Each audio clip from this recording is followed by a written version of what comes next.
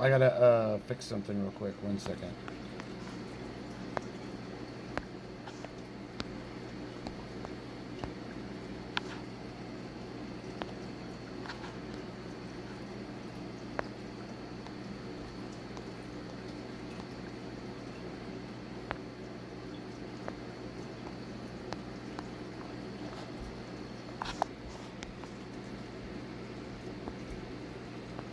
All right.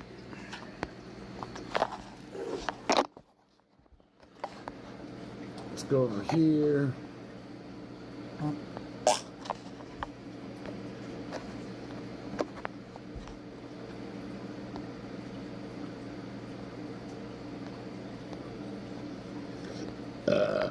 This is what you go back and do. You go, okay, so you trim out a fucking little segment.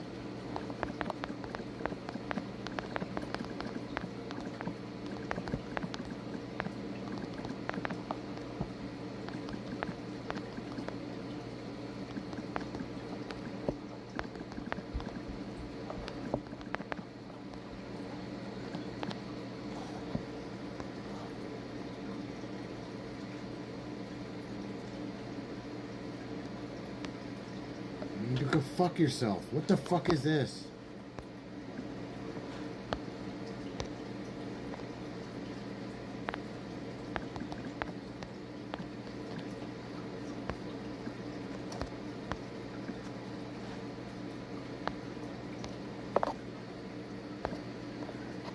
Alright. What we got going on today, boys and girls? We got some fucking crazy shit happening. They got caught again. I'm shot. Oh my god. Dude, really?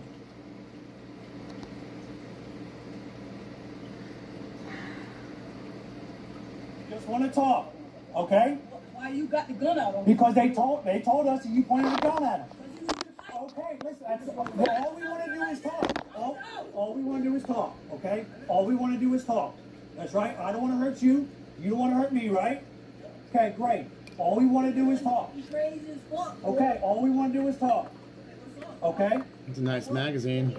I ain't did nothing. Okay. And we didn't. Ain't up. Okay. I tell him what's up, and I went. As you can Okay, see, this is that's all the fine. spring. We have to figure that out. Check this out. So this is a translucent. This thing's clear. So you can see the rounds. See the rounds right there and up. He doesn't even have a full mag. So he got about like 8 rounds. Okay? So most of those Do clips not are reach for 25 anything. rounds. You gonna die if some shit go down, boy. Okay. Let's not have that happen. All right? Yeah, that's Okay. Actually, you know that what we talk about because my betrayal is deep. I don't care what. What? Okay, I want to talk about why we're here. Okay? Why are you going? I'm on the game. Huh? Okay. What you gonna talk about? I want to talk about why we're here. I'm on the game. Okay? Before we can move any further, okay, we're not going to have the discussion like this. I'm on the fucking game. Huh? Shit. Okay? What do you mean? We've been like this, I right? don't even know why the fuck you're here. Okay? Jimmy? You're not Jimmy. Okay? Keon. I'm talking to you. Okay, I'm talking to you. All right? What do you want? Why you got guns on me? Because we can all go down. Okay. You know they fucked me over. Okay. Do not reach. Do not reach right now. Oh, Okay? I'm dude, telling I thought you, he was do not reach. I thought he was standing right Okay? here. But he's like right there. Hey, so what's up? Okay. I'm telling you, What's going down though after you talk? I want to know that. we're going to figure out where we're at. If you have anything wrong, which is great, you'll be on your way. Okay? Just play my game. Okay. Okay. So at this point, here's what we're going to do. Right? Let's go here. Let's go. No, no, no, no. Let's go. Let's go.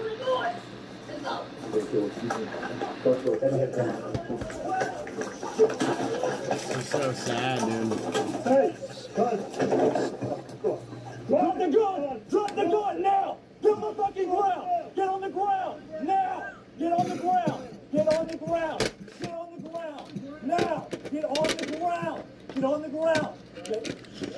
Let's play it. Get on the ground! Now! What are you doing? You don't want to do that. We do not want to hurt you, okay? Why? Keon, get on the ground. Tase him, tase him. Ah, don't shoot no more. Drop the gun! Drop the gun! Nope, stop. He's okay. Yeah.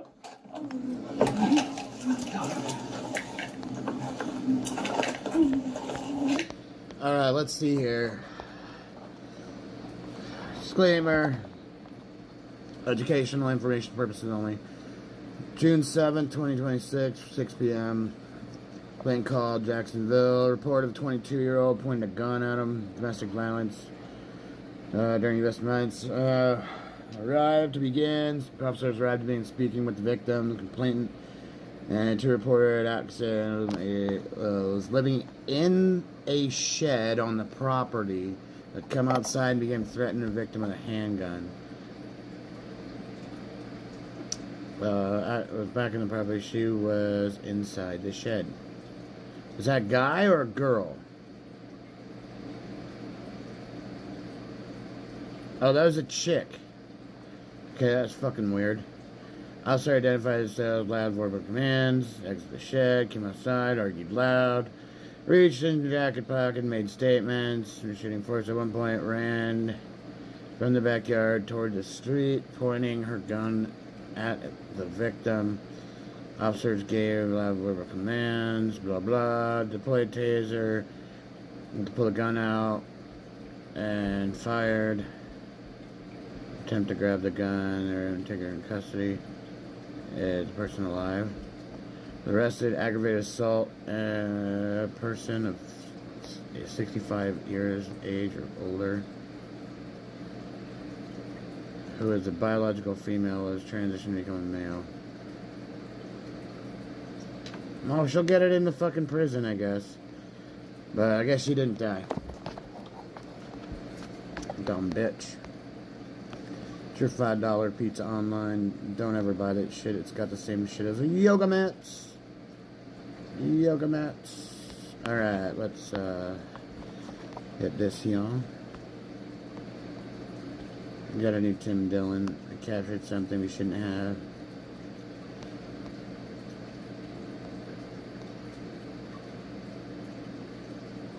What? What happened? Off the plane, all my boys went to the crib. Now what the f? And this is where I got All right, you Dustin Poirier? Man, f you. Ain't you Dustin Poirier?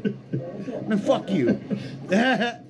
You can see how they hesitate. It's like, arrest me. Like, I don't want to. I don't think this is something you can't come back from. People go, oh my gosh, this is horrible. What a fake nice guy. Like, people. Dude, Justin Poirier is such a fucking sweetheart, dude. Okay, so what are you saying? That when he's sober, he wants to fight? Surprise! This is making around. You know, like many of these fighters from UFC on this show, including another. Dustin Poirier is one of the nicest people around. Daniel Cormier. Dustin Poirier. And Daniel Cormier, retired. too. He was DC an interim is fucking UFC amazing. lightweight He's like a champion, giant teddy bear. and he got into it at the airport. It's not his best moment, I will say. I don't think this is unforgivable. I don't think this is something that he can't get past. And I think with a little more context, understanding his history, this is one of those where you go, okay, back up. could this warrant from us some understanding? And is this someone who maybe needs a little bit of help? Here's the arrest, and watch the cop get so scared immediately. Let's go, big dog. Let's go, big dog. What's going on? What's up? Bunch of hoes. Oh no! Could this I gotta warrant see from us this. some I had to go understanding? get And some is this juice. someone who maybe needs a little bit of help? I need a refill. Here's the arrest, and watch the cop get so scared immediately. Let's go, big dog. Let's go, big dog. What's going on? What's up? Bunch of hoes. Nigga, lying, Nigga, yeah, going off the plane. All my boys went to the crib. Now what the f? And this is where I got All right, you Dustin Poirier? Man, f you. man, fuck you. Man, f you and f her. I'll fight you right now. Oh no!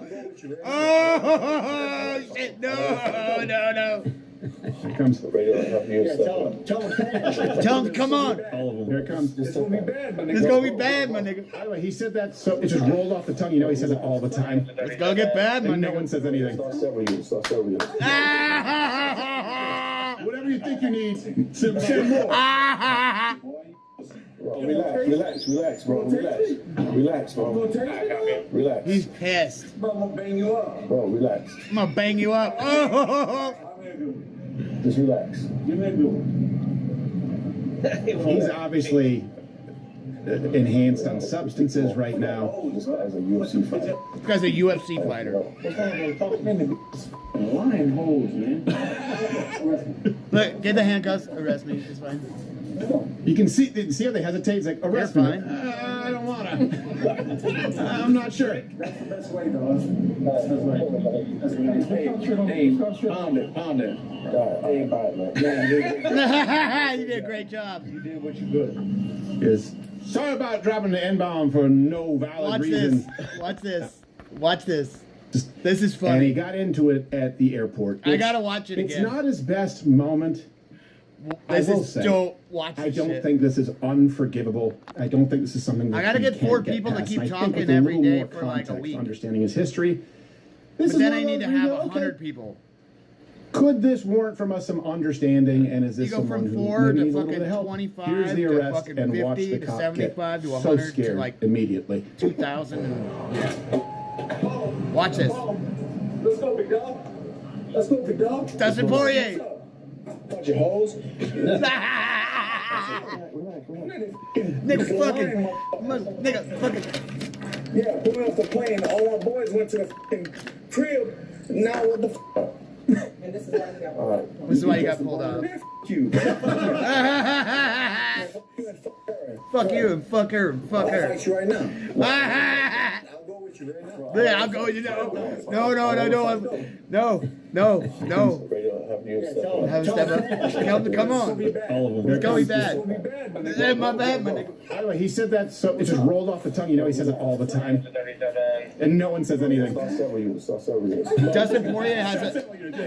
Whatever you think you need, send more. Michael Chandler has an adopted little black boy, little black son. I think he has a black kid too. Bro, relax. He has an ex that's black. Just relax. Give me a good one. Give me a good one. He's obviously He wants to get enhanced on tased. substances right now. This guy's a UFC fighter. Let's go. What's going on? Fuck many lying holes, man. You can see how they hesitate. It's like, arrest me. Like, I don't wanna. I'm Why not they sure. put 2 pairs? Hey, pound it. Pound it. Hey, bye, man. You did what you could. Is sorry about dropping the N-bomb for no valid reason. Hoes. You know how it is when you drink? No. But they are still hoes, okay? I'm just sorry for you. Yeah. The incident, by the way, gave Dana White an idea for a I'll new be moving event, next terminal month. fights, but it's not exactly what you think.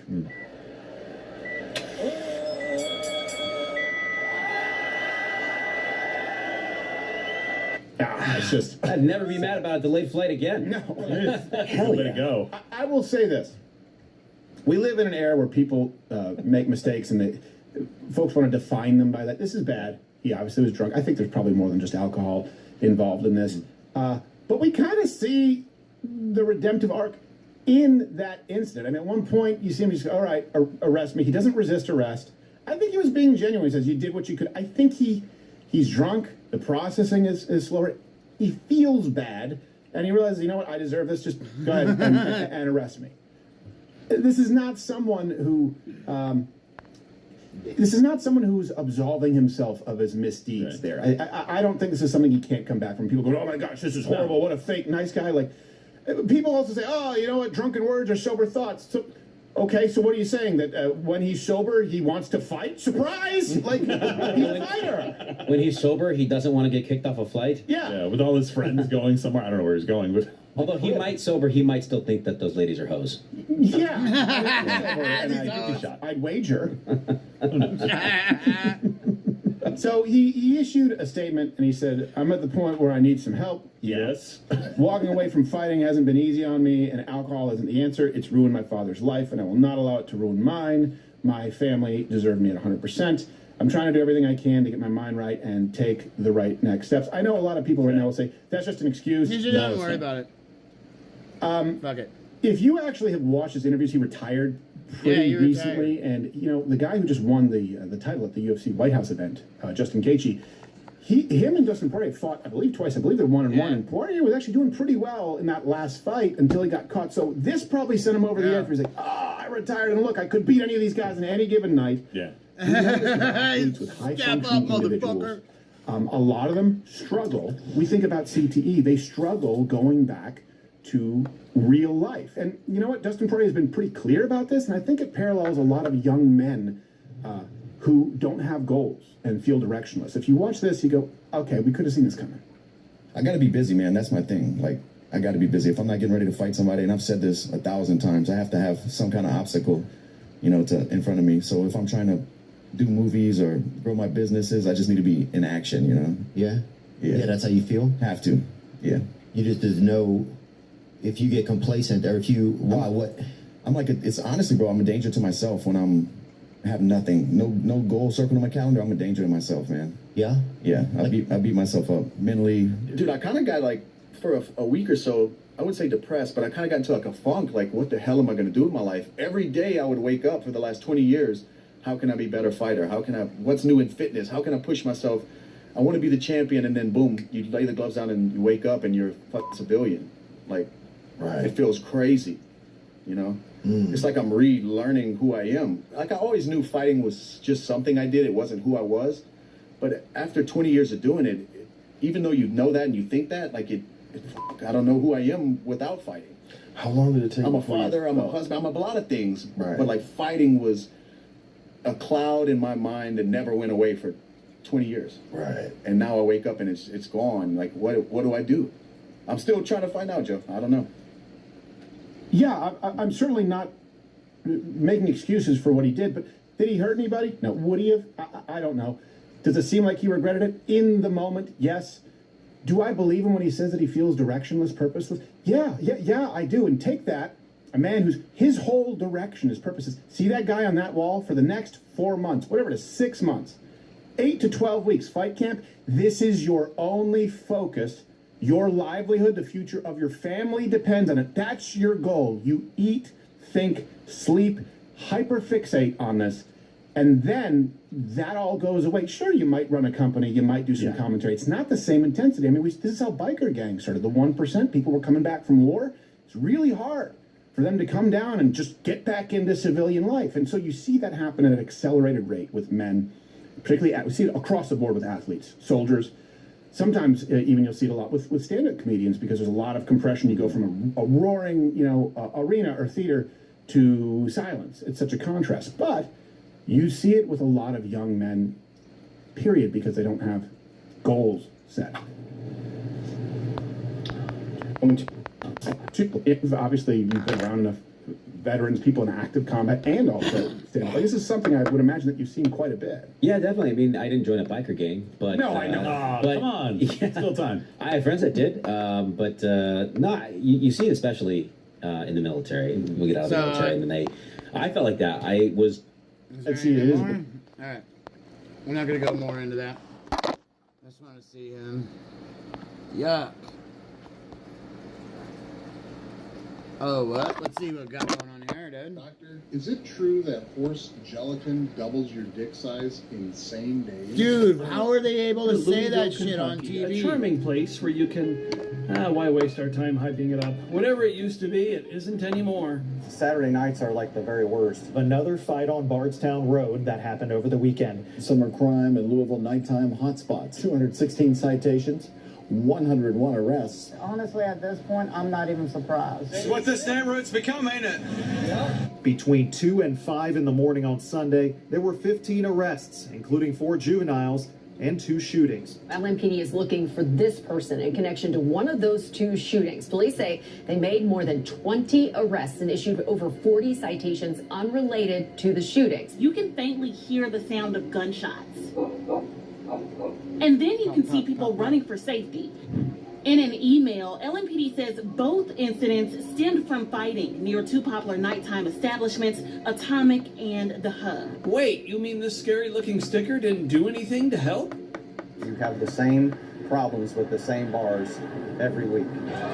And he feels nothing is being done to resolve safety concerns. He says enough is enough, and he doesn't just want to see the clubs close earlier or just see them lose their liquor licenses. Today, Louisville Metro ABC suspended Atomic's liquor license effective immediately. We will not tolerate behavior that is unacceptable on Bardstown Road, that is unacceptable anywhere in our community. If a patron of the establishment was not involved in the situation, we would not issue an emergency suspension order against that establishment. The mayor says all options are on the table, adding the incidents have made for an emergency-like situation. The Hub, which moved from Frankfort to Bardstown over a year ago, reiterated that the fights did not start at the club and said no one involved in the fight was a patron of the Hub, saying, quote, "We are reaching a breaking point. We are now evaluating whether we can responsibly continue to operate under these conditions. and we are seriously considering temporarily closing our doors until the city is able to get control of this issue. Amidst all this, a judge's frustration was seen coming out on a group of women who were arrested for fighting on Bardstown Road.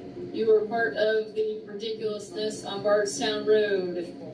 26, grown. Ridiculous. All of you. I don't need to hear anything as far as what it was. Ridiculous. Either go to an establishment and have fun, like regular people around town, or stay home or at a friend's house. This behavior is ridiculous that all of you are sitting in here. It's so dumb. You're grown.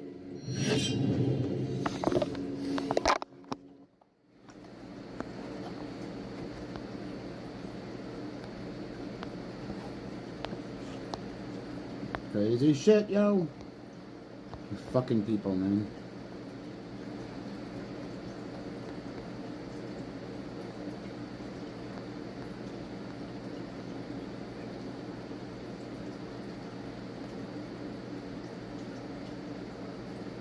This girl was actually hot in the video. Alright. I can't believe I was going to pay $20,000 for a new roof. I'm glad I called them first. You guys were able to get me a new... Why do black people not pay the rent? Jail is free. It's got to be AI. Right? Oh my god. Welcome back to If You Laugh, You're Conservative. So this is my zombie outfit. Okay, hopefully your hover-round has a V8 engine in it, because as of now, you are a zombie's dream. Let's just hope during a zombie outbreak the power grid doesn't go down, because you're going to need to charge that Jazzy. The raptor mind cannot comprehend. It's got weight on the back. Is this TRX popping a wheelie?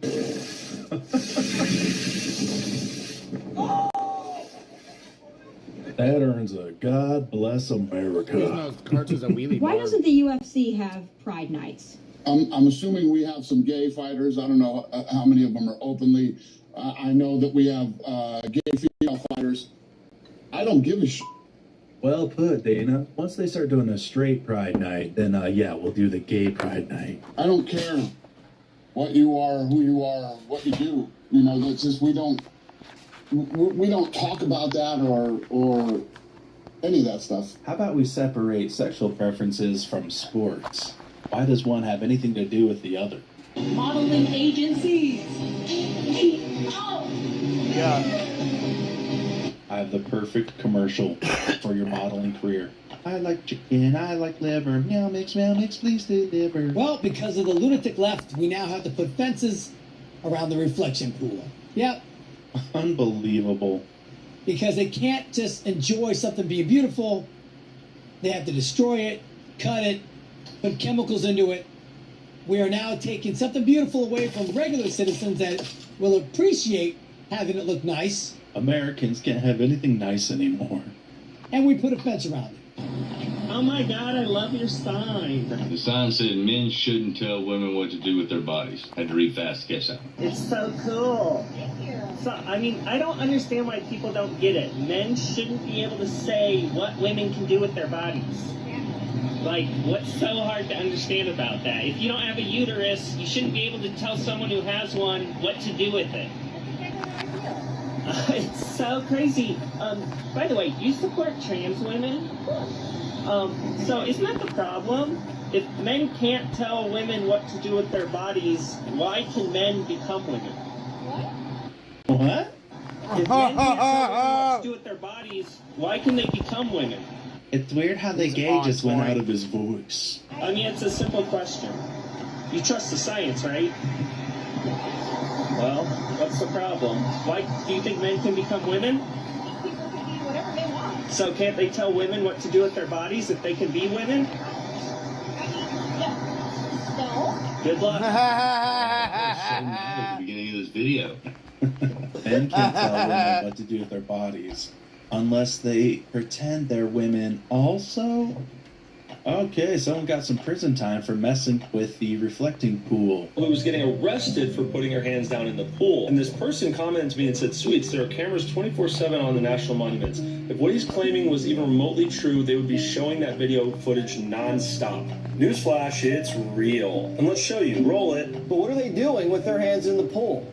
Are they cutting the lining? Are they peeling off the paint? The Department of Interior says this, quote, in the video, you're seeing two suspects observed destroying and removing a piece of the lining and attempting destruction of the lining. This incident took place on June 19, 2026, and we are investigating. So as you can see, there is footage now coming out of people destroying the pool. I'm about to upset a few folks. Some of you all wake up looking to be offended. It's a hobby now. Offended at a word, offended at a joke, offended at a flag, a cup, a Tuesday. That ain't sensitivity. A Tuesday. That's a part-time job you don't get paid for. Back in my day, somebody said something rude, we let it roll off and went on living, because we figured out real quick, the more things that can ruin your day, the less of a life you've actually got. You tell them, Granny. This kind of exemplifies the energy in Europe right now. There's a nice white girl who made cookies for the people, and look how she's treated. Wanneer Sultanda, cookie de chocolade laat Maya Charleston. Getting swarmed by the curry crew. Man, it's gone. It's gone. The weird brown women wearing headdresses completely stripped the plate dry from the nice young white woman. Not very appreciative either. In like a second. Oh yeah, locust. And I was gonna say this is kind of like animalistic, but then I saw this clip of a polite raccoon, and he's not even acting like that. What is he doing? Are they gonna give him a donut? Are they gonna give him a donut? Oh my god! Oh my god! See? He's polite. He knows he's a guest. He's well behaved. He knows the taxpayer is paying for it. He doesn't even understand the concept, but he knows someone's giving me a gift. This is a gift. They're being generous. I'm going to be polite. I'm going to take it nicely and go away. I'm a guest in this drive-thru. Way different attitude than the Muslims. Getting robbed while you're in the shower. If you like peanut gelato, I'm getting caught in the rain. Those are the words. Peanut gelato? Get out of my house! Sing the words! The helpful robber is back, everybody. If you like pina colada. Flat. What the was that? It's just the adrenaline and the thievery is making me. What the was that? Do you have ears? It's quite good in here. By the way, what the with your room? There's nothing to steal. What if 7 empty glasses of water? Oh, that's ADHD. That's called being lazy. Don't cry, dude. Hey, it's okay. Okay? Not everyone starts out great. With a lot of training and a lot of hard work, you'll get there. I'm feeling really afraid and scared, but also like weirdly empowered. Are you a life coach? Sing this. I gotta go. Sing the song. If you like pina colada. Get close. Very close. Freeze, please. Oh, shit. Put your hands up and hit that E. Meet me here, ready? I'm sorry. Let me there, man. Come on. When you're arguing with your cis straight fiance, but it's Pride Month. What?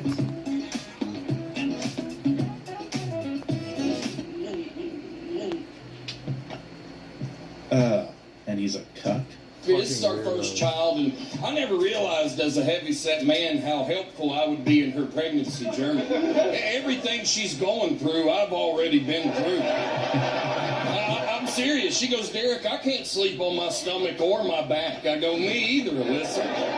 The doctor said if I sleep on my back again, I could die, you know? And I had to teach her about putting a pillow between her legs. I go, you're going to have to sleep. And she goes, my hips, they hurt. I go, you're going to have to flip more, Alyssa.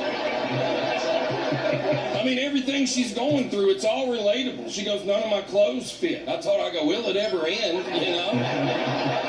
Our our dryer's running hot. All my polos look like crop tops, man. She said she was starting to chafe. She goes, I'm chafing bad. And I said, you're talking to the right guy. And I had to teach her about Gold Bond. I go, listen, you're going to smell like pawpaw, but you're going to be on the move, okay? And I go, don't put too much on and then sit down. You'll be covered in it, Alyssa. A dab will do you, okay? USA really is the greatest country on earth. Where else can you visit a subway and turn around to views like this? Absolutely mind-blowing. God bless America each and every time. God bless America. Truly the greatest nation on earth. Going to the No Kings March in Madison. I went there today, and I've never seen so many old ladies with signs about racial injustice and so few black people. I have never... I don't think I've ever seen less black people. But if there was a black guy there, ooh boy, would he be treated well.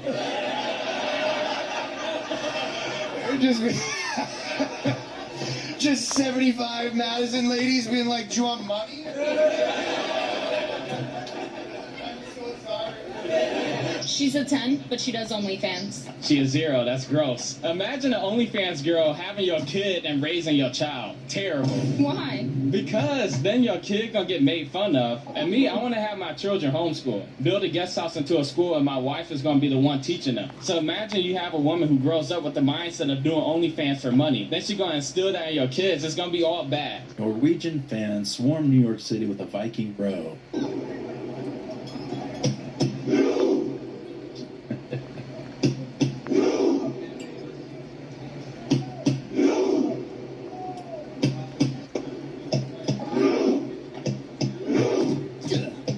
Gen Z working peacefully in low lighting.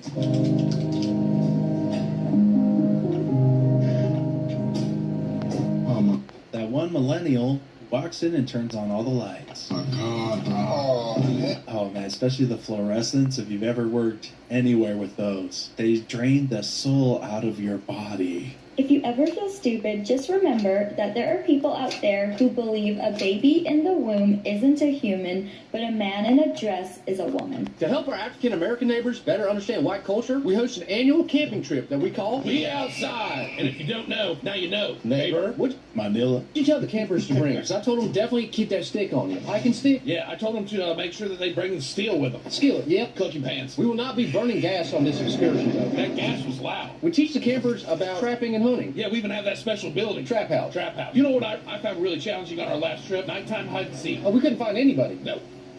Well, I found you because of the vest. I was naked too. Well, except the vest. Yeah. Yep. The terrain can get muddy. You might have to get out of the mud. When you're in the timberlands, you need reliable footwear. There's a lot of acres out there and farm animals. I'd say it's probably about 41 acres. There was about 2 mules out there. No, those are donkeys, Doug. 41 acres and 2 donkeys. Also, out in the woods, a lot of motion, a lot of exercise hiking. We have a bunch of WAPs out there, walkable adventure paths. I love a good WAP. Some of the WAPs, though, they get kind of wet. Slippery. One time down in Myrtle Beach, I slipped out of a WAP. It got a little messy. I just climbed right back in. I started at the end, so I was hitting it from the back. I like to watch you hit it from the back. I like when you help me hit it from the back. If you're worried about getting lost in the woods, don't worry. We have a chopper. A search and rescue team will find you. That's right. Remember, African American neighbors, if you're looking for us, be outside. And if you don't know, now you know. An hamburger helper is just dog food for boys. Jason Button walked in. McLaren mechanics, not so much. Whichever way it stacks up, though, the job that's been done at the winter was not what we were expecting. No, but not everyone is, and sometimes got him lacking. You don't quite get it together, but he's like, damn. Get it together, but it's a little surprising. One, because Harley loves playing hide and seek, but he isn't very good at it. Where is the good boy?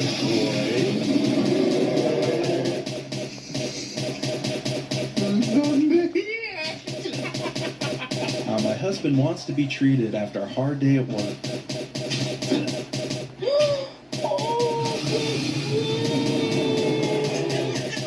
Come on, is this too much to ask? Never thought this would happen when feeding the giraffes. Yeah, kid, you're supposed gotta let go. Let go. What has the world come to? Walmart. What the hell is this? Where did you think it was a good idea to lock up the entire makeup aisles? The entire aisle. Every single brand is locked up. I know you want to stop theft, but now you're stopping sales. No joke, since I've been in this aisle for about 20 minutes, I've seen 5 people come up, see what they want, can't get in there, push the button, no one comes, walked out, buy nothing. I don't think you guys thought this one through all the way, because this isn't going to be good. You can't actually go into a drugstore or a Walmart anymore and buy anything. Harder to purchase or have it all stolen when she has hot friends. Babe, I want you to meet my friends. She didn't know where the road would lead, but the moment she stepped in, life changed. Oh, hi. Oh my god, he's so handsome! I am? I've been looking for a man just like him. You have? So how is he in the sack? Yeah. I don't know. I told him I'm waiting until marriage. If it was me, I'd be all over you. You would? Oh yeah, multiple times a day. How serious is it? We haven't really discussed. Very. He's all in. Yeah, but things can change. What? I'm just saying, if some knight in shining armor came and swept you off your feet, I wouldn't want to get in the way of that. Okay. And let's just say one of your friends was more suitable for me, like Demi or the horny one. Oh my god, you're such a jerk. How dare you? And to think we all thought you were hot and shaboinkable. Well, not anymore. You're disgusting. Wait, no, come back. What you just witnessed was an actual situation that I lived through. Every day, millions of men find out that they sold themselves short and are dating the uggo in the friend group. If this sounds like you, send this to your girlfriend to let her know you're leaving her for one of her much hotter friends. Moral of the story, don't date a woman with friends. Extremely healthy male positivity. Pass it on. Of course I can.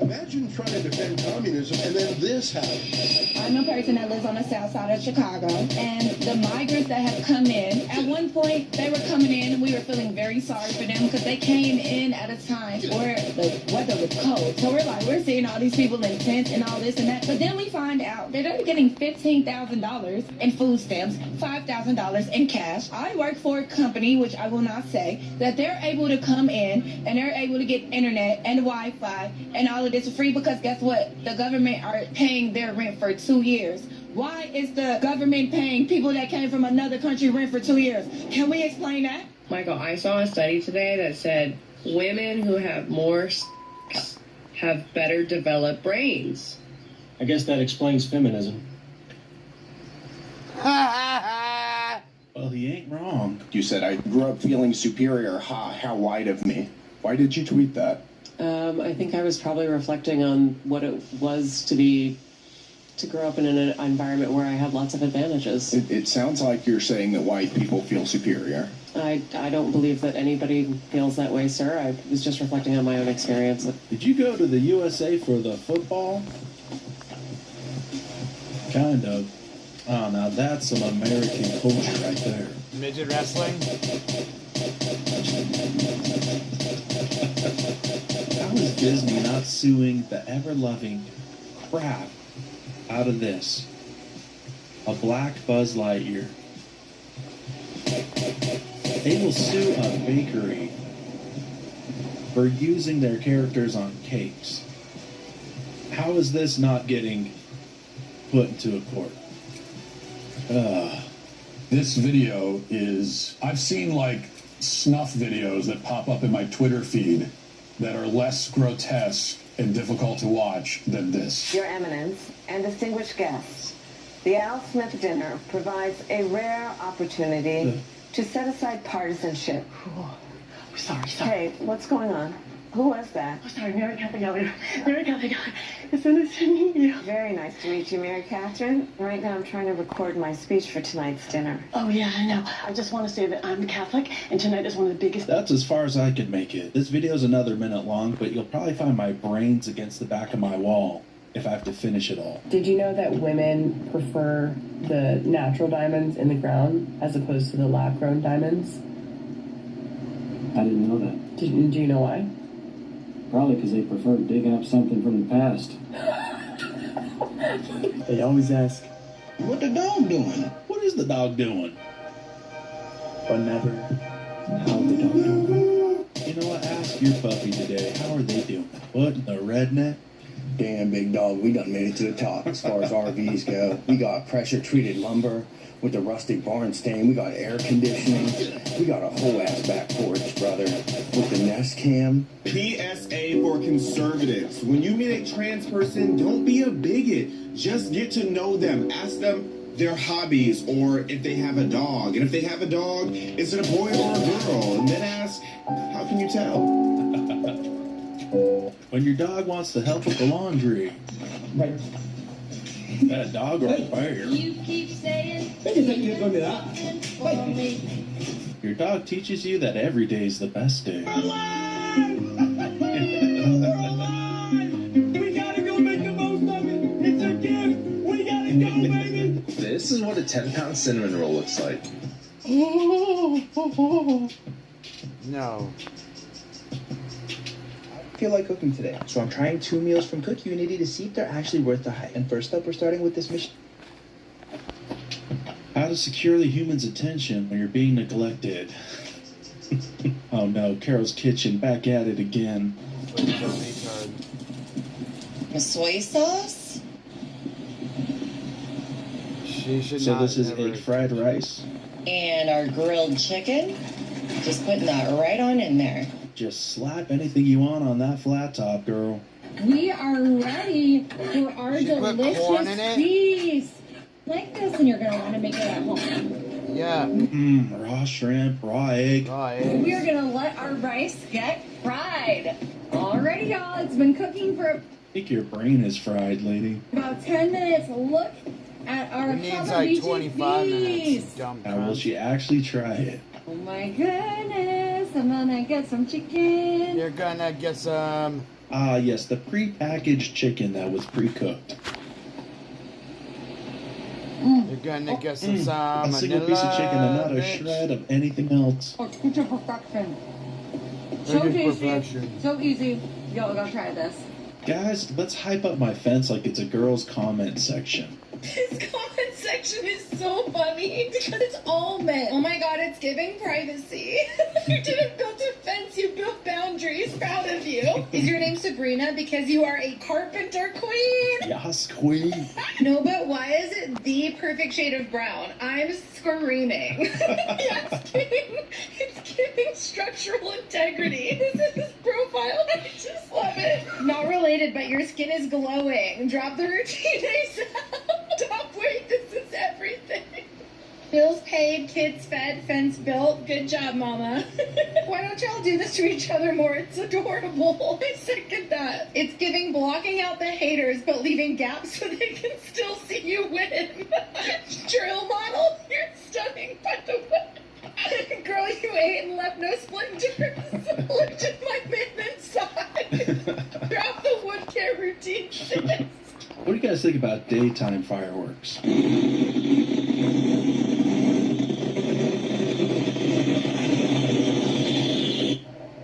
What? Here in Utah, our governor is trying to ban fireworks this 4th of July because of fire hazards. Wistful thinking, Governor Cox. Wistful thinking. This is Bogey. Bogey likes to smile after eating pancakes. I think Bogey just likes to smile whenever. The Army just released a short new recruitment ad, stark comparison, where you've got an old Army recruitment ad. So we'll play them both. First, here's the old woke one. Although I had a fairly typical childhood, took ballet, Gay. I also marched for equality. So fucking I like gay. to think I've been defending freedom from an early age. When I was 6 years old, one of my moms had an accident that left her paralyzed. Doctors said she might never walk again. But she tapped into my family's pride to get back on her feet. Oh, fuck Eventually off. standing at the altar to marry my other mom. Here is the ad, a very short ad that the Army off. just released.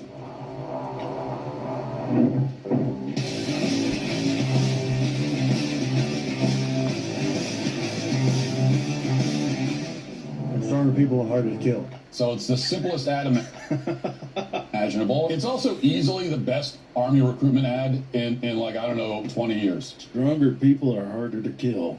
Short, sweet, to the point. 10 pounds of black powder. We're going to put in this cannon.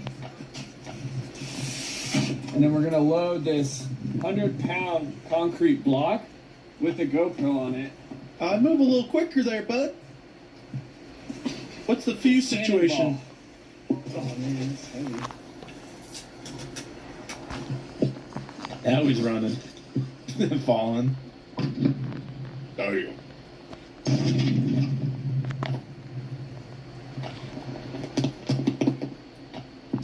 Do you think Charlie Kirk was a hero? Of course. Yeah, I knew Charlie for a long time. What makes you say that? He stood up for the things that he believed in, and he welcomed people to come and challenge those beliefs, and that's something that requires a lot of bravery.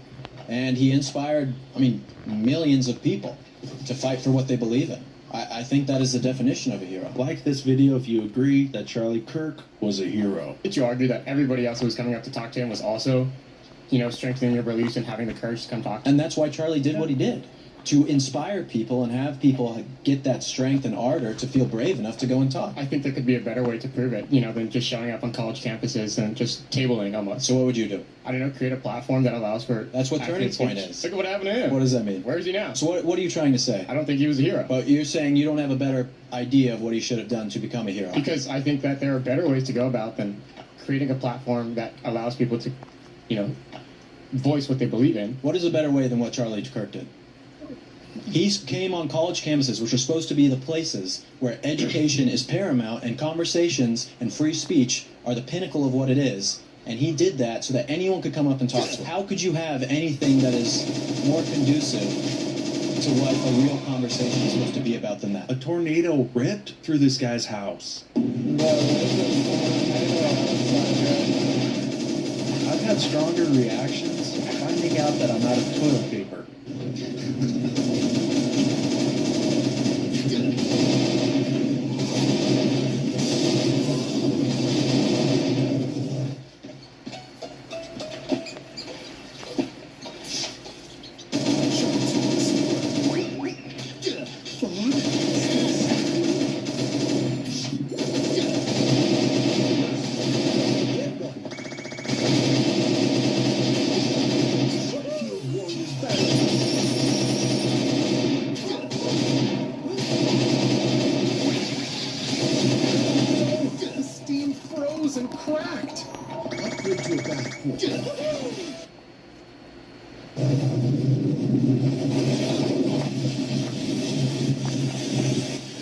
Oh my gosh. This skylight wasn't here before. What in the world just happened? Jesus. Oh, my car's tore up. My whole house is tore up.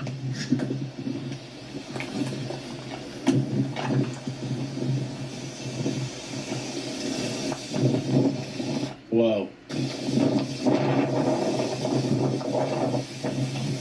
Send some prayers Illinois' way, man. Recreating famous pictures.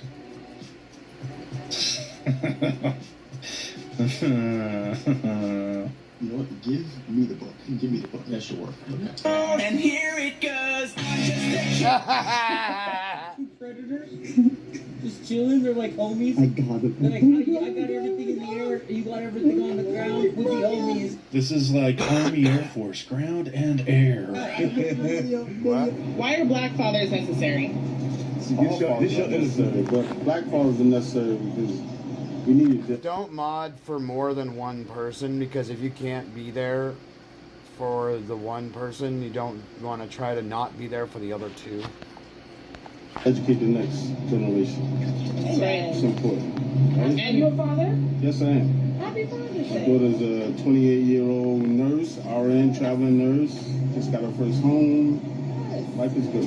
And how do you feel about being a father? I What's the feel most important great. thing? I feel great. I wish you to follow in my footsteps. I'm a software engineer for trade floor development, but she wanted to be a nurse. She wanted to help people. So that's my give back. I'm not married, so my daughter's my give back. I love that. Black fathers are necessary. There's no way that's controversial, right? Kamala Harris dancing on Juneteenth. Oh, we dodged a bullet. I know I can't be the only Muslim who pulls. No way.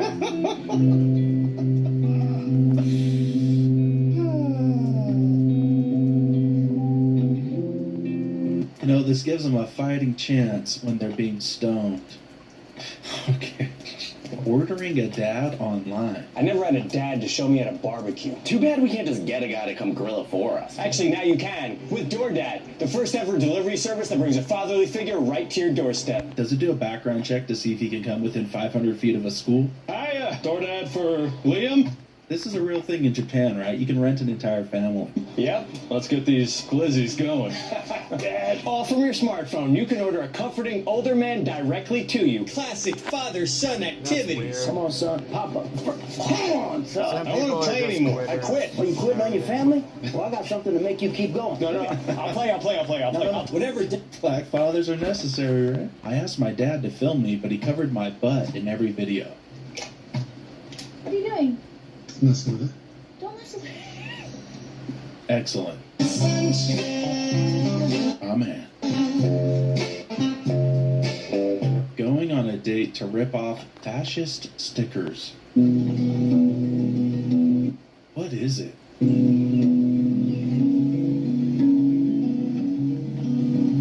As silly as it might be, a sticker is an expression of free speech, and no one likes to suppress it more than the ones who are against fascism? I don't know who needs to hear this today, but wearing Crocs lowers your testosterone. That's science, probably. Probably. Pooping in World War II.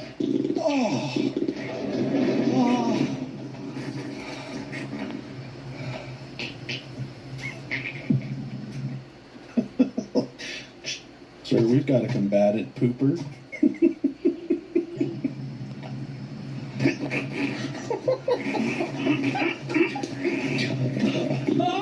Oh, scheiße.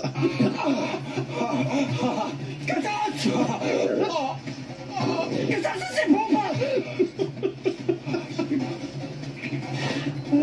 it's a sausage. Susan.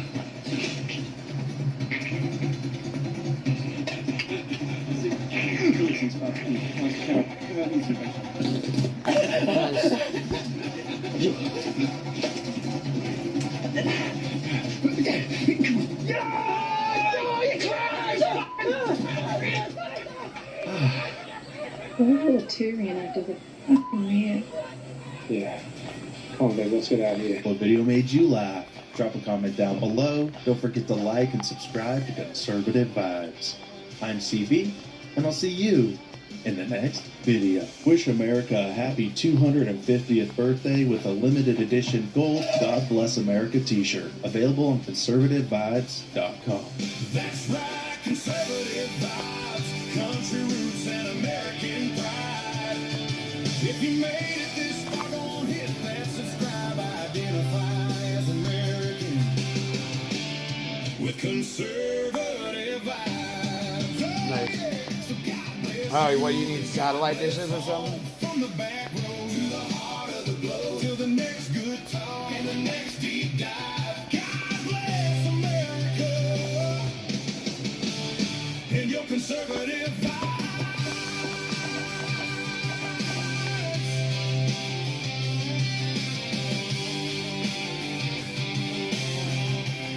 I think I know what you're going for over there. Motel has screws and stuff. Sometimes they have guns in the bottom.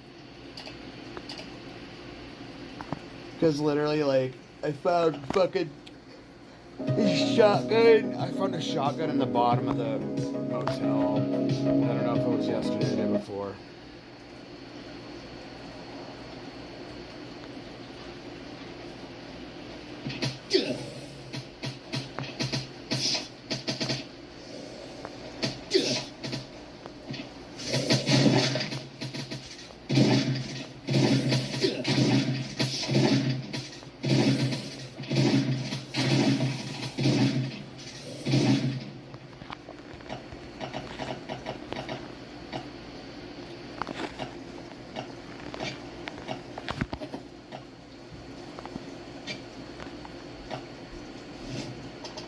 Hey, check it out.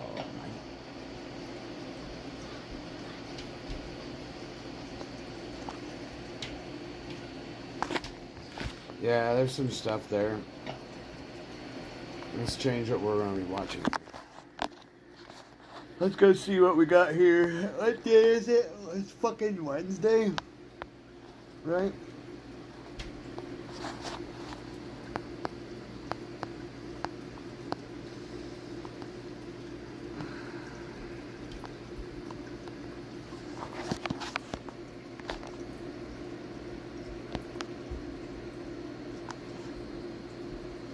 Nice.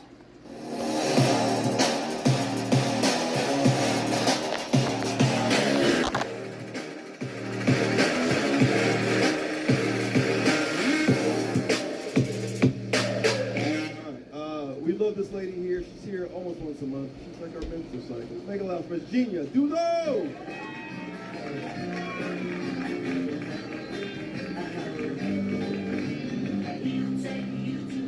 Hello to you too. Yes. Mr. Red. Yeah, I did this for you. I did it because, yes. For my cycle. From Russia. From Mother Russia. Yeah. All right. When you have bathing and Ukraine baby blood. Ow, fucking leg, man. You're battling Haley Brooks. Who is this woman and why? So Haley, she came all the way from Las Vegas today. She has a show at Jimmy Kimmel's Comedy Club. And she's a fucking bitch. She stole my black guy. I'm ready to knock her out. All right. Okay. Crazy man, you walked that white man with your Russian accent. Nah, I made him get up. This nigga got mad that I moved his jacket out my spot. But I was like, nigga, you can move. You can get all the way the fuck up. You know. You gotta do your cocaine, man. You gotta start doing your cocaine. You're scaring Being patrons. mean to the patrons. I don't know. He had a little attitude. Like, nigga, what? Anyway. Uh-oh. What are we doing here? Come on, that's a comedy show. Chill out. You guys need to laugh, not fight. They're gonna fight. Sundays at the Laugh Factory. We don't do that here. We are not that cool. All right. This lady coming to the stage is exciting. Listen, hey, leave Magnolia people still alive alone. All right, chill out. It's cool. And he's got good coat too. I love that. That was all right. It actually might become the source awards in here. Be careful, everybody. It's like, holy shit. That's crazy. A white man left and a nigga just appeared out of nowhere. Backup came out. That was crazy. Like, you flip pigeons and I didn't even know you did that. That was a crazy. Battle. Was that not crazy? Like the most racist white dude left, and then some fucking nigga from Grand Theft Auto appeared. It is like the most stereotypical character just walking in. You gonna get up again? He's gonna come back in. This blackface is crazy. All right. It is Hollywood magic. That is actually amazing. All right. This lady coming to the stage. I'm excited to meet her. To meet this bitch, Haley Brooks.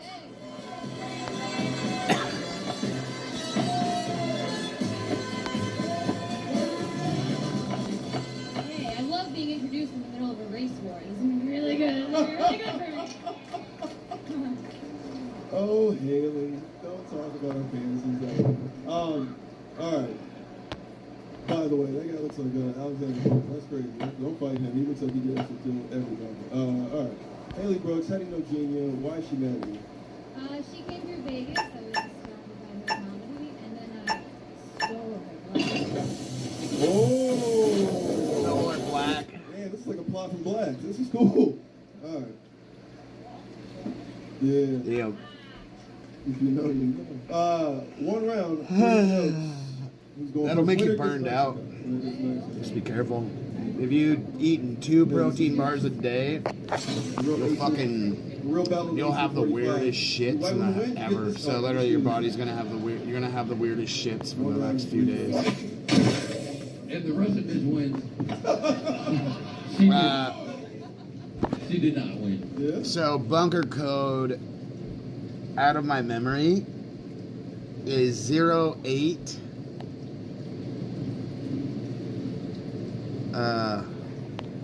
It's right here. 08401. I'll just leave that up for a second. I gotta piss. Haley's cool, I guess. All right, 1 round, 3 jokes. Go through. You got this? AutoNation's July 4th sale means savings worth celebrating. Now at AutoNation Chevrolet, drive a new Chevy Silverado over $7,500 off. Buy with 5-star confidence. Now at AutoNation Chevrolet. Less stress, more go.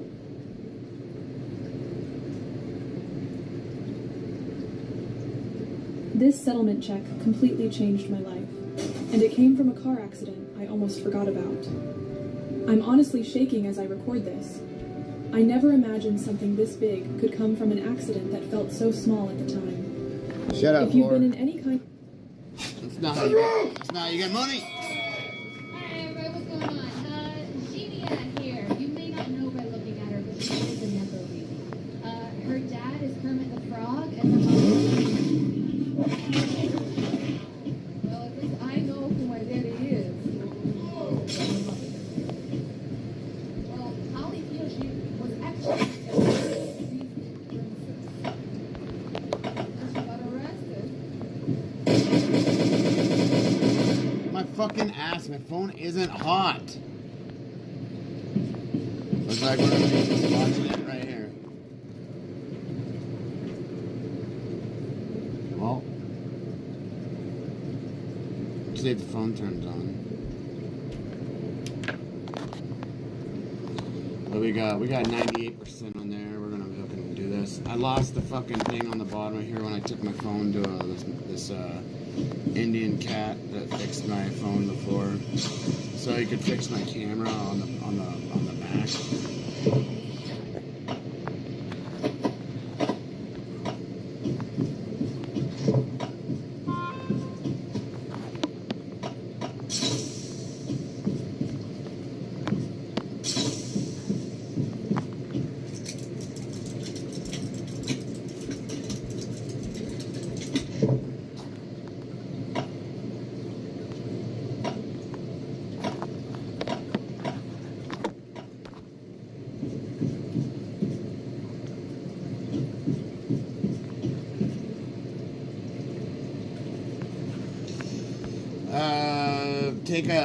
Take a frozen piece of fish, and you can get around it. Set it on there. Street.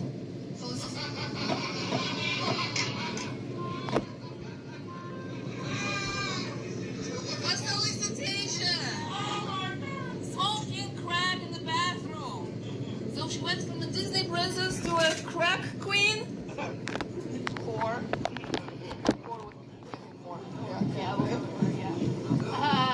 I like to call Genia reparations because her forehead is 40 acres and her body is that of a mule. That was for you guys.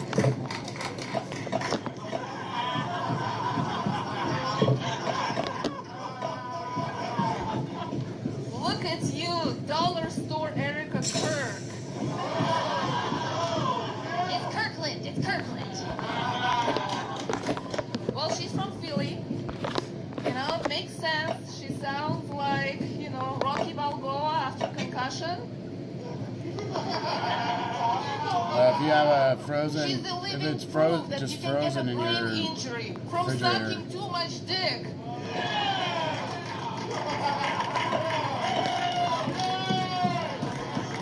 Thank you, Drago. She dies. Genia might be Russian, but she actually has a lot in common with Ukraine. She's and she's got an orphanage full of dead children inside of her.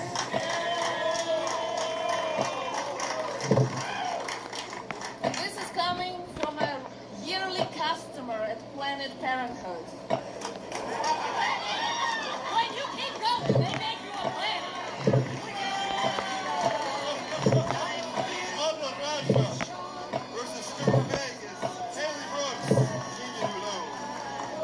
Yeah, I don't know if it's today or not. Actually, we should probably go and check.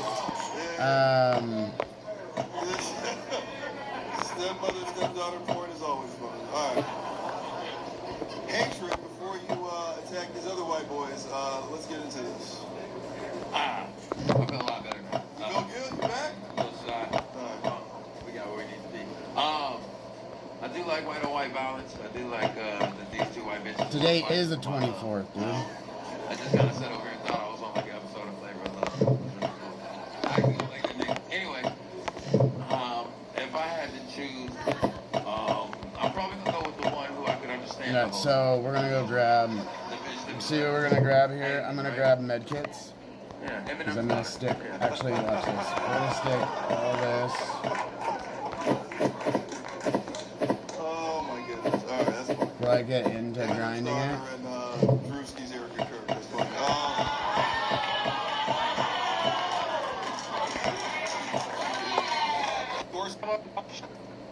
You could win this beast of an adventure plus $3,000 cash in the Fuel Your Adventure sweepstakes. Adventure. That was interesting. Need to use right now. Sydney Sweeney's. We got where we need to be. I do like white on white violence. I do like that these two white bitches were fighting for my love. I just kind of sat over here and thought I was on like an episode of Flavor of Love. It was really cool. I actually like that nigga. Anyway, if I had to choose, I'm probably gonna go with the one who I could understand the whole time. We're gonna go with the bitch that was Haley, right? Yeah, Eminem's daughter. Yeah.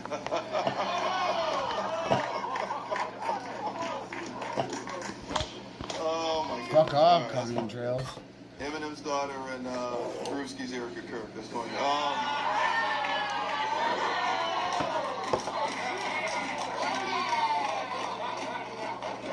Just good. All right. Well, let's go to the firing squad here. Omi Singh. Hey. Oh man, you two look like different phases of Sydney Sweeney's career. Just. Damn. The torso and the tits. I mean, what are we talking about? I like that Genia. That sound should be if you got rated. And leave it to a Russian to be like, I have a Rocky reference I need to use right now that's super topical. Rocky IV, my favorite movie. And she didn't think that all the way through because Haley flipped it over and then called the bitch Drago. She did. That was hilarious. My favorite joke of the battle, though, goes to Genia for calling you Dollar Store Erica Kirk was actually my favorite line of the battle. And, but you know, Haley, you're winning in life more than Genia. But in this battle, I gotta give it to Shrek without makeup. I gotta give it to Genia. Oh! That's not fair. You don't know what Genia's been through. This is like she might be fucking the best day of her life. How dare you? That's not right. All right. Hello. Oh man. Yeah. That was interesting. This is a white lady off, but it's like two different white ladies. So it's kind of diverse. Yeah. I don't know what she said. It's white lady and off-white lady. Off-white lady. Hey man, shout out to G. I know she's stuck up being big. Proud of her.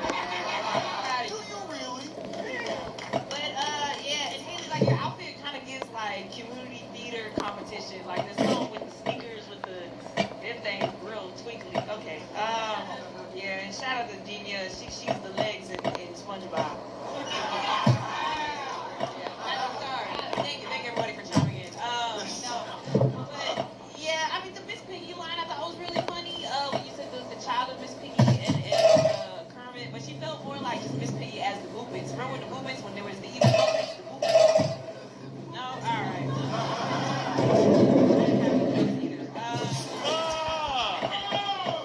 I think I mean Genia, I like your personality. I thought it was really fun. Haley has. I feel Still like got a food bout down here. I think we'll give it to Haley. All right, who do you like, Genia or Genia on Ozempic? Refresh this bitch. Turn this all the way down. Definitely had better jokes, but Genia was so funny not being able to speak English. It's her second language. She should get points for that. That bitch said a main Disney street. I was like, where is this bitch going? Planet Parenthood. It's like Nike World instead of Nike Town. You get more discounts. You get more birth control. You get more abortions and more Planet. Anyway. Planet Parenthood. They have punch cards at Planet. Gina does look more delicious, but not like in a sexy way. Her legs just look like a holiday ham. You do like ham, hey? I mean, if it's from Russia, bitch, I'll try it. I ain't never had no Russian ham. David, where's my child support? Bitch, the baby's still in your stomach. Oh! What you talking about? Either that's a baby or we all about to die when you press a button. That bitch got a backpack bomb in front. Oh my God. Who do you like? Euphoria or Chernobyl? Which one are we into?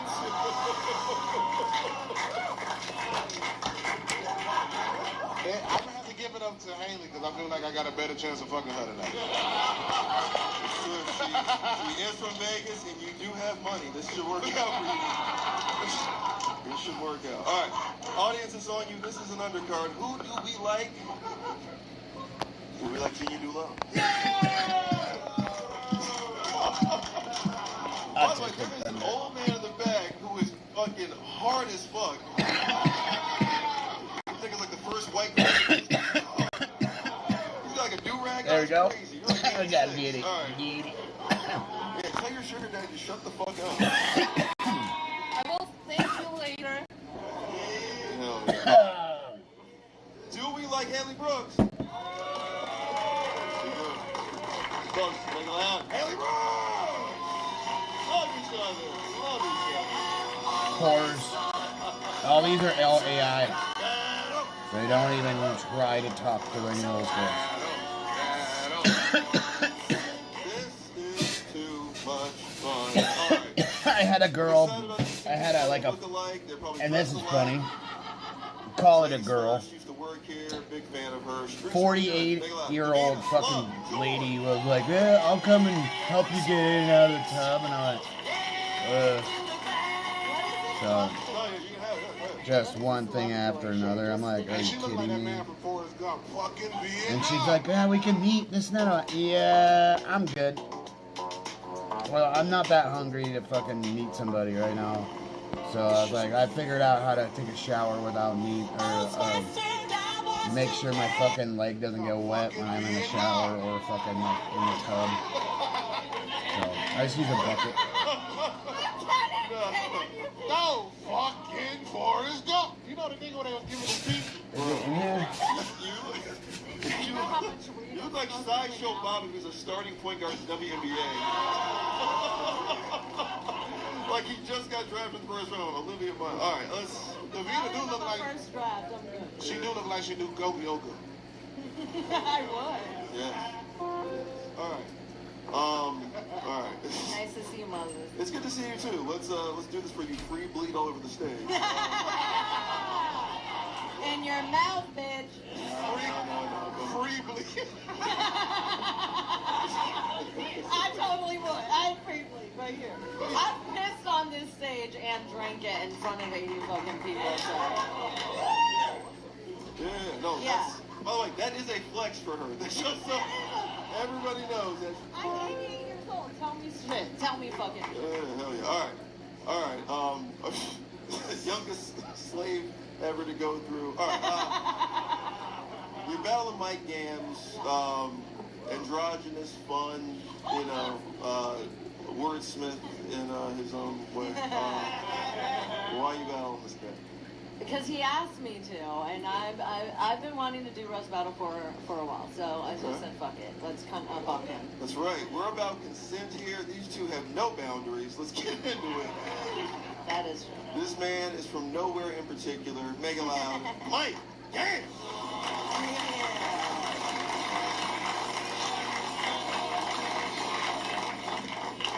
Let's fucking go. Up, Mikey. You guys look like rival cult leaders.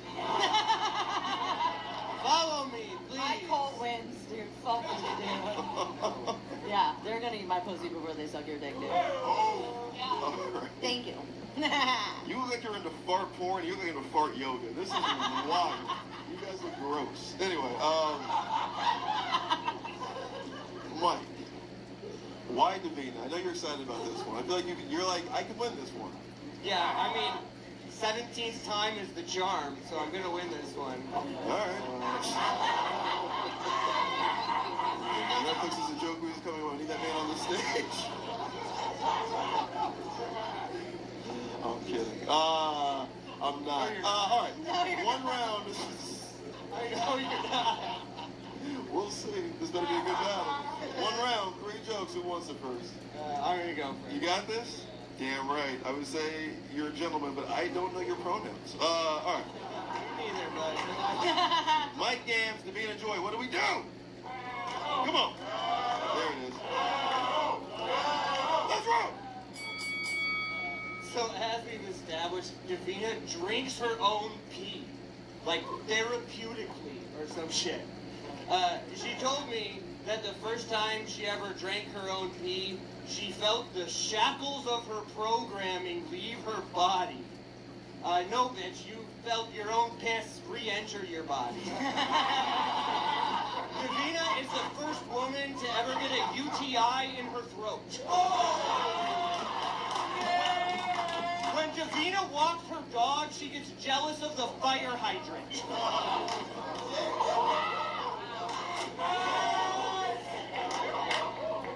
That's actually good. Mikey, I might drink my piss, but Mikey looks like he smells like piss on purpose. He does look like that. Mikey, yeah, he's done 16 roast battles. He has lost 15 and won 1. Tied for 1. The only time Mikey gets pussy is when he looks in the mirror. Mikey looks like a leprechaun, fucked a troll, and birthed a gypsy. Keep it going for this piss-slurping shaman, everybody. So, Davina is half white, and the other half is a mix of Indian, Portuguese, and African. You don't know, man. Which means she's too black to get booked at any of the comedy clubs, but not white enough for Brian Moses to try to fuck her. That's actually true. Brian Moses never tried to fuck me, and it pisses me off. He fucks everything.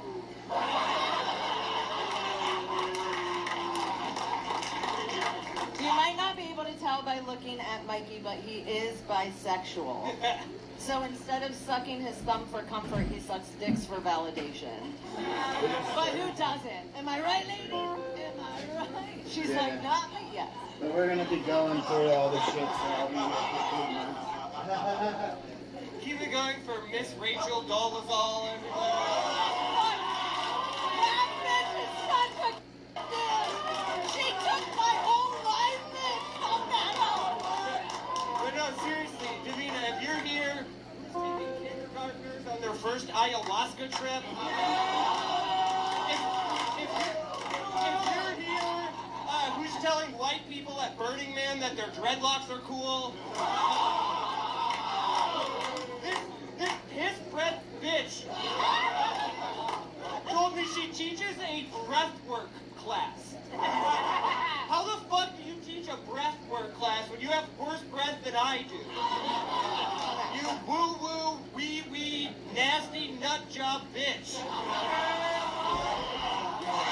Thank you, Freddy Krueger on heroin. When you look at Mikey Gams, you might see a sweet, kind guy that appears like he's probably done drugs. When I look at Mikey Gams, I see a load that was supposed to be deposited into the anus. I'd take care of some shit. You know what? Look, when I look at Mikey Gams, I see a load that was meant to be deposited anally. God damn it! Worth it. I know, I said the same thing. Wait, was that Cerise?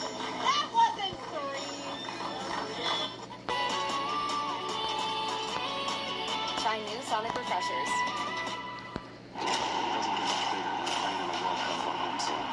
The whole world stops to watch these games. Burp. Go ahead. If you have another. Can I do one more? Please. Okay, Mikey is a floater, and I don't mean that he's homeless and nomadic, which he is. I mean that he is a piece of shit floating in toilet water that won't flush down because he's annoying. Okay, I hate you guys. I hate all of you. That was a rookie mistake. It's your first time. Make it loud for these two, everybody. It was. It's all good. Mike Yams. Mike Yams. Wow. One more time for these two. That was impressive. That was fun. I think I should win just because I am such good material to fucking roast. All right, let's go to the hate. That was very surprising. I'm not gonna lie, you came up, you started down when I found out you pissing your own mouth. You started at negative points, so I was hoping you could build your way back up. Especially the fact that I was seeing this nigga only lose. You actually brought it up in one of your jokes, like, nigga, all you do is lose. Unfortunately, that nigga won tonight. Oh my God, your breath smells like urine. Please step back. Some random person come up here and smell my breath right now. My breath does not smell like urine. They said, no, bitch, you got on LA County jail shoes. No one. Bitch got on shower shoes talking about don't smell my breath. These are actually very expensive shoes. Okay, no problem. I'm gonna wrap it up. This nigga called you Miss Frizzle. This nigga called you Rachel Dolezal. Did I? No, he did. You said she took first graders on their first ayahuasca trip. Was that not Magic School Bus? No. Okay then, bitch ass nigga. How am I telling you your joke? Anyway, right? Dumbass nigga. All right, yeah, he won. He won. First win, bro. I appreciate it, Justin. Thank you. Dumbass nigga. All right, we're gonna grab. All right, which one of the stinky kids in class do you like, Omid? Thank you. You guys look like pirates without ships. You know what I'm talking about?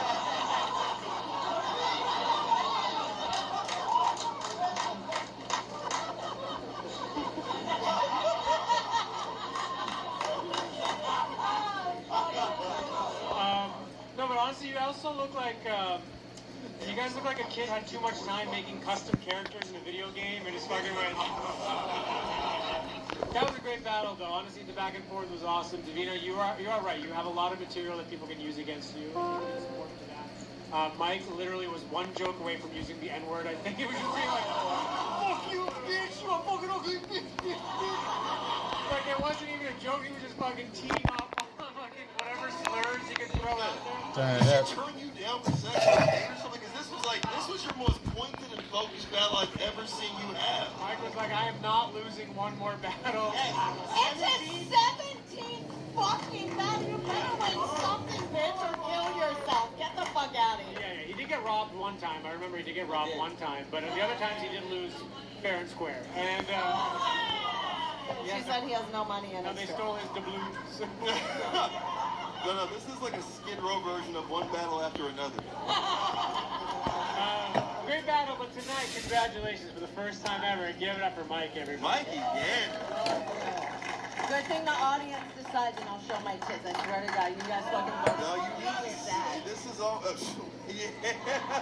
That guy's all right, even though he looks like both of you. I'll drink my piss right now. Yeah. Oh, wait. This is not, no. That's the Riff Raff show on Saturdays, 10:30. Please check out Billy. All right. I'm not going He has to Are they battling for water? Get her to piss. But he has to empty it so I can fill it. Oh, okay. That's crazy that an Indian man was throwing you water. That's like really illegal in the country. So is piss in India, because that's where it started. We have to stop talking. It's getting gross up here. Go ahead. Yeah, I'm not gonna, those are the pants that probably don't got the middle. You know what I'm saying? Where you can't piss, you know? Girls have those pants. Oh! I thought she just showed that pussy. Okay. Will I win your vote? Because I'll show you my pussy right now. No, please don't do that. I don't know. I feel like they look like they shared the placenta. You know what I mean? Like that was like they met at like the Cirque du Soleil auditions, just real music festival. We met at a music festival. Wait, for real? Oh God. Stereotypical. Going crazy. Doing comedy at a music festival. Not where you comedy. Oh, you was just pop locking and click clacking around. Okay, all right. Yo, I'm not gonna lie. The poo poo pee pee wee wee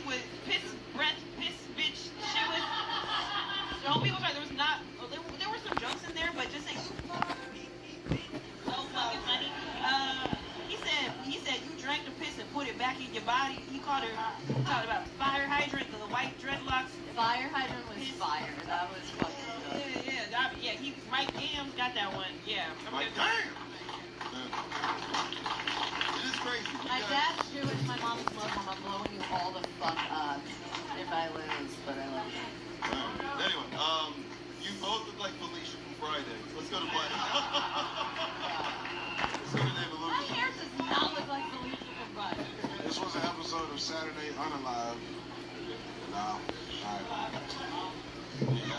That was terrible. Nah, it was a good battle, bro. I can't believe you lost 15 battles. 16. 15-time high. 15 losses in one What I saw tonight, I really can't believe you lost 15 battles. So whatever you channeled to battle her, use it for the rest of it, bro. Let's see that again. She opens the Gemini app and asks for help hanging pictures. Oh my, they're up against it. Battle her, use it for the rest of it, bro. Thank you, Justin, and you voted for that racist piece of shit.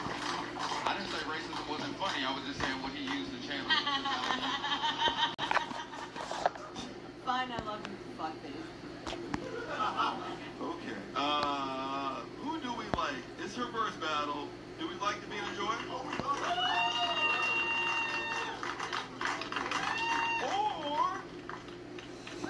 Or 15-1, Mike Yams? This is win number 1 for Mike. I don't see last day on Earth thing. I got the update yesterday with the info. Let's go see.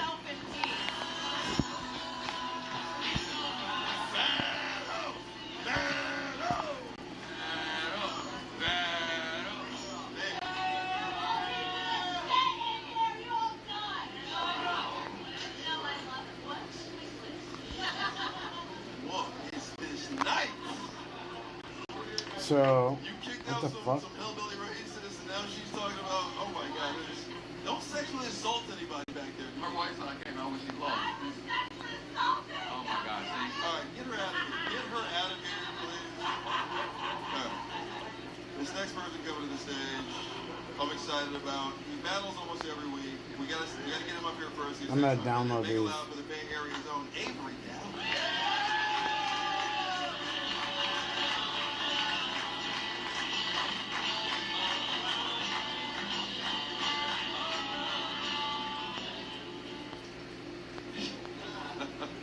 Yes. Look, you can't go with Jack.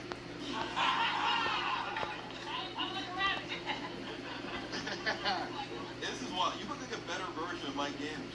Yeah. Even with the knees, that's kind of what I'm saying. It's almost like if a girl saw both of you, she'd be like, I'll take that. I'll fucking cripple. Alright. Tabletop pantry. So this is gonna pop. Will take place June 25th to July 1st. So not today, tomorrow. Actually, it might pop at,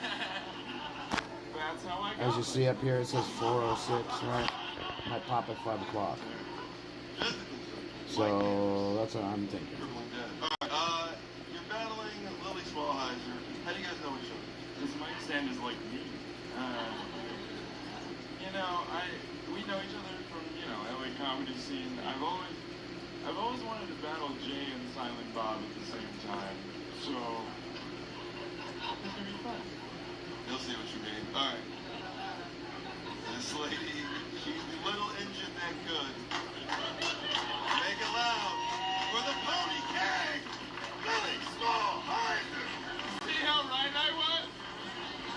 See how fucking right I was? Mini Sam Kennison.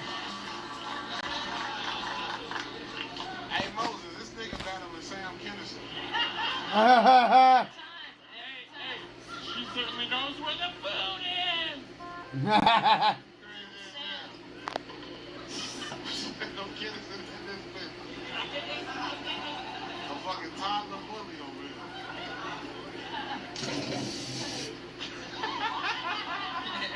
Trans Kennison.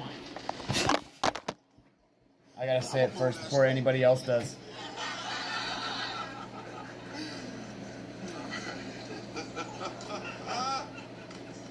Anyway, Lily, welcome back to the show. Why are you trying to go to hell?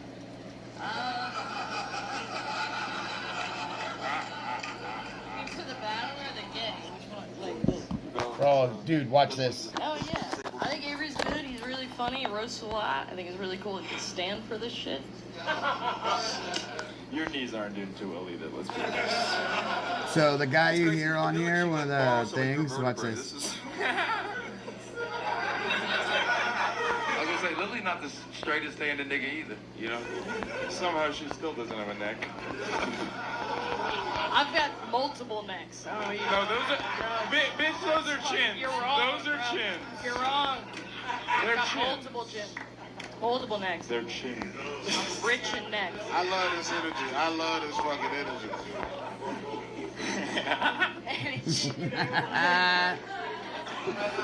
Head, shoulder, torso, legs. So, all right.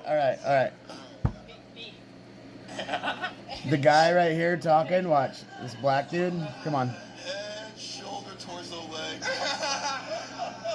Head, shoulder, no legs.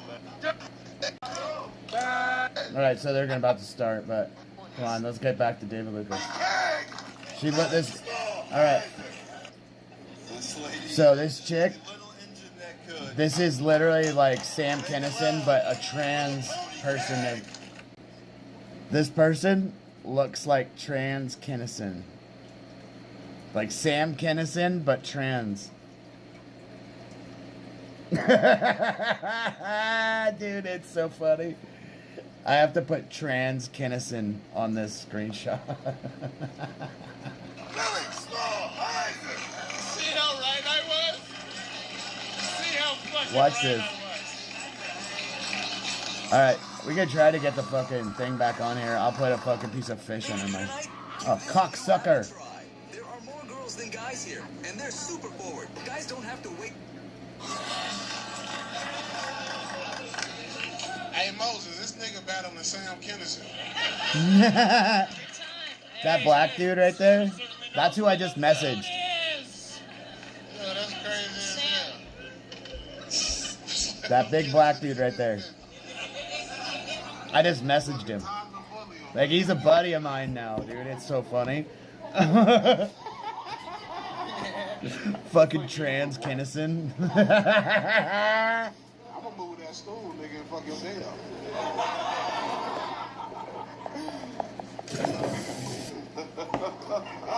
Take the hat off. Anyway, Lily, welcome back to the show. Why are you trying to go to hell?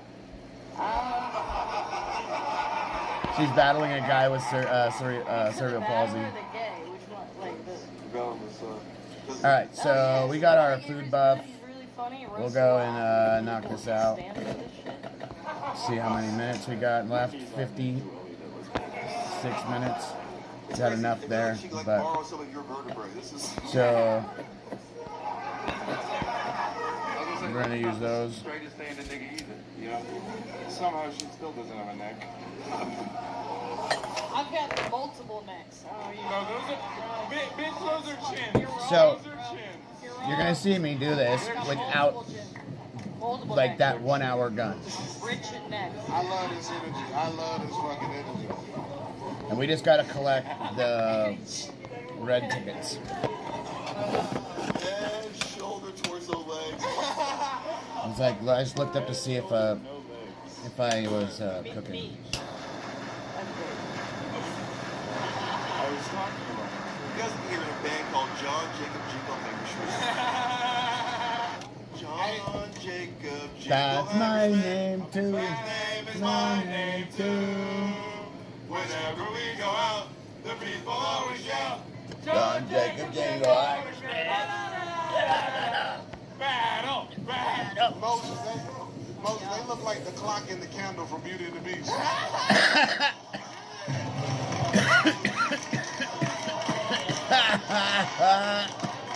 our guest, be our guest. You look like the bees. Have you looked in a magic mirror? Listen, you don't need to white knight David. He'll be fine.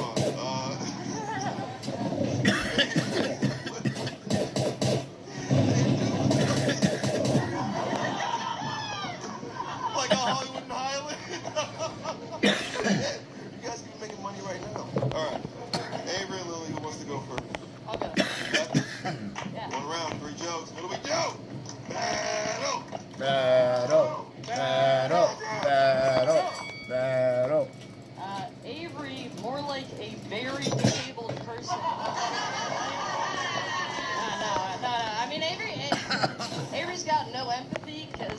a mile in anyone's shoes.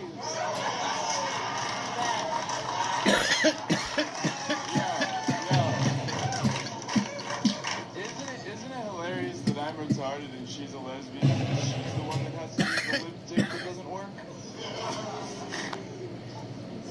But now. I might be a lesbian, but you haul ass everywhere you go.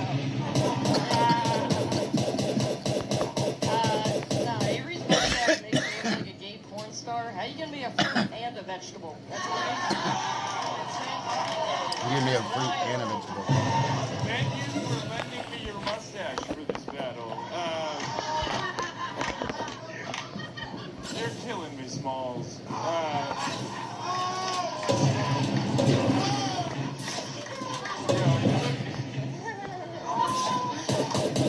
You look like you call your strap-on the Great Bambino. What about it? Yeah. What about it? Yeah. Avery, it was really cool of you to give your puppeteer the night off. I mean, I have a feeling if Avery wins this battle, he's gonna walk away, like, kind of selfish. He just fucking shot a fucking grenade right in your face. In all seriousness, we gotta wrap this up. Avery's gotta get back to his iron lung. Oh. Lily looks like a lesbian with Down syndrome. Yeah, she's safe for scissors. Thank you.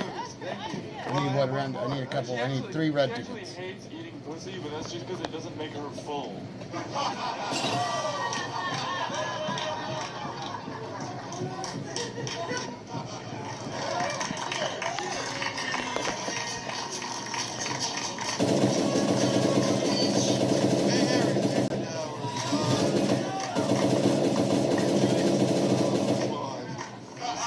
He's a quarter Jew. That's why my legs are crooked. 3/4 Tin Man. Oh, right. Alright, I'm gonna go to... Let me go to these guys here, my haters. What's up, man? I need this. Please. I love this battle, man. These two of my favorite stud, favorite blender. I love these guys a lot. It was a good battle, but if I had to go straight, I'd probably go with Carbonation. You know what I mean? I'm gonna have to give it to him. Alright, let's go to a meet here. Who do you like, Grandma's Little Helper or Grandma's Boy? Great battle, you guys. You guys look like you were left behind on a field trip.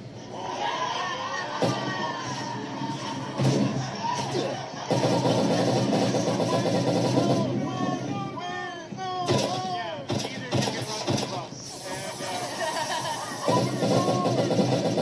And, I mean, you guys know you're good at this. I mean, we see you guys battle all the time, and if you haven't seen the battle, they're great. These guys do all the time. They're awesome. Avery's funny. The eating pussy is classic. Pussy joke, I love it. But Lily, 3 or 4, you had 3 to 4 bangers. A very disabled person. Can't walk a mile in anybody's shoes. How can you be a fruit and a vegetable? A very, it's Avery. Night off. Lily, you're strong, man. You got it. Yes. You're great at this. Tonight, Avery, she got you. So give it up for Lily. This might be the only delivery service that actually That was feels good. chef made That because girl's it good. is. This is Cook Unity, and if you're some Avery, Minnie she got Kinnison. you. So give it up for Lily. Yes. She is strong, like oxen. Alright. Maddie Mays, who do you like here? Bob the Builder or Gumby? Dog, yeah, that was great. That was great. Yo, Lily, you was cooking. Not because you genetically built like a lunch lady, but you know, and Avery just genetically fucked. You know what I mean? Okay. No, that was fun. Oh, between Disabled Ken and Malibu Butch Barbie. She got a pink shirt on. I thought it was funny. All right. Okay. Yeah. Like she wanna fuck. Hey. Oh wait, what? Yeah. No, that was great, Lily. You It's like 80 something still out here. It was like 90 something. Bambino as the strap-on was very funny because you're gonna be small. That was great. You know, old reference, but you know, Safety Scissors was great. Even though you didn't get a laugh, it was still a well. I gotta change my it felt like a rap bar more than anything, but you know, pictures and all that shit to the Logic new kind of white one. update But you stuff. know, yeah. I mean, I'm gonna have to give it to Lily. That was so fun. Yeah. Yes. All right, David, what do you like, Cartman or Jimmy from South Park? It wasn't very good battle. Both of y'all really did y'all's fucking thing, but I think the Bulldagger pulled it out.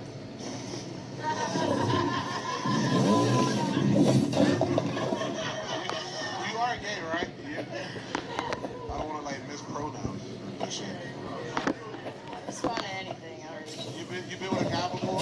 Like actually a couple. I was pretty good at it.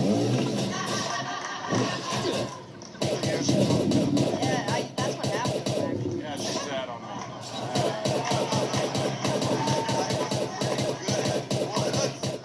It really hurt.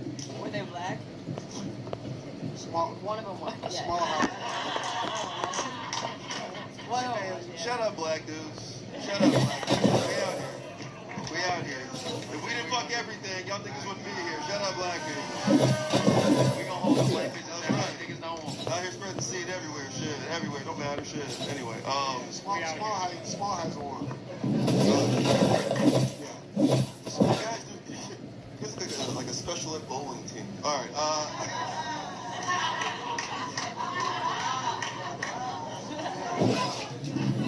So funny. Like Nick Swartz and 8 Adam Sandler. All right. Audience. Hey, hits on Kill Tony. One second. I know you hate this. You need it. All right. What do we like? Do you like Avery Dowd? Or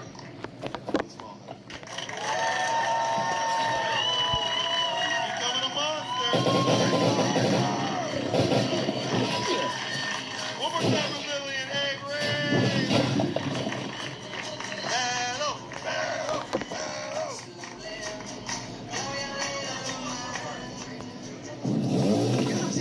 Real monsters? That was them. Alright, let's get to this next battle. That was Real Monsters. Yeah, dude. No way. Squiggly one. One with the lipstick. Oh my god. Yeah. Little Monsters. Listen, yes. Holy shit. It's taking me back over We here. got one more battle. Little Monsters with Fred Savage We shit. don't get these often. There has to be some professionals, and these are some professionals. Ladies first, all the way from Phoenix, Arizona. Make a lot of Miss A.D.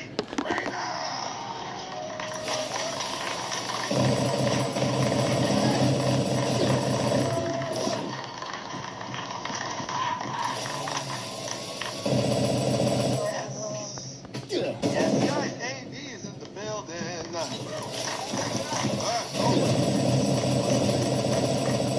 Finally made it. We've been rescheduling about for a long time.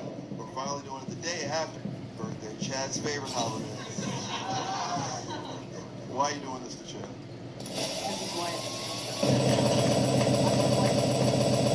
You know, they're on an upswing right now. You have to be careful. They're kind of winning right now. My dad's white. It makes sense.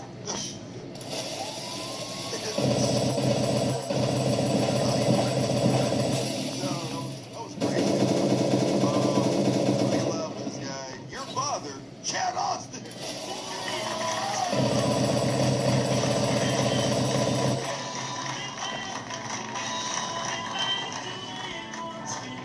No, that's not really your dad. Jesus Christ, look at how tight this nigga's hands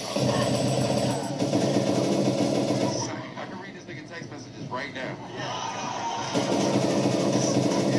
Capital, man, and shit, boy.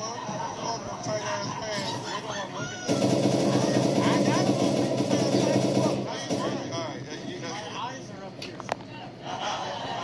You're making all the black men horny, Chad, by being a thick white bitch.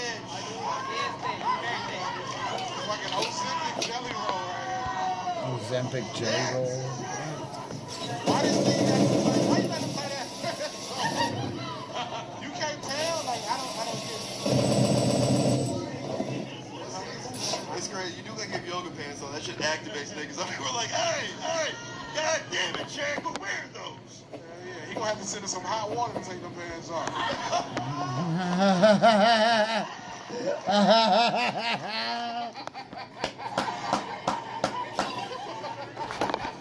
Fuck.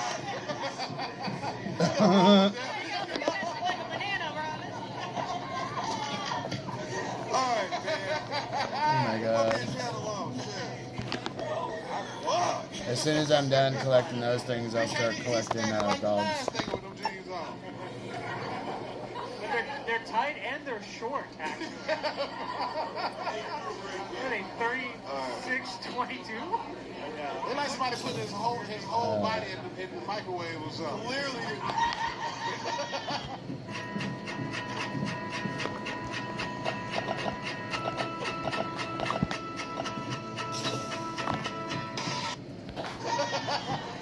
This nigga shrunk, boy.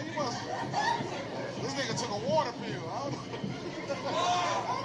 What the fuck going on? Damn, boy. He's doing great.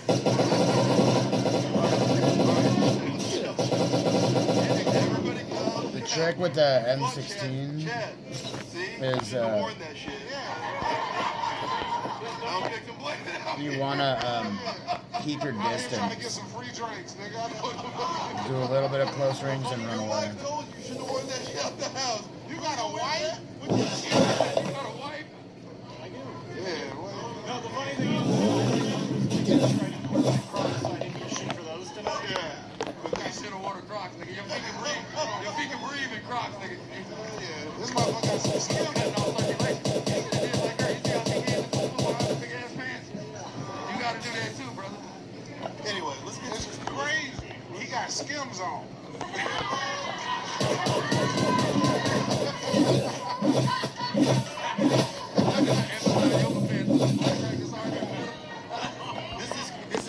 There's an actual woman up here. This is actually crazy. Niggas are only talking to white people. Yes. This shit is turning you niggas the fuck on. This is crazy. I've never seen nothing like this in my life. It's honestly the best I've felt all day.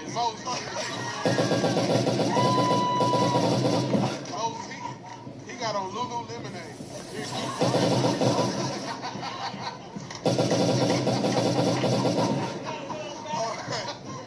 You need your ass beat. That's what he called her pee-pee. She's called her Happy battle against you, please. Save some for Chad and AB. Jesus Christ. Let's get to this battle of Chef and Like. That's no pants you buy when you be like, I'm fucking gonna drop one them. day. What you put them on? Today's the day. My makeup was You gonna have to get cancer to fit in them It pants. glitches it back here? What do you mean? You know what? I don't think they're that tight.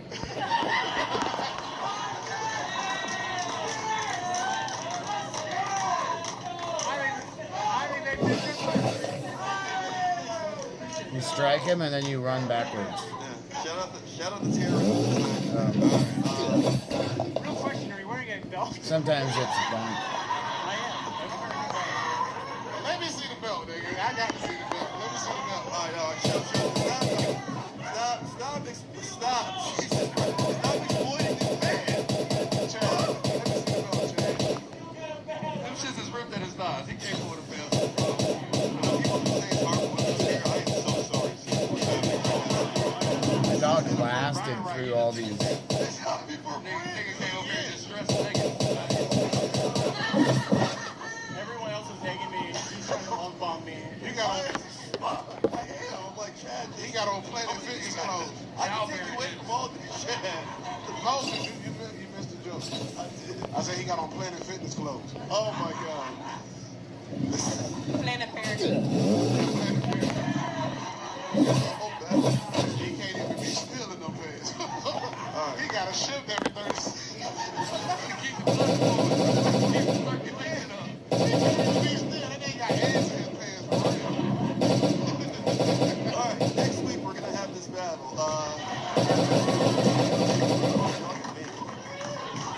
I can do 30 minutes on My God. Alright. Please. Never wear this thing. So long, man. Shit. Alright, one night I'll bring on this house. Yeah. Alright. Before you start the leave this thick white human alone. Jesus. Hey, you know that must smell crazy.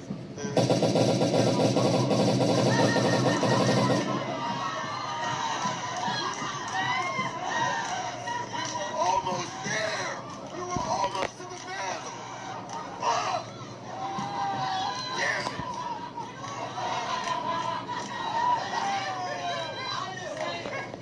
Doing your voice, that was amazing.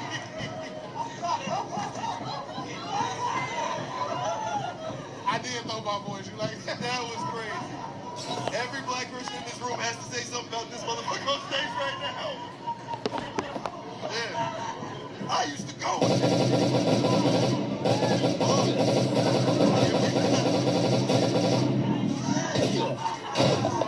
nigga sweating up in here. This shit tight. I'm sweating now. Fuck, Chad, you got it. Alright, Chad, shit. Can't be wearing that shit, Chad. My bad. Fuck out of here. Got that shit on.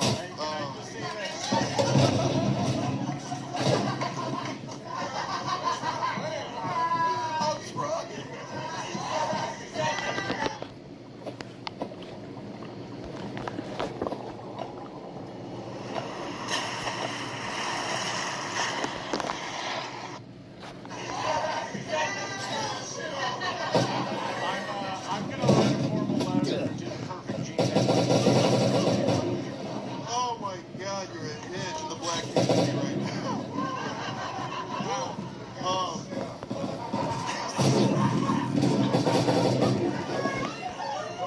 He ain't gonna be able to get that shit off.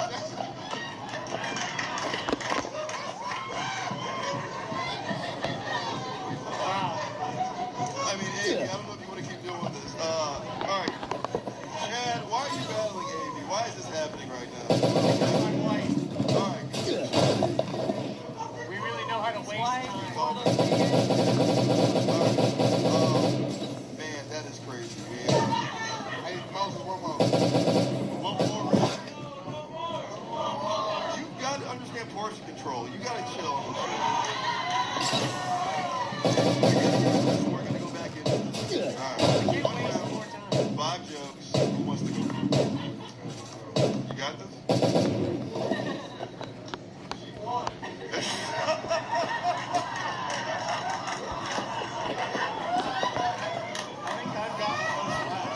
Because everybody jumped this man. She won. Oh, she.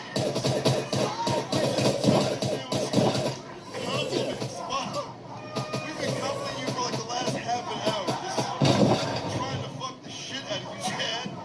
Everybody in this room. Fuck. Who's going first? Who's going first? I don't know how this dream became a nightmare. This is crazy. Alright, who is going first? You got this? Thank you, Amy. Amy from Phoenix. That's Chad. Last battle of the night. Let's reset the energy in here. Let's reset the rhythm. Battle. Battle. Battle. Battle. Alright, you guys make some noise for Chad Austin.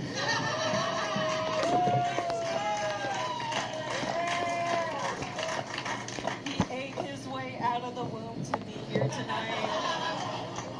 I've never known anyone to eat pussy from the inside out. That's crazy. Shit, this is a real uphill battle.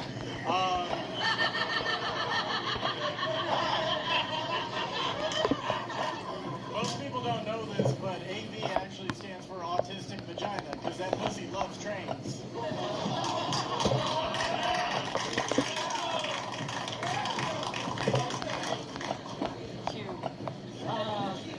Chad's head looks like a magic 8-ball. When you shake it, it tells you what STD you have.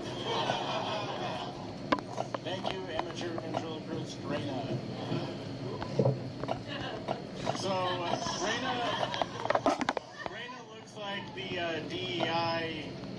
attraction, Daria, that only my dad would be mad about. I mean, she has tits and she looks sad.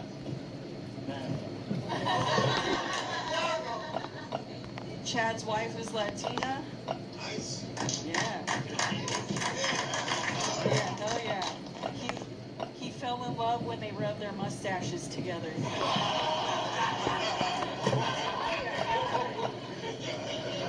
Thank you, androgynous vampire Reyna. You know,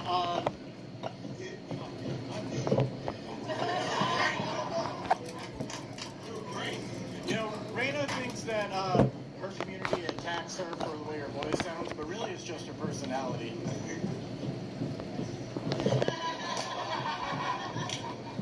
Chad, he told me he was emo. I'm surprised. I thought he was a juggalo because he's shaped like a Faygo bottle.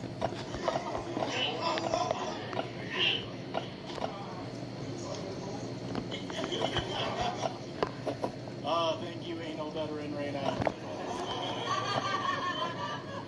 Reyna said that her older stepbrother came out to her as being attracted to her, and I'd say that's the safest way to come out as gay in Arizona.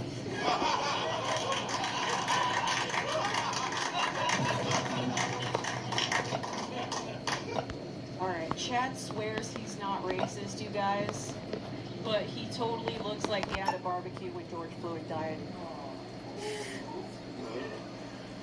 Thank you, always a victim, Reyna. You know, Reyna said she quit her job in biodegradable production, and that just means that she stopped letting dudes come in her for money.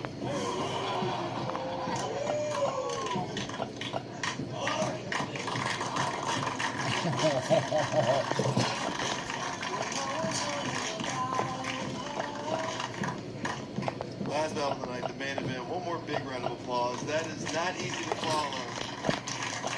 And Chad Austin, A.B. Reyna. That was fun. All right. Hatred, let's talk about it.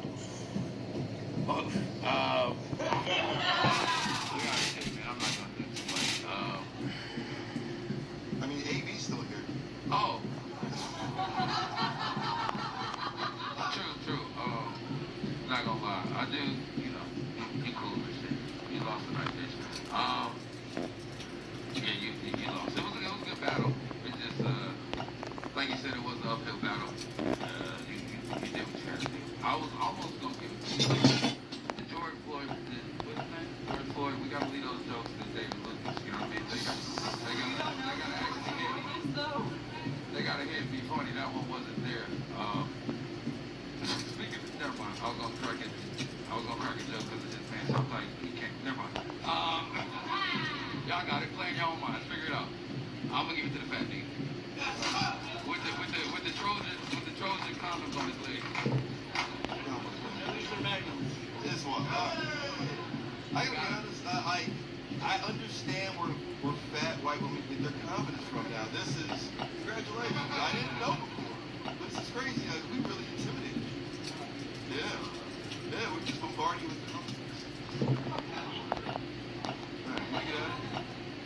Fuck this shit. Nigga act like he forgot he had all that ass. You had to pull the pants up. Them pants didn't come up easy, nigga. He know what he was doing when he was putting them on. We had to jump a few times. He had to do them. I know how you gotta get in them shits, nigga. Yeah, you are a Drake line. You are so thick it makes everybody uncomfortable. Sure. I can't even take you home, Chad. Go ahead, over. Right now it looks like an offensive lineman is breaking up with his high school girlfriend.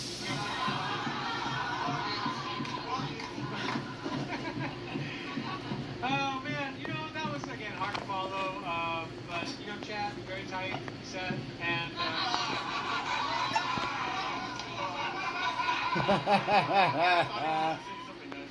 that was nice. I thought you did great. I thought you did awesome. Pussy loves trains. Oh man, I laughed at that. And then the gay brother joke. Is that true, Amy? Your brother said that he's attracted to you? Yeah, it was gross. Oh, I'm so sorry. That does suck. And no joke. And that's just unfortunate, I guess. But you guys fucked, right? If I were used to smart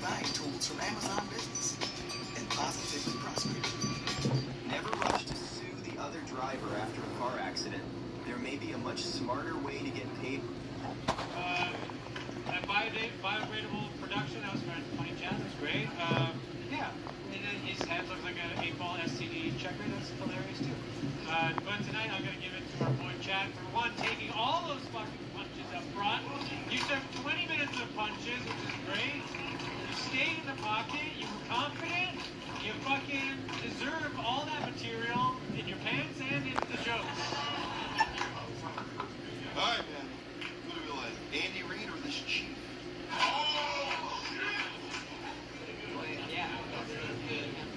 Yeah, it looks like they're wearing each other's clothes. Like, it's kind of, you know what I mean? Nah, yeah, boy, you thick as hell. It's kind of, you thick. Okay, don't, right, okay. Now you go, okay, I'm not, do I look like a black man to you? Do I look like Brian Moses to you? Why is it just me? There's other niggas in here who are talking more than me. What the fuck? Chad, I can take you away from home. You feel like Drake's baby mama. Like, this kind of... Okay, all right. Yeah, that was... Yeah, it is mine. No, it's like a Hot Topic romance up here. It's kind of like a... No, man. Hot Pocket romance. Sure you got them apple bottom jeans, man. No. Apple pie, apple fritter, all apple everything. Oh, yeah, I mean, just joke-wise, too. I mean, the mustache is one that you said, Amy, was really funny. The gay Arizona come in here for money. There's some crazy stuff. But yeah, I don't know. I just feel like... I mean, I feel like I've seen Chad, like, demolished. But even, too, the way they came at you up top, and, like, your hand has not left your pocket. Like, that's the pocket you in. That's the pocket you stayed in. So, oh, he's nervous. Yeah. I know that belt smelled crazy.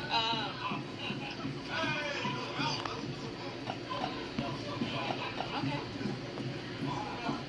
Yeah. I'm gonna... It's hanging itself as wild.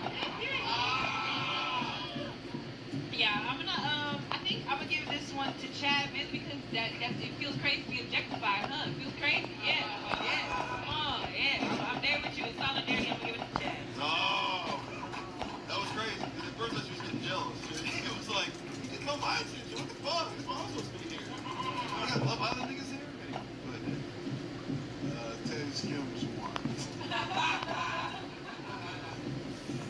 Something's got a hold of me. Teddy's the shirt on. No. I just got like 20 more questions about the band situation. Something got a hold of me. It's a size 36. I'm a size 42. After all the shit we talked about you for 20 minutes, you literally still came out there and delivered. Shorty, you were decent too, but the George Floyd thing. It needed something else. You're talking about connoisseur coffee. The pioneer of the joke. I had no legs on that one.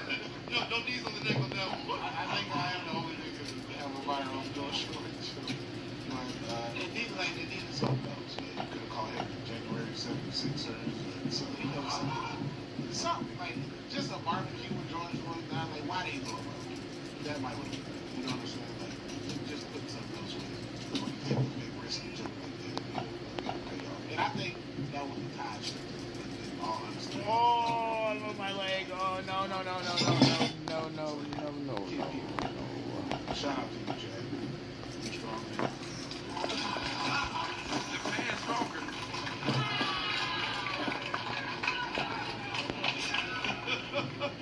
The winner will pop the balloon. I'm kidding. No, make it loud. Chad Austin. Huggies coming to you. Thank you a lot for Amy Reyna. Came all the way from Phoenix. I love this show. Make up my hater Mexico. David Lucas, Maddie Mays, Omi Singh. Follow them online. Our production team in the back to the white boys. Right, See you that guys was next week.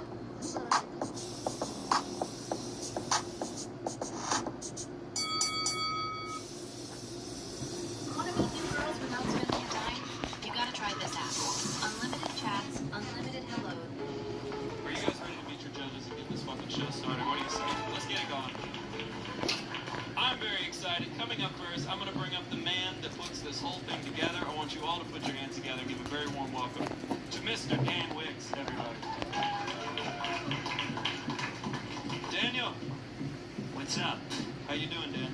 I'm doing great. I was doing a bit better 2 nights ago when the Knicks won, and I was like, thank God, the series is over. There will be people at my show. Yeah, I was thinking, but it turns out, maybe because the Knicks are playing next week, all the Knicks fans are resting up. Yeah. They're staying in and conserving energy. Is that what a ball knower as yourself would impart his wisdom? I'll tell you what, I wish I was at home asleep right now, Dan. So maybe.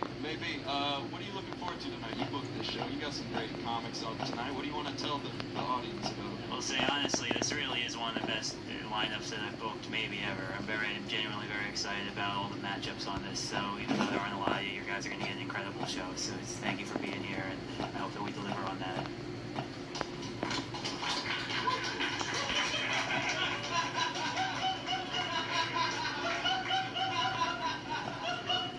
Guys, I'm not gonna lie, that's the most authentic host-judge interview I've ever done. Dan just earnestly from the bottom of his heart wants to thank you for being here. We really appreciate it. Morale is low. Morale is low, but I tell you what, Dan, we're gonna pick it up, brother, and we're gonna bring our second judge out. I want to make sure I have the right order. You guys Morale is just met low. this very funny person, and I want you all to welcome her again to the judges' table. Please make some noise for Rachel McCarthy. Rachel, welcome back. Thank you. It's a pleasure to have you judging here, and I want to say you made fun of your outfit during your set, but I have rocked that exact fit before. Goddamn right. It's a good look. Wolf shirt, gray shorts. Rachel, if you had any advice for some of the roasters tonight, what would you say to them? How are they going to earn your vote tonight as a judge? Make the other person cry. Okay. Yeah. All right. Dan almost did that with his intro. He almost made us all like tear up. I like that though. You want to really go for blood. You want to go for the throat. Yeah, I've heard every funny joke in the universe, and at this point, all I have left is like sadism. Yeah. So. Okay. So yeah, guys, just comics. If you want Rachel's vote, just make a legitimate threat to your opponent. Just say you're gonna fucking kill him, guys. Give Rachel a hand. That's our second judge of the night. Coming up third, this man is fucking hilarious. You might have seen him on Wild 'N Out. I want you all to put your hands together for the very funny Lucas.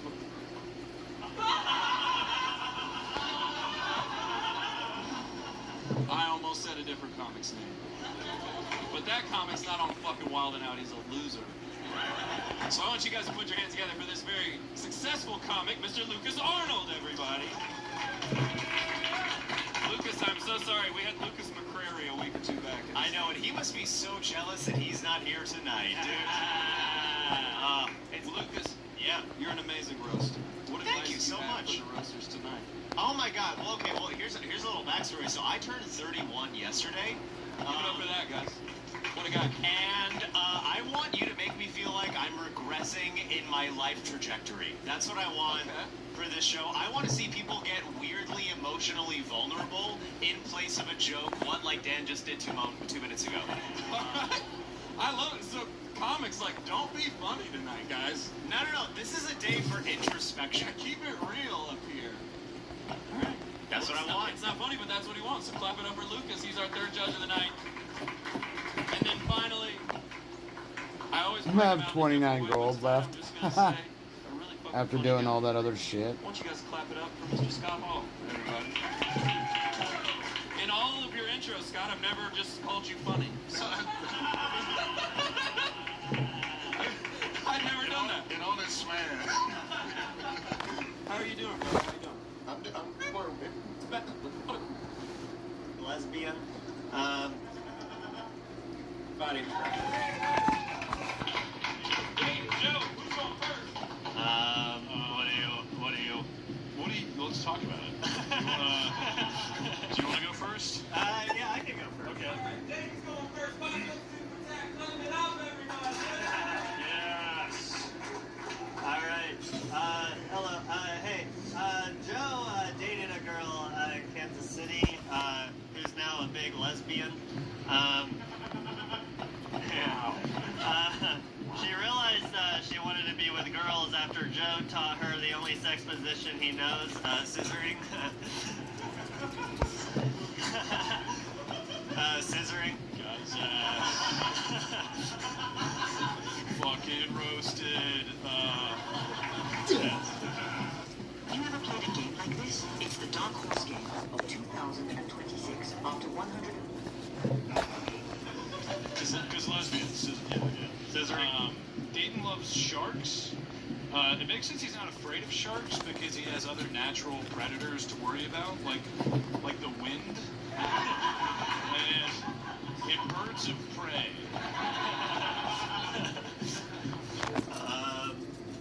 Scissoring. Okay. Hey, no. Hey, stop. No. Hey, doesn't Joe looks like he goes as a banana for Halloween every year.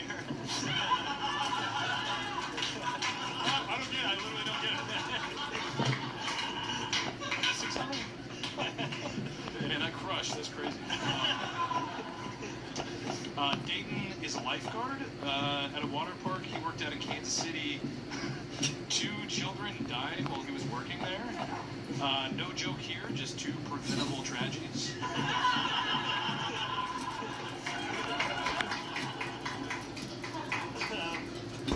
Joe once entered in a Lego building contest, and he actually won a job at Legoland.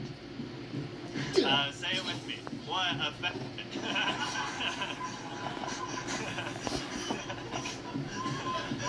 Yikes. Right? Scissoring. This is a toss-up. Dayton moved to New York City to pursue comedy, and he asked me for advice. That it's sink or swim, and the people you expect to help you don't. Kind of like the water park in Kansas City.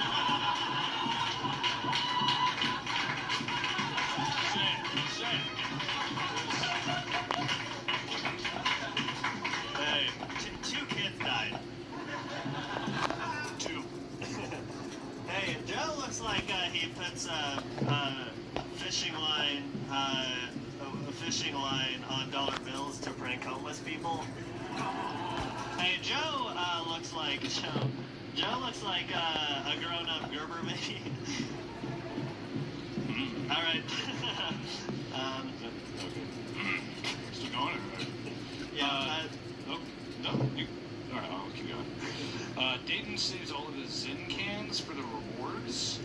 He also saves all of his recordings of his comedy sets, and he saves all of his notes and drawings. If only he could have saved one of those 2 kids that died at the water park. I feel like I need a nap. Hey, Joe I've been up has since a like viral 7, sketch on 6, Instagram where he 6, puts 8. he gets cum pods at work. It's like a pod where you come in it. Which they didn't have those at Legoland. So he would just have to do it in front of 5-year-old boys. He'd be like, if you look over here, that's the Death Star, and if you look down here, I'm masturbating. And the kids would be like, I didn't know they made Lego pieces that small, because it's got a small, it's got a small wiener. it's small. Scissoring. Oh, wait. Imagine having sex with Joe and seeing the tattoo he has on his arm of a Lego brick. Cool if you're it's cool if you're a 5-year-old boy. And if you're having sex with Joe, you are probably a 5-year-old boy. Nice. Yes. Brevity. Dayton loves Taco Bell, but he always complains that the quality has gone downhill. He said the cheesy gordita crunch doesn't taste the same ever since those 2 kids drowned. It's on guard. Yeah. Clap here, everybody. Clap it up. Make some noise. What a first battle. We're up to a great start. I'll sit behind you here. That battle is in honor of the 2 fallen angels. Looking down on us right now from that big lazy river up in the sky. That really is a catastrophe. Imagine if half our audience died. It's kind of a tragedy. If you really think about it, Dan, I'm going to go to you first. Who do you think won this battle between the Trailer Park's 2 most eligible bachelors? Yeah, Yeah, Yeah, I think I'm gonna take a I thought nap. it was a great start. I thought, yeah, Joe, you were really funny for 5 jokes. Daden, you were really funny for about 3 jokes. But in defense, Jay's defense, his 4th and 5th jokes were supposed to be written by 2 children. My leg hurts.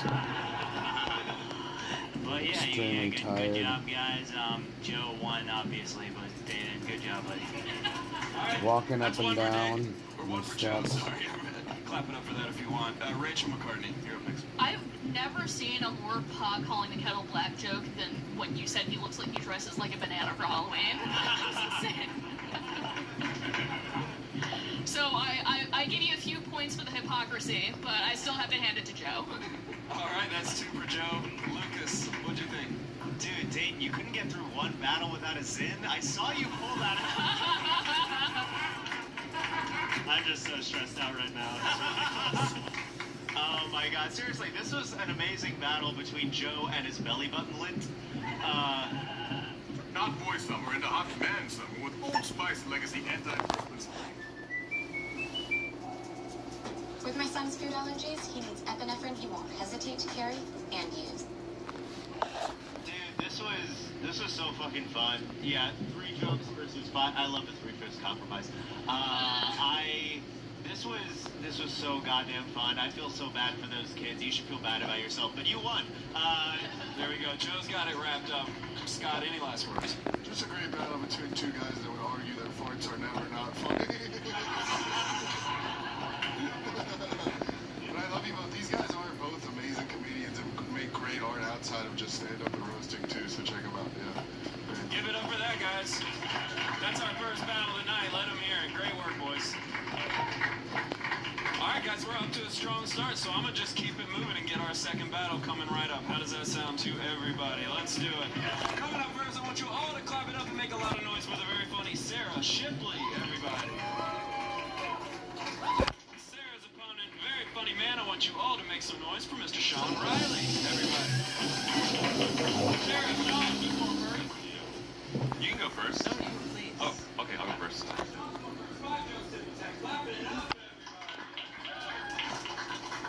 Alright guys, Sarah looks like she puts the number of abortions she's had on her LinkedIn profile.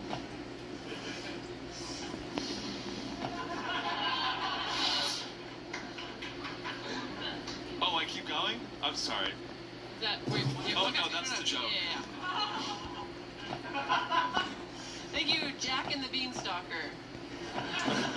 First off, let me just say I cannot fathom Sean having sex, but I just know that it involves tickling. Sean looks like he sleeps in khakis, and when he's like, let me slip into something more comfortable, it's just a second pair of khakis.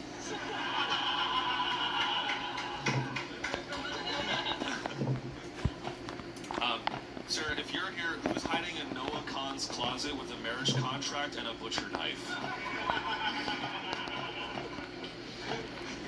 Speaking of psychos, no. Sean, his last girlfriend transitioned after they broke up. Just too many pussies in that pair. Imagine having to be the man so hard in your relationship that you're like, you know what, I might as well just go for it. For her, it was less of a relationship and more of a test drive. So Sarah's uncle died young of a heart attack, which was really hard for her because he was the only guy in the whole world who she lost her virginity to.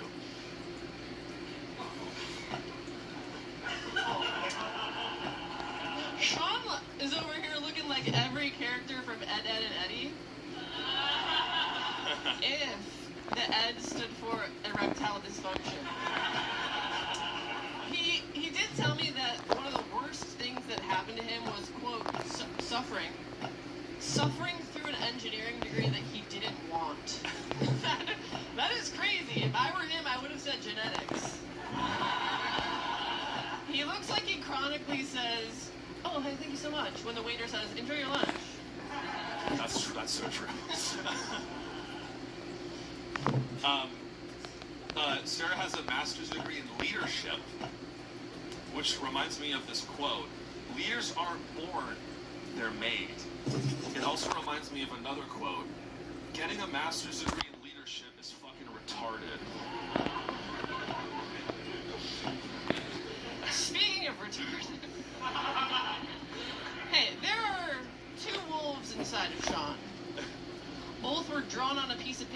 swallowed.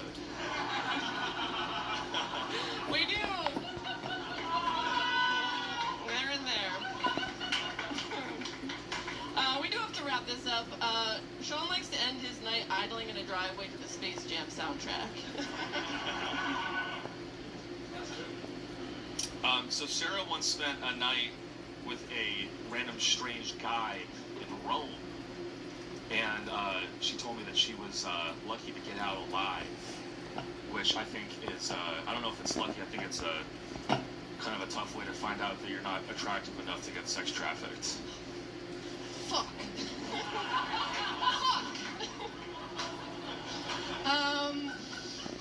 That's true. Fuck. Sean has youth pastor vibes, but he does have a dark side. It's his asshole. He told me that one time he was doing acid in the park, and then the cop showed up and searched his butt for drugs. How the hell does that happen? Well, I found some photos from that night, and this paints a pretty clear picture of how exactly that happened.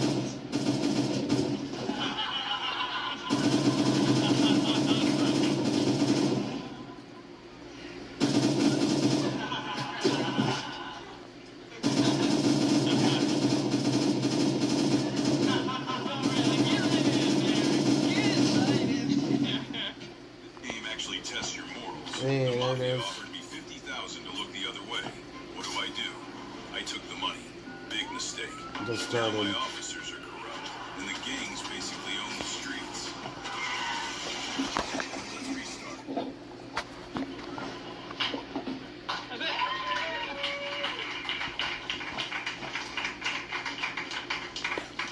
What a second battle. Let them both hear it, everybody. Great work. Judges, I'm going to go to y'all. This kind of felt like watching a choir teacher beat up a music teacher. Rachel McCartney, what do you think of this battle? I think it's amazing that you have an engineering degree and you have a master's in leadership, and neither of you know how to count. Every joke was like 5 okay jokes. So, yeah. You had the bangers though, buried in the paragraph, so definitely gotta give it to you. Sarah, Lucas.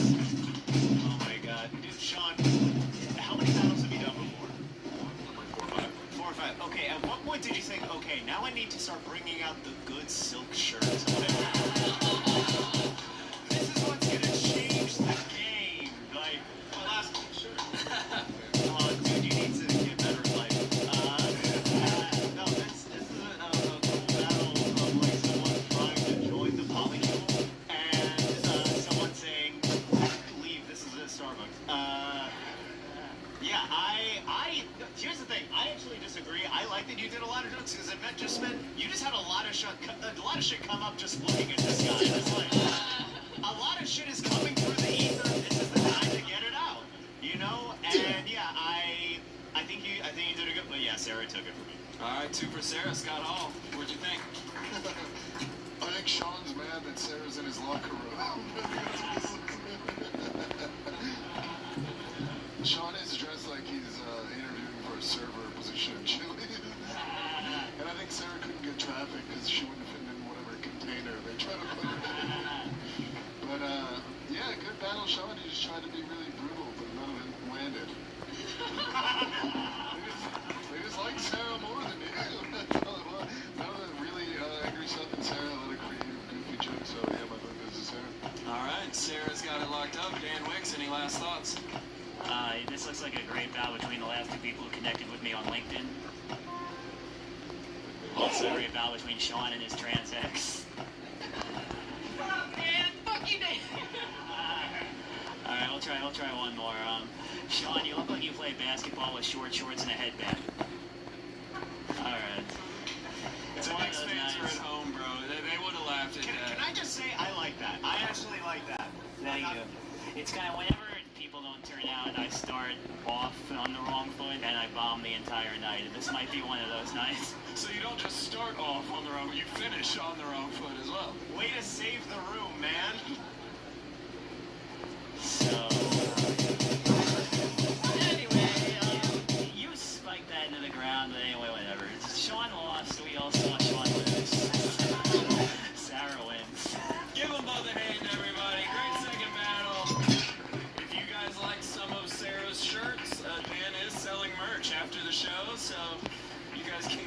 Around in My Blood shirt or whatever that was. Are you guys ready for your third battle tonight? What do you say? We're going to keep this What? thing going. This Dig next around one my is butt? going to be a blast. What the Coming fuck? up first, this is a guy who knows a thing or two about banging around in the post, playing some basketball. I want you all to welcome the tallest comic on this show, Mr. Justin Brown, everybody. And his opponent, very funny lady. It always feels like Dan has her here hostage. But I want you all to give a very warm welcome to the very funny Jamie Wang, everybody. Jamie, Justin, who wants to go first? I'll go first. All right, Justin's going first. Hi, Justin. Clap it up, everybody. Oh man, it's crazy that Dan's making me roast his AI girlfriend in front of everybody right now, but here we go. Jamie looks like a really dumb, slutty child. She looks like she gets out of timeout by sending feet pics to a babysitter. Justin is very proud of his long hair. He thinks it's very sexy. Despite his delusion, I think it could be sexy to a female African Han. It's what a female African Han look like. The fuck is all the props today?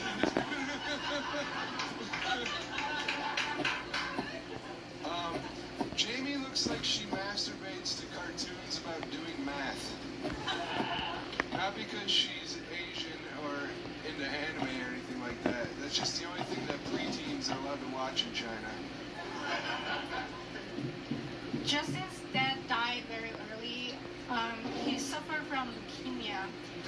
And Justin's mom suffered from Justin.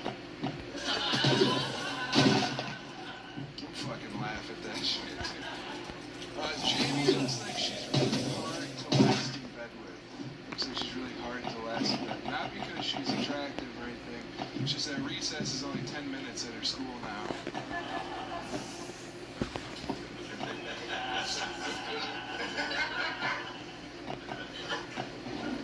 Actually, I didn't know what leukemia means. So I'm currently acting for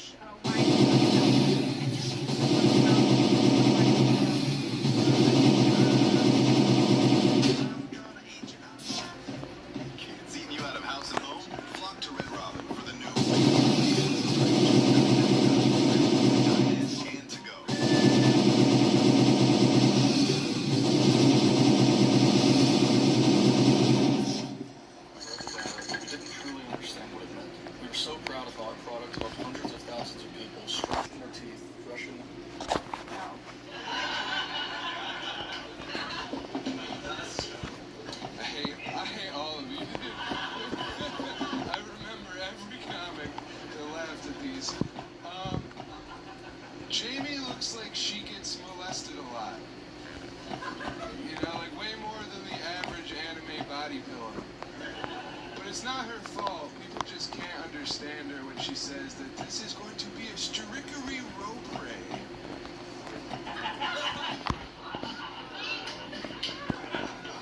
Shut up, you fucking pedophile. I don't even know what she said. Justin looks like he collects chicken nuggets and gives them names. Actually,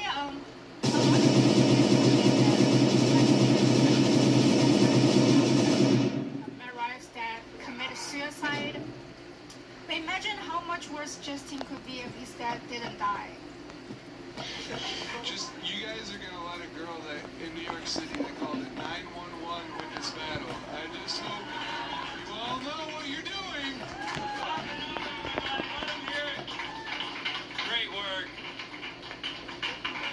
fun battle.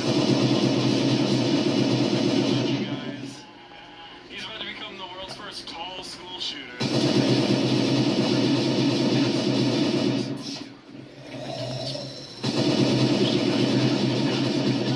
That was so obvious. It was also just like right at the end, like just like the most beautiful, just like you're a pedophile. It's just like, yeah, man, we can tell from the undertones. Yeah, no, you did. Obviously, you have very good jokes. You are a good joke writer. I've seen you before. But like the thing is, I think that your confidence and you noticing like what the room accurately was feeling, you like the responses actually dwindled, whereas she just grew in confidence throughout the battle. It was like a perfect crossfade of talent. No, but it was. I'm getting very dark. Honestly, this is too much. Great job, both of you, Jamie. All right, one for Jamie. Clap it up for that. Scott Hall, what do you got? The way Lucas talks confuses me. I got it. No, I'm dumb. Listen. I was waiting for Chris Hansen. Justin, have a seat. We could tell from the undertones. I was like, I can tell from the tones. Every joke was like, Jamie looked like a child. What else am I supposed to do, dude? Oh, she's so Chinese. She's Asian. What has that got to do with molesting a kid? Chino, Chinese, child rape. It's right there, man. We just gotta keep matching him up against blacks, man. Anyway. Purple. Yeah, I know. That's the first time I've seen purple guy. I'm not gonna open that other door because I don't have the gear for it. And when she wasn't being really funny, she was being really brave. I think when she called 911 911, that was actually really smart. Because a lot of people say they did call 911 because it sounds like 911. I wouldn't think like a stupid dumbass like you would understand that. And what's fucked up, and you would even go after her for saying such a perfect joke, you stupid jerk off. You've done just as well as I have tonight.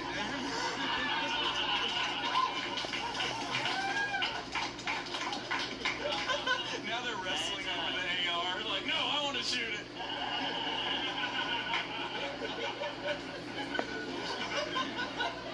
Justin does raise a very good point in that me and him are going to get the same number of votes tonight because I'm voting for Jamie.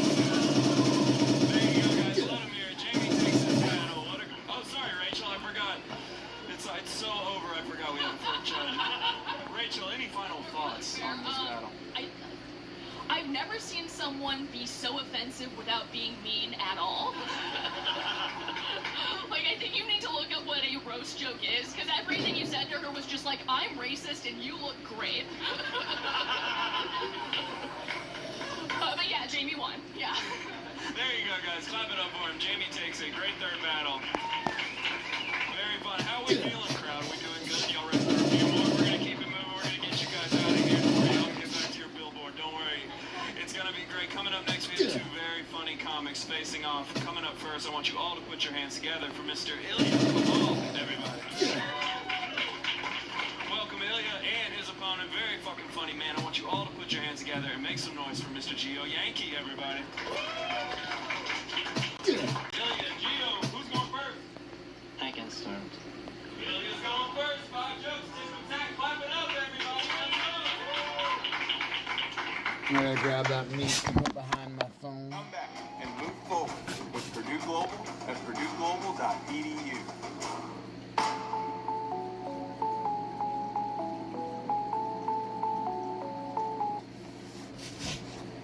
Geo looks like a thing that Chinese people eat with a beer.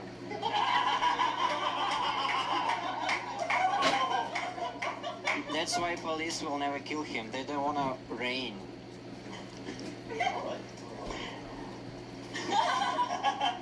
Yeah, forget about it. When I pulled up, bro was outside eating his boogers. And he offered me some, and when I said no, he was like, more for me.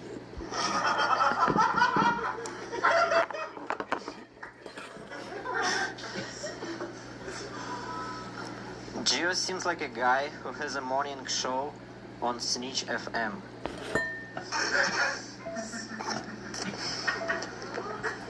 This is the imaginary friend you get when you start drinking at 12.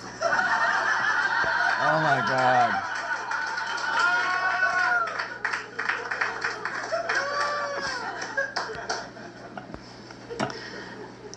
Gio looks like gay finger. This one. Is that Russian? Is that I don't gay thing? Okay. Oh yeah. Bro's vibe is like Dobby if he was a mechanic.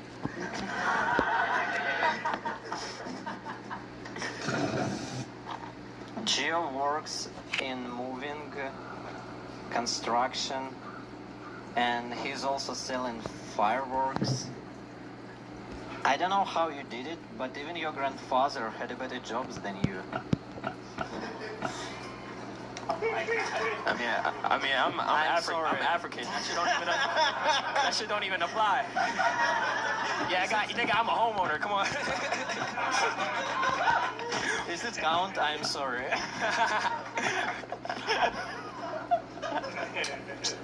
First day in the country. Sorry, guys.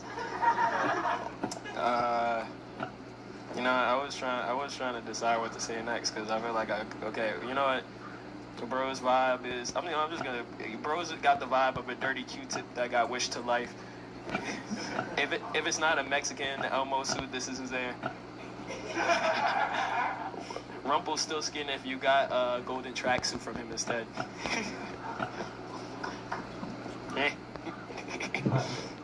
First 10 years, Gio's son is gonna think that his grandmother and mother have the same name. Bitch. Bro is actually a Russian spy planted on Grindr. Yeah, so he's a KGBTQ.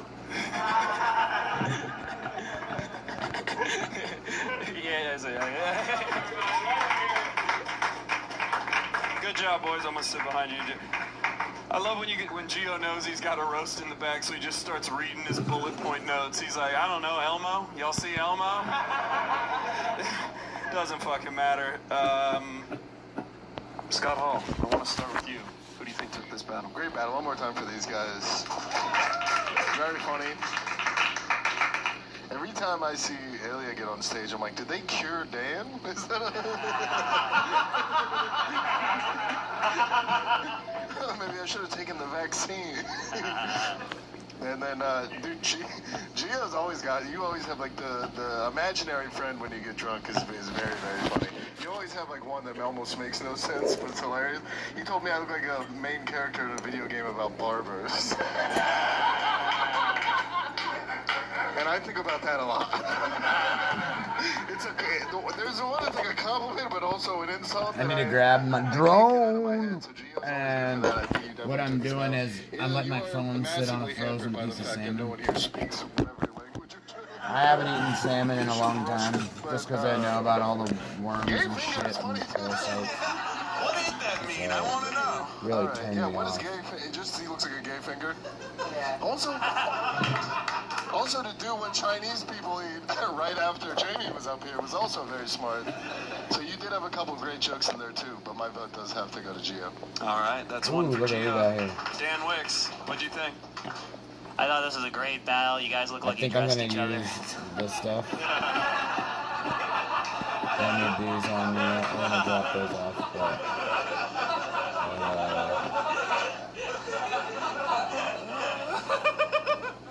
I feel like everybody waited a second, like, oh, Dan's talking. Oh, wait, that was funny.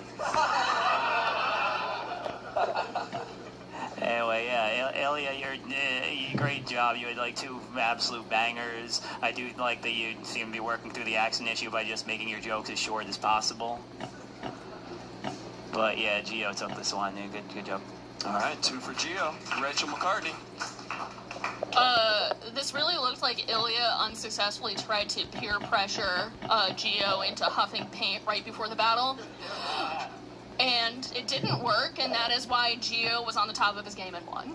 So, yeah, congrats, Gio. There you go, Gio's got it wrapped up. Lucas. Lucas, any final thoughts? Dude, I love this battle between same guy, different font.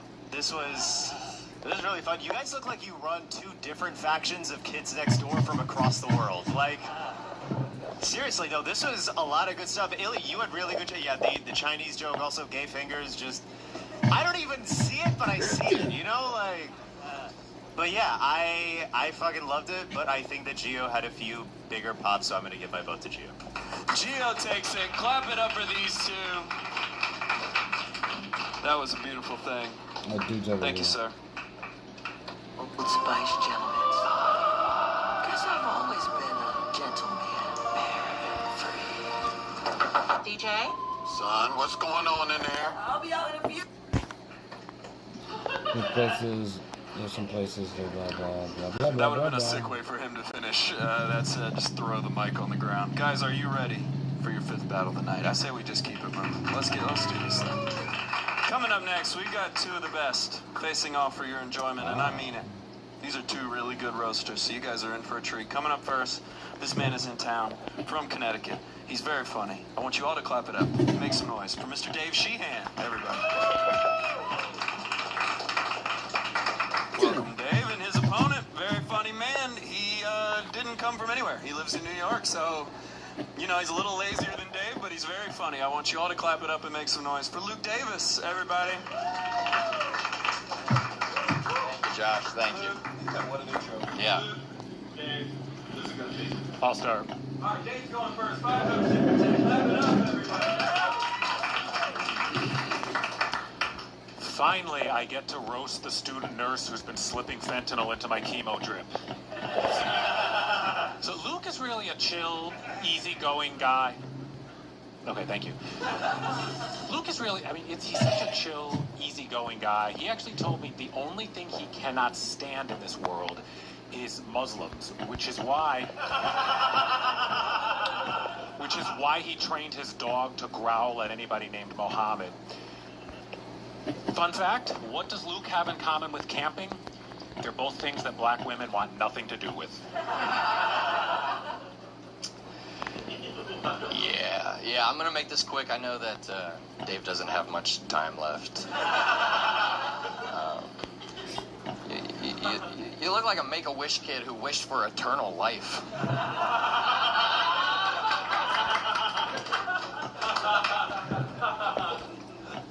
Better than wishing for a WWE wrestler.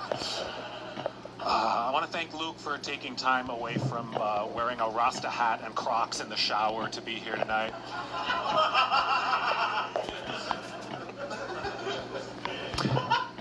Doesn't Luke look like he has multiple friends named Brody?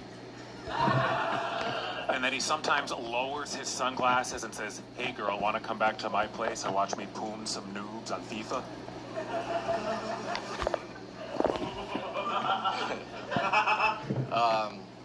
Yeah, Dave looks like when a movie implies who the villain is in the first 30 minutes, and you're like, yeah, but it's not. That's too obvious, right? The weird boat captain was nice at the end.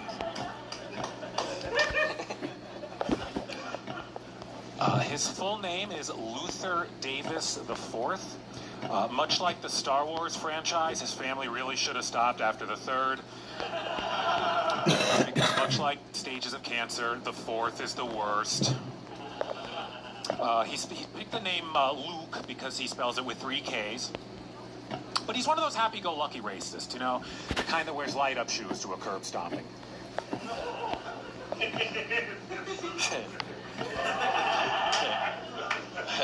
Give that guy a microphone. Yeah, it's funny you're making the cancer jokes tonight. I'm just glad you can laugh at it. Twist. Yeah, thank you, Boo Radley.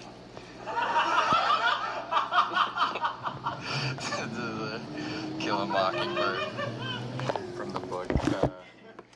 Yeah, I don't even know why you're here, Dave. Shouldn't you be making amends so that you can pass into the next life? I see unfed people. Luke Davis, comic man. That is his handle on Grindr. I mean 4chan. I mean Instagram. Because that's what he calls himself in every comedy club mirror before walking on stage and bombing with 10 minutes of Holocaust jokes. Yeah. Dave claims to be asexual, which is a very smart thing to say when you look like you fuck children. Oh my God. I don't want to fuck anyone. How are you not a pedophile, Dave? You look like Jeffrey Epstein's butler. Right this way, children. The reenactment really sold that. Yeah, we have to wrap. He has to get back to staring across a pond, wondering how he's going to tell all his exes they now have to get tested. Whoever wins this match, it was such an honor for me to be able to share the stage with Sigma Taro tonight. Doesn't Luke look like he says, use your words, after getting maced? Yeah, we should wrap this up. Dave has to go play a giant organ in an empty church.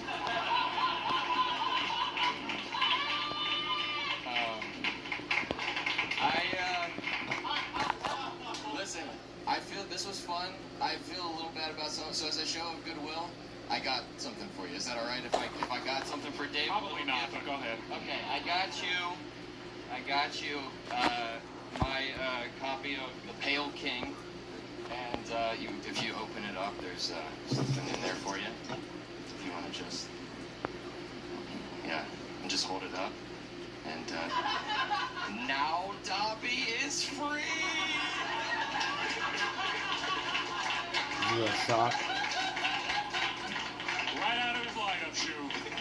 Why don't we hear it, everybody? Make some noise for Luke and Dave. Man, that was a long setup for that profit. I was sweating. I didn't know if that was going to work. But it did. She literally rolled into other chairs on that shit. So you got one of the audience on your side. Thanks for the help, Josh. Yeah, no problem. Thing to do tonight? Give this new app a try. There are more girls than guys here, and they're super bored. You're super whores. Rachel, I want to start with you once Dan gets the light on. No, I want to start with Dan. I wonder why. Rachel, I want to start with you. Who do you think took this battle? Well, I have ears, so it was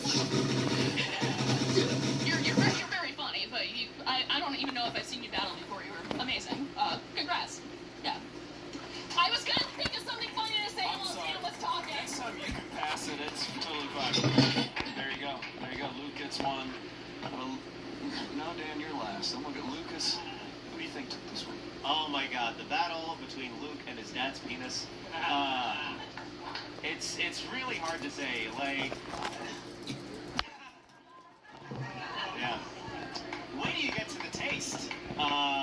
Yeah, this was, obviously, like, just Luke, the visuals, the whimsy, fucking the organ in the church. I was swept away, much like in the story of the book that you brought as a prop. How many props are in this show? What the fuck? Yeah, guys, we gotta cut down the props. We gotta Nice. we're keeping the local FedEx in business right now. All these printed out pictures. Yeah, and like you tried to like get into like what like Luke looked like, but like never into like, hey, you look like you asked a witch to take your hair. Something like I wanted. Yeah. Anyway, that would have worked. Anyway, this was really fun, Luke. You got it. All right, 2 for Luke. Scott Hall, what do you think? Great battle between Tom Hanks and Big and Tom Hanks in Philadelphia. Luke's stupid I do pottery shirt.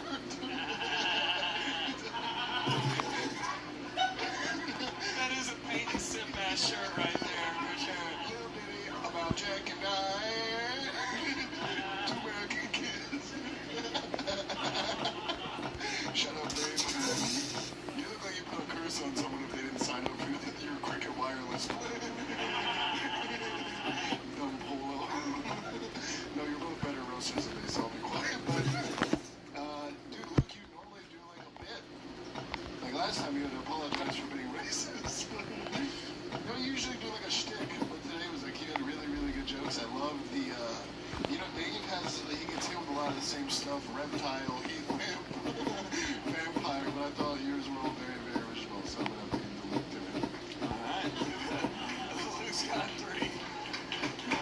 after it's wrapped up, Dan Wicks. Just to make a point, like we all saw Luke crush, but just to make a point about how good his performance is, how creative he was. Every battle that Dave does, somebody calls him Voldemort, and Luke thought no. It's way funnier to call him Dobby. Dude, you were so good, man. Do you still have that sock? Because I think I came.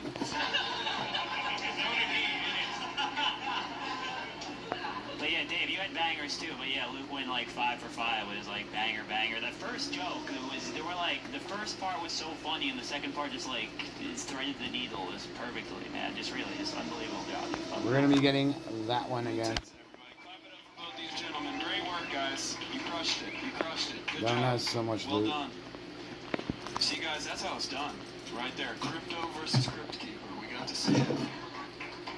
Guys, we got 2 more battles left. I know. The meat I had went I know bad in my fridge. But the good news is, he's So I can't grill anything, so I'm like, I don't know why I'm whispering. fucking sucks. I just tell you that. Guys, I'm not giving these last 4 battlers the energy that they deserve because they really are 4 of the best. So I want you guys to bring all your reserve Probably energy just up. fell And we're some going to finish chicken or strong. something. All right, this next one, 2 heavyweights, 1 literal, 1 metaphorical. Okay? Coming up first, this lady has taken the roast world by storm. She's one of the top roasters in all of the world right now. I want you guys to all make some noise for the very funny Charity Gregory, everybody. And her opponent, another one of the best. This guy literally delivers every single time. You guys are going to love him. I want you all to clap it up and make some noise for Devin Bramble, everybody. Charity. Acha. Who's going to go first? I'm going first. Clap it up, everybody. All right, guys, I'm going to apologize right off the bat. I'm going to sweat a little bit. I'm kind of nervous. I've never met one of the Garbage Pail Kids before, so this is incredible. For real, though, Charity, thank you for being here. I know you're normally busy crocheting fingerless gloves out of your pubic hair, so fantastic to be here.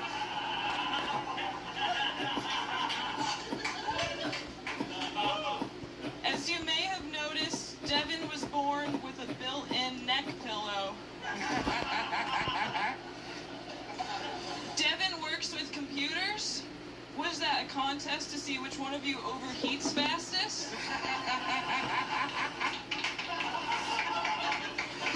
Charity's dad is a very conservative Republican church mime, which is the gayest thing I've ever heard. How do you get trapped in 2 different invisible closets?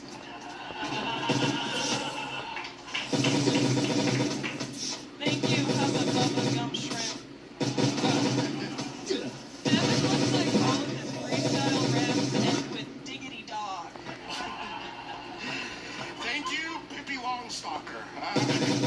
Charity spent time in a mental institution, which was great for her, or for the guy afraid of lesbian Chucky. 400 pounds. Close. 400 pounds. That's what Margaret Thatcher paid to buy Devin.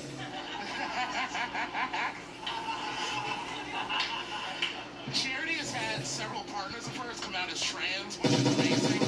They feel comfortable around her because she looks like a therapy molestation doll. Why didn't anybody tell me about this game? So this game is called Drunk Survival. Now, I downloaded this game just thinking it's going to be another game that takes up space on my phone. But it was just exactly the opposite of that. In the daytime, you go out, you got... Shut up. Give it up for Chance the Rapper's cousin licks the rapper.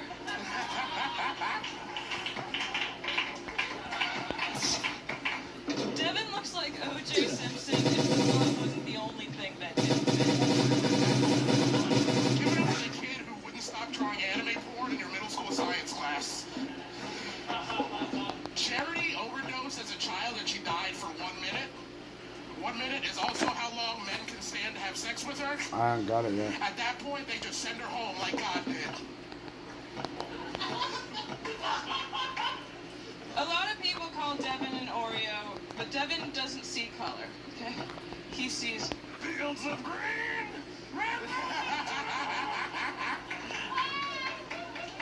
Let her hear it, everybody. Clap it up. What a battle.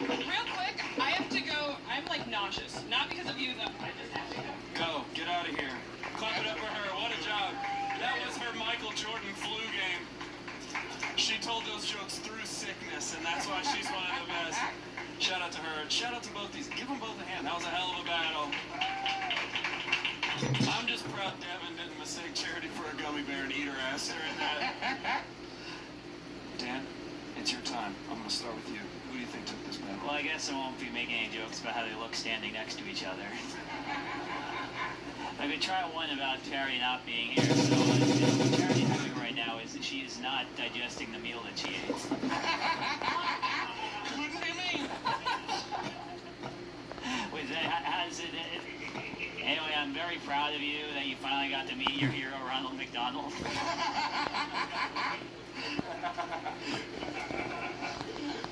And one more big swing. Devin looks like he's wearing something Charity would wear when she's feeling particularly loose about her gender. Nice one, man. You always got my back when no one else does. I got a they-them sort of vibe to me. I feel it. I don't know, that outfit's a they-them on a white woman, but not on a black guy, if that makes sense. Yeah, it gets past her on me. Yeah.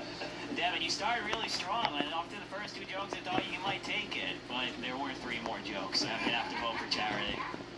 Charity. There you go. One for Charity. Rachel McCartney. What'd you think? Yeah, clap for Charity. Let her hear it outside. I think Charity won, but it does feel very weird as a comedian to say something nice about someone who's not in the room. So I guess that's all I really have to say. You were good though. Yeah. There we go. 2 for Charity.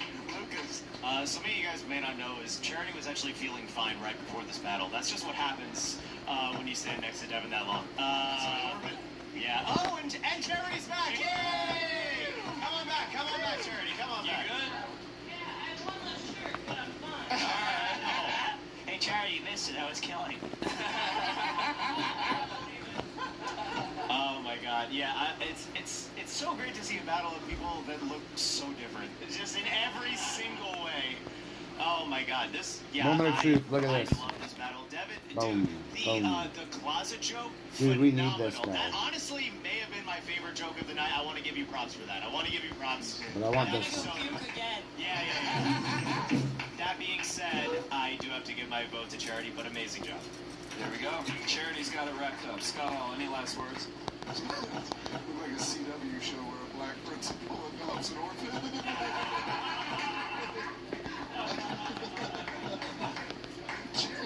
Charity looks like she threw up because that's what her religious father makes her do. I'm sure she talks to a black guy. Her dad's a conservative clown. He's pretty common nowadays. Amazing battle, Devin, dude. Every time I see you, I know it's going to be a great battle. Charity, you're one of the best, so yeah, Charity took it. Guys, clap it up for these two. What a matchup. What a battle. They left it all out on the line for you guys. And now, it's time for our final battle of the night. How we feeling? Give a hand to all the battles you've seen leading up to this moment. All the great work from all the comics. This really has been a very strong show. But coming up now, We need this, we and got we our need headlining this. battle. Okay, these These are two of this the is best. totally fine too. We're gonna finish this thing We got off a strong, bunch and more we're gonna get rifles out of and here shit, so and maybe check out and find chairs G you up. can on the sidewalk or something. It's gonna be fun. Guys, coming up first, this guy, he's so fucking funny. He's one of the best. I want you all to make a lot of noise and give a warm welcome to Ilya Laxon. Everybody. Welcome, sir. And his opponent, she's one of the best. There's nothing else to say. She's one of the best. She's usually good judging, but tonight she's gonna headline for you. So I want you all to clap it up and make a lot of noise for the hilarious Sarah Barnett. Thank you, Josh. Sarah, Ilya, who's going first? I'm going to go first. Sarah's going first. 5 jokes, tip attack. Headlining battle. Yay! Thank you. I'm so happy to be here battling what I see when I look in the mirror. So we did a lot of work preparing for this battle. I wrote 5 jokes, and I assume Ilya wrote 3 riddles. Dude, you look like a Furby that drowned. Cool. You might recognize Sarah's face from the In Memoriam at the Porn Awards.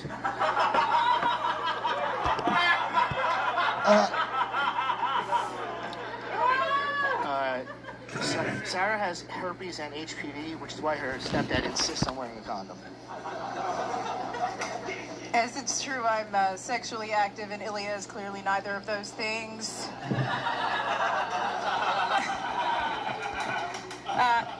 Ilya is Russian, Jewish, and fat. What is it with you people and taking up more space than belongs to you? People always say like Jews control the media, then they'd see Ilya and be like, well, maybe just the Food Network. Sarah, thank you, you talking fleshlight.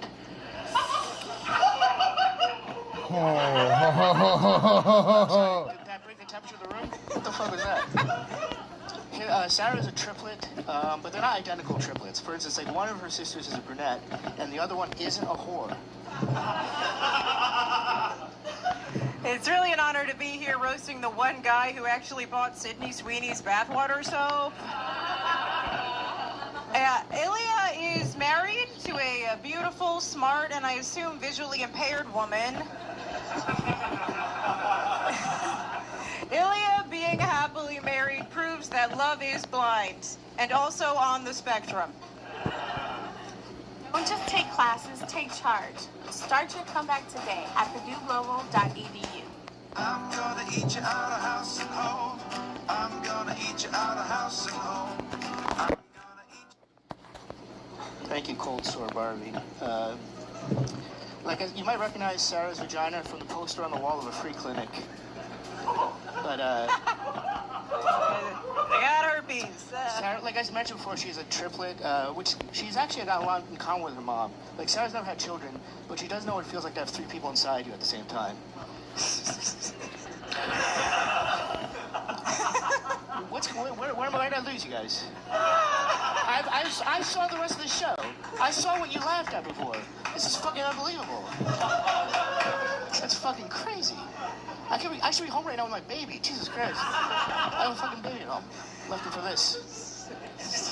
Ooh, he's an angry elf. Okay. Guys, give it up for Santa if all of the children stop believing in him.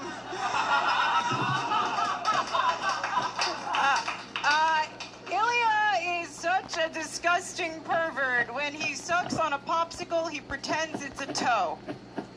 All right, I like that one. It was whimsical. You guys didn't like it, and that's fair. All right. Well, no worries. Thank you, you coked out magician's assistant. I was thinking of jokes like I didn't want to do something hacky like say women aren't funny. Like, that's lame. Anyone who says women aren't funny has never seen Sarah insist that she gets good because of her writing. Is this too hateful for against women? What's going on? Where did I lose you people? Well, we gotta wrap this up. Ilya has to get back to looking like that forever.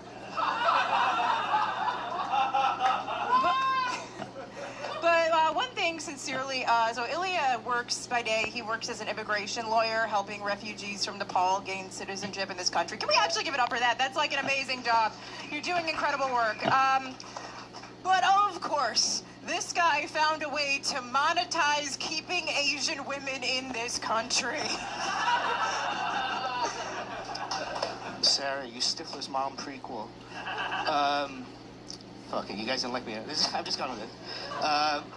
You look like something a Saudi prince bought with a Groupon. That's our headlining battle.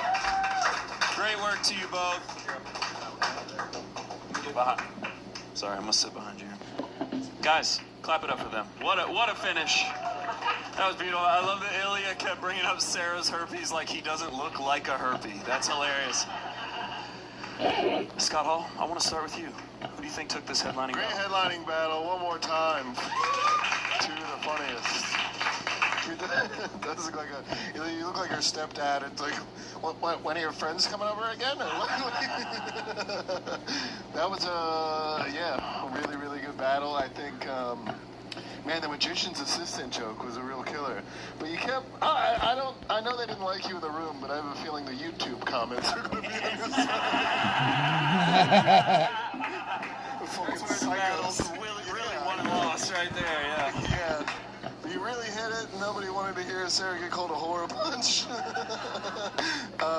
And the Santa. Did you not hear Josh holding back his laugh? I did laugh at quite a few of those. I'm sorry. Josh was bent over.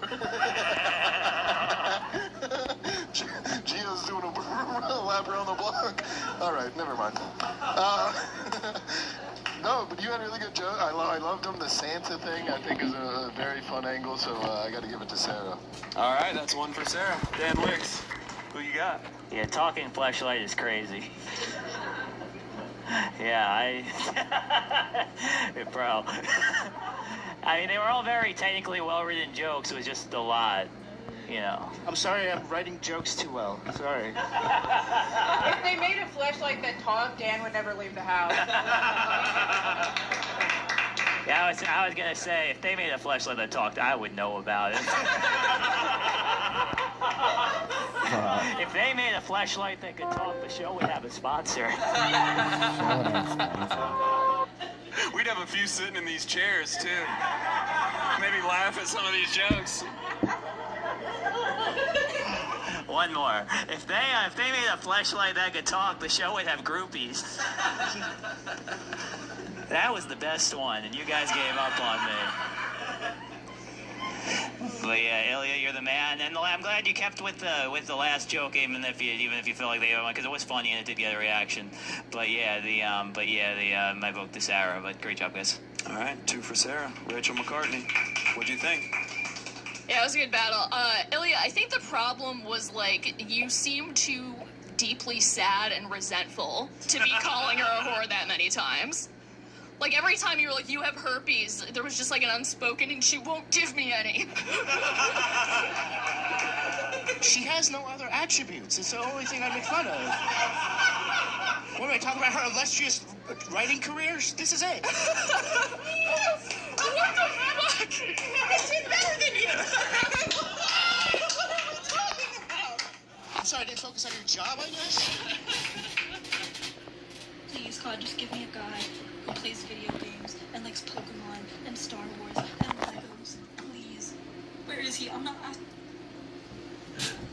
Okay, I'm sorry my psychological analysis was too spot on, apparently. The comments on this video are gonna be sick. Yeah, probably should not turn it off. Sarah's a great writer. Ilya, you're a great writer when you're roasting someone fatter than you.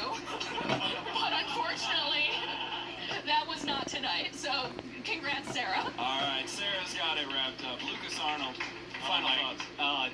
Guys, 90 Day Fiancé's got big, right? Dude, like, it's like watching it's like a battle between the gods of Twitter and Reddit. Like, very cool. It's something that's really interesting. I'm gonna pretend like I didn't say this to you outside, but like, Ilya is like married, has a thriving career, has a child. It's weird that you're the happy one on stage. Like, it's wild. Yeah, dude, the Porn Awards in memoriam was like, that's a sketch on its own. Like, it was so rich. It was such a good roast. But yeah, I kind of wanted to lay off, like, Sarah. It was just so hard in the paint. It was like, hey, no, you are amazing. You know this. I'll be honest, I don't get tired of hearing that. And somehow I get tired of saying it. Sarah won. Yeah. There we go, guys. Let them both hear it. That's our final battle of the night. Give every comic you guys saw tonight a hand. Thank you all so much for coming out. Hey guys, thanks for watching the show. Here's a clip from our podcast, Roasted New York. Scott's gay. All right then.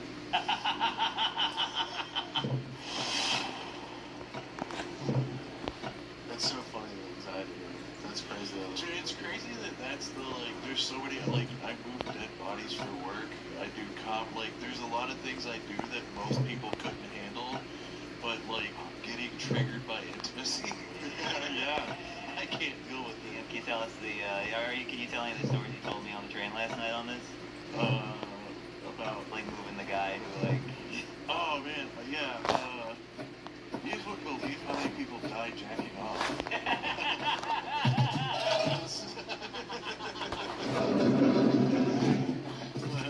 This guy was, like, in his chair, like, sprawled out with a cock ring on, and he'd been dead for 4 or 5 days, so his skin's purple. Oh no. And he's like swelled, like everything is swelled up, like.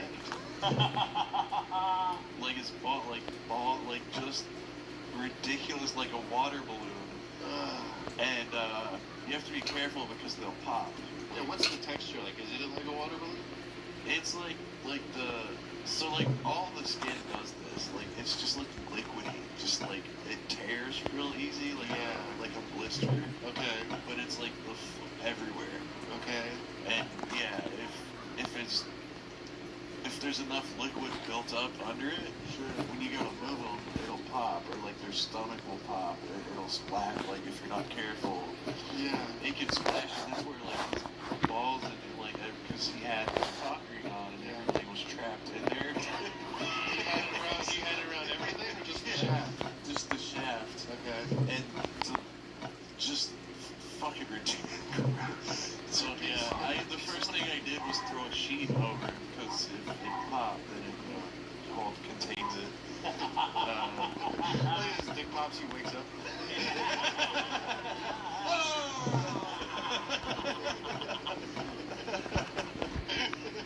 He just had blue balls so bad it turned his whole body blue. Do a lot of people? So you do a lot of people catch it? It happens.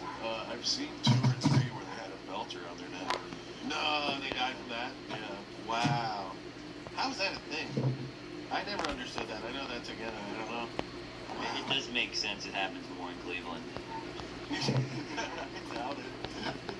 I was trying to think of a joke. I mean, it's where there's less, the same shit about how you're here and you're just happy. It's so easy to be distracted. But there, you're just alone with your thoughts. Let me try jerking off with a belt around my neck. Yeah, I bet there's plenty of lonely people in the city too. You like the idea of being able to tighten their belt that much? The only time the belt's gonna mark that low. Well, also here you don't have to do it with a belt. You just do it on the subway. Also, just something else very funny that I'm going to paraphrase that Chris said to me last night. Like, we've established that Cleveland's the fattest city in the league. They got like the most people with the most health issues are disgusting. And the worst part of it for Chris is that he knows he's going to have to move their bodies when they die.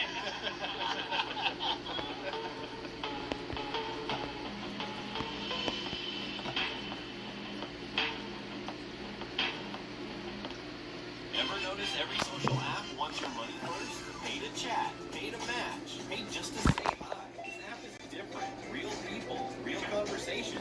Yes, it's What free. the fuck? How's there Download fucking now and flying see here? who's waiting to meet you.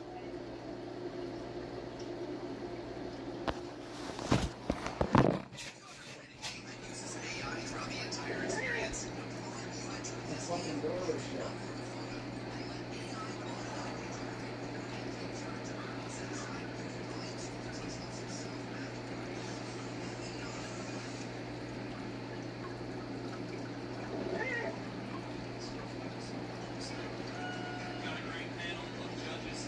Coming up first, I want you guys to please.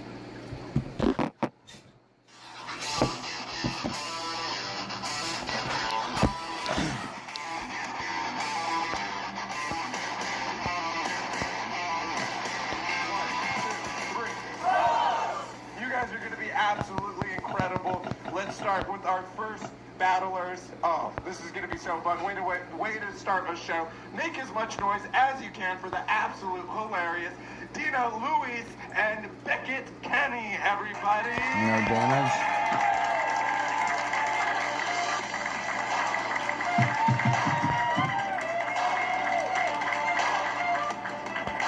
All right, guys, did we decide who is going first? I'll go first. Okay, on the count of 3. 1, 2, 3. Rose! It's Dina's birthday today. Yeah. So why don't you all join me in wishing her a very happy 650th? Oh my She told God. me she likes to fuck old guys for money. I said, at your age, I think we can just call them guys.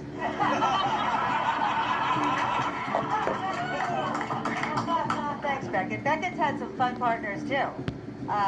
When he was a kid, Beckett was molested by his older cousin.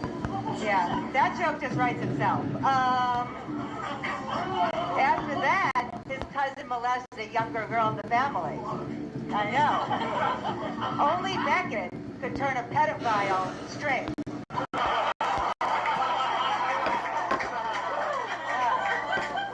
Fun fact, fact, his family now identifies as an incesticule. It's kind of perfect you would say that, because fun fact, Dina is actually genuinely mentioned in the Epstein files. But you wouldn't know it because she's too old to be a victim and too poor to be a pedo.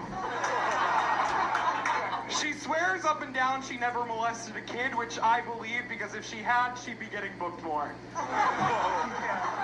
And if there are any bookers here, I'm willing to blow my way to the middle.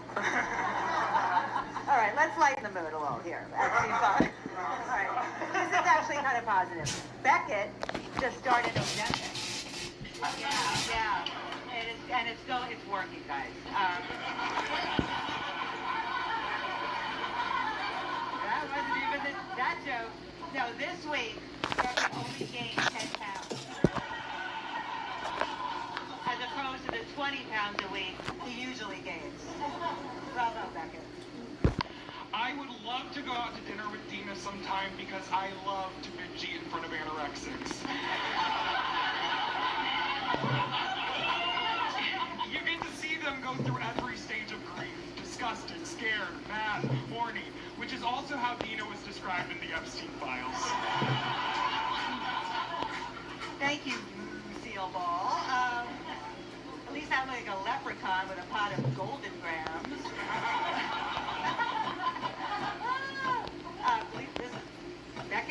This is true. But it turns out she wasn't Muslim. She was just embarrassed. It's perfect Dina Lewis sounds like the name of a coked out jazz singer because old men just use you for scat.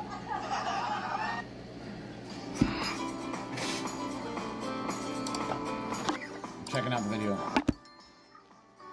Putting that shit down on that salmon.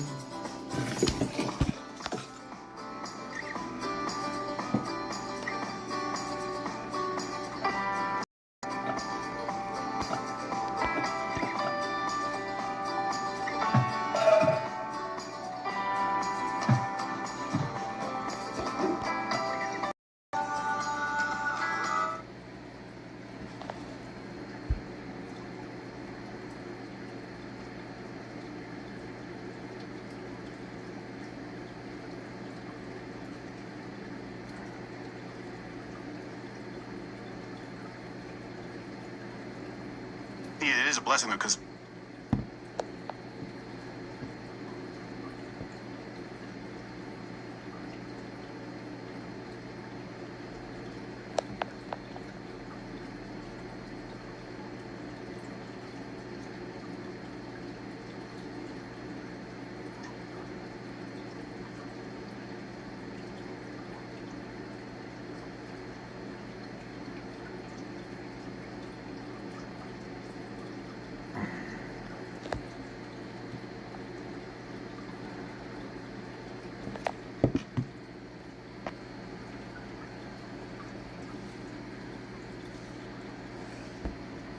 if you're over 60 with money in an IRA or 401k, a federal law that just completed its rollout is the single biggest threat. Which is called 1985, extended to Arab and Muslim suspected terrorists after 9/11. James Lawrence and I are arguing that the unvaccinated, the COVID unvaccinated, were a sort of deeply disliked class in 2020 and 2021. And in fact, in New York City, you couldn't go into restaurants and various things if you were not vaccinated. And so we deserve protection. So obviously the Second Circuit is a liberal circuit. Liberals generally don't like this argument. Yep. So we are hoping that for once they actually take a principled stand. So let me ask you then, can you explain to the audience the purpose of venue selection? I can't venue select.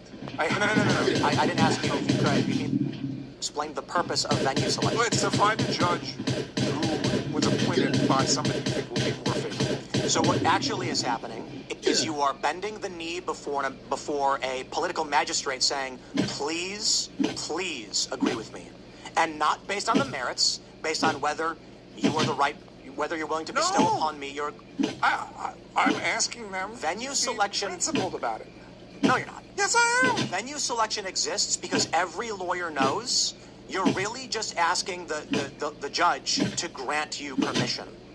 Otherwise, if you had the option, you would not be bringing this case in a liberal court. No, you'd go to West Virginia. Right, but you go to Wyoming. But why would you do ironically, that? Because you know they'll politically agree with you and grant you. Ironically, you're actually wrong, and here's why. And in this case, you're wrong. Most circuits, procedurally maybe, it's more basic than that. This law, 1985, was passed after Reconstruction or during Reconstruction. Okay. Many circuits, including the fifth, which is the most conservative, right? Texas, Alabama, Louisiana. I think it's Texas, maybe Texas, Arkansas, Louisiana. But Texas and Louisiana, okay? The fifth says basically 1985 only applies to black people. Only black people can have its protections. The second, because New York is liberal, has extended it in a lot of directions. Same-sex couples, disabled people. So if I were bringing it in a conservative circuit, if they were going to follow their precedent at all, they'd have to toss it immediately. It's because I'm in the second that I have a chance. So the procedural issue here is that a network of precedents are created specifically in this circuit, and you are challenging the base, the foundational stone, that if they rule against you could disrupt the other plans they have. The point ultimately is this. No one is going to court on the merits. That's a lie we tell ourselves. It's a lie I'm telling myself. Indeed, because I've been involved in more than enough lawsuits to understand that the first thing the lawyers tell you is we got to find the right fit. Why? Because we're looking for a judge who agrees with us morally and politically, and then it doesn't matter if you're right or wrong. In fact, I was dealing with a copyright lawsuit, and I was explicitly told, listen, if we bring this suit in California where the record labels are, you lose in 2 seconds. It doesn't matter if you're right or wrong. They are there in the pocket of the major labels, and they're not going to threaten their economy for some guy from West Virginia. If you sue in West Virginia, the inverse is true. The conservative people here are going to be like, Tim Pool brings money to the state. We will give him whatever he wants. That's the nature of politics. And I think the idea that it operates otherwise is just to make regular people feel like we have a just system. I can only tell you, and again, I had a venue problem in Berenson v. Twitter, okay? Brought it in the federal circuit, the Northern District of California. The judge was a Clinton appointee, but he was a good, honest guy. He was an old judge, a senior, emeritus, and he didn't care about doing anything except trying to, look at the case and realize that I had a case against Twitter. So maybe I'm biased because that happened. But again, what's being stated here is that I asked a man of principle, a man who thought his job was right and just. The issue that we can go all the way back to Daria Liza now, Chevalier. What do you think she would do if she was on a judge's panel? Yeah, I would trust her as far as I could throw her, yes. Well, you'd go in before her and say, here's the case, and she'll go, contempt, lock him up. And she's gonna be like, welcome to my court, baby. Because we see this stuff happening. Look at Judge Dugan, who let a criminal escape. The issue ultimately is this, we'll get into the next story. I'll say that all judges are unethical, or to claim that none of them are ethical. Well, let me finish my point so you can understand. If you go back to the 90s, you'll find that the political leanings of Democrats and Republicans are almost identical. There were a few wedge issues that disagreed on, like how much taxes we should have progressively and what are the limits on abortion. But when you look at Pew's research, which has famously been analyzed 1,000,001 times ad nauseum, you can see that the peaks for each party overlap, and they're only slightly different. Today, you can see left and right are completely divergent. So the simple question is this. If a person came into your courtroom who was in a lawsuit, and the goal of winning the lawsuit was to sterilize and castrate a bunch of little boys, are you going to allow that person to do it as a judge? I tell you this, a conservative judge is going to be like, it's not happening. To be fair, a lot of conservative judges will be like, I am constrained by the law because I'm a man of principle, and they let the left do whatever they want. I'd imagine if you were a judge, you'd say, it's unfortunate that you have the legal right to sterilize and castrate children, but I will let you do it. Because I see that as your moral worldview. In the instance of Daria Liza, we have a more strong moral stance in if someone's explicit goal is to kill or destroy my country, my people, and the things that I've supported, we will not allow them to take office. Your position is, they're voted for it, so they should be allowed to do it. Like, I get it, because I'm more wishy-washy in a lot of ways as well. But I guess the idea is like you said. I don't think it's wishy-washy. I'm saying for me specifically, it's like I don't have a lot of hardline stances on a lot of things. But for me specifically in this, you mentioned you consider yourself a constitutionalist. Does she see, assuming that she believes what was said in that statement, she hasn't disavowed it. She doesn't believe in the Constitution. She believes that as an enemy of the United States or as somebody who wants to end Western civilization, that she would theoretically have a problem with the Constitution. Why would we trust? Doesn't mean she agrees with it. She doesn't agree with it. She thinks she described the United States as evil, white, patriarchal, settler colonialism that needs to be destroyed. If she said yes, it's an opinion. The question is, does she believe in the Constitution when she calls it evil, settler colonialism? The answer is no, she does not. I mean, that's a conflation of ideas. Just no, it's not. It's evil. I mean, America has become a dominant military, grotesque form in a lot of ways. You're arguing something totally different. Well, it's not the same United States. You're arguing for constitutionalism. She's arguing that the bureaucracy is too big and it's controlling the world. No, she's not. She argued Palestine, all that She bullshit. argued that white Europeans coming here was an explicit evil that needs to be stopped. You're going to need to pull up exactly what she said because we started this clip off with a conflation of a company she's connected to making a claim. No, he didn't. And then we start talking as if she's the one saying it. And Yeah, she's the founder of CUAD who issued the statement. Whatever. You got a lot of employees. You know that if they go out in public and say stuff, it does not reflect on you. If the Timcast Corporation issues a press release, it's approved by me. If one of the 10 founders...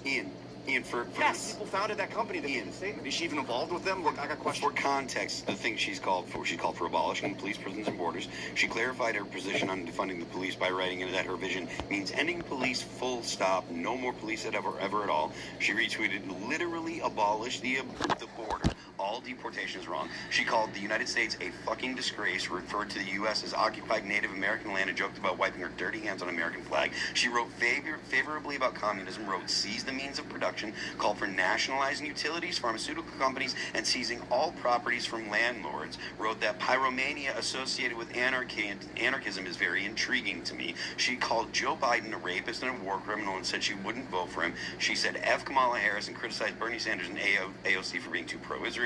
And she wrote that black and Arab men fetishize ugly colonizer women. You said that she said to steal all land from all landlords? She said, let me make sure that I'm actually saying it correctly. Is that seizing all properties from landlords. What was her claim? What did she say? She said she called for the seizing of all properties from landlords. What was the statement? When did she called for it? That's the statement. Here's what we can do. It's a quote. Here's what we can do. I'm looking at it, dude. Here's what we can do. Yes, Ian, you're looking for specific quotes, and we're giving you a broad overview of her political organization. It's a whole other conversation with what we've been having. Can I finish? With a handful of quotes. Now, if you take issue with, like, the executive statements, the literal statement from CUAD... 10 out of context quotes. I wanted context. Indeed. So right now, if you are unprepared to have that debate, instead of saying, I'm angry and don't believe you, you can leave. And show me that. And my point is, when you pull up, like, if a journalist reads the book, or like I read the manifesto, right, from the Montreal shooter, and I can tell you that he did not hate women, he actually loved women, but he hated modern society, capitalism, hypergamy. You would say, what did he say specifically? And I'd say, I am paraphrasing from reading 104 pages. If you want his quotes, go find them or tell me you don't trust me. Don't bring up his quotes if you don't have them. You can talk from memory if you want. Phil was reading the list. What he did. I don't know. And you're mad about it. My point is... more info. I mean, great. Indeed. Give me 10 cool things. It is not an argument to say, oh, you found a list of things she said. I want you to prove it more than you already did, because I don't know. It's like, okay, you can go in the other room and you can look it up, and then come back with those quotes and we'll talk about it. But right now, telling Phil that the work he did pulling quotes and paraphrasing is not adequate is not an argument. That's true. I mean, I'm not trying to denounce the value of what you brought up. I want to know more. Bro, she has a tweet where she said, my hands were dirty, I had no napkin, so I turned around and wiped my hands on the flag. It's not illegal to run for office and get into... For any of that stuff you said, you can get elected. Pretty sure desecration of the American flag could be... you can poop on something like an ethics violation or something. Well, yeah, possibly is an ethics violation. Guys, we're ragging on the left so much, I think we got to rag on the right, so I'm going to do this. We've got this from the Babylon Bee that I want to play for you guys. They wrote, we asked AI to simulate if the U.S. had a second civil war, and I'm going to play this video for you guys.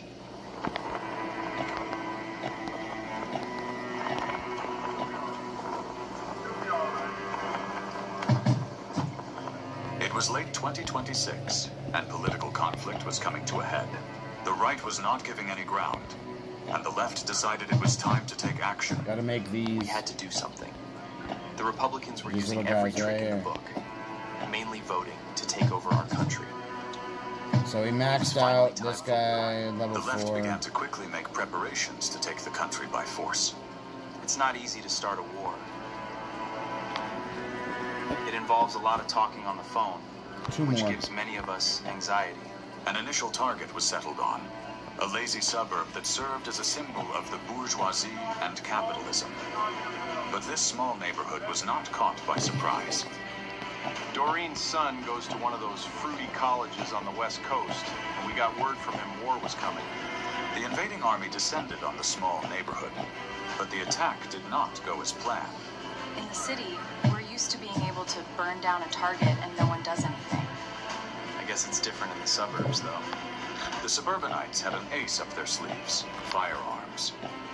One of the big issues is how we hate guns, but the right loves them. I guess none of us considered how big a disadvantage that would put us in a civil war. A single warning shot was fired, causing half the invading force to have a panic attack. The rest fled for their lives. The Second American Civil War was over. Everyone said I was crazy owning 6 AR-15s. Oh, shit. And I guess they had a point, since we had a full civil war, and I barely needed the one. The left signed the a wrong statement one of in there. unconditional surrender. So, The right was now fully in control of the country. As part of the surrender, we technically own California. We're seeing if it's possible to just push it off into the sea. Many of the losing combatants fled to the far north.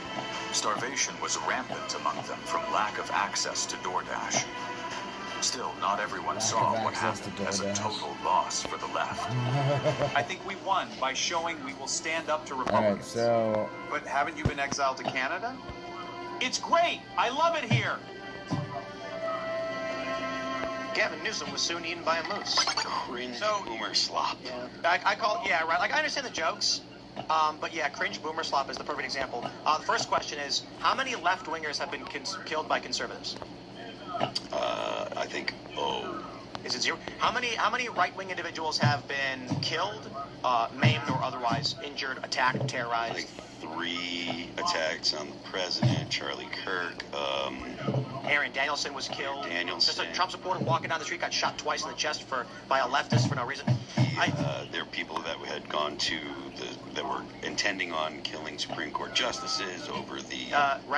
There was also the planned terror attack on UFC where they were going to launch drones and then shoot civilians fleeing.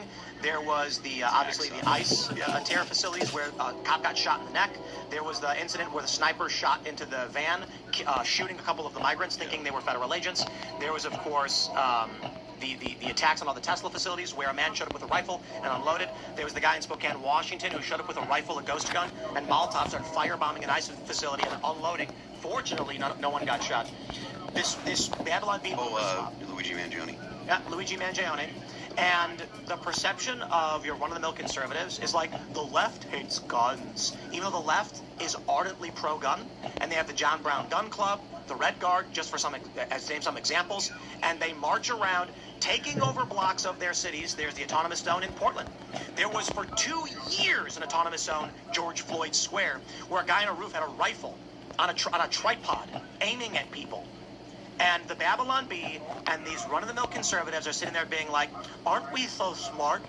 So I tell you this, my vision of what a second civil war would look like, at least based on how they view it, is that far leftists would show up with a bunch of AR-15s and switches, like Glocks with switches, and they instantly take over the small suburb town, seize the guns from the sleepy suburbanites who have them, and then kill a bunch of people who resist it, and you will get a conflict. Then the Republicans are going to go, now, everybody, there's not much we can do. I mean, this is a local matter, so the federal government's not going to get involved. And then the Democrats in the state where it happens, let's say it's Illinois, are going to be like on TV.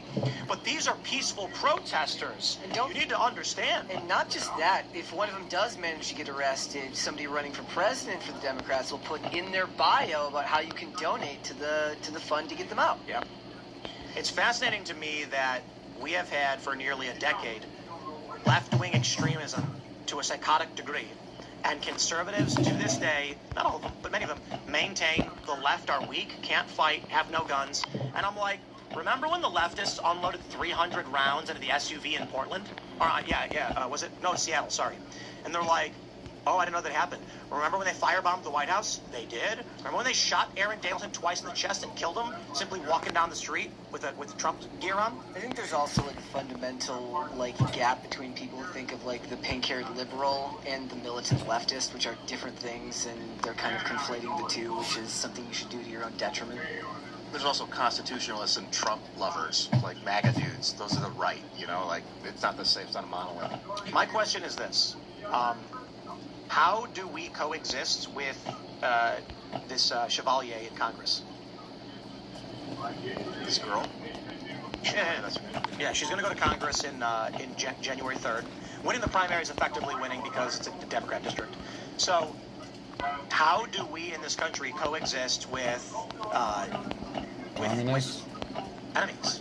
Better ideas usually is my tactic. Better ideas, putting their ideas on blast and debating them. Okay, so let's try this.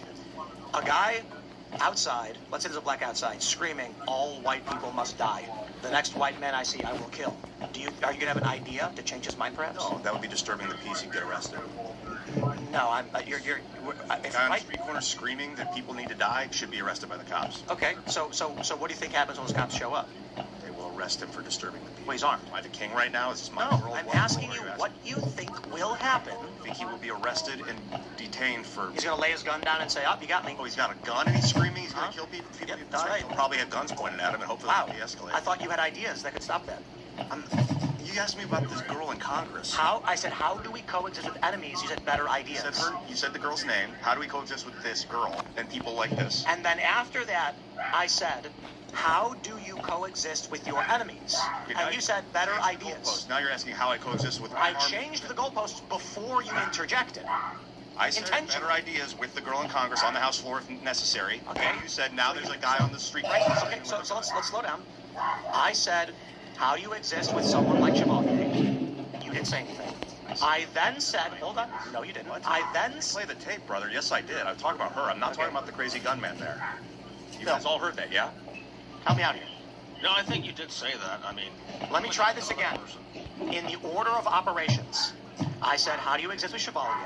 You said nothing. That's not true. I said... Then, will you stop and let me finish? Okay, what do you remember? I said, how do you coexist with someone like Chevalier? I was then asked what that meant. I said, how do we coexist with our enemies? And you said, better ideas. And then I said, okay, so let's say there's a guy outside. Let's say he's a black guy screaming, I hate white people. They should all die. The next white person I see, I'm going to kill. Do you have ideas for that? What is going to happen?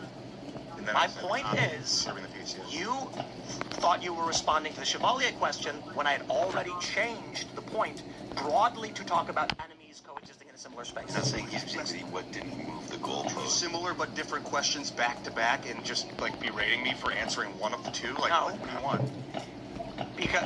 Because yes, when I tried to, this is Ian. You're arguing semantics out of the question. I'm not telling people to debate an armed gunman. I'm telling you if there's a girl in Congress you disagree with, you debate her on the House floor. So there is a person in Congress saying, I'm going to vote to kill you. What do you do? It's hyperbolic, obviously. No. She's literally said she wants the destruction of your way of life. Are you going to change your mind? I understand the American empire concern. I understand that. I understand wanting to deconstruct the empire. But, so let him.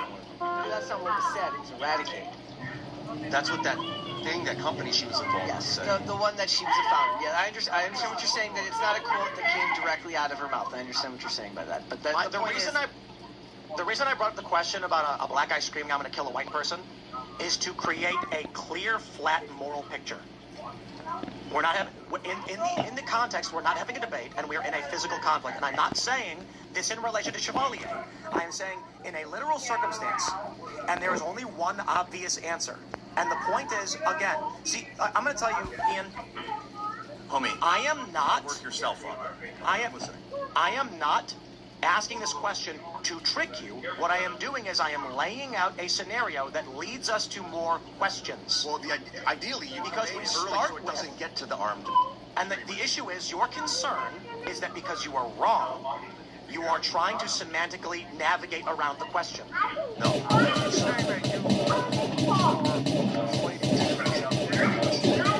Because I'm not. Because what I'm doing is, here's a flat moral scenario in the extreme. What happens in this flat moral scenario? We agree. Now we're going to move backwards and broaden the moral scenario to include variables. This is a method of understanding and conversation. But when you interrupt me because you don't want to answer the question because you think it's a gotcha, you are just disrupting the point. That's not what I'm doing. I just thought, literally, I thought you were asking about Chevalier. That's why When I tried to explain that you were wrong, you kept interrupting me saying you were right. Well, you changed it. And I told you I changed the goalpost. You had a different meaning I didn't understand. Okay. And I said literally after Chevalier, I made the point. We'll go to the gas station after this to do the new shit. Flat, hard moral scenario. You know why I did that? Because there's only one answer to an armed man screaming, "I will kill you." The police aren't going to come up and say, "Sir, please, let's have a conversation." They're going to shoot him. That's it. Without the hardline moral stance, what do you guys think? And I understand. Is that what do you think the odds are that somebody with that extreme is open to the idea of having their opinion changed on stuff as fundamental as like America as a country, right? Like I understand the idea. You go to the House floor, or whatever, to argue policy or to argue legislation. Somebody wants to pass this law, somebody else doesn't, and then you go back and forth about it. You have a whole argument about whether that's effective anyways, all that. But when you get down to the brass tacks and the person doesn't even believe that the country she's currently representing should exist as it stands today, how do you get anywhere with a person like that? And I'm not trying to make this a moral gotcha question. It's literally just saying, like, what are the odds that there's going to be any type of constructive dialogue? So to continue my moral framework as intended, He just said without getting it moralistic. right. I was asking you a question, like, how do you think what do you think the odds are that you can make it? I don't play the odds. I'm Han Solo. And this is why, and debate. If you haven't done it yet, you should, because it's not as hard as you think it is. the reason why I presented a moral framework with an analogy was so that I could advance it to the next question.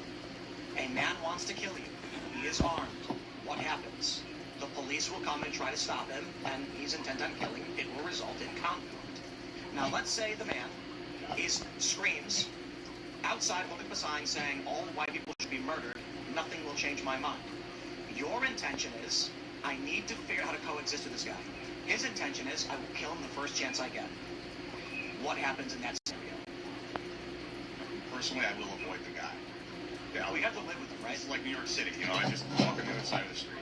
You have to live with him, though, right? That's where he sits in a maybe, yes. I don't have to, like, share a bedroom with them, but, you know, I actually think that's what conservatives would largely do. And that's why we are in this position where someone like Aaron Daleson took 2 bolts to the chest. Because people like you are like, I'll just avoid those that are you do. I think someone who's saying I'm going to murder people should be arrested. What would you do?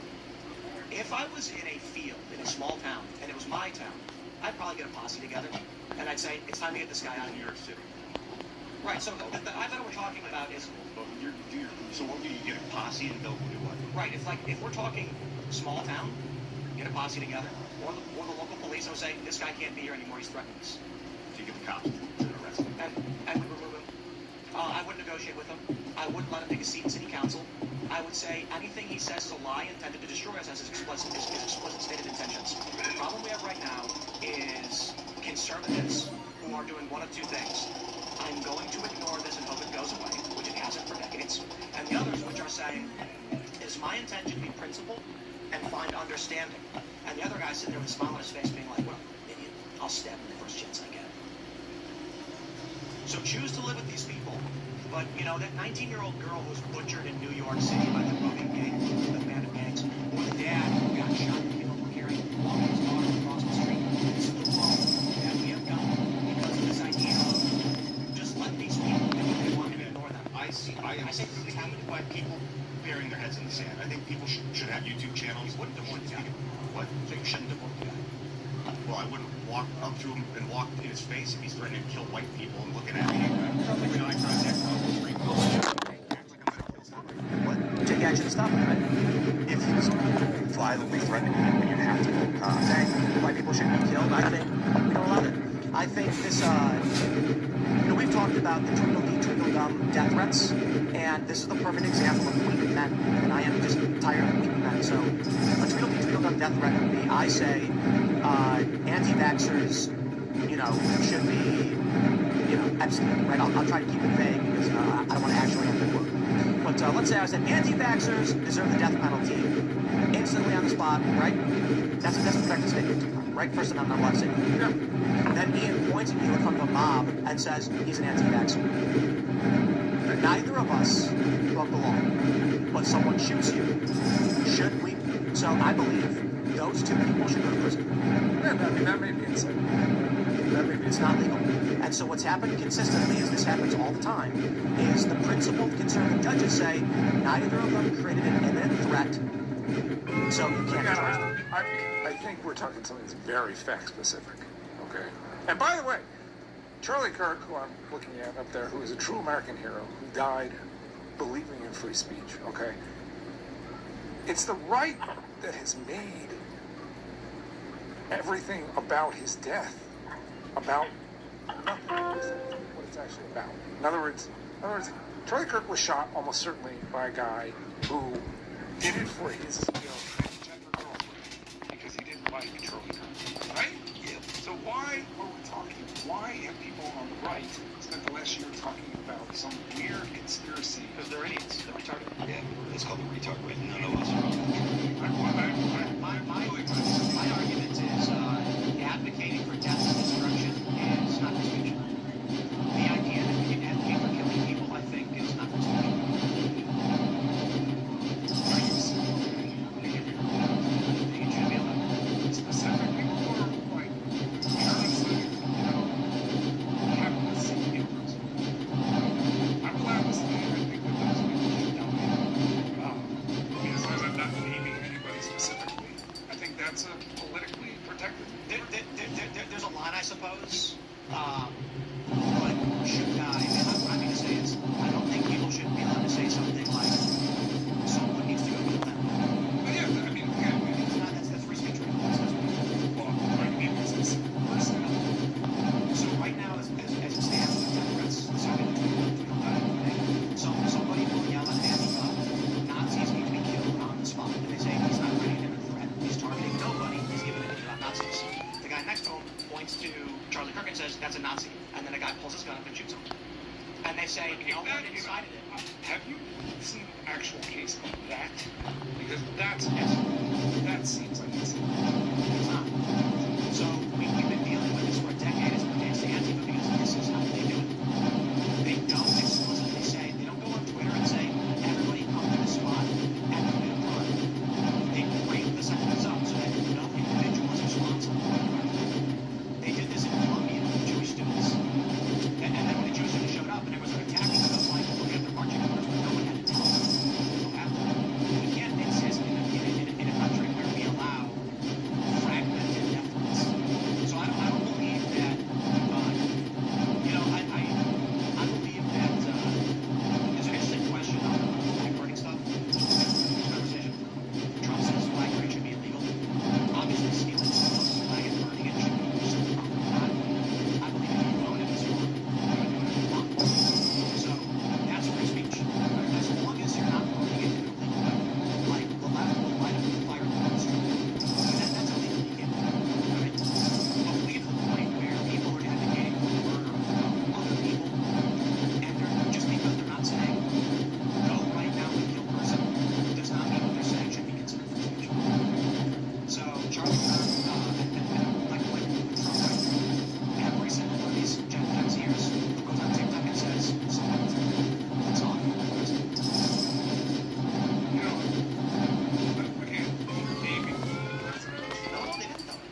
Hassan Piker at an event said, if I said someone should do it, everybody knows what that means. They all laughed. Yeah. So if somebody goes on TikTok, here's what you have. You see all these young women, largely young women, some young guys, they sit there and be like, why isn't anyone trying to someone right now go do it? Turn it off. That person should be arrested. Now, what will be required is proving that what she was saying was related, was political. Because if she had a video recording where she was like, I wish I had put he had someone go buy it for me, and the next video was someone go do it right now. That the context is not assassinations.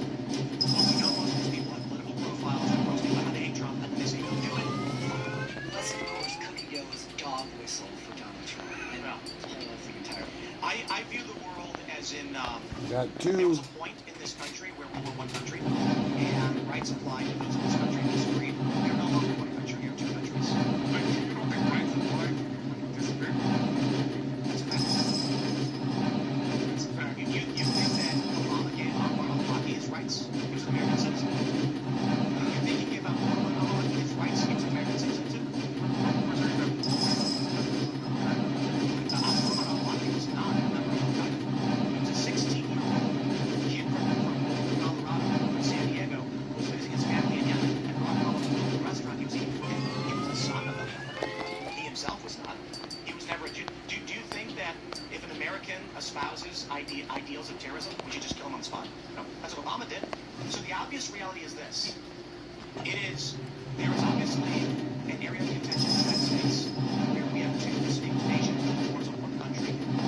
But there are two institutional mechanisms in place by which you can't just manipulate it. Because this is what it is. It is a fact that we do not grant rights to people of other countries. Yes. No, they are not protected. There's a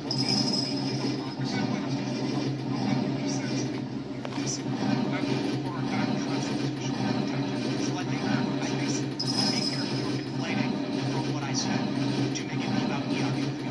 What I said is there are two different countries in different nations in the borders of this country.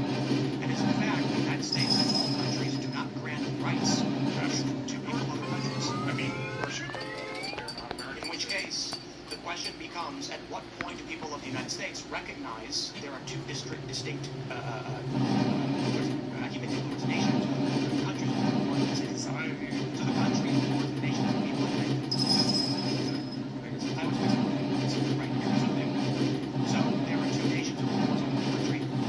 The South and it is a fact. It is not an opinion. Anyone can fairly assess the political worldview of the left and right will find that they are incongruous with each other and disastrous and stuff. We're in a state that exists because of this. Right? Created a country responsible to that COVID. So I refuse to believe that this is going somewhere that we can't believe. So when you have a Congress where, like, let's look at like Inland Omar, for instance. You have massive fraud stealing from public dollars and smuggling that money into. We say Republicans all the time. I'm not saying they don't. What's Okay. wrong with it? Well, so what? So we allow them as Democrats and she's stealing? She's smuggling money to a foreign country. We think. Well, we know that Somalis in Minnesota have been caught in payments of cash. We know that she has explicitly and publicly stated she is here to benefit Somalia, to bring resources to Somalia, she's stated. So we also then know that, I think at this point it's large, we know she married her brother illegally to grant an immigration benefit, immigration fraud. She's in our Congress. But I'll give you a similar example. I don't know if you don't consider yourself liberal or consider yourself moderate. Yeah, as I said in a speech a few weeks ago, I don't get right now. Right either side. Do you consider yourself pro-life or pro-choice? If you had to categorize me, choice. Do you think that a woman should be able to get an abortion in 9 months? No. Which is not No, I mean like a woman is walking past your limits and you get to think about it. I don't know her anyway. Would you just stop her? Which it is, okay? There's a line of field said, abortion is so complicated. I know. There's so many, right? There's the kids, like, abortion is perfect. I wrote about this. Abortion is murder by necessity. Because there's absolutely Within restrictions. But again, let's say, so you think it should be illegal for a woman to have 9 months to get it? absolutely. Let me ask you another side question. We'll come back to this one. If you were walking down the street in New York and you saw a man on his knees crying and another man was pointing a gun at his head and you had a crowbar in your hand, would you intervene to save that man from getting shot in the head? Yes. You would try and stop. Like let's make it more explicit. The guy's on his knees saying, "Please, please don't kill me. Just take my money." money, let me go. And the guy says, I'm going to rob you and steal from you because I can't, no one can stop me, and then you're going to die. You would intervene if you could. I would. Yeah. You'd shoot that guy with the gun. Yeah, hit him with like whatever. If you had a gun in your hand, you'd shoot that guy. Yeah, I think so. Yeah. Most people would. I'll give you the more morally direct and obvious answer.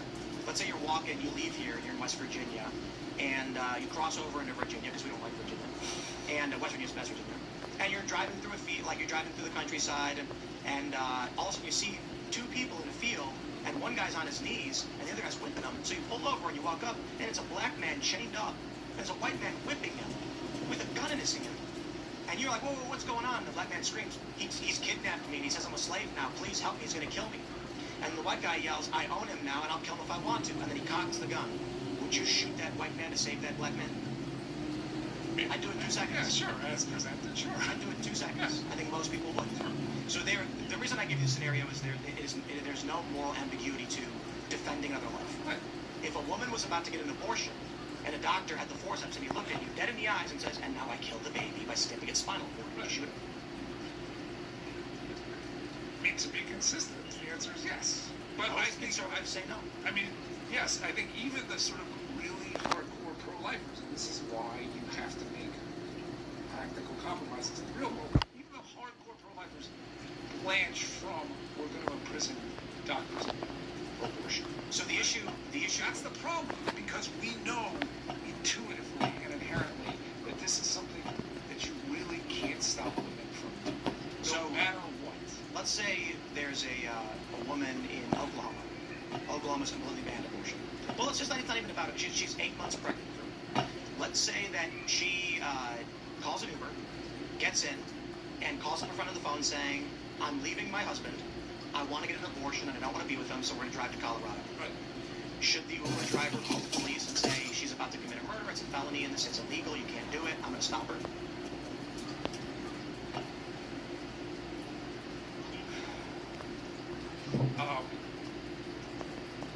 You're saying she's 8 months pregnant? Yeah. Then yes, in my opinion.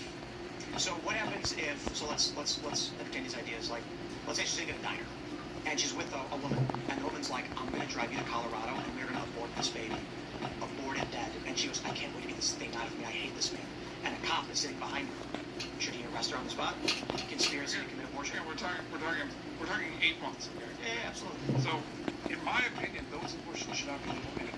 I know. So it's not about Colorado versus Oregon. No, Oklahoma. I'm sorry, Where it's illegal. I'm just saying, in Oklahoma, it is illegal. Yes. So the cop should stop. So she's violating the law. The cop has the ability to enforce the law. What if she crosses the border into Colorado before they can stop her? Now what happens? Well, now it's not illegal. No, it should be. Is it kidnapping? Of the child, the unborn fetus? I mean, that baby is viable, and that husband, that's his child. Yeah. And she's going to kill it. Is the layer of flesh between her and the baby a moral distinction between whether she kidnapped the baby? Yes, it is, because it's her flesh. This is the problem. My question was, we'll never convince a woman. I'm not trying to. My question for you was... She's not a layer of flesh, she's a person. My question to you was not whether she's a person. It was that, is the layer of flesh between the baby creating a moral distinction between the life of the baby? Yes. If she kidnaps a baby to murder, what do we do? I agree with you in principle. But what I am saying to you is that this is one where you have to exist in the real world. You must exist in the real world. And what does that mean? It means that you will never convince the majority of women. I'm not talking about that. That's not an argument that I'm trying to make, nor is it relevant to the conversation. You're just throwing out hypotheticals to get me to agree that there's... I'm not trying to get you to agree. I'm trying to ask you what your morals are, so I can ask you more questions to understand your worldview. But again, because you are thinking there's a gotcha here, you're refusing to answer the question and changing the subject. No. Let me finish my point. Okay, then I will come back with it. Because this question has nothing to do with abortion. It was to figure out what your morals are so that I can provide for you a scenario and understand what you would think would happen and what we should do about it, which is, I don't care if women want or don't want abortion to be, this is not what we're talking about. What we're talking about is a man whose baby has been taken by the mother and is about to be killed. And what do you think that man will do to save his child? There are arguments that don't agree. There are moral positions that cannot be squared. Okay? Can I stop you? You are going off in the wrong direction. No. I'm going to stop you. I'm going to stop you again. We're going to talk about abortion. When we're talking about this, We're talking about a framework of questions. we are talking about a scenario I'm presenting to you so that you can explain how you see the world. So I'm going to ask you the final question in this scenario that pertains to civil war, not abortion. Okay. What would a father do if a woman took his baby at 8 months in a state where it's illegal to kill, to cross state lines to kill? I don't know what he would do. You don't have any idea what a dad would do to save his child? Here's what I'm saying to you. There are two kinds of questions in the world. Questions that have actual answers. Okay, how effective is the mRNA vaccine? Okay, it's this effective for this long. That's a question that you can test and you can answer. Okay? And then there's a question of which is more important? My autonomy not to get the vaccine or some collective good that exists if we are all vaccinated and can't transmit COVID, if pretending that the vaccine worked, okay? The question of individual freedom versus collective good has no answer. And it's not what we're talking about. Yes, it is, okay? It's not. You said that you didn't see a scenario in which this country could get to that point. I am giving you some scenarios to consider your moral worldview on so that we can come to the final question of, do you think it's possible a 35-year-old man would use violence to save his 8-month gestated viable child from being killed? Yes, I think there's a scenario where that happens. What happens in a scenario where you have a country where states bordering each other have hyper-bifurcated views on these things, where a woman committing a felony is not breaking the law in one state, and you have state law enforcement trying to stop her? In fact, I think it might have been Mississippi that sought to charge her with conspiracy to commit abortion because she was planning to flee the state. My point here is the moral distinction between the multicultural democracy and the constitutional republic are at such extreme ends that neither can coexist. At a certain point, the bridge breaks. A woman says, I'm going to get a 9-month abortion so I don't have to live with this man. And the man says, she's going to commit a felony kidnapping my child. The liberals say, it's not a child, it's a fetus. The conservatives say it's a child. Now you have a breakdown where the police in Colorado will protect her because she's not committing a crime, and they will not allow another state to come in. Right. And a father who says, I will get every man who will stand by my side and who will stop anyone who dares to kill my child. We're not there yet, but we are dangerously close when states like California kidnap children for sex changes. When Washington passes a law saying a stranger on the internet can kidnap a child from Arizona, bring them to Washington for a sex change, and the state will protect them having done it. We are at a dangerous point where these laws are only recently passed. But what happens when a mom and dad, their 14-year-old daughter goes missing, and then they find out a 46-year-old man, a pedophile, picked her up in his car and drove her to Washington to get her sterilized, to give her puberty blockers and testosterone, and Washington says what he did is heroic. Do you think those parents are going to be like, yes, our child's gone? No, I don't. So my point is not that right now there's going to be people shooting each other. My point is, in Congress, we have a woman who says she wants to destroy this country. She's not in yet, but she will be. We also have foreign-born individuals who have explicitly stated they're going to extract money for the betterment of their home countries to their own people, and their constituents have been smuggling money out of the country. We have seen massive fraud in Minnesota, Ohio, and California in the Somali community. This country is being extracted, and there is an ever-shrinking population of American traditionalists, constitutional republicanists, I guess you can call it, who believe in the Founding Fathers, their vision for the Constitution, the evolution of the Constitution through amendments, and other individuals who are either communist ideologues or foreign-born and want to destroy this country. These two forces can't coexist. And I give you a really easy example. When Dan Goldman tried to buy coffee, they threw him out. Right? He can't even buy coffee in his own city. So how are we supposed to coexist as this escalates? It's not possible. Okay. Since, again, we're in the free state of West Virginia, just the slave state of Virginia, there was a big argument 40s and 60s about slavery, right? Whether it was moral or not. The North increasingly believed it was actually immoral, and I know there's an economic component to that, and I know, the North was industrializing, the South was more dependent on cotton, etc. But ultimately, I do believe there was a moral argument that led to a war. West Virginia wasn't technically it wasn't a free state. It split. It split because the fighting age men who vote went to war in the East and South, and people who remained didn't want to fight, so they not to fight. Fair enough. Yeah, it's pretty wild how, like, Virginia called up all of the men from the area that was known as, like, the Kanawha region, which they wanted to name the state, West Virginia. And when all those men were no longer there to defend their state or their values, the remaining individuals broke the state off and ran. Remarkable. That is remarkable. Not that Virginia was good, you know. But we fought a war. And the North won. Union did not break. And now, I don't think anybody would disagree that slavery is a war. Okay, that argument actually changed. There are no longer two sides. There's no longer a group of people saying, I mean, there's a few saying, you know, the Bible gives me the right to own the children of Ham. And there's a lot of people who think slavery is fine, but I think it's based on, I think most Americans, their immediate view of slavery is based on chattel slavery and, like, farm work.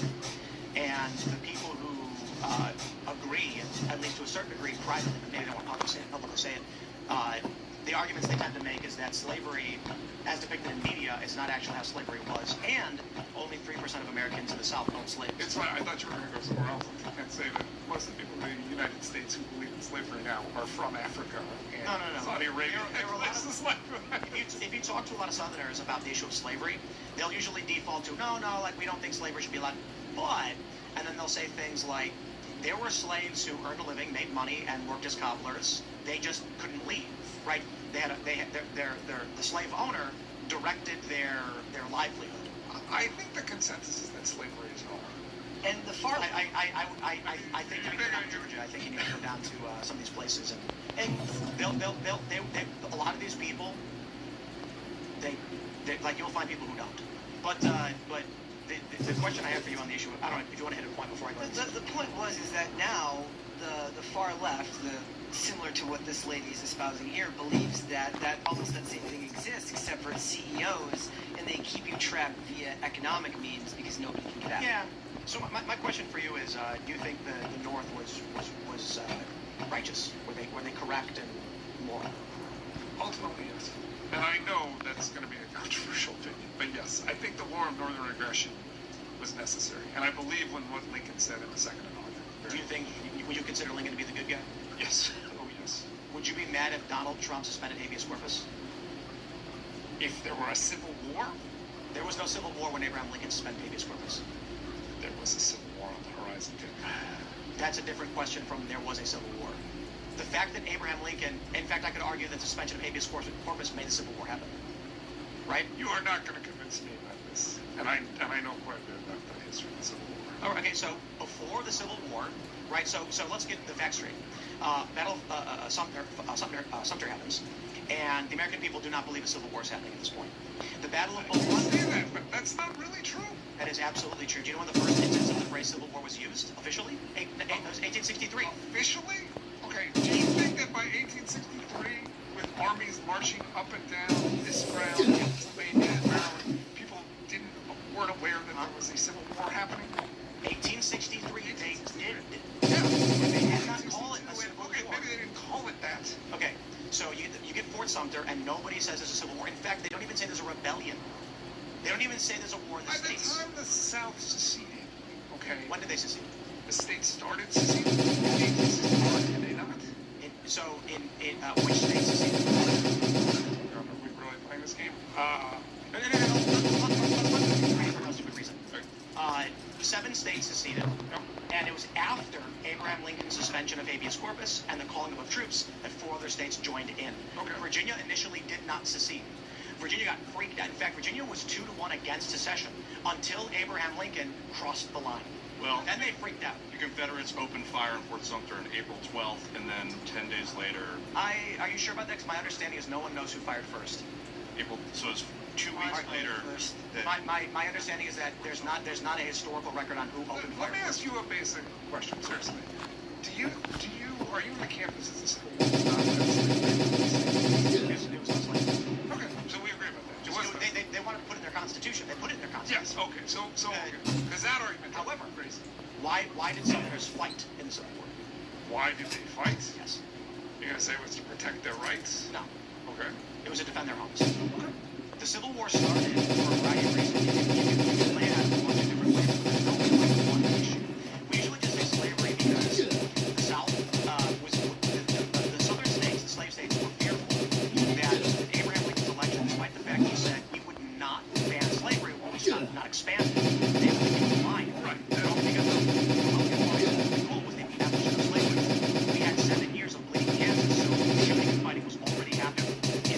race. Ooh, So when a Abraham lot of Lincoln them. gets elected, it's actually, I think it was January, before he was even inaugurated, 7 states decided to secede. In fact, Texas secession was hilarious. They only seceded because of geography. Several state senators, I don't know the exact individuals, but they had written, we can't be attached to a union. We're not attached to. And for trade reasons, geographically, the Confederacy makes the most sense. Abraham Lincoln, then you get the Battle of Fort Sumter. South Carolina says, get your federal troops off our land. They say, it's our land, you can't do this. My understanding was no one knows exactly who fired first, but nobody died. Nobody died in the conflict. One person died accidentally from it. This says that the Southern General Pierre Gustave Toutant Beauregard ordered the attack at 4:30 a.m. Okay, then maybe, I could be wrong about this. I might be conflating this with Lexington and Concord. I think I am. They don't know. That's a shocker around. Right. No one knows who shot first. So after the Battle of Fort Sumter, there is no civil war in the United States. Not a single person believes there is, or even will be. When the northern forces are coming to Manassas to enter Virginia, and southern forces move forward, people are picnicking. Yes, I know. Yes. After the first Battle of Bull Run, there was still no civil war in the United States. We only look back with hindsight at Manassas and Bull Run, and they still did not call it or believe there was a civil war. I've been saying it was a picnic, or people were picnicking. They were. No, they were. Let's say. The point to say that they were picnicking is to point out that the people did not perceive a civil war to be happening. No, they perceived. They didn't have media. They foolishly thought. I don't know what they thought. I don't think they foolishly thought anything. I think they think just like you do right now. We have Antifa committing, I think, over 465 terror attacks in the last 4 years. You cannot compare the political violence in the United States in the last few years, which is ugly and has mostly been left to right. I agree. You can compare exactly to what he gets. Like, are you familiar with what was going down in Bleeding Kansas? It's basically identical. Oh, people are getting scalped. Charlie Kirk got shot in the throat. Cameron Townsend took 2 bullets to the chest. Trump sent Marines into a marijuana plantation that child slaves. And the Democrats fought to stop them and fought with the Marines. We are at a point where we are very much in so academics describe what we're in a civil strife. Bleeding Kansas was civil strife. However, the civil rights era was also civil strife. Civil strife is academically defined as a period when at least 70 people are killed for political reasons per year or something to that effect. So we're well past that. The civil rights era did not end in a civil war. However, Bleeding Kansas did. So we don't know exactly if this will result in a civil war or not, but the potentiality is absolutely there academically. What we're seeing, I would argue, to the point of Abraham Lincoln is, the people of this country saw a battle. But what about when Biden sent the feds against the Texas National Guard? Now, don't get me wrong, nobody was shooting each other, but it was getting tense, and we were like, holy crap, like the Texas National Guard is now head-to-head with federal law enforcement. This could kick off in a very dangerous way. I would argue that is dangerously close to a Fort Sumter moment. No, they weren't shooting at each other, but they were given they were given directives against each other. So that's why we're like, holy crap. One accidental discharge, and we're in a civil war. Donald Trump took a bullet inside of the head, and people said we were 2 millimeters from a civil war. Abraham Lincoln suspends habeas corpus, creating a corridor down to D.C. because Maryland was a slave state, and the Maryland legislature was sympathetic to the Southern cause. There was going to be a so riot. Abraham Lincoln sent in federal law enforcement to arrest a third of the Maryland legislature to stop them from being able to vote against him. He then arrested people without cause throughout this corridor and locked them up for years. It was only 2 years later that Congress, after he wiped out his enemies, approved retroactively the suspension of habeas corpus. My point ultimately is, one could argue, there would have not been a civil war had Abraham Lincoln not been civil. The Southern secession may have just been a secession, and we'd have 2 different countries right now. There was a Baltimore riot on April 19th, and it's so close to the Capitol. That's why he suspended their rights and took it. Maryland was a slave state, so was Delaware. Yeah, it was too close to the Capitol. And so Abraham Lincoln said the Constitution can't suspend habeas corpus. That's a legislative power. He did it anyway. He had no authority to call up troops or do any of the things that he did. He did it anyway. Because, as Trump said, a man who saves his nation breaks no laws. Mulligan said that too, right? Is that true? Yeah, he was. That's but he hates the quote because it was a big deal when he said it. Yeah, you gotta. Everybody was like, I can't believe he said it. You always gotta ask though, like, what am I trying to preserve? Do I have to destroy this system in order to save it? Like, Let's we'll get some super chats. This is the Tim Rants About Civil War episode. Smash the like button, share the show. J Dirt Biker says, Ian, my culture is not your costume anymore. Omega Setsu says, Tim Pool is for Alex. The Nazis didn't say that they were going to bake the cookies until they did. How is it all hypothetical? Mom Dummy is saying that he will do the thing against the U.S. Again, I don't think he's saying he will do the thing against the U.S. He's arguing over a federal law enforcement authority with ICE, which I don't agree with him about. I think that ICE does have the right to enforce U.S. immigration laws inside, Well, they actually don't. They actually don't. That was the big issue of contention with Biden. The argument, Texas was like, we can't deport or deal with these illegal immigrants or arrest them because it's a constitutional executive authority. Right. Congress designated that authority to the executive branch. Right. Right. I agree with that. So Mamdani has no authority to interfere in that. Well, again, we're talking about insurrection. Not insurrection. So there's no insurrection in New York City. I was just there. But this is why I brought up the Civil War stuff, because you're like, if it wasn't in a movie, it's not happening. Like here's a question, right? When the Civil War was kicking off, do you think people walked outside their homes and there was fires and there was insurrection and people with pitchforks? And the answer is there wasn't. Look, I've actually spent some time in war zones, okay? And most of the time, this is what I learned as a reporter from New York Times in Iraq. Most of the time, in most war zones, it's peaceful. And most like New York is right now. Okay, that doesn't mean there's not a war happening. Doesn't mean there's not an insurrection happening. Let's bring my bike over here because I gotta fill this thing up with those things. Yeah, there was. Fill my bike up States in the southern states were moving now grab me a chuck. irrevocable conflict on the issue of slavery. And Lincoln, I don't think, could have stopped that in any way short of allowing the South to secede. As you said, that's what he could have done, right? Yep. Okay, he chose not to do that. I'm glad he chose. Should Donald Trump choose not to allow Mamdani to block? No, there's no comparison. I'm not comparing the two. I'm asking you, should Donald Trump not allow what Mamdani is doing? Should he just be like, I think politically, Minnesota demonstrated he would be making a mistake to escalate. Should federal law enforcement arrest local law enforcement if they interfere in federal law enforcement? Again, it's a hypothetical, and I think we have it demonstrated. Well, that's not hypothetical. That's a question of law. Okay. My answer is simply, I believe, yes. I don't care if you're a cop. If you obstruct justice, you get arrested. Okay.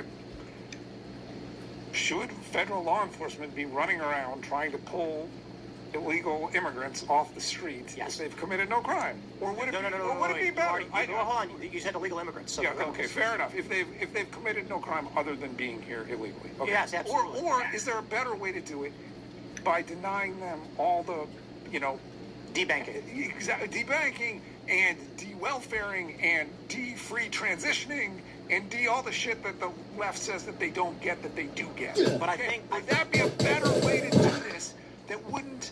70% of the people they've gone after have been violent criminals. That's not true.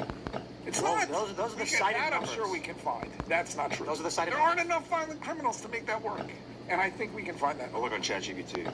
Those were the numbers cited when they said Donald Trump claimed he was going to go after only the violent criminals, but that's only 70%. 30% have been like. Can we find this? Because I don't think that's true. But what's the time frame that you're this is like the first month. I mean, well, like last year it was reported. So when the Minnesota into the winter, the reporting was that only around 70% were actually criminals, and Trump was actually going after bakers and. I voted for Trump, okay? And I'm glad he closed the border. And that gave him a way to do this that most Americans would agree with, right? Essentially by cutting off the flow of funds to these folks and making it uncomfortable for them. In pursuing this aggressive policy, he's undercut public support for something that I think at baseline is highly supported. I'm more of a pragmatist. I think the Republican Party has been sitting on their hands. I think the American people have been sitting on their hands. I think there's one simple question that needs to be asked. How do the American people benefit by bringing these people into our country? Right, they don't. So let's not let them come in. And let's get the ones who are out in some reasonable way. But I'm talking about Ilhan Omar. Oh. That. This is just ChatGPT. It says in 2025, roughly 70+% had no criminal conviction. In 2025? That sounds more reasonable. And that Maybe that was a number. 3% of ICE detainees had a violent felony conviction in 2025. This is from ABC News. The other one's from the Cato Institute. No, Cato Institute's fake. Yeah, Cato Institute argues that if a white supremacist punches his wife, it's an act of political violence. Oh, okay. Yeah, So I encourage you to do your own research on it. I'm using ChatGPT. I thought it was the other way around because, and so I would just say I'll defer to the immediate fact check, but my concern is not trusting these sources because what they like to do is claim Kilmar Abrego Garcia was a Maryland father instead of saying he was an adjudicated MS-13 gang member. This says that for 2025, ICE data and independent analysis show a very different pattern. So I'll try. That's the point. We had a debate with some liberals where they said, I can't remember what it was, they said only 70% have actually been criminals. The rest have been just run-of-the-mill, undocumented workers and blah, blah, blah, blah, blah. That could be where I'm confusing the number because I was debating someone and I assumed that was right and it was actually wrong. But I think if you pull up ICE numbers, it'll probably say something different. And therein lies the big challenge. We're going to go to the uncensored portion of the show. Smash the like button. We'll swear as we talk about the same things. You can follow me on X and Instagram at Timcast. It's going to be at rumble.com/TimcastIRL. Alex, you want to shout anything out? Can I pitch my... Of course. So this is the Fatherhood Manifesto. I wrote this for Father's Day. It is essentially a conservative defense of fathers and fatherhood and masculinity, which I can't believe that I'm the one writing, and I can't believe that this has to be written, but it does, because, for 40 years, the left has been mocking fathers and fatherhood. Really, it started with Married with Children, and it's never stopped. And so this is, it's very short. As Charlie, who is not here, said to me, he's going to read his copy on the bathroom, which, read it wherever you like. But it's sort of 20% philosophical defense of conservative vision of fathering that's not gentle parenting, and then 50 practical tips. I was told by Bing Crosby, you got to beat the kid with a sack of sweet Valencia oranges because it'll show him who's boss but won't leave a bruise. I don't know if I'd go quite that far, but it's actually not true. That's the theme. The bruise part will leave a bruise. No, don't beat your kid. No, punch him in the stomach. Don't hit your kids. Don't hit your kids. Alex, what's it called again? It's called the Fatherhood Manifesto. And no, don't hit your kids. Where do people get the book? You can get it on Amazon. You can hear my, dulcet tones on Audible. An audiobook? It is an audiobook. It sort of looks like the COVID booklets, and that's intentional. It's sort of supposed to be very basic, but, if somebody said to me, how is this, you were writing about COVID, how is this like that? I said, this is sort of, it's a cultural version of this. These are the truths the mainstream media doesn't give you. Let's go heavy on the COVID stuff in the uncensored portion. Sure. Because there's a lot going on still, and we've talked about it quite a bit, but what's up? Guys, if you want to follow me, I'm on Instagram and on X at Brett Dasovic on both of those platforms. You should check out PCC Pop Culture Crisis. This is live Monday through Friday, 3 p.m. Standard Time. That is Pacific. Also, if you are a member of the Timcast Discord, I do shows twice a month on Saturday nights at 7 p.m. Bonus episode. You guys can call in to talk as well. It's a lot of fun. Thanks, guys. I'm just happy to be here. Thanks for having me. Thanks for allowing me to participate. I hope I didn't steamroll anybody. I really, really enjoyed that. So, Alex, great to see you. Tim, Phil, everybody, good to see you guys. Brett, Carter Banks. Good. Thanks for coming. Hey, man, always well. Love you, Philip. I am Phil That Remains on Twix. The band is All That Remains. You can check us out on Apple Music, Amazon Music, Pandora, YouTube, Spotify, and Deezer. Don't forget, Ian Crossley cannot change the weather with his mind. You sure you can't? I'm not sure. That's the point. My magnetic field is interfering with the Earth's magnetic field, thus logically would dictate there is some connection between your body and the weather. Yes. I'm Carter Banks. You can follow me at Carter Banks everywhere and at Carter Banks Official everywhere else. Put a new music video out to the song I've got right now on Trash House Records YouTube channel. Go check it out at Trash House Records on YouTube, and also get the song and help me beat Lizzo. We're almost Gotta beat Lizzo. Not that hard. Her sales are on Ozempic. She's you were waiting for that, weren't you? I tweeted it already. All right. We'll see you all over at rumble.com/TimcastIRL right now. Thanks for hanging out.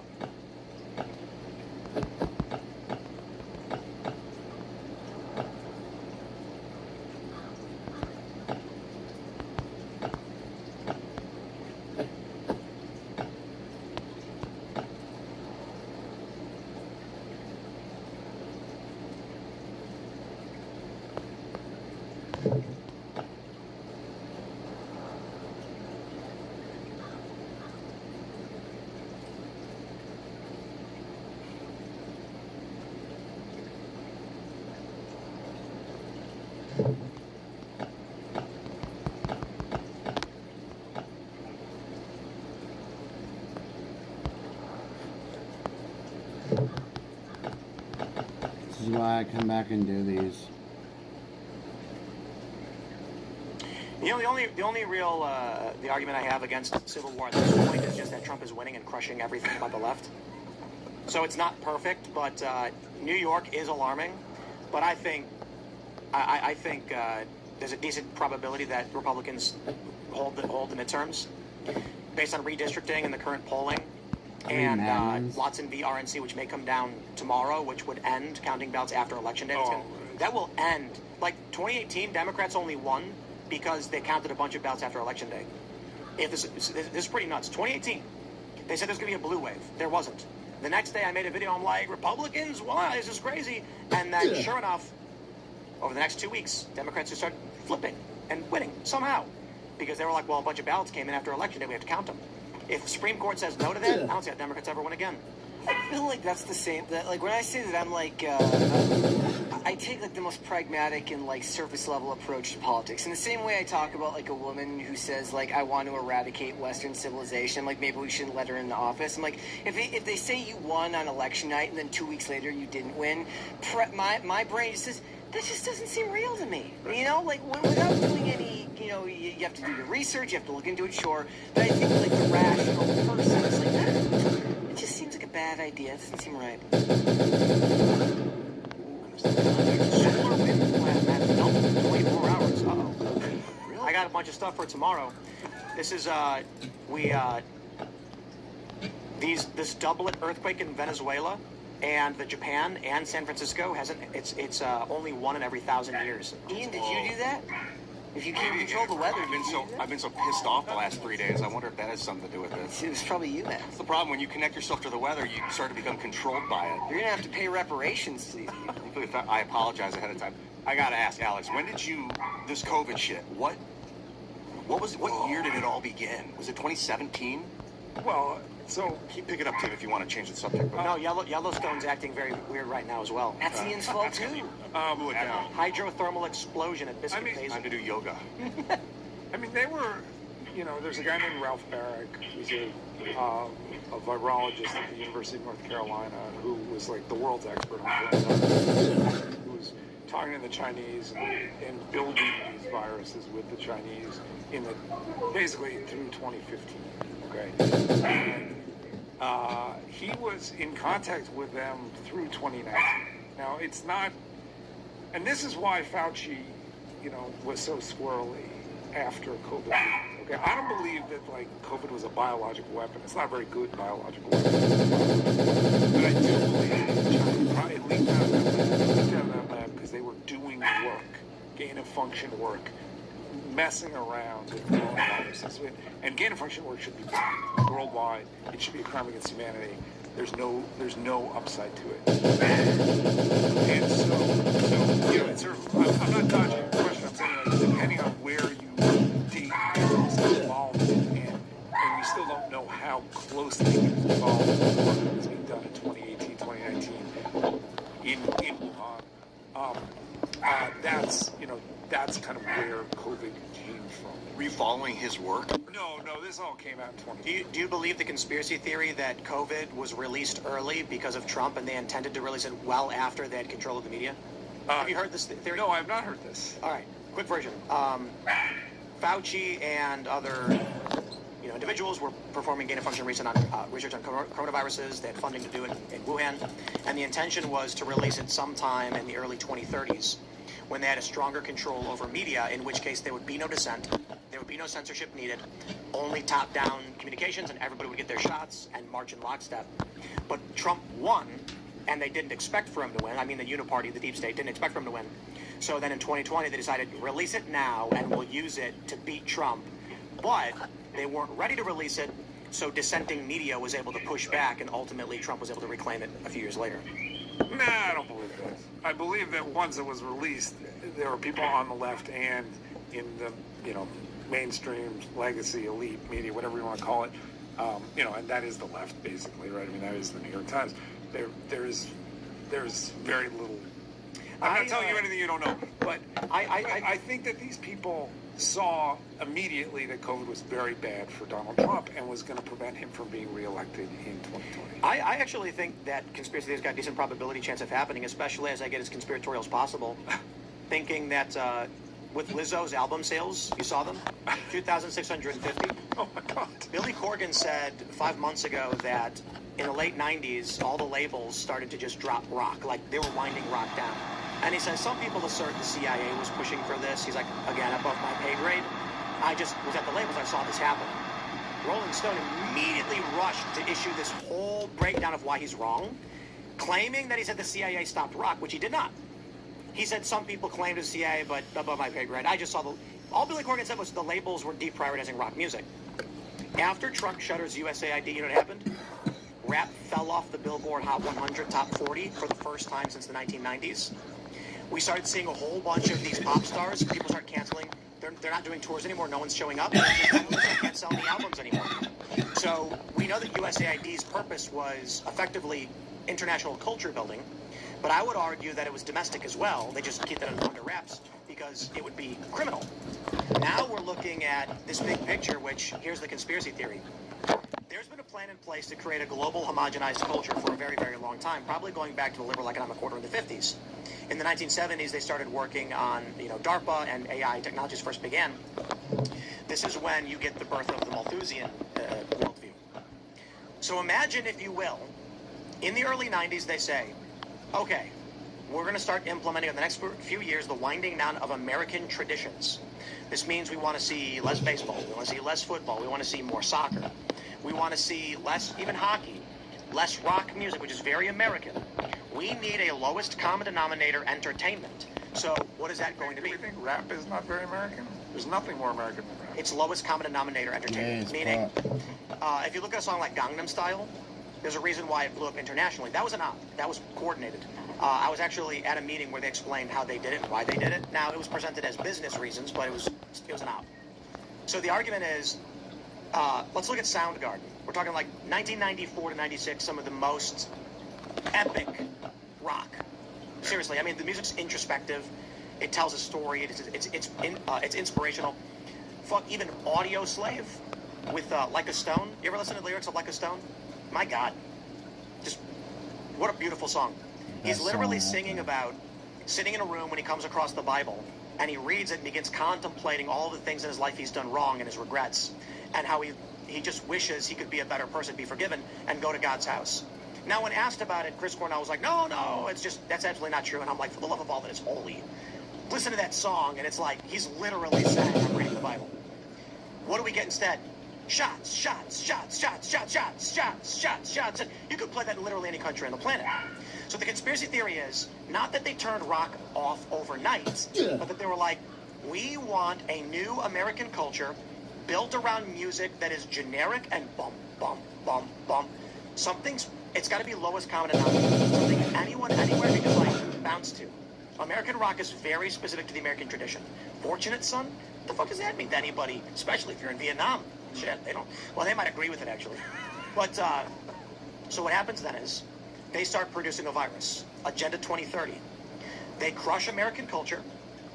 Then, they take control of the political system. Hey, the deep state. Hillary Clinton, Clinton Foundation, the Republican Party, Koch brothers, all of the powerful elites. The easiest way to put it is by the Davos group. What's his face? What's the Davos group?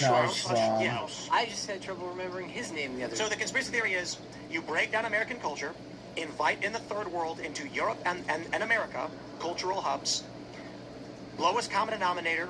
You want to spread it around the world. You want the culture that's being exported, because America is the principal exporter of culture, to be flat. Then, in 2030, you release a pandemic that locks the world down, kills the established business, and resets everything. A great reset, as it were. Didn't even have to be just rock music. I did a video yesterday. It's going to come out tomorrow on AI music and stuff like that. And my point was that I think America peaked when Mariah Carey performed at Madison Square Garden in 1995. That was like as happy as all our races have been together all at one time, right? Third Eye Blind was the denouement. Their first album was after like the crest of America. And I was putting it like a Stone. You just sound like a bunch of old people. But listening, It was so good when I was a teen. Like a Stone was the 2000s. And the reality is, here's a question for you. They put out a movie with Millie Bobby Brown and Chris Pratt, I think last year. And the soundtrack was like 89 rock. Why? That's not modern music. They put out a movie in 2010 with Robert Downey Jr. and the soundtrack was late 80s rock. What I noticed was, and I started looking into this, why is it that major movies, their soundtracks tend to be 90s and earlier rock music? Why is it that we use Fortunate Son for every war movie? And I mean, you know why they use Fortunate Son. It's a Vietnam song. Yeah, exactly. But the point is, rock music is identifiable to Americans as American culture, and it elicits emotion that the movie is trying to convey that rap does not. So rap and pop don't end up as soundtracks in films because they don't elicit emotion in Americans. The question then is, how could it be? Guardians of the Galaxy is a really great example. 2016, 2019, and the soundtracks to those are 70s, 80s, and 90s, and it actually put those songs back on the charts. If it is true that rock music instantly charts when it's put in these movies, why are the record labels not promoting and running more rock music? That's not a conspiracy. That's a question. Look, are they trying to lose money? I'm a child of all this music, right? Nirvana, STP, Everclear. Why am I blanking on all the other bands? But I know the feeling. I'm not gonna put that I am so old. Argyle and Fade, baby. That's Fade. That's We're gonna go up to the fucking. Yes. We have Smashing these, Pumpkins, etc. I love that stuff. Okay, but like guitar rock was in charge for 30 years, and then emo took off, and that sort of led. Emo never took off. It was grunge that led to emo. Grunge was emo was never top charting Hot 100. And Nickelback was the last rock song to chart. And that was like what, hard rock? Emo would have been more beneficial of the MySpace era. It took off in the charts of like it was social media outside of the Billboard. And then and since then we've had a bunch of women whining. Okay, and that's like right, so there's been and Taylor Swift, like, I don't like Taylor Swift particularly, but I do. Okay, you do, right? And so Fuck she you. sold That's why billion copies. Dude's People gay. want her. Sure. So, and like, I didn't say that wasn't the case. Why is the Metallica can sell at a stadium to this day, and they're not trying to make rock? His politics have become completely contemptible and ridiculous. It sells it out because he's old. Stadiums? Stadiums. Stadiums, 100,000 seats. I mean, I don't know the last time he tried to play in MetLife, but I think so. He certainly. So here's the point. The point is, still does really well. Boss. His fans are old. I get they that. have money. Okay, and so Metallica is old. Their fans are old. They have money. They can sell out stadiums. So why would they not try to create products for that large group of people who want to buy rock products? Ask the Metallica guys why they haven't released anything. I'm not talking about Metallica. I'm saying for what reason would a major label say Metallica can sell at a stadium? Let's not sell more products. Because if you're running a label, you want to create stuff that's selling to teens and 20-somethings, right? And no, you don't. Done with guitar rock. That's not true. That's never been the case. Okay, so the companies want to sell to the largest market share. Okay, so then you're saying they should just keep recycling product, which they presumably do. The question is, so is chocolate ice cream recycled product? Is it recycled product? Is chocolate ice cream recycled product? People like chocolate ice cream, right? Right. So how many different brands of chocolate ice cream are there? Many. And it's near infinite. It's insane how much chocolate ice cream there is. And stores keep selling it. Now, what if I told you, for some reason, every single major grocery store stopped carrying chocolate ice cream and put in asparagus? I think we're talking about two different things, okay? If you're Bruce Springsteen or Metallica or the Stones or whoever, you can tour and you can release new albums. And the labels will be happy to do that, right? So I'm going to pause you there because I think we already addressed this, but I'm saying it again. There's a proven market for rock music that sells at stadiums. Right. Those people will buy more music. Maybe not. Maybe you and I are too old to be buying. Metallica's made by 20-something. Metallica's most recent record was 2023. Okay, right. Metallica has an audience. So hold on. The way marketing and promotion has always worked is the reason why we had specific guitar music for 30 years is because kids are listening to the music of their parents. And this is... No. Yes. How old are your kids? I have a 1.5-year-old. Okay, your kids are not going to want to listen to the music you listen to. I can tell you that. You are incorrect. I have a 13-year-old. Not unless you... I have a 13-year-old. So how often have you... own music. So you're misunderstanding, right? Parents are Christians. They have Christian kids. The kids who drift away from that are because they're being influenced or indoctrinated by outside forces. Children emulate their parents, and they can't know what they're not introduced to. No. You're going to be in for a rude awakening. No, you are incorrect. Let me ask you a question. Does your kid know how to do origami? Do my kids know how to do origami? I actually don't. Yes, they do. Like advanced origami, right? Not advanced, but... Well, why not? Because they... Did you ever show them it? No, I don't do so they couldn't have learned it. Yes, they could have learned it. So I'm saying the fact that they can't do it shows they could not have learned it from somewhere if they don't know how to do it. I'm not saying it's impossible. I'm saying it is logical to conclude no one taught them origami because they don't know. Sure, okay. The things that your children do that are outside of you came from somewhere. Okay. This is not rocket science or shocking. So when you say you're in for a rude awakening, what you're actually saying is you give your kids to other people. No, I'm saying you can't control. Listen, I just wrote something about how you should parent your children aggressively. It doesn't matter. They're their own people. They will do anything. Yes. Giving them to other know things they are not introduced to. I think you're both possible. Right, because I was influenced by my dad's music. No, I just think you're misunderstanding what I'm saying. What I'm saying is, when you play rock music when you're growing up, those kids will only get into rap if their peers are into rap and they go off to hang out with them and want to fit. They're not going to randomly just one day manifest rap music. It has to come from somewhere. The internet or from other people. Sure.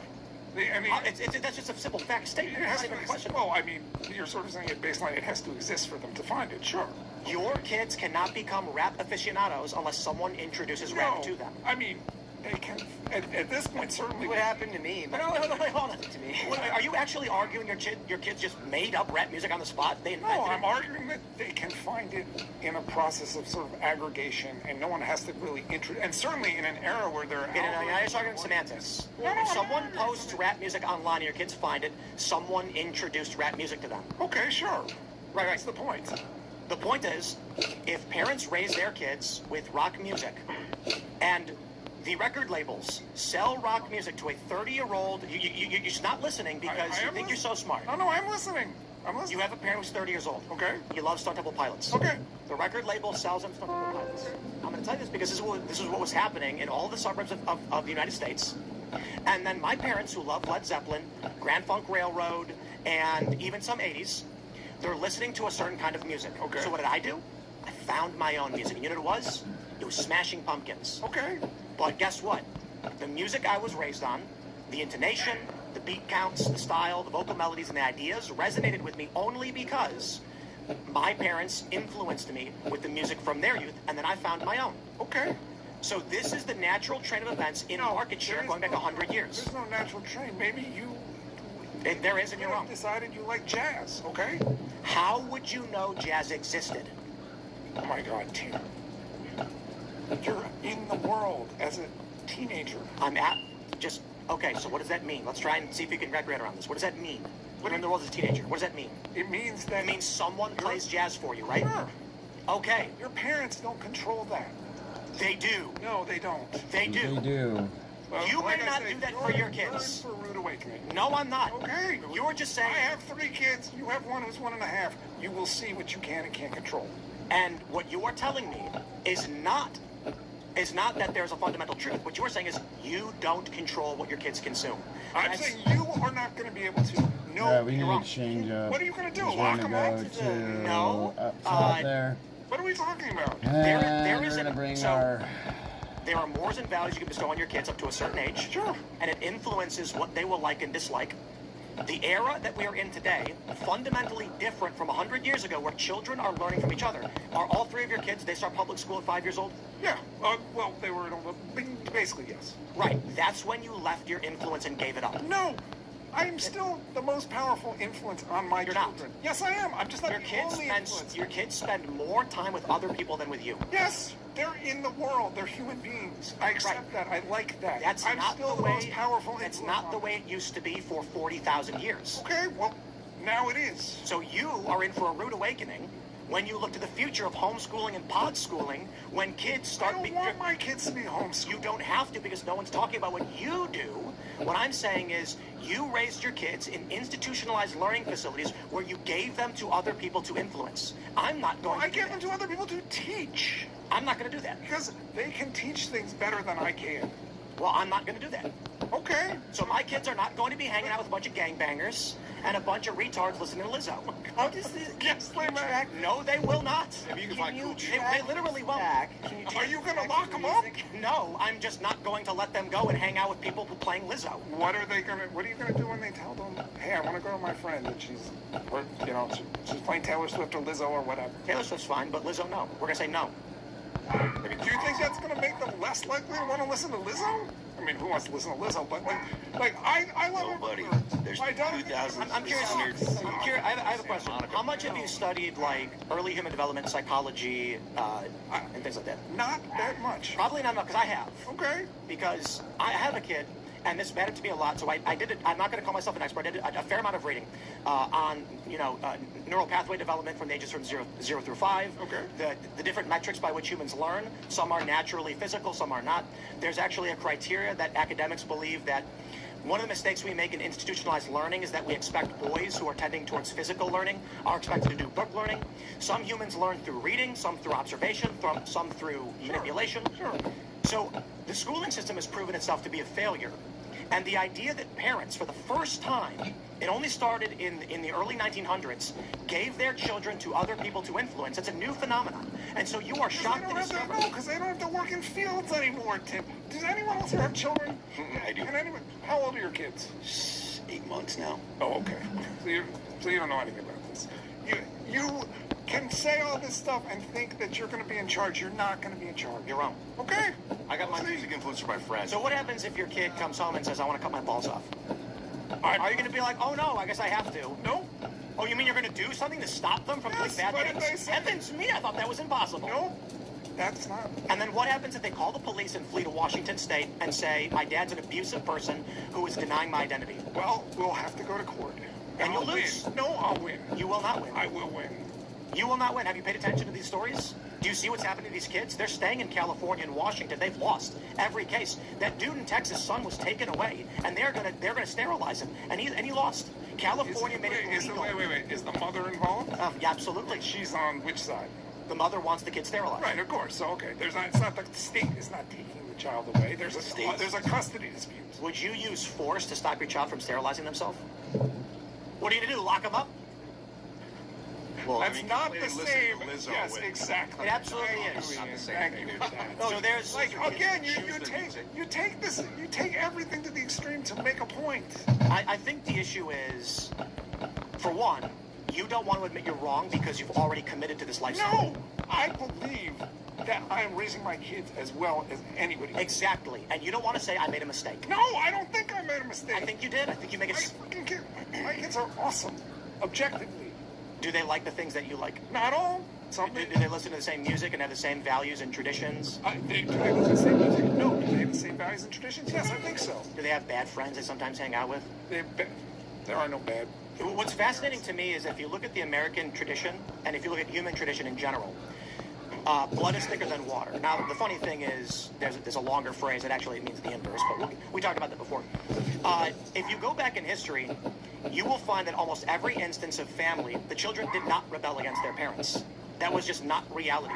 And then with the Industrial Revolution and the mechanization of learning facilities, the institutionalized learning facility, children all of a sudden became rebellious. The reason was children were no longer being influenced by their parents. At 5 years old, you were wrong. The reason is that children were no longer like sources of production who had to contribute or that has nothing to do with influence. Of course it does. They were completely dependent on their parents in a way they aren't now. No. The reason why children believed different things from their parents was not because of field work. It's because they put them with different people. TV. Well, would you rather live in, like the Amazon, where basically children are hunter-gatherers at this point and the family unit is sacrosanct and there's no school? Because I wouldn't. That's not really the argument. The argument is you can live in the modern era and not have your kids be influenced by strangers. Maybe you can't.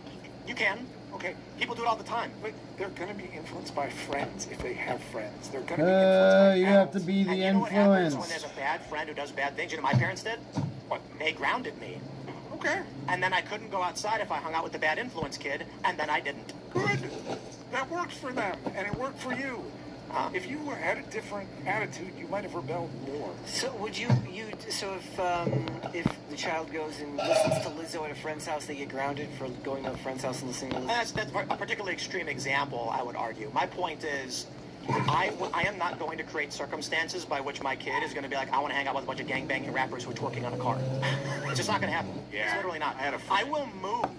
Dude, I will get in a car and I will drive to a different city full of Christians going to church, and we will go to church every Sunday.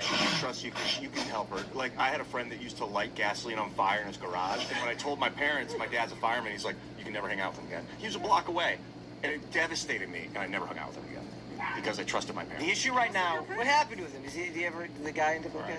I see him online. So the issue right now is, Shout out to Mark. I don't know, he's cool as fuck. So I've been, I would consider myself like, I read a lot. I think it's apparent to everybody. So I was reading about a lot of this stuff back when I was a teenager because I didn't know. I was trying to understand what to do with my life, how the world works, things of this nature. And my dad and mom had been telling me to go to college. And I didn't understand. Like, this is who I am. If you come to me and say, look, college, I'll say, you have to break it down mathematically so I can see all of the steps to the logic and make a conclusion. If you just come to me and tell me college good, I'll say, prove it.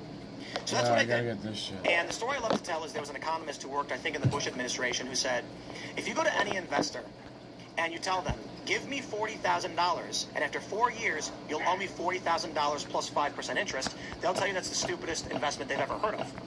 And so that's what we're telling all of the kids to do in college. And so I looked at that and I was like, my parents are completely wrong about this. He broke down the math saying, if you're 16 years old, get a job at McDonald's. Do not quit and work there 40 hours, be on time, work hard, dress right, speak right, thank you, sir, yes, ma'am, yes, sir. In 4 years, you're an assistant manager. If you save 10%, you will have several $1,000s. Actually, he actually did the math. And this is back in, this is 2003 or something, 2002 maybe. And then he was like, now compare the college grad at 22 years old. You are 22. You are an assistant manager with a small salary or maybe a slightly higher hourly wage with a savings and no debt. The college graduate has no job and is looking for prospects, but has $40,000 in debt So plus ate interest. that. I'm gonna run that they have back to down add to here their real monthly quick. budgets. I need to grab. Now their cost of living is higher by default, and you I'm gonna already have grab a those savings. things If so I don't you have to continue this course keep traditionally, dropping them off. the I'm college just trying to have drop, a the stack of kid them who so was we can never went just to college go back and retires forth. with I've got a $1.5 huge million, stack of the bunker. and the college graduate retires with Right there. $500,000. College is a mistake unless you're going for a passion, it's free, it's a scholarship, or it's a requirement like you want to be a doctor or academic or otherwise. So I looked at all that stuff and I said, holy shit, everybody's wrong. Why are they all lying to us? So I started looking into natural human development, and then I started reading a bunch of other interesting academic things. The most important years of human beings' life are 0 through 5 years old. What do Americans do with their kids from the ages of 0 through 5? On average. Not everybody. I think in this room. Think it, but I know what you're thinking about. Nothing. Sit him in front of a television set. Yeah, nothing. Daycare. Literal nothing. Historically, I should say traditionally, the past 100 years with institutionalized learning facilities, it has been nothing. They have done, and this was never the case for 40,000 years. Typically, the children would be with mothers for the first 3 months, male or female. Well, then the kids would always be around the parents, and the work was done largely at home. Now, I understand it's field work, but we're talking about when there's cobblers, leather workers, blacksmiths, printing presses. The children are around as the parents are explaining what they do, and the kids grow up, and that's why there's a last name. Because the blacksmith's kid was a blacksmith. So they were learning from 0 until they were teenagers and then became principal workers in that specific industry. We disabled that. Then from 0 through 5, children learned nothing. So what happened? No neural pathways were forming for the purpose of survival and passion. So there's an interesting question The other one, this I one like is to ask my 13. friends when we were in college. I had a friend who So was I read that 23 one. when I was like 20. And I said, what are you going to school for? business management or something. And I said, what are you going to do when you graduate? I mean, she's like, fuck me, I don't know. I don't know what I want to do. And I said, what were you doing when you were 13? She goes, riding my bike with my friends. And I said, you want to own a bar? And she goes, oh my God, I want to own a bar so bad. And I said, because humans want to do what they were doing when they're 13 years old for the rest of their lives. However, for most Americans, they're doing nothing. So there's nothing they want to do. So they hate their jobs, they grow up, they're miserable, and they want to do nothing. And that's why we have so many communists who want to do nothing. Me, what was I doing when I was 13? Anyone take a stab at it? Skating. I was sitting on the internet reading news stories. It's not an exaggeration. I was doing Flash animation, programming video games on Multimedia Fusion, Flash. I was reading Fark.com. I think that was around back then. Newgrounds. I was reading We're just going news straight all up and day, coming every right day back on down. the internet. And that's still So it doesn't even matter. Actually, I don't even need I do those these. things. So But right we'll now use we're one in a anyways. country where the overwhelming majority of babies are raised by parents who do not give them any education from 0 through 5. So this thing is And empty. what's hyperbolic? You're wrong. No. The majority of parents do not give their kids education 0 through 5.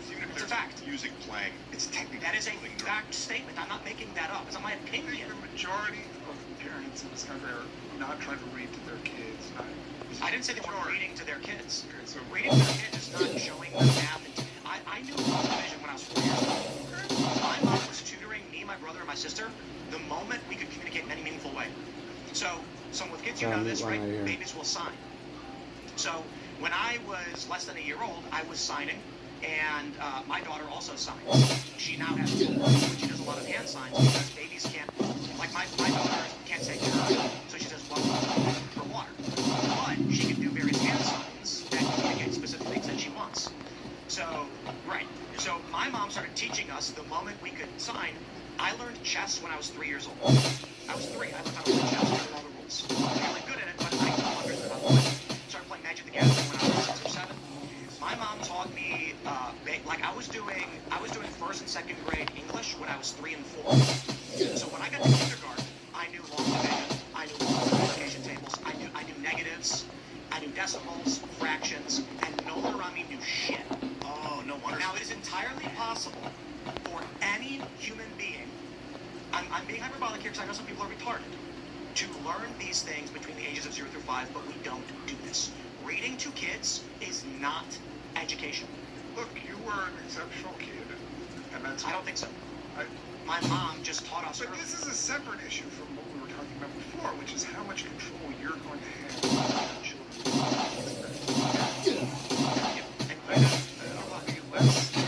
I mean, here's the basic way to do this, okay?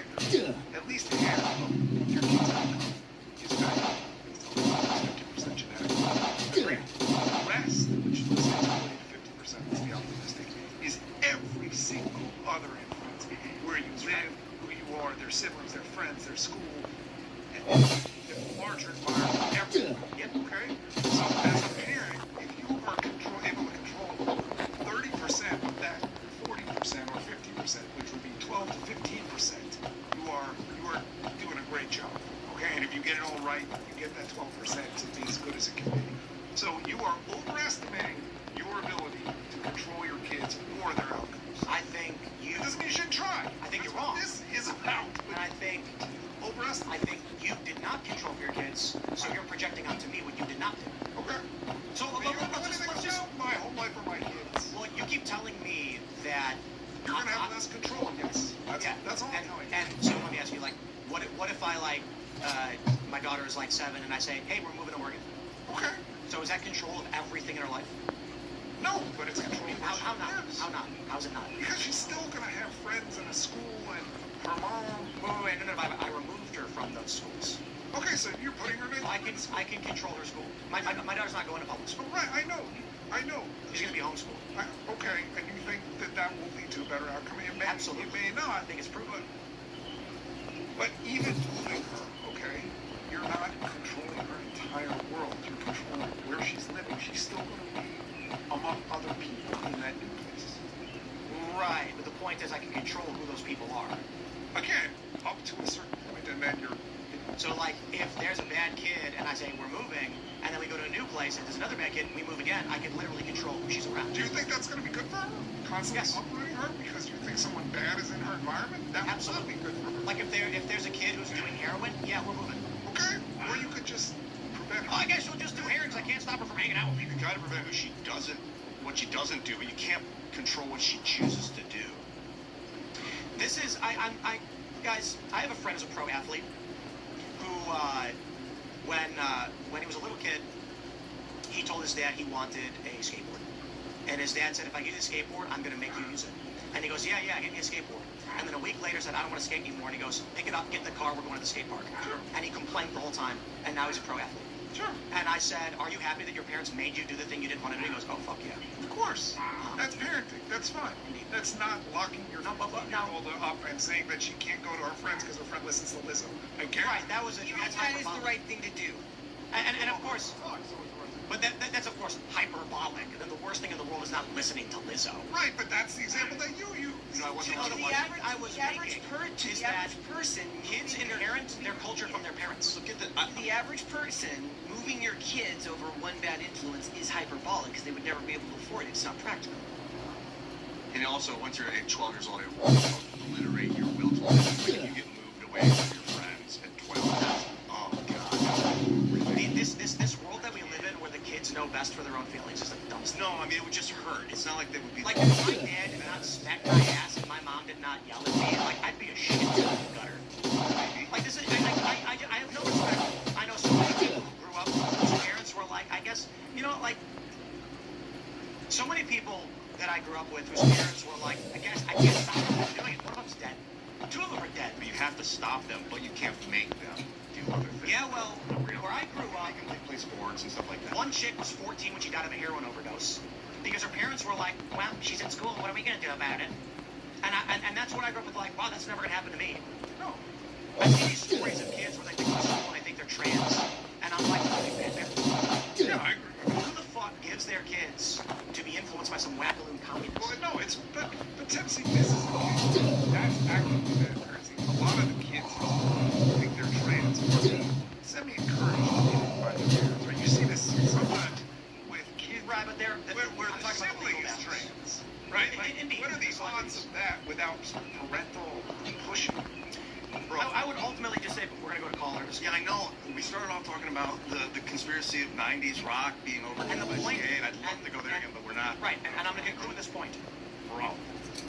When record labels know they can sell a product to a parent, and that the parent will play it in the presence of their kids, and other kids will also already like rock music, why change the genre instantly overnight for everyone? It correlates with the Soviet Union coming down, too. I don't know. I'm not saying I don't know if you're right. I agree.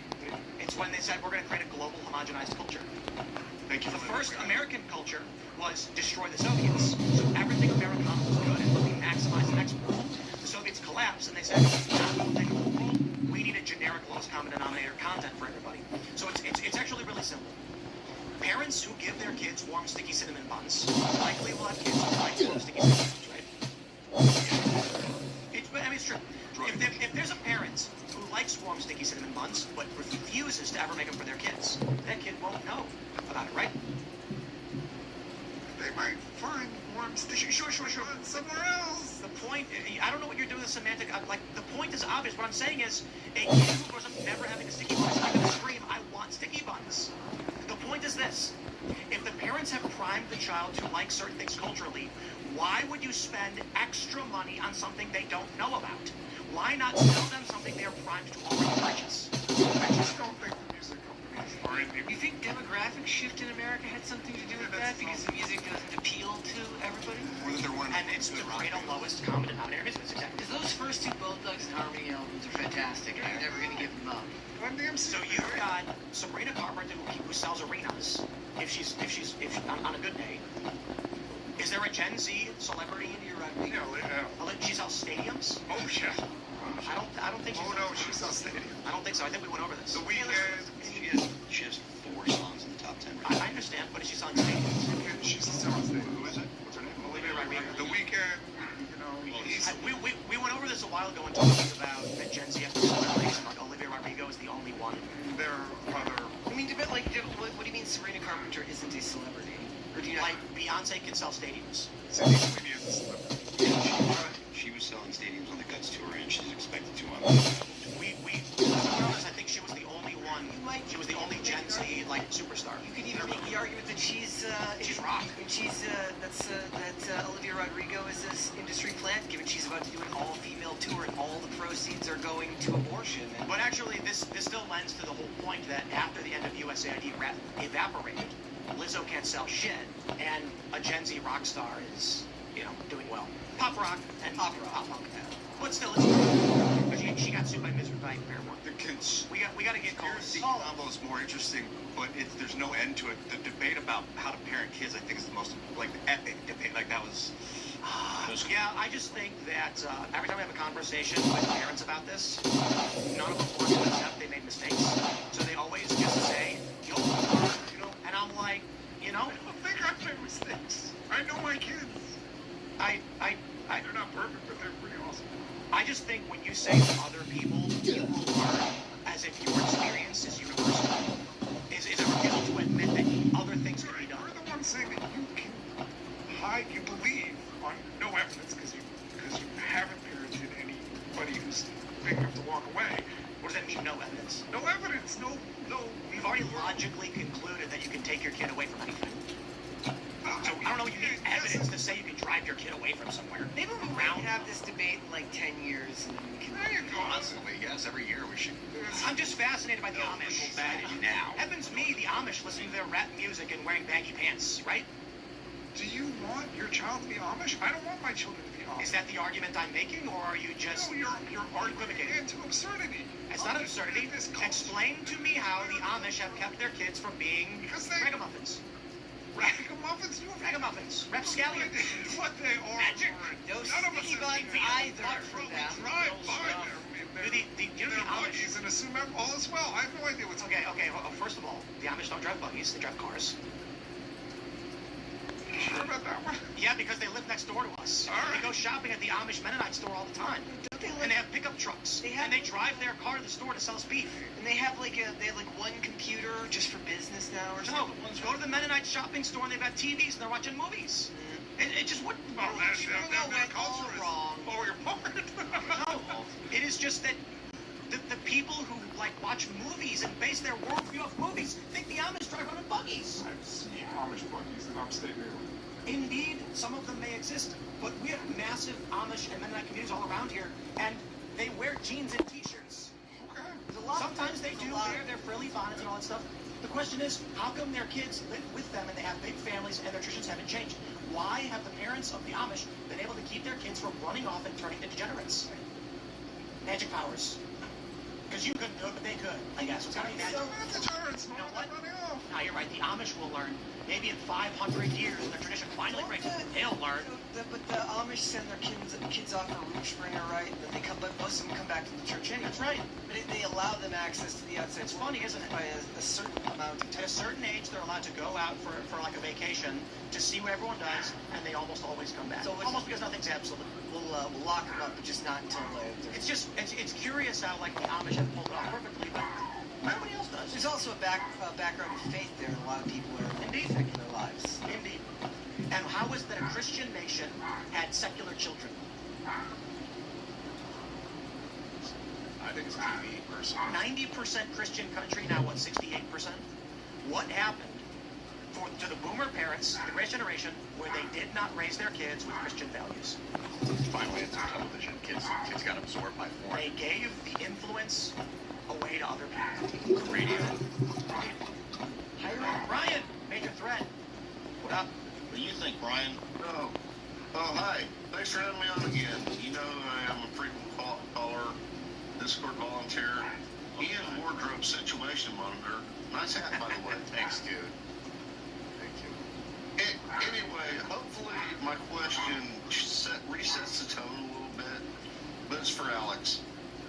Now that we know that USAID taxpayer money flowed through the EcoHealth Alliance to the Wuhan Institute for coronavirus research, on top of the NIH funding they were already getting, and with the recent declassification reinforcing the lab origin, Does this point to the leak being more of a simple accident? Was it a reckless gain-of-function research that got out of control, or do you see signs that it could have been intentional to trigger exactly the kind of level response and control we saw? Oh, I think it was accidental, and then I think that a bunch of people in It public was to health test. decided COVID that, was to test the obedience of people. for a long time, in terms of seeing how they could get people to stay inside and try lockdown, and people proved to be more pliable than I think a lot of us would have hoped.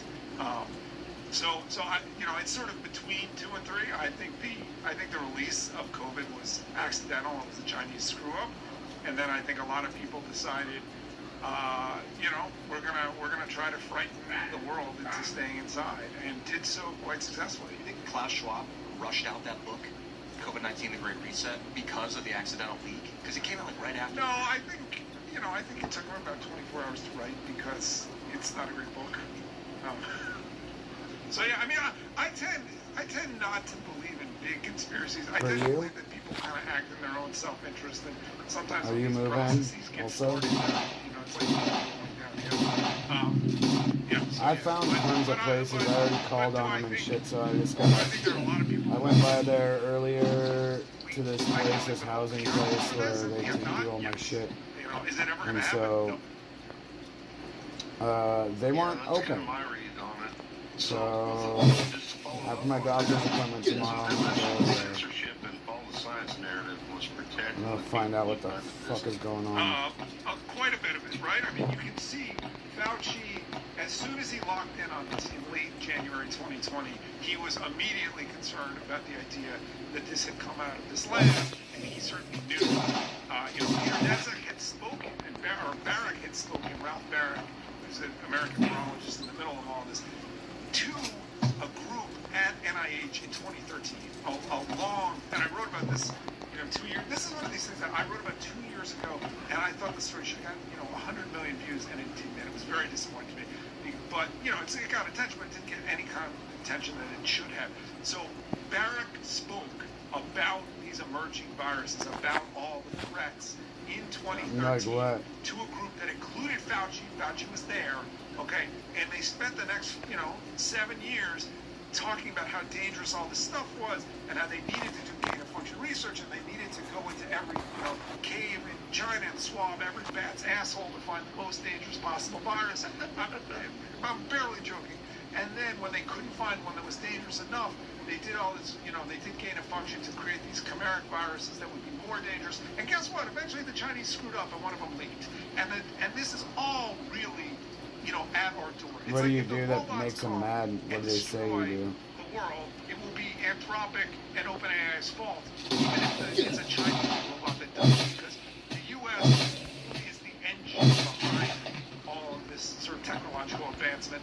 And then, and then the Chinese take it and they mess it up, or they build their own version of it, and we lose control of it. And that definitely, to my mind, is what happened with COVID. I have a question. Do you guys think How old are that you? China used an earthquake weapon on Venezuela to stop their oil production? That's the first thing I thought when you brought it up. Because I'm reading about how it was a doublet earthquake in the 7 to the Richter scale, which is like a once in a millennium event, and it's considered to be extremely unusual. Just because Ben Ian was in a bad mood? Yeah, but that's why because they were maybe those two weather. Now people understand why I'm always trying to get. How old are you, dude? You want me to counter the Chinese weapon? I took out a massive insurance policy on property. 6 a.m. to 6 p.m. That's a little nuts. That's like job shit. Anything you want to add, or any follow-up questions? Man, I want this thing to take it home, but I'll just go ahead and shout out my gotta friends in the grab Discord, especially the 5 this folks thing. in the VIP chat. Allie, when you sort everything out, we welcome you back with open arms. Holler. Hey, man, cheers. Thanks for calling in, brother. Man. I'm watching these videos from Venezuela. They're crazy. Sassy, 1, 2, 3, 4. What's going on? What up? Hello, thank you for taking my call. Welcome. Okay, so currently there's a court martial case, one of the more egregious cases of COVID retaliation and reprisal. Do you not have a against job or Seattle's anything? What are your thoughts thoughts on the ongoing COVID purge within the U.S. military, and how do you think the administration should be handling this? It's ongoing. Yeah, I thought it really reversed. The only reason why I'm not working is because I used to be oil field. Yeah, unfortunately, there are still many service members, one being my husband. An article was just written in the Gateway Like, Pundit if you're working and shit and doing whatever, fucking game, do whatever you want to, because it's, fuck me, I gotta do this anyways. their COVID vaccine refusal. I will look that up. As I said, I was not aware. It's in the Gateway Pundit. I'll check it out. Yeah, so it's written by J.M. Phelps, LC at Twitter, if you want to look him up.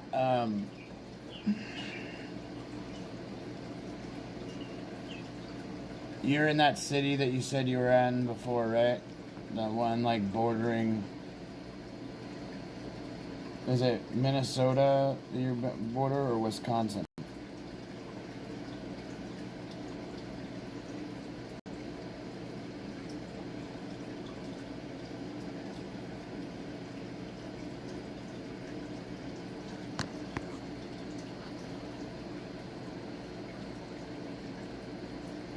No, you have brain damage?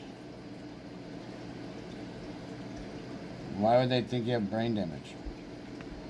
If you're paying to chat with girls online, stop and do it for free. There's a 100% free dating app in the description below. Go up. Oh. Balance on his... That is some kind Balance on the butt cheeks. Clench it harder, bud. of magic that I don't think I've ever seen. That's nature's cup holder. That is exactly what I thought, Aiden. Hey guys, welcome back to If You Laugh, your conservative live every Sunday, most Sundays at 6 p.m. Tengo tu foto, el corazón roto, querida María, cuéntame. Went hard. It's Hispanic at the disco. Hispanic at the disco. All right, if you can make him laugh, you win $100. The chicken crossed the road. I don't know why did the chicken cross the road. To get to KFC. It was a black chicken. Hey, how many guns you got? 0. Come on, I know you got So some. you got in an accident? I'm trying to remember. Nope, not since the boat crash. You were in a boating accident, lost every gun I had. So you're saying there are 10 guns laying somewhere at the bottom of the ocean? 10 guns? Shoot, I'm a rookie number, son. Okay, so what, like 100? Oh, come on, you ain't got 1,000 guns. You've got 1,000 guns? Well, technically I have 0. But if I did, would this really be the house you want to mess with? We can't even get every American out to vote. Do you think you could get every gun owner to turn in their gun? And good luck trying to do it forcefully. Can you pause this at the right time? All right, let's try it, guys. Oh, I just missed it. That's how they get you to watch like 30,000 times. All right, one more try. So you think I can afford this place? How much do you make a year? Buying a condo in the 90s. 20K. You could buy the whole complex. Wow, great bathroom. You know what would go really There's nice no... in here? Carpet. Alright, for real though. Can I afford this Yeah, place? I don't know. Do you have When I hire $20? somebody, I wouldn't... Pocket door. I don't ask them that stuff. Like, if you're slow on answering things, like, that's one way to, like, change that. You're right. Should open a Radio Shack. Or Circuit City. The equal gun owners have 400 million guns. And 1 trillion rounds of ammunition. If we were the problem, yeah, you would know it. There's some fluffinators in there. I'm up. I'm trying to climb up this thing. I don't know what a fluffinator is. Let's find out. I taught myself how to read, Any guesses but what's in they here? couldn't teach me how to read. Oh, it's a kitten. Oh my god! Radical! Oh my god, I can be part of the cat rescue!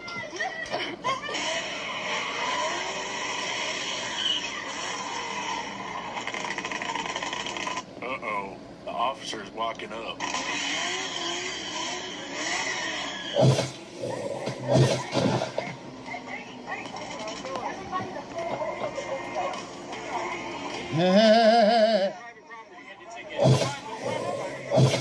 Private property if you're disturbing the peace. Yeah, noise ordinance. Never give up the chance to hug and kiss the ones you love. Y'all got a pet there. Okay, that's hilarious. You know, you ain't in the South unless your baby ain't got pets. What does LS stand for? What does LS stand for? It goes in anything? What does LS stand for? Damn. That is a good ass question. LS, little sausage. What does LS Little sausage. I actually don't know. Lord and Savior's motor? Lord and Long Savior's. stroke. Long stroking. Oh, yeah. Long stroked. Litigious. It's long stroke. Shaft. Yeah, litigious shaft. Yeah. Long shaft. What does LS stand for? The engine? What does LS stand for? Luxury sport. That's right. Yeah. I love it. Nope. Oh, get wrecked. My patio's giving me the ick, but I'd rather pay £30 for a tin of paint than £2.5 for a new one. Just power wash it, lady. Why you gotta paint it? And after the success of painting my front door, I thought I could do it. Yeah, but no one walks on your front door. As I learnt last time, it's all in the prep work, so I'm giving them a good clean before I paint them. But I Alright, what do you guys think about painting stone that you walk on? Yay or nay? don't understand square meters, so I bought enough for about a third of my garden. Can you tell it's only my second time using a jet wash? This was the point where I thought I'd really messed up. I opened the tin of paint and it was blue. It doesn't fit. Second problem, the pole extender didn't fit my paintbrush. There's no going back now. So I've just accepted my fate that my back is going to hurt a lot after doing this. And this is the final result.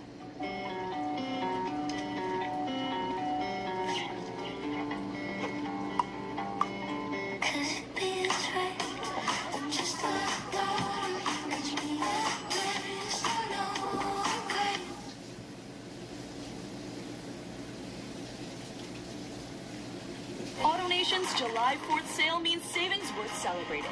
Now at AutoNation Chevrolet, drive a new Chevy Silverado over $7,500 off. Buy with 5-star confidence. Now at AutoNation Chevrolet. Less stress, more go. So I've just accepted my fate that my back is going to hurt a lot after doing this. And this is the final result. Alright, now show us, 2 months later when it all starts wearing off. Fell asleep roping the dummy. Adorable. Yeah, these country kids can nap anywhere. This man moved his family to Russia to escape America. Let's see how this ends. And immediately got thrown into a war. This Texas dad wanted to ditch U.S. politics, but within 14 days of landing, he was shipped to the front lines in Ukraine. He originally joined as a military welder to fast-track his citizenship, but the army skipped the training and sent him straight into active combat. God bless America, man. Love it or leave it. And when you leave it, you get drafted into a Russian army. If you can't find Cooper, come look in the hay. There you go. Cooper.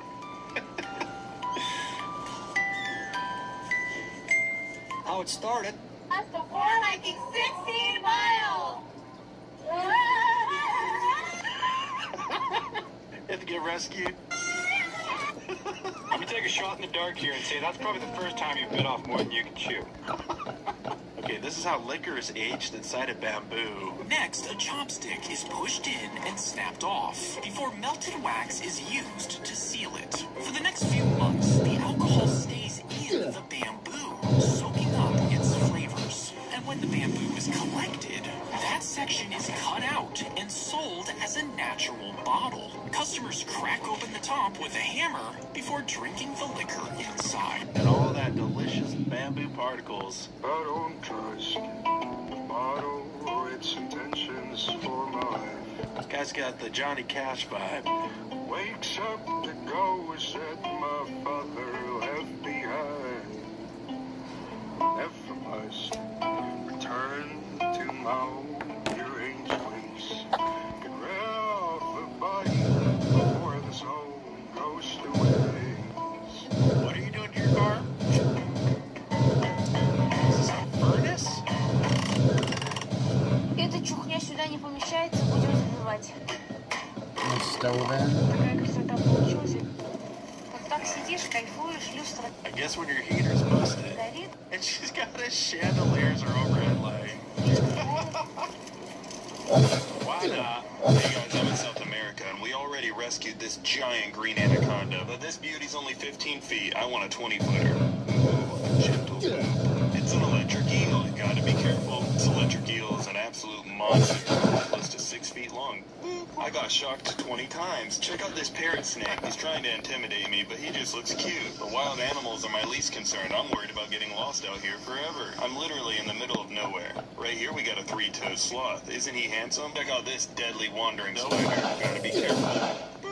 How he explains how deadly it is and how it could kill you in an instant, and then he boops it. Get used to bullet ants crawling across your body when you're in the jungle. Check out this highly venomous fertile ants. It doesn't mean no harm. This poison dart frog is absolutely gorgeous, but I don't recommend holding them. These lily pads are huge. I bet the 20-footer's in here. Well, what do we got here? Yoink. It's a little spectacled caiman. Have you seen the 20-footer? It's a baby anaconda. A very gentle boop. Smoky jungle frog. Yoink, you're a juicy one. I'm sorry, my first instinct when I see a spider is to stomp. I just don't even know why there aren't uprisings all over the country. Maybe there will. Oh yeah, just the left calling for violence as they do. People need to start taking to the streets. This is a dictator. You know, there needs to be unrest in the streets for as long as there's unrest in our life. Oh, and this is clean. Very Mr. Clean. They did a race swap and a gender swap.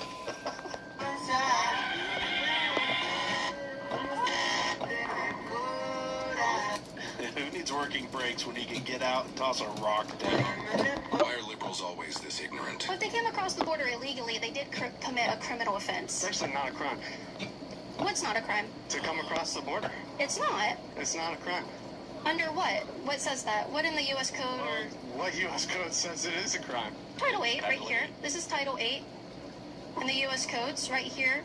I like how she fact checks them live. This is happening in real time. 1325. It is a criminal offense for illegal entry. It's a criminal federal misdemeanor offense.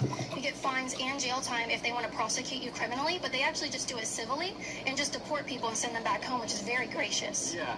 Well, I mean, illegal entry. Yes. Can you define illegal entry? Coming into the country unvetted, with no documents and no paper, unauthorized by the United States. Well, not all of them are coming in without documentation. Like, they might come in with a passport or a visa and overstay it and still be illegal. You first said that it wasn't a criminal offense, but it is. Did you know that? I mean, until now, that's not what I've heard. All goes well.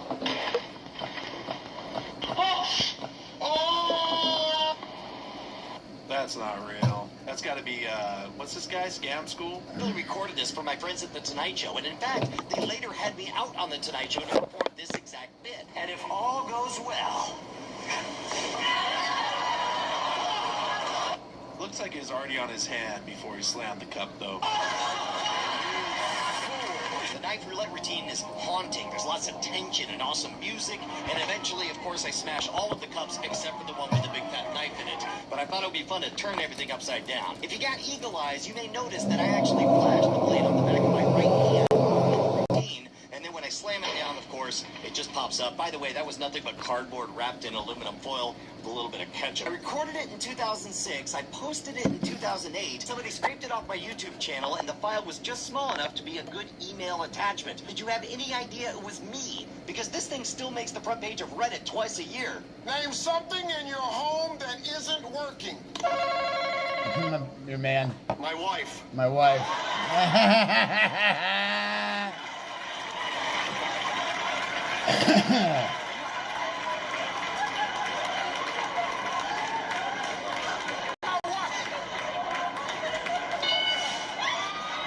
Number 2 answer, though.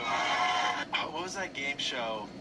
The lie detector test? They'd hook someone up to a polygraph and ask them just marriage-destroying questions on television. It was insane.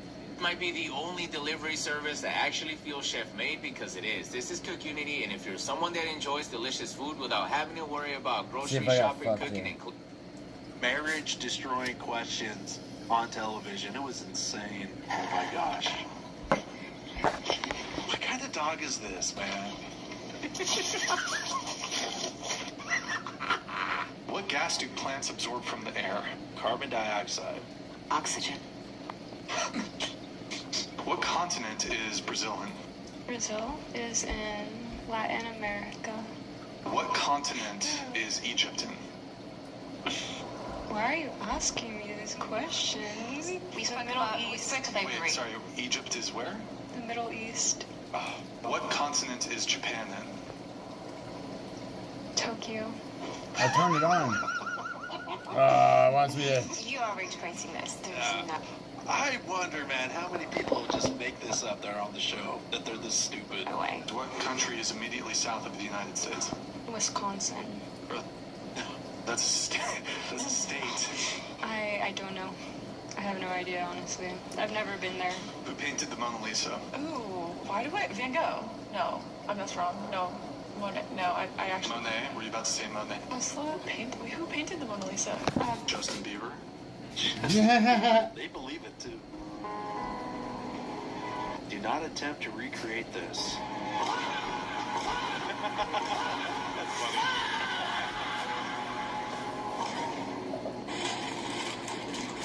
Oh, what is this? Is this shawarma with French fries?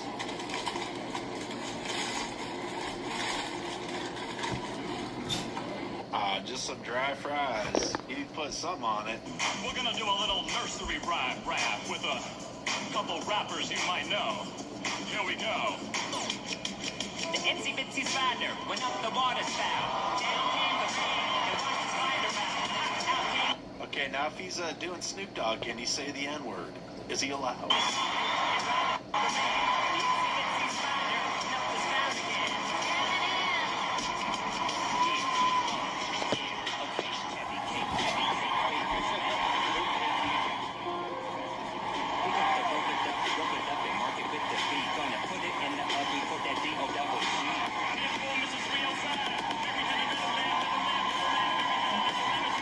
Hey, we like Pitbull, man. He loves America.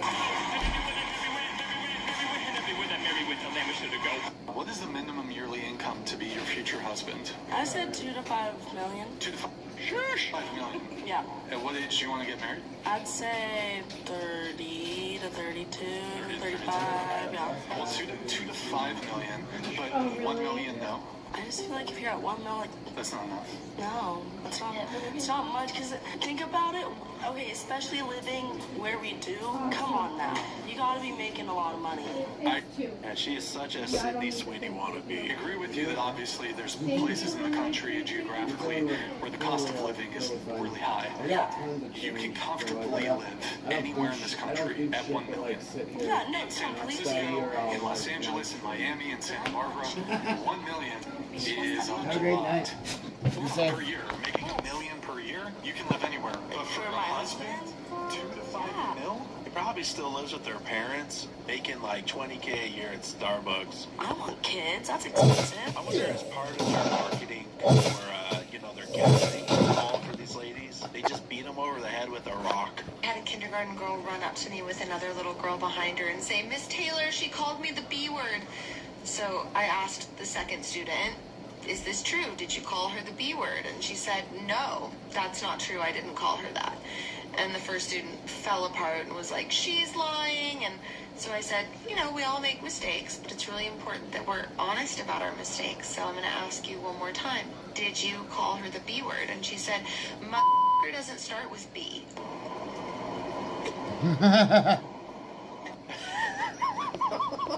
This is next level, man. A truck driver that has a racing sim in his passenger seat.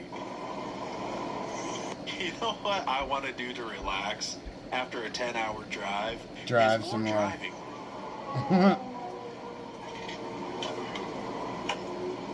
Okay, at least it's a race simulator. If it was a big rig simulator, I would crash out.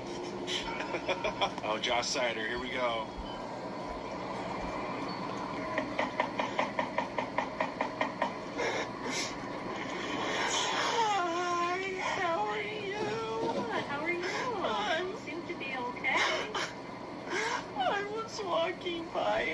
saw your flag. Can I come out to you? I'm just like you. It's okay if you're gay. Gay? I am in no way, shape, or form associated with anything gay. What are you talking about? I am a woke retard like you. And Oh, yeah. Now that's a chicken.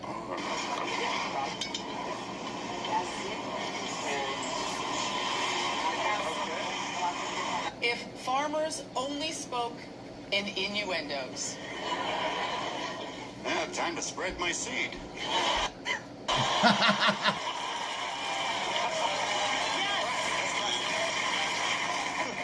Pigs will eat anything. Wayne Brady, the pansexual. I'm sorry, I didn't mean to offend the pig legion. Mira esto. Hola, Chal. ¿Puedes poner mi pelo con los colores de la selección argentina? Pero que se vea natural. Pig legion. Putting popcorn in the exhaust.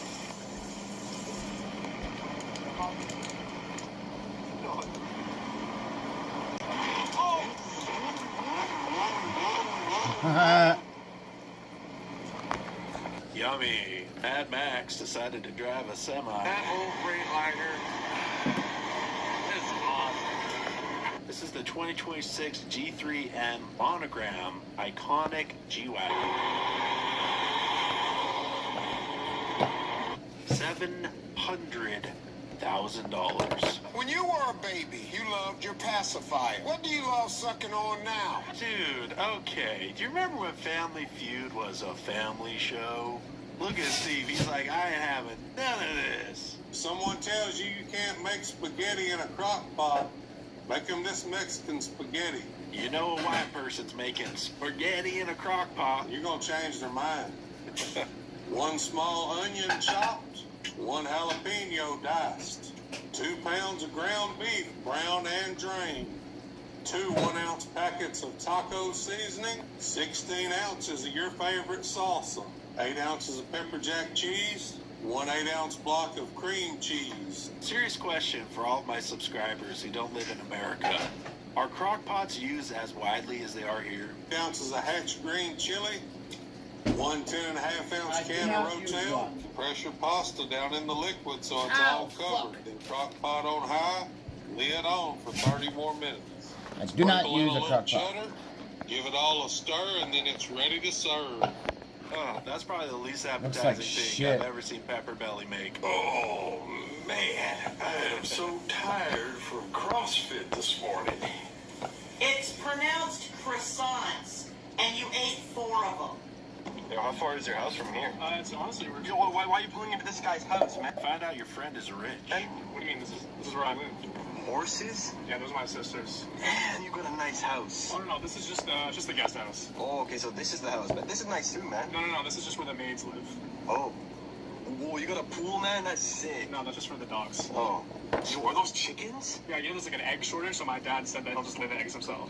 Oh. Are those goats? What's up, Gerald? Yeah, but you don't have goats? Whoa, so this is the house, right? No, this is one of my dad's car collections. It's the garage. Holy sh... Okay, Oh my god! You know this isn't normal, right? No, these are normal. These are just basic muscle cars. And nothing that crazy. Viper truck? Yeah, I had a bit of a truck phase in high school, but I grew out of it. I like the Vipers, though, so my dad got me another one. Oh. Yeah, and then he got me another one. Oh. And then another one. Oh. And the missing spot is a Calvo Viper. My little sister's driving it right now. Jordan's signature shimmy. Nice shot. Who told you that move? That's Jordan's signature shimmy.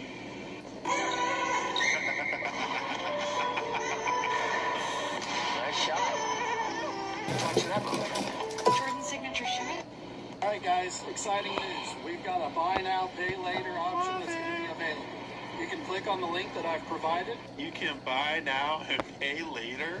And you can get additional financing for up to $25,000 to utilize during our sale on our cap. You can finance a mini cow?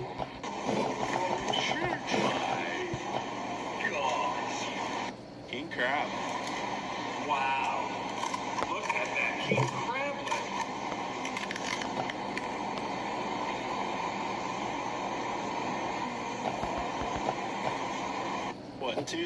$100 for that plate. What would you guys think? At least. The rifle I used to shoot that target yesterday is actually an air rifle. Yeah, there's some air rifles that can push a 50 caliber round. It's a 50 caliber Texan Air Force. It shoots a 350 grain hollow point slug. I get about 4 shots out of a fill in this tank. It's a breech loading. Wow.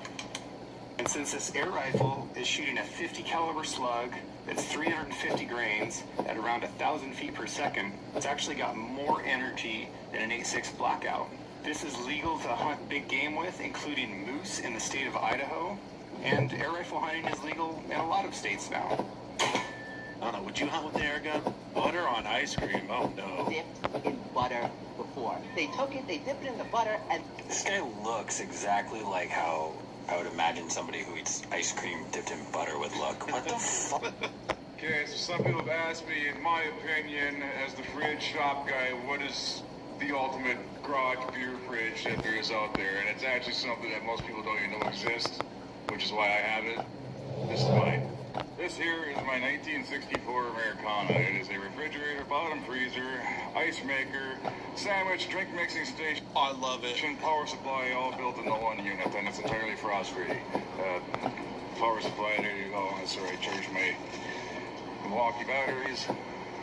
I love it. And oh my God! Last year, might recognize this was the one that was sitting at the end of my driveway. I pulled it on my tractor, had it running on extension cord. Free drinks, water, pump, and all kinds of other things for the road crew that were coming through. But now it's filled with just my stuff. And I still got one water left over.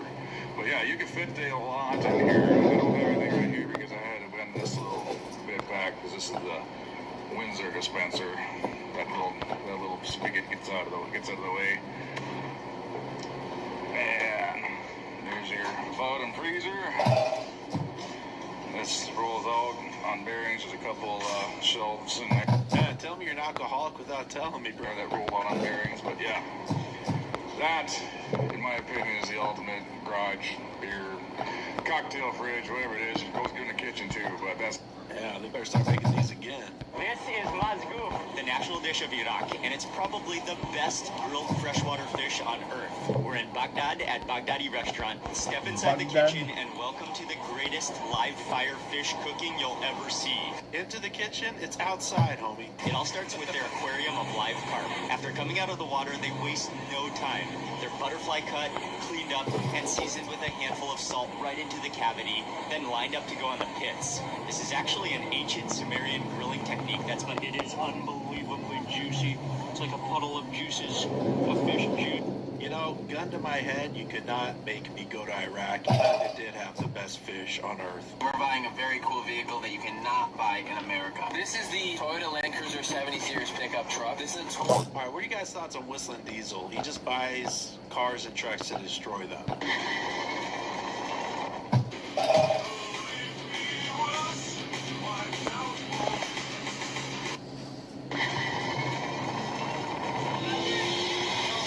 This golf cart is ripping. I don't like that at all. How to make Japanese omelet rice. Ooh, rice.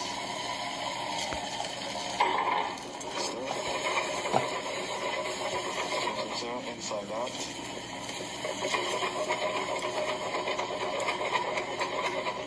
Pull the inside again.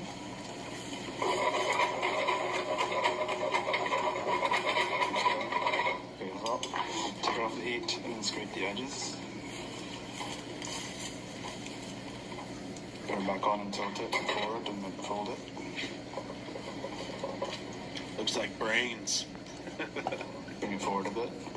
Whoa. Whoa.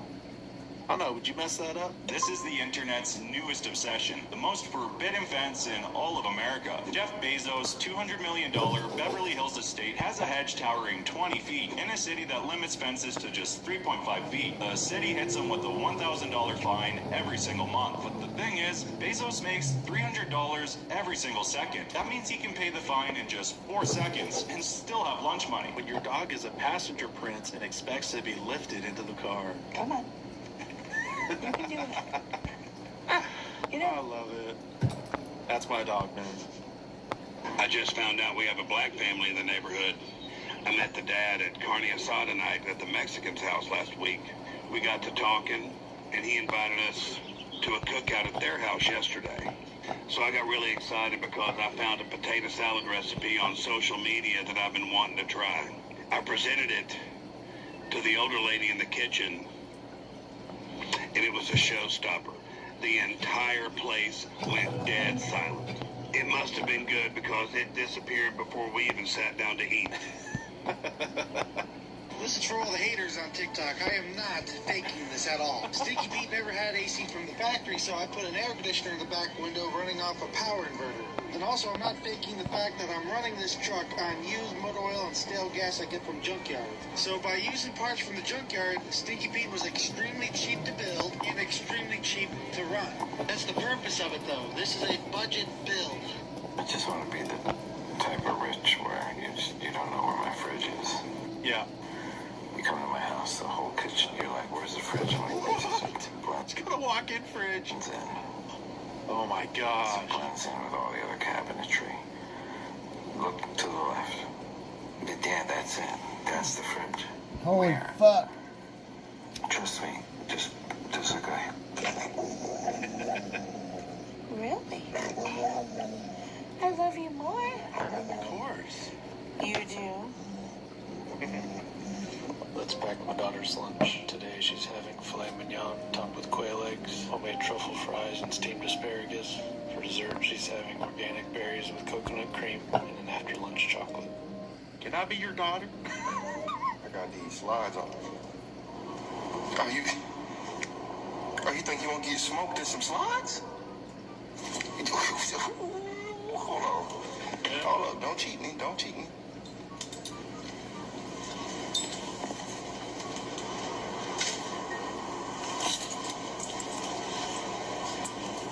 What y'all talking about?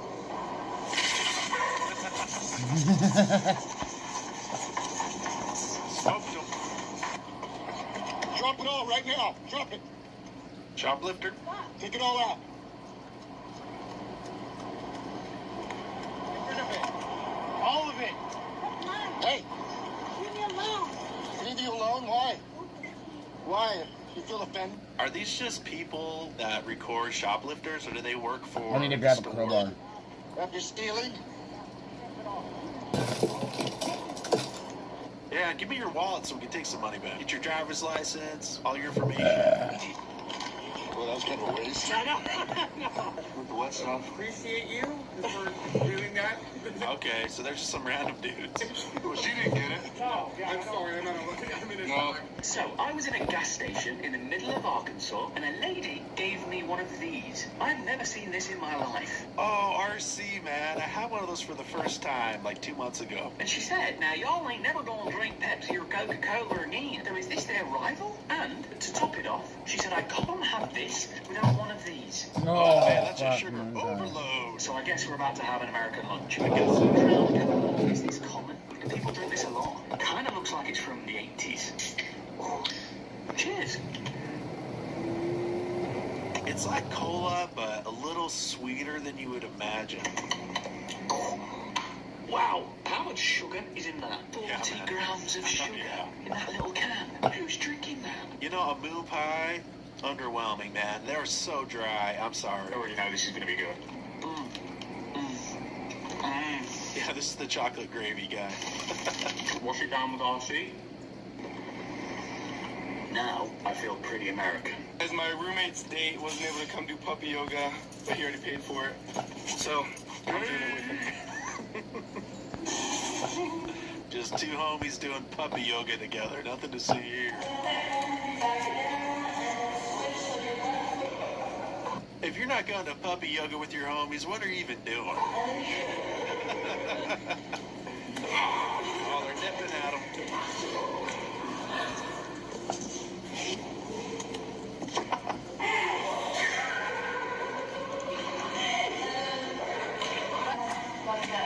Hey, the only one here doing downward dog is me. Get out of my way, trash! A level 3 loser blocking us? Master. Hey, the only one here doing downward dog is me.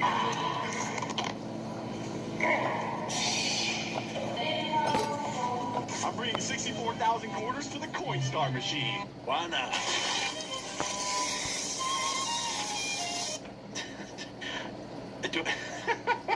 At least do a little bit at a time. How long did it take you to save all that? We actually robbed a villager.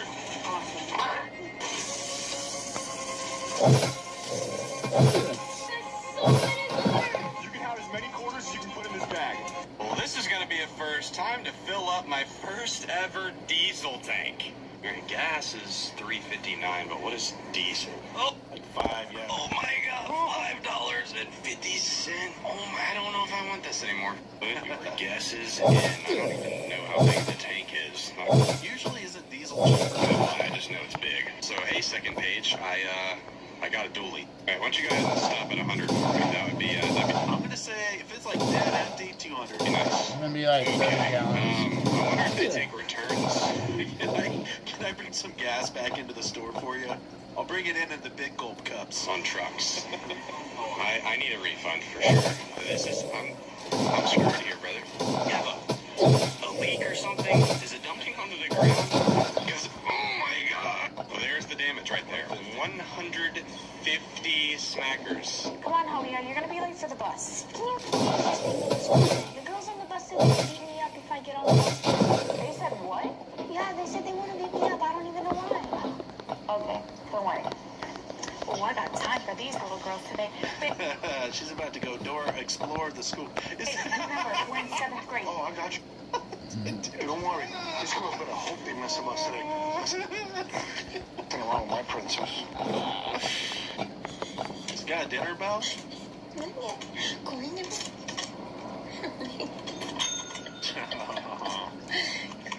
I would never. My dogs would be ringing it day and night. I'm gonna get canceled if I call these meat makers with who's right there. Why bad? Should be bad. PowerPoint.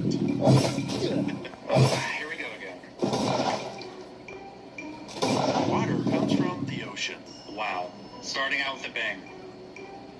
The cyanide. Fish poop in the ocean. Ocean equals icebergs. Icebergs. It's getting dark. Icebergs in the Titanic equals Titanic. Jack and Rose could have fit on that wood. Even the dogs know it. Moment of silence. Crying. Ow! Yeah, so a little bit later I was thinking about going to the store. And when I get to the store, I was just going to go down some of the aisles to grab some groceries. And I was thinking about getting things like some fruits and veggies, and I was going to go to the deli and grab some chicken. He's just waiting for you to say walk, peanut butter, or tummy rub. I'm tucking my cookies, right? All right, here we go. Remove. Bro, you're not going to have any cookies left. Pull it out, bro. You're done. Pull it out. They're ready to tissue paper. Pull it out. Stop it. Pull it out. Pull it out. Pull it out. Oh, God. Pull out game. Who hurt you as a kid? Oh, oh, yeah. Surprise, surprise. It's waterboarded that cookie. When you find a pillow big enough for your dog. That's a big pillow, bro. It's a doggy pillow.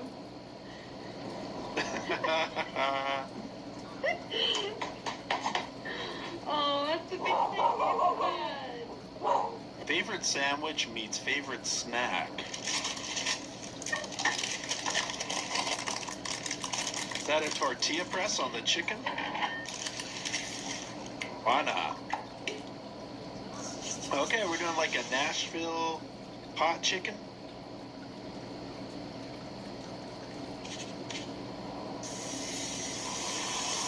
Ooh, that's nice. He's got my same watch, but in white.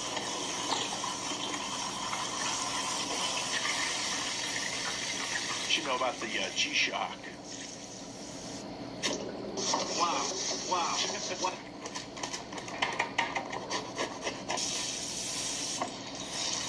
Oh, are we doing a grilled cheese hot chicken?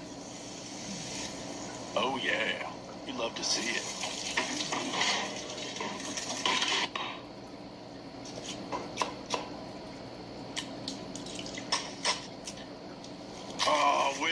cheese on the outside.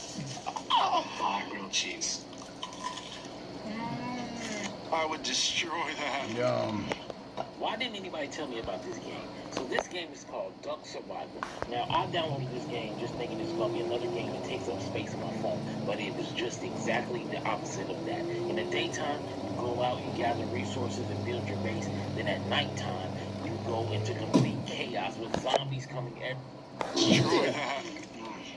This business makes $2.7 million a year selling ice in New York City.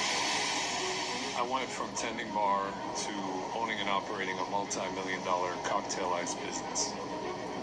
I recognized early on that it was perhaps the most important and overlooked ingredient in the modern cocktail. My name is Richard Boccato. I am the founder of 100 Weight Ice in Queens, New York City. Our revenue in 2024 was $2.5 million. We are set on course to significantly surpass that number in 2025. You make a lot more money hustling frozen water than you do selling fancy cocktails. I'll tell you that. Things that you can say about a city that you can't say about your partner. Can you imagine all the people that have been in and out of here?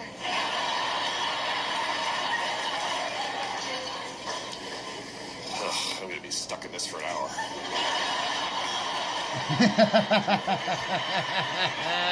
You gotta go downtown if you want good refreshment.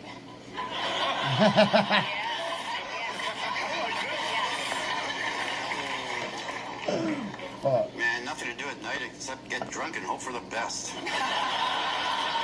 Only eating New York street food with 0 customers for 24 hours. Starting I don't think you survived the night. with these ladies grilling chicken off a literal shopping cart. Bro, you are putting your life on the line. No sign, no line. Kebabs were crispy, Wait, you're telling me there weren't lines for the shopping cart kebabs? My mind is blown.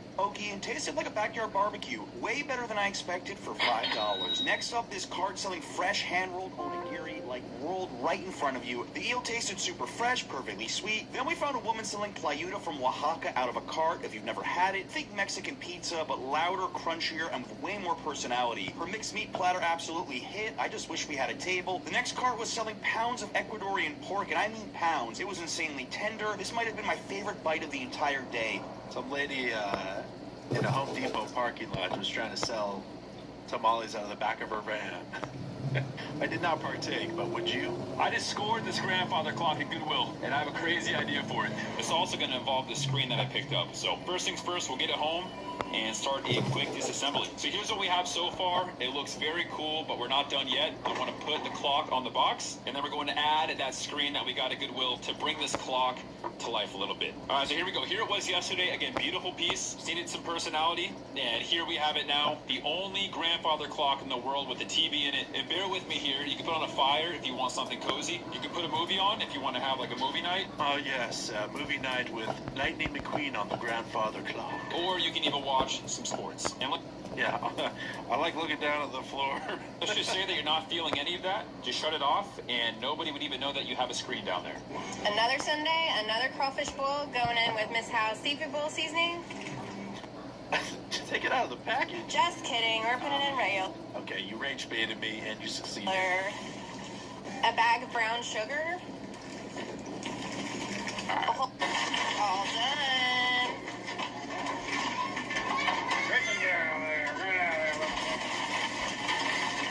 Listen to me, Ben.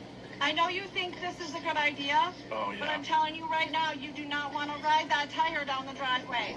When I was a kid, my friends pushing me down a hill didn't end well. Okay. Sometimes you just gotta let them learn the hard way. Okay, I don't know what to do. I don't know how to let you know that this is gonna hurt. Well, Mom, I think you've done just about everything that you can do. What's the worst banquet frozen meal? I'll start with the chicken strips meal. Dude, do not be dogging on the banquet meals. Those got me through college.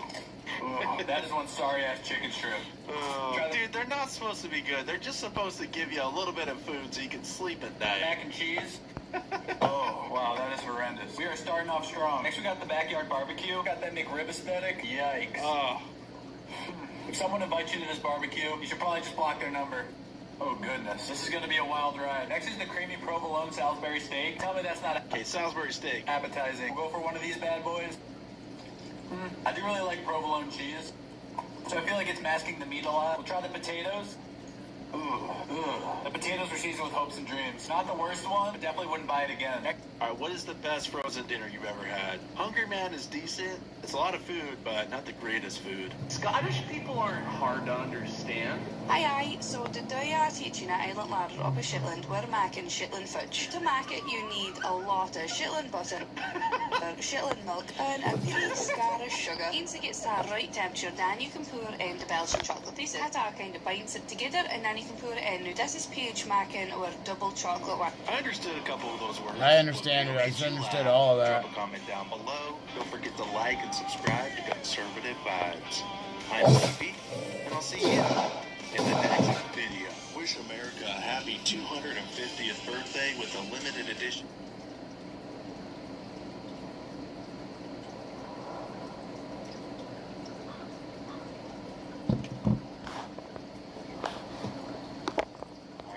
Just wait for a second real quick because he's already in the ring. Yeah, but she's friendly. It's 12 years old. Okay, we'll make call-outs. Guys, run together on the right hand side. The gate.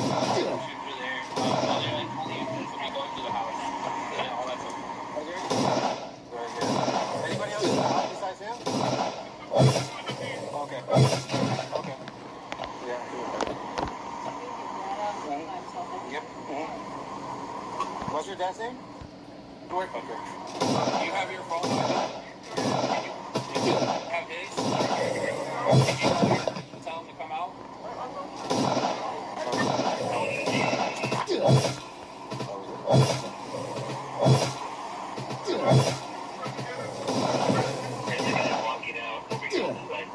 What's he wearing? Wearing a baseball hat. Yeah, that's him. That's him. That's our DD.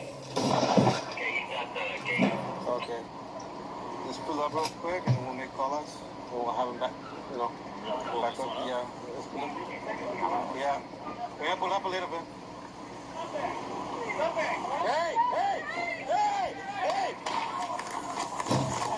Get back! Get back! Don't move! Don't move! Drop the knife! Drop the knife! Drop the knife! Roll away! Roll away! Roll away! Roll away! Roll away!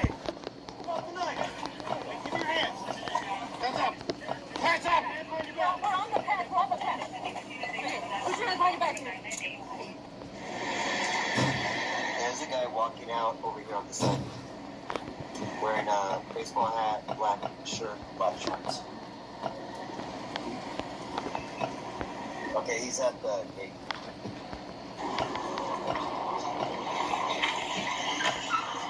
Hey, dude, get on the ground. Get on the ground. Hey, he's coming up, guys. Hey, bring the stun bag. Stun bag.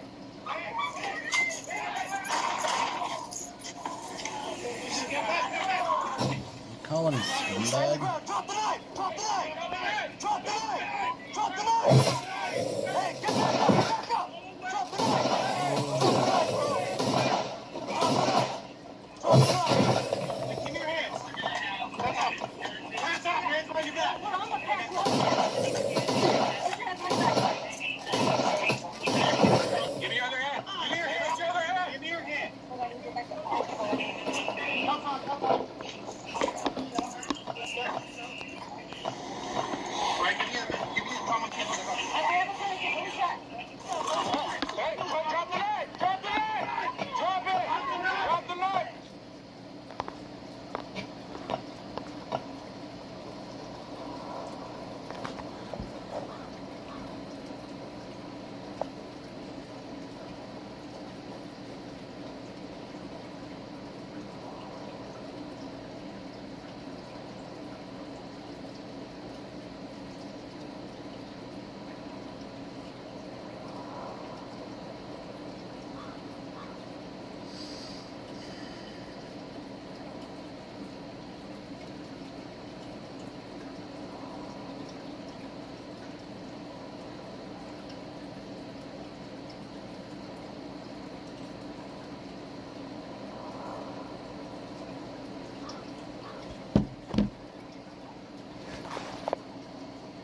Sheriff's Department.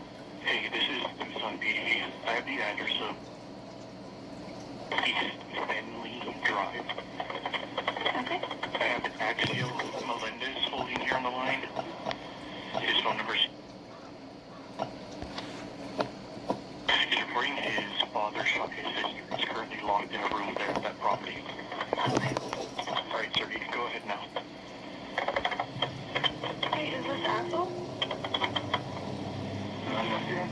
Hi, okay, you said that your father shot your sister?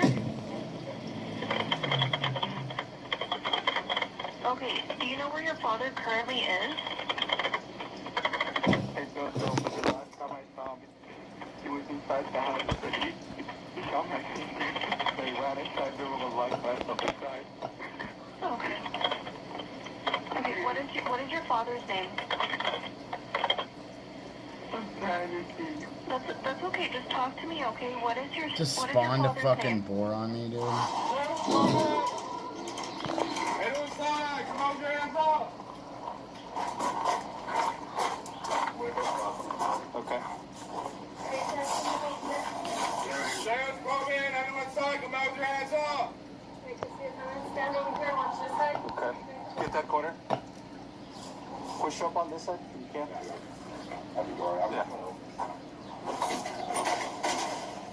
Sheriff's Department, anyone inside, come out with your hands up. Sheriff's Department! Sheriff's Department!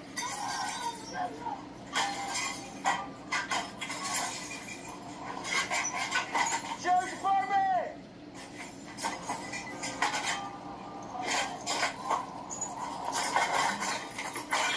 Sheriff's Department!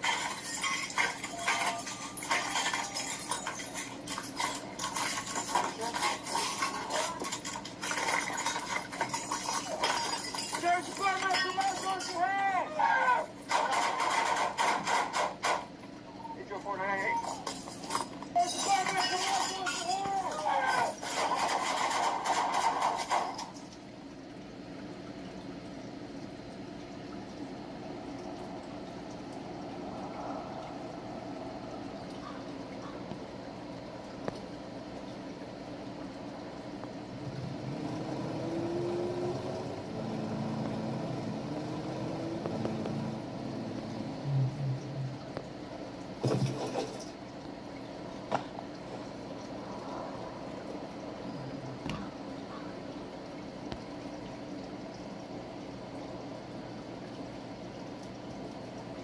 Summer sales events all sound the same.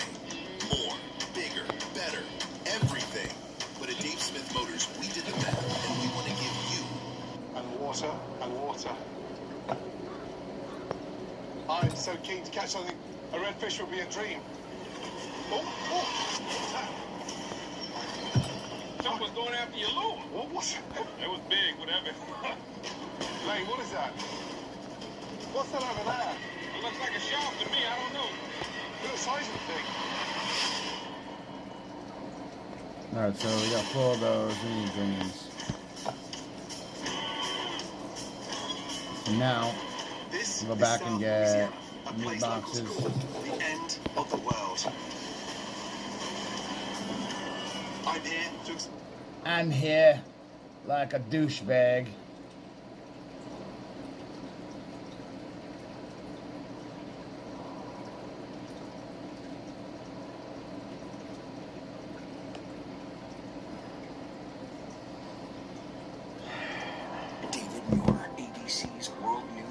I'm gonna grab my food. Most watched newscast, now streaming same day with all the breaking news of the day on Disney Plus. Most watched, most trusted. Now on Disney Plus every night. Tonight we have breaking news. The pilot on a passenger plane suffering a violent seizure in midair. The passenger plane out of Newark. Passengers say at least 5 people had to hold that pilot down. The seizure lasting up to 40 minutes in the air. The co-pilot forced to land the plane in Boston. Also breaking, there has been a strong earthquake in California tonight. The earthquake rattling homes, items thrown from shelves. Multiple injuries and aftershocks now reported. And what scientists are saying about this. Also breaking as we come on the air in the West, news of a major earthquake in Venezuela. the images coming in right now. Buildings are This evening, the collapsing in severe storms we're Jonesville. watching right now as we come on the air, and a tornado watch just issued across several states tonight. Also, the fires and the extreme heat on the move headed to the east, and across Europe tonight, the deadly heat wave there. James Longman in Paris, where people are jumping into a canal, and Lee Goldberg back here in the U.S. with the forecast right here at home. Tonight, the shouting match. President Trump meeting behind closed doors with Republicans when the meeting erupts in chaos. What was behind it? In New York City tonight, a woman seen at the Knicks championship parade appearing to want to keep a Knicks painted trash can, dumping the trash onto a city street and taking the garbage can. Tonight, that woman identified and losing her job. J.P. Morgan says she no longer works there. Tonight, a 12-year-old boy from the U.S. has been attacked in a shark attack. Also tonight, singer Daryl Hall from Hall & Oates revealing he has just undergone a transplant. We have news on his condition. Tonight, there's an urgent search for a missing giraffe in the U.S., how she disappeared, and why they're so concerned tonight for her safety. A giraffe? The frenzy over the World Cup in the U.S., the fans from Scotland loving the U.S., from Boston to Miami, their famous bagpipes. And it's not just the Scottish fans, so many international visitors. And what's the fascination with ranch dressing? What's the fascination with ranch dressing? Are they fucking seriously this dumb? Good evening. We have several breaking stories as we come on the air tonight. There's been a strong earthquake in California, rattling homes, multiple injuries. The images coming in now. Also severe storms across the country. A tornado watch just issued in multiple states. But we do begin tonight with this scare in the cockpit. A pilot on a passenger plane out of Newark suffering a violent seizure while in midair. Multiple passengers had to hold the pilot down during the flight. That seizure lasting up to 40 minutes. They say the plane suddenly jolting. That's when they knew the pilot was in trouble. The co-pilot forced to land the plane. The emergency landing in Boston with emergency teams waiting. Gio Benitez leads us off. By the harrowing scene before the packed passenger plane to land at Boston Logan Airport after one of the pilots suffered a medical emergency mid-flight. Pilot didn't have to get an aircraft and being told by the co-pilot. Rodney McDonald among 61 passengers on the Air Canada flight today from Newark International to Halifax, Nova Scotia, making that emergency landing in Boston. The plane started swerving violently. Within a few moments, one of the flight attendants entered the cockpit frantically, and a few moments later, he was dragging the pilot out of the cockpit. McDonald says the pilot appeared to have a seizure. He and other passengers jumping in to help him. Yeah, it was really horrifying. Myself and about 4 others worked to get him under control. It was a fairly strenuous 40 minutes of keeping him down. The pilot taking over, diverting the plane to Boston, where the plane landed safely. Passengers exiting the plane. Video from our affiliate WCVB showing first responders removing the pilot from the aircraft. Authorities say he was transported to the hospital where he is receiving medical treatment. Every thought goes through your mind. You start praying.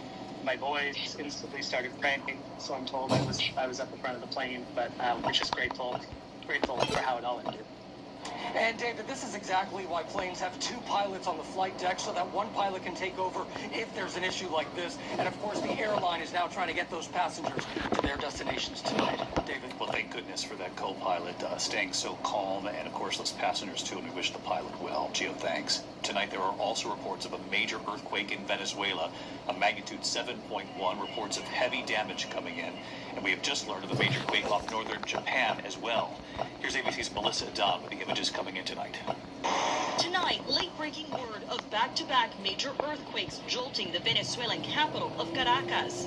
The first one measuring 7.2, the second 7.5. An earthquake just shook the entire building minutes ago. It's the heaviest quake felt in Venezuela. Authorities reporting multiple people injured. Emergency crews descending on this mountain of rubble to search for survivors. The airport now closed and all flights suspended after suffering serious damage. And tonight, halfway around the world in Japan, yet another quake. This one measuring 6.9 off the northern coast in an area where there have been recent strong quakes. Officials say there is no danger of a tsunami.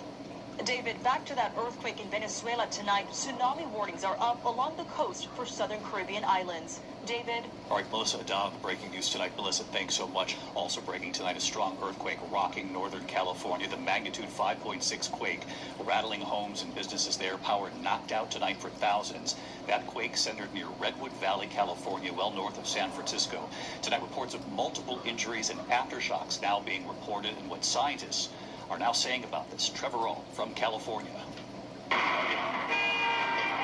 This is the moment a 5.6 magnitude earthquake rocked rural Northern California, causing injuries and sending groceries and bottles off shelves, smashing onto the floor. I started hearing like glass clicking together, and I'm like, what is that? Renee Everode heard the earthquake alert on her phone inside the store just before the shaking started.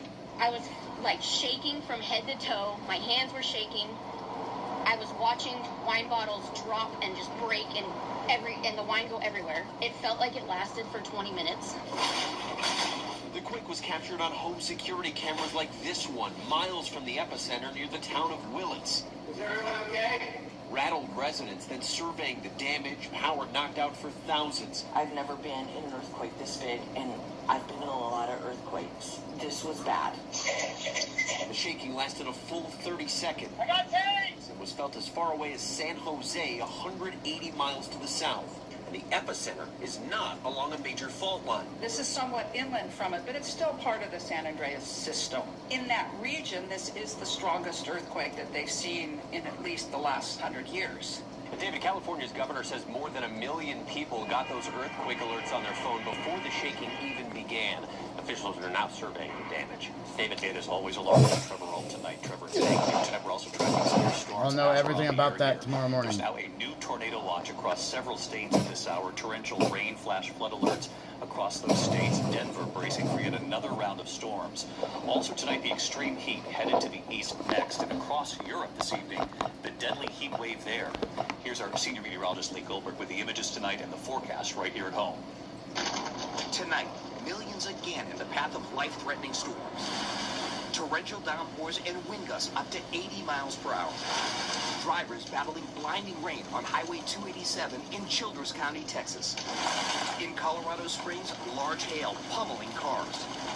Extreme heat fueling more than 30 wildfires in the west. The Cottonwood Fire exploding in Utah, nearly doubling in size in just 24 hours. Scorching more than 59,000 acres, and it's 0% contained. A home security camera capturing the flames, closing in on a family's cabin before burning it down.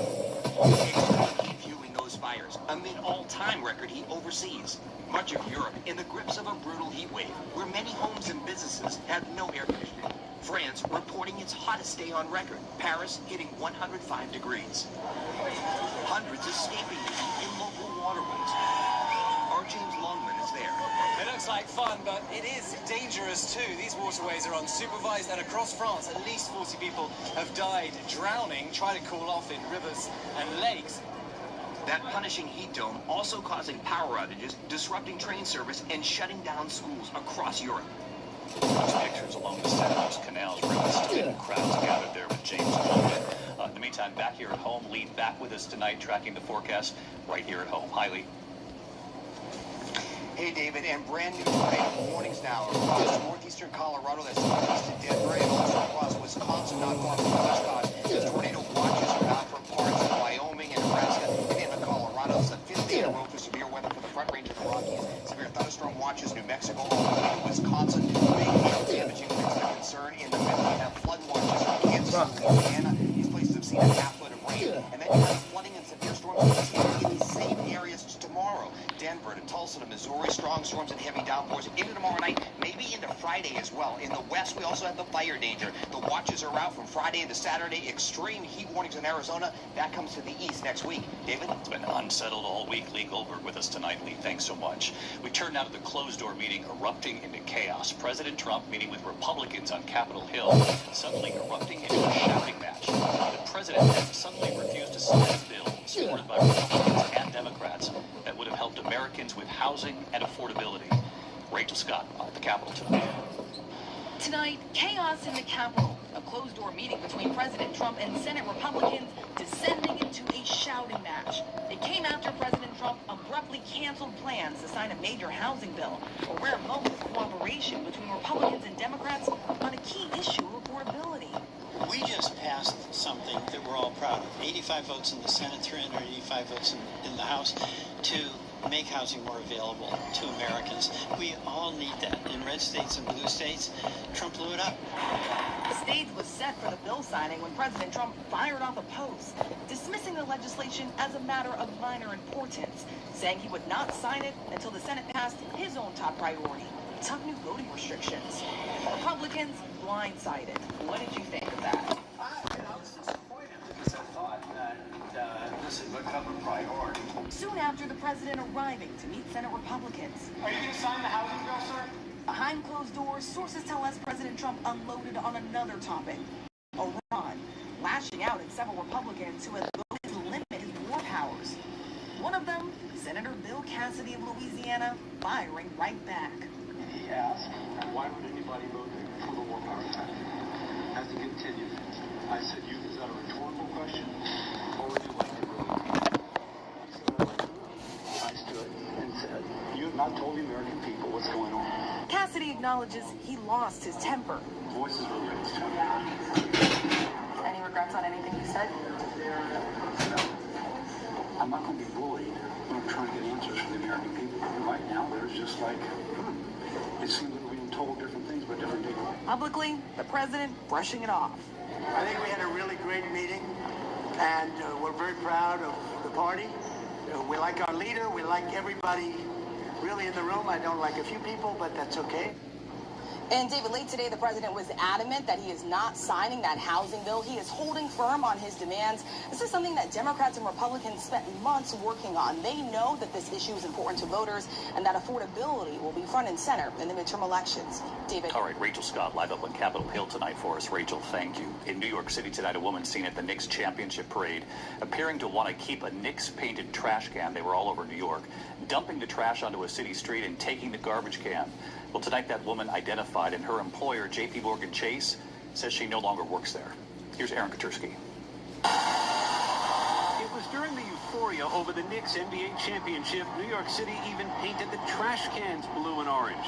This woman decided she wanted one for a souvenir.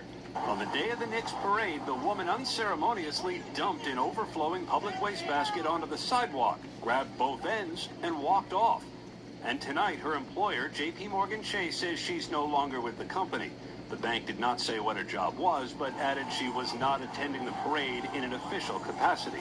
The sanitation department issued her 2 summonses, $75 for littering and $100 for impeding operations. The woman returned the trash can, and city sanitation posted a photo of it with the caption, "Home Sweet Home." David, there are now replicas of this Knicks-themed garbage can for sale online for less than $200. Because one man's trash is another's treasure. David, Aaron Katursky. Aaron, thanks. Tonight, the top U.S. Army commander in Europe and Africa suddenly stepping down. General Christopher Donahue was the last American soldier to leave Afghanistan in 2021. His 4-star command is going to be downgraded to a 3-star command.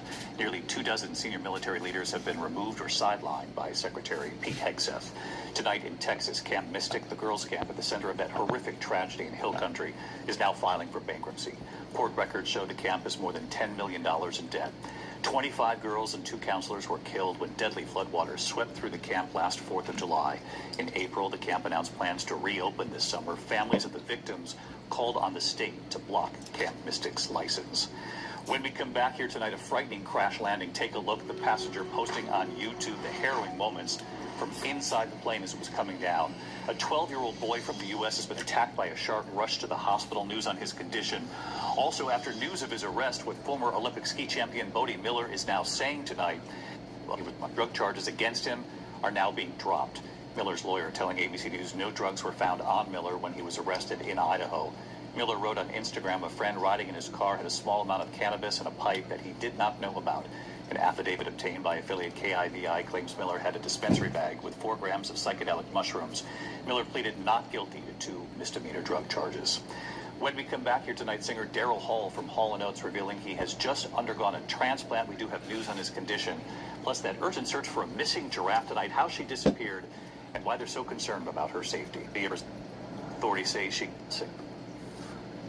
Finally tonight here, World Cup fever in the U.S., the Scottish kilts taking over Miami. And what's with this fascination with our ranch dressing?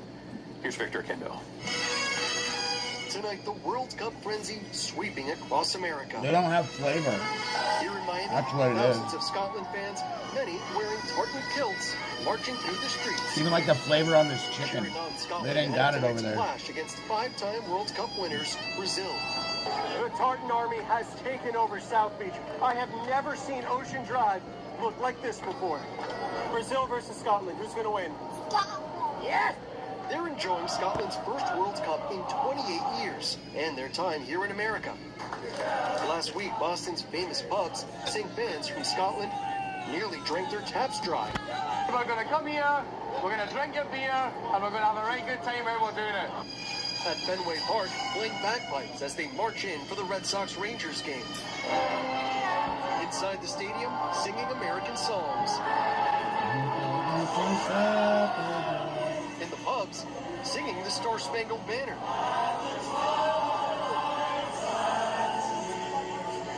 Mac and cheese, fries. So many international fans discovering things they love about the U.S., American foods. I love it! Even ranch dressing.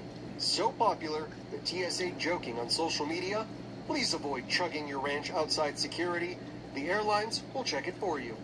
And Kraft, Hidden Valley Ranch, posting this image of brand new TSA-compliant ranch packets they're making for traveling fans.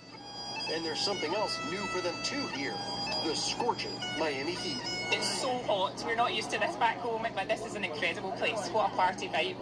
Tomorrow, the focus will shift to Los Angeles, where the U.S. men's team will face Turkey in the final game of the group stage. David? All right, Victor Kendo, thanks so much. Ranch dressing. I'll see you right here tomorrow. Good night. David Muir, the most trusted, most watched newscast in...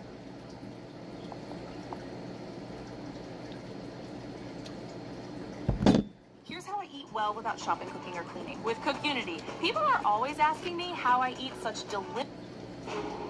Breaking news tonight, life-threatening heat gripping tens of millions here at home and abroad. Massive western wildfires burning out of control. Crews trying to get the upper hand under blistering conditions. And the record-high temperatures turning deadly overseas. Paris shutting down iconic landmarks. Our reporters on the ground. The shouting match behind closed doors after President Trump's shocking blow to a plan both parties approved to make it easier to buy a home. The tensions escalating in the GOP with new reporting from inside that combative meeting. Emergency crash landing caught on camera. This rare video from inside capturing the moment this plane went down. How everyone managed to walk away. Camp Mystic, where dozens of girls and their counselors died in historic floods, filing for bankruptcy. Our interview with the parents of the victims and why they say this nightmare. I don't want to hear them other people talk. Former youth pastor charged with his wife's murder after she fell to her death at a national park. Why he was arrested now, 2 decades after it happened. The powerful earthquake jolting Northern California. Look at that food flying off store shelves. Good to be with you. I'm Tony DeCopo. The breaking news right now. War of words. President Trump battling members of his own party as tempers flare in a closed-door lunch with Republican senators. What they were shouting about. And I'm not going to be bullied, and I'm trying to get answers for the American people. California jolted by a magnitude 5.6 earthquake, multiple aftershocks, and what the damage is we're seeing tonight. Severe weather risk tonight, more than 40 million under threat, plus that historic heat wave melting records in Europe.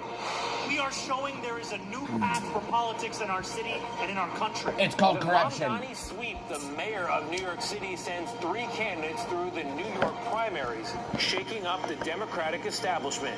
What it all could mean for November. World Cup fever, the soccer fans from abroad falling in love with America. And the good stuff, rare identical triplets on their own for the first time.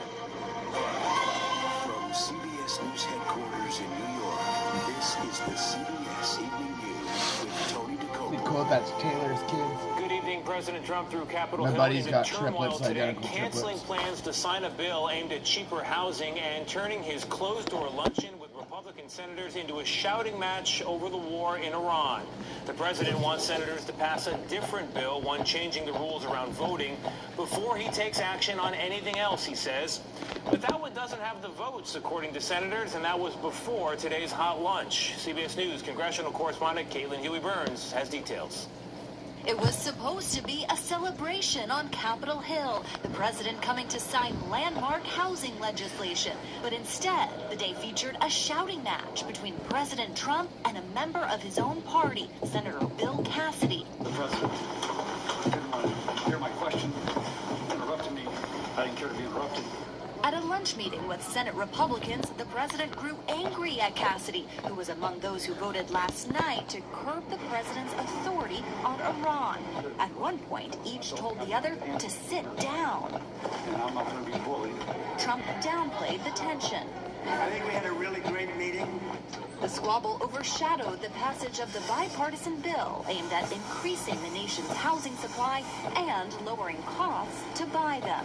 The president abruptly canceled the event to sign it into law with this social media post, upset the Senate has not passed one of his top priorities, a package of national voting restrictions known as the Save America Act, which Senate leaders say they don't have the votes to pass. The cancellation blindsided lawmakers. It's not helpful. It's not helpful. It's utterly amazing. Trump is running away from one of the very few accomplishments that could actually help the American people. Shut the fuck up, you dumb motherfucker. Had been hoping to You probably didn't do it for a good reason. Ahead of the midterm elections. Now, it can still become law even without the president's signature. No, it can't. Sorry. Sorry. No veto the fuck out of it if you don't. You had to pass away without a signature. Parts of Northern California today, about 2 hours north of San Francisco, injuring several people and causing widespread damage. Our Carter Evans has more now from Los Angeles. Mount Shasta. 5.6 magnitude earthquake shook Mendocino County so hard that items inside this grocery store flew off the shelves. I've been here for 22 years. It's just never seen something like that before. Seismologists say it's the biggest quake to strike the area in nearly 9 decades. There were some reports of injuries, but no deaths. And there's no major damage to infrastructure, but thousands lost power. The house was rolling, dude. And scientists fear something larger may be looming. A new study finds the San Andreas and San Jacinto faults in Southern California have reached their highest stress levels in 1,000 years, raising concerns about the possibility of a large earthquake hitting the area. So it's going to take a big one down here in Southern California to alleviate that built-up stress. That's correct. The USGS models forecast that in the next 30 years, there's about a 20% chance of a damaging earthquake on those faults. This settlement check completely changed my life, and it came from a car accident I almost forgot about. Now, with this particular quake in Northern California, seismologists say aftershocks could be felt for days, and there is a very small chance that this is a foreshock, meaning an even larger There's gonna be another one coming. Tony? Let's open up. Carter, thank you very much. Overseas now to that deadly heat wave, melting records across Western Europe, and it's about to get worse as brutal new highs hit the region. CBS News foreign correspondent Chris Livesay is in Paris, which once again topped triple digits. Sell them fans. Who cares? The Eiffel Tower No one fucking cares. That place smells like shit, probably. Extreme heat is closing their doors early. So many people who've traveled from around the world aren't getting to see the sights that Paris has to offer because of this heat wave, and it's dangerously hot. Europe is in the midst of its second heat wave this year, and summer's only just begun. But unlike the U.S., air conditioning is not ubiquitous. Here in France, only 25% of homes have it. Today was the day you decided to jump in. Already, at least 40 people have drowned trying to stay cool in lakes, rivers, and canals like this one in Paris. And you can't blame them for cooling cooling off. Tonight, France is one of the hottest places on Earth. Hotter than 99% of the planet, including parts of some of the hottest deserts. Shut the fuck up, dude. No, it's not. France. In No, London, it's not. commuters are dreading No, it's not. In Rome, They love lying about everything. will cost you a sunburn. As heat waves become more frequent and more fierce, Europe must confront a new reality. Its most famous landmarks were built for a cooler world. The UK today broke its all-time high for the month of June, topping 96 degrees. Oh my God. Oh, 96 degrees. Oh. That's only the Shut the fuck up, motherfucker. Shut the fuck up. 96 degrees. Shut your fucking mouth. I don't 40 million want are on to alert for dangerous weather tonight. The Texas Panhandle still reeling after They got some grapefruit-sized hail busted crazy windshields and pounded roads last night. And in Utah, Ring camera video shows fire raging near a cabin in that massive cottonwood fire. It's one of 5 wildfires that burned more than 100,000 acres statewide. CBS meteorologist Rob Marciano tracking it all. Rob, good evening. Hey, Tony, we're actually getting some thunderstorms across Utah. Too early to say whether it's good with rain or bad with more lightning and gusty winds. Here it is on the larger map, and we've got severe thunderstorms that we have to contend with as well, including the eastern part of Denver Metro into the High Plains, Cheyenne. A tornado watch up until 11 o'clock tonight. Severe thunderstorm watches up south of there. Chicago up through Green Bay, you're in it too. And the flood watches with these storms because they've been dumping a lot of rain. So tomorrow's outlook includes much of today, slicing across parts of Kansas and Oklahoma in through Joplin, where they have a slightly higher risk of seeing some tornadoes. But the heat continues to scorch the west. Extreme heat warnings posted for parts of Arizona. 110 expected in Phoenix. Red flag warnings, critical fire weather for those areas near Utah. And that heat is building into Chicago on Sunday and Monday, and Raleigh on Saturday and Sunday, and into next week. It does look to be warm here in the east. Not as warm as Europe, but certainly toasty heading into the 4th. Rob, thank you very much. We turn now to a big night for the mayor of New York City, who endorsed 3 far-left candidates for Congress, and all 3 won, raising questions about the future of the Democratic Party. Even as Trump-backed candidates had a good showing as well. Here's senior White House correspondent Ed O'Keefe. He's mayor of New York, but Zohran Mamdani is now also a kingmaker. We are showing there is a new path for politics in our city and in our Fuck country. off. In defiance of other party leaders, Get the outta mayor here, recruited you a slate fucking- of like-minded progressives or Democratic Socialist congressional candidates and dropped this ad during the New York Knicks championship run.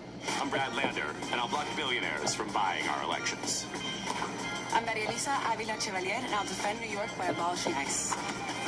I'm Claire Valdez, and I'll stand up against bad landlords and greedy corporations. It worked. Really? Brad Lander defeated Congressman Dan Goldman, who'd earned national attention for managing the first Trump impeachment trial. And 32-year-old PhD student Maria Elisa Avila Chevalier defeated Congressman Adriano Espaillat, chairman of the Congressional Hispanic Caucus. All 3 candidates are critical of Israel.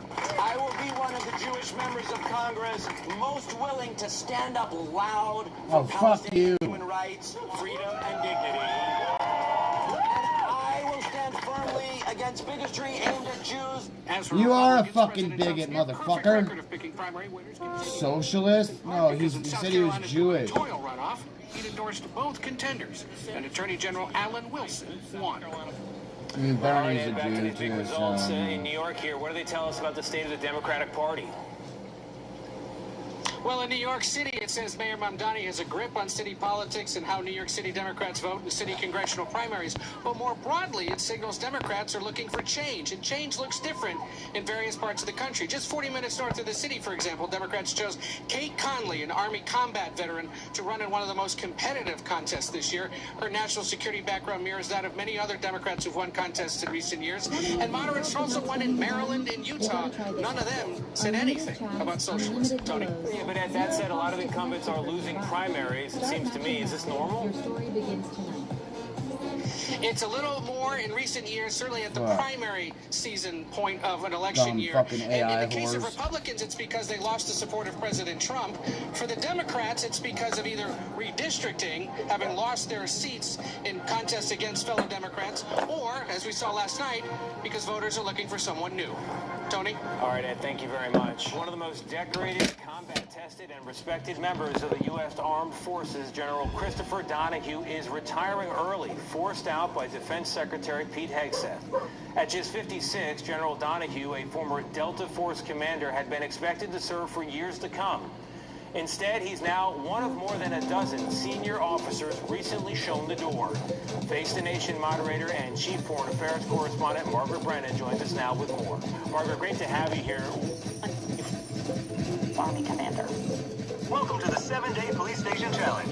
What you've inherited is a broken down, underfunded precinct. Haas invited here's senior national correspondent Mark Strassman. Four-wheeling through the muck of South Central Texas.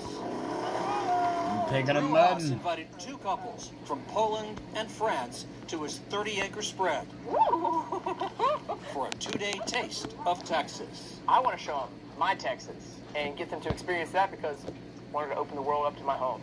My soul's been lit on fire. Your soul's been lit on fire? Been lit on fire just seeing all these people enjoy themselves here. Let's do some cowboy stuff. David Mazur and Martina Bijinska live in Silesia, southwestern Poland. And you're going to go out, and then you're going to grab my hand right here. Just Haas taught them to dance the two-step. I would say it's all new to us. My dad grew up watching like John Wayne westerns. You just want to see it for yourself. I was a bit skeptical about it, but then I just feel like, yes, I can do this all day. Haas also took them to Buc-ee's. This one has 98 pumps and aisles of Americana. Think about it. They were smitten by a mega gas station. This is the America that I want to live in. This is the America that I know it can be. Turns out America is her own best ambassador. We really love this lifestyle. We enjoy every second of it. We just want to like soak it in. Both couples will spend the next couple of weeks here enjoying the World Cup and American hospitality. Tony, what is Polish for? Y'all come back, you hear? I'll look it up in the commercial break, Mark. Thank you very much. Up next, have you seen this dog? An update on the effort to find the Marlins' mystery pup. He's a good boy. What? On CBS. Can you introduce? Known for the first time in their lives. Kevin is going to Villanova, Declan to Holy Cross, and Cormac all the way down to the University of Florida, where he tells us he's looking forward to being seen as an individual.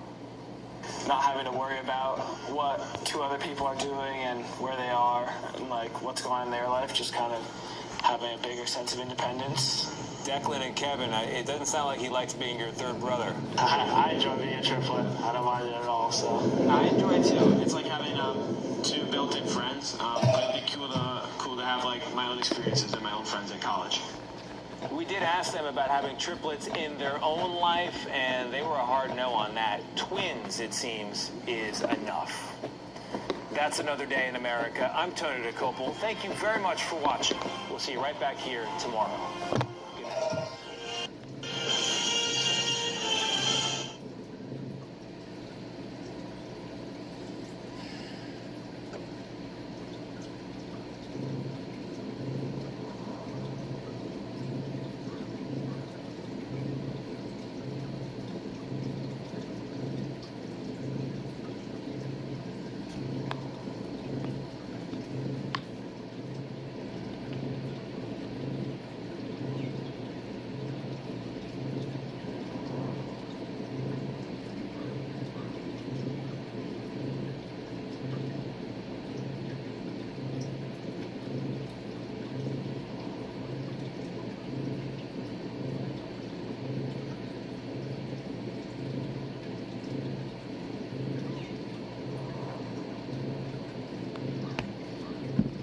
Congratulations, special offer. Borrow $1,500 and pay $66 per month. Can I apply for a loan with poor credit? Actually, Land accounts for little more than a quarter of the Earth's surface. The rest is covered with 326 quintillion liters of water that the majority of the world's living organisms call home. The world's oceans served as a vessel for the chemical reactions that produced life and neurotransmission. So it should come as no surprise that it also contains an array of compounds that alter consciousness. I've been fascinated by psychoactive drugs my whole life. I love to study their chemistry and impact on society. And my work has allowed me to investigate extraordinary substances around the world. Yet there are still mysteries that remain. Its origins may lay in antiquity, and the effects are still being encountered today. Cultures all over the world have described reef fish that produce a drug-like effect when consumed. This is the story of the dreamfish.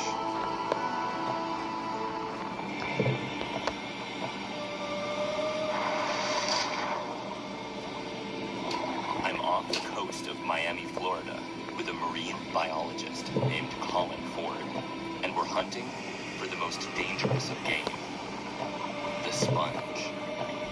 The sponge in question is Smenospongia aurea, a golden member of the class Desmospongiae, and host to a fascinating compound called 5-bromo-DMT, the only known psychedelic to have been isolated from the ocean, and only the ocean.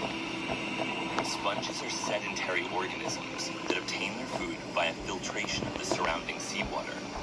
Even a small sponge can circulate millions of gallons in the course of its life.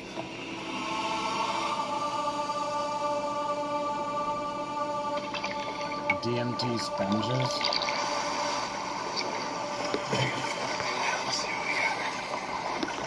This is amazing. It's like in 2013, I received a letter from a Sudanese chemist who called himself Dr. Osculum.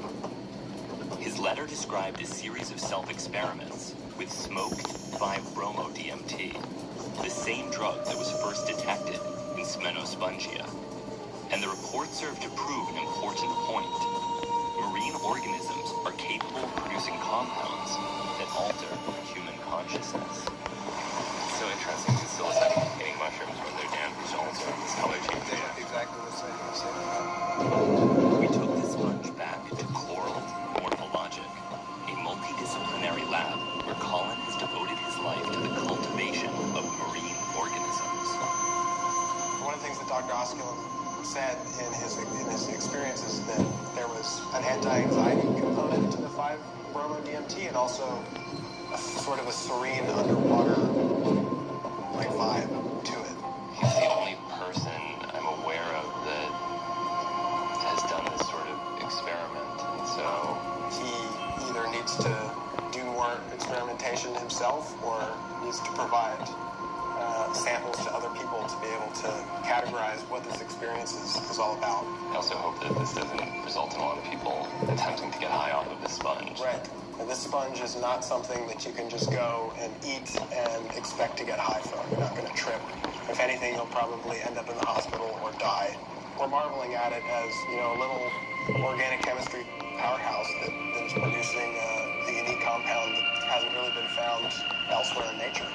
While Smenospongia brings to light the reality of marine psychedelics, there are also reported cases around the world of fish causing vivid hallucinations. I met with my friend Jason Wallach to discuss how we might detect a marine psychedelic. Why do you think it is that psychoactive animals in general are less researched? It's a good question. I mean, I don't know. It could be a matter of the complexity of extracting the chemicals from the biological matrices. And have you followed this phenomenon, this hallucinogenic fish poisoning? The fact that there are so many instances and reports of it occurring makes me think there probably is a real pharmacological phenomenon going on. Now, I don't know that that's responsible for all cases. I wouldn't be surprised if there is a chemical that is contributing to these altered experiences that people have. Hallucinogenic fish poisoning also called ichthyoalienotoxism, has been associated with the consumption of at least 16 different species of herbivorous reef fish. Those who eat the fish report a transient intoxication, vivid dreams or nightmares, and in some instances, open-eye visual hallucinations. All of the species of fish that I've seen listed as potentially, psychedelic or the dream fish, most of them seem like they're herbivores in oceanic island areas. I suspect that it probably has to do with either dinoflagellates or algae that This motherfucker's hair looked like a pufferfish. All attempts to identify the causal agent in the poisonings have failed. To study the effect, I felt it necessary to travel to the Indian Ocean, where most of the implicated species can be found. I began my journey. The two islands off Madagascar. Nosy Combo.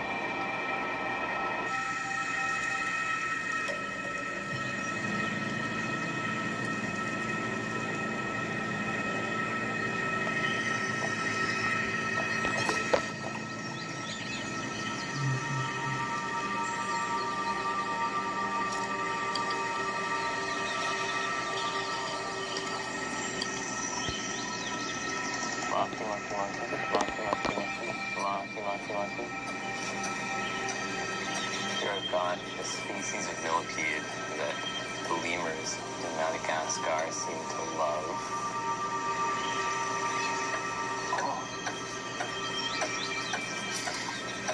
Spraying juices on my face.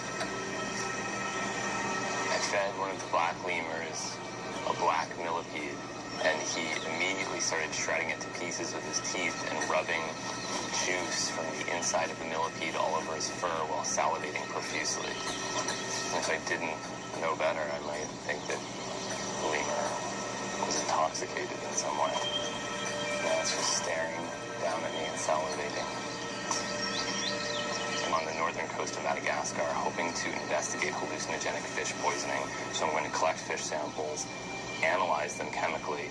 Nobody knows what chemical is responsible for the effect, and it remains completely unknown scientifically.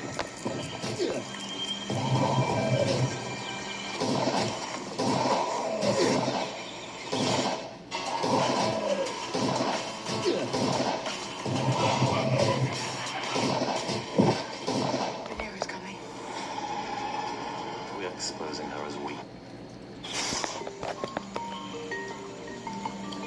The reefs around Nosy Bay are home to many of the reportedly hallucinogenic species, yet there hasn't been a single account published describing hallucinogenic poisonings in all of Madagascar. So I met with a retired shark poacher named Goth, who offered to introduce me to local fishermen. Have you heard of people getting drunk after eating parrotfish or goatfish?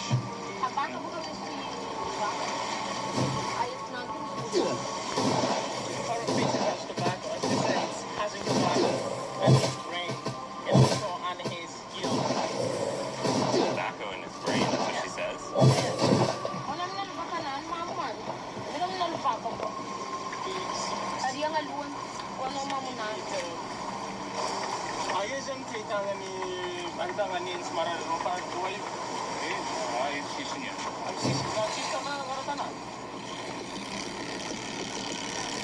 Rabbit fish? Surrounding Madagascar are more than 50 small islands that possess their own reef habitat, providing a home for an amazing array of marine organisms. Oh, wow. Wow. That is a very big fish.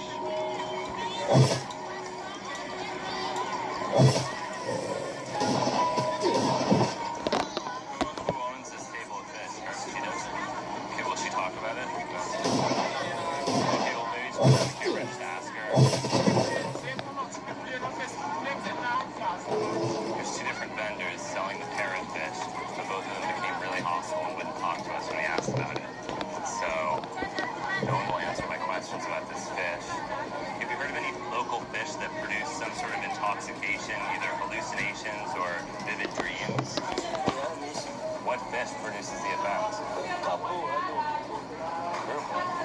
What is the effect like?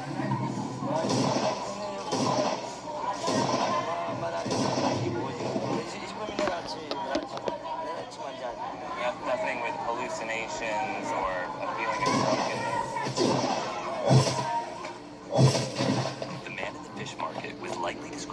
another phenomenon called ciguatera, associated with the consumption of grouper. It's a poisoning that causes crippling neuropathies, chronic fatigue, and reversal of hot and cold sensation that sometimes lasts years. Ciguatera and many other forms of fish poisoning have one thing in common. They depend on a process called biomagnification. Certain substances can accumulate in the tissue of an organism at successively higher levels of food chain.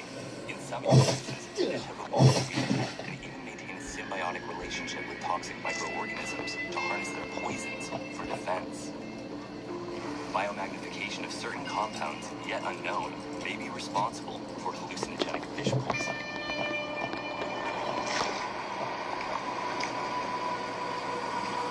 I traveled with Bob to a small island surrounded by reefs that were said to contain rabbitfish, parrotfish, and goatfish. I hear about it when I'm feeling but I have never seen the people getting killed of it. What's some kind of like numbness, you feel a little dizzy. Give me some like energy, but it's not the energy what I want to get. Oh, what type of fish was it? It's a rabbitfish, but I don't know the species, but it's from the rabbitfish. Huh. Rabbitfish. Yeah. Rabbitfish.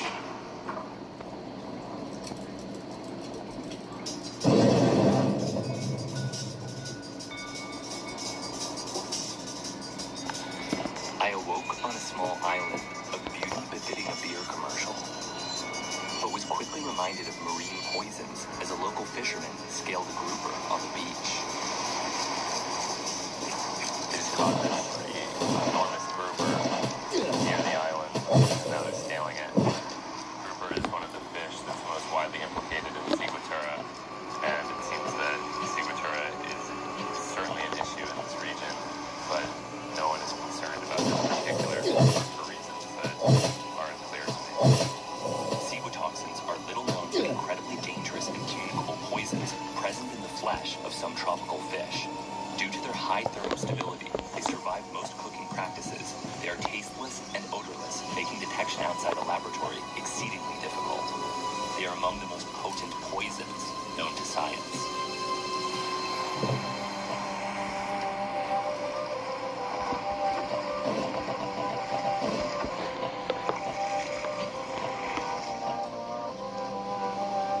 How long have you been fishing? Let me see. Do you ever find that the fish in this area is poisonous? Can you teach me about the way that you catch fish?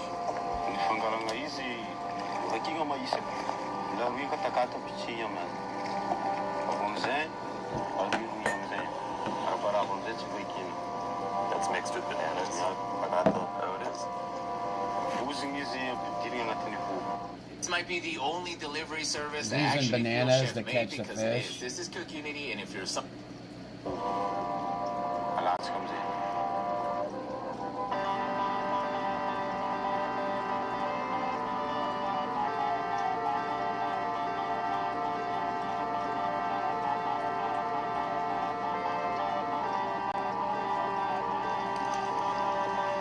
Quite a catch.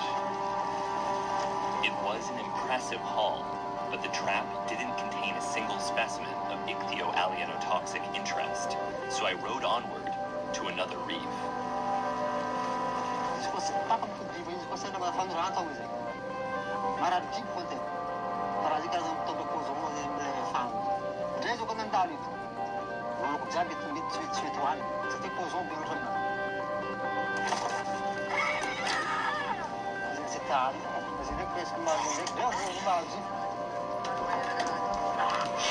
Holy shit, that puffer is humongous. The tales of poisoned turtles and shrill cries of the puffer emphasized the toxicological complexity of the ocean and the difficulties that I That thing is continue to huge. face in understanding hallucinogenic fish. Humongous pufferfish. As the sun set, I began to feel the weight of the day's confusions and decided to set out with Goff for one final dive on the reef beside our island. With only a flashlight, a trident, and a pack of condoms, Goff took me on a midnight expedition.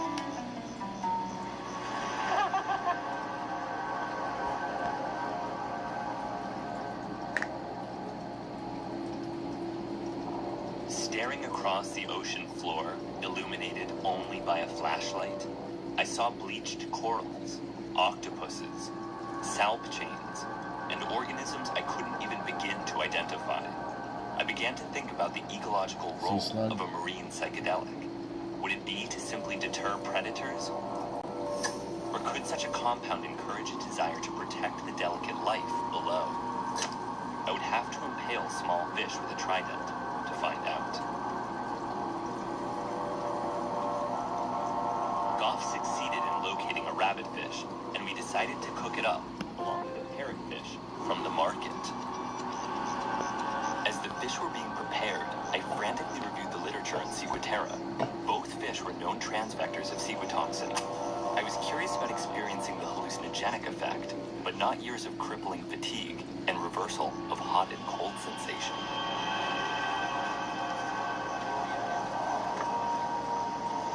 Thank you. Wow. Oh, it's really very aromatic. Breathing in the fish vapor. I love it. So here we have the parrotfish, here we have the rabbitfish. This you speared just a couple hours ago. Yep. And today we're gonna wet our bed. Wet our bed? Yeah. Why are we going to wet our bed? Because we're gonna have a parrotfish. This is a rumored effect of the parrotfish. It causes bedwetting? Yeah.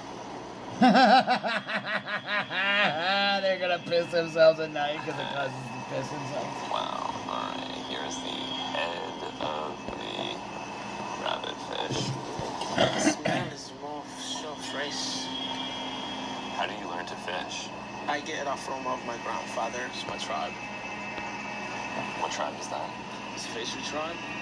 Is you? Yeah. So, as the people say, veju, because they heard the sound veju, veju, veju. Veju, veju means paddling, and they give the name of the people in the coastline of the southwest coast is veju. And what about the role of fish in this culture? It seems like everywhere I look, there's people pulling fish out of the ocean. People here living what they can, and they take it whatever they can too. And from my perspective, I'm trying to understand chemically and pharmacologically why it is that certain fish seem to have this effect. But then when I go underwater and look at the diversity of organisms, it seems like it's almost a hopeless investigation because there's so many different things in the ocean. There's so many different bacteria, dinoflagellates, seagrass, algae. Probably a fish himself is producing that one. And I feel like it's making my mouth slightly numb. Is that normal? Yeah. Yeah, it's making my tongue it's making my tongue completely numb. Oh yeah, you just enjoy it. It'll be fine. Sure. Outside of an inexplicable oral numbness, the fish were without activity. Could the local reports have been nothing more than placebo?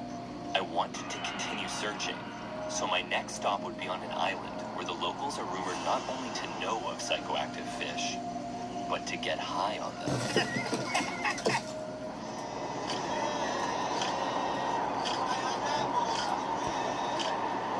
New Crispy Farm Pan, only at Pizza Hut. Crispy, cheesy, next level. Get it now for only $10. I just got paid $62,000 for my car accident, using nothing but... No, you didn't, bitch.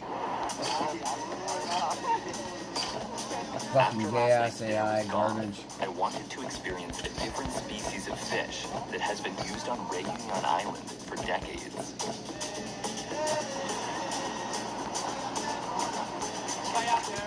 The most extensive review of hallucinogenic fish poisoning was authored by a naval surgeon named Bruce Halstead as part of his 3,000-page magnum opus, Poisonous and Venomous Marine Animals of the World. The author of this book, Halstead, even claimed to have discovered what chemical was responsible for hallucinogenic fish poisoning, but refused to tell the public because he was afraid that the Russians would use it against the United States in some kind of military capacity. So there's a little little bit of wackiness surrounding this research as well. Based on ancient pottery from the Mochi civilization in Peru, anthropologists have argued that a psychoactive blenny, known today as pez borracho or the drunken fish, may have been used in sacrificial rituals. But it wasn't until 1927 that modern reports of hallucinogenic fish poisoning began to appear. They described effects that ranged from vivid nightmares and perceived strangulation to hallucinations that were actually enjoyable, which brings me to Réunion.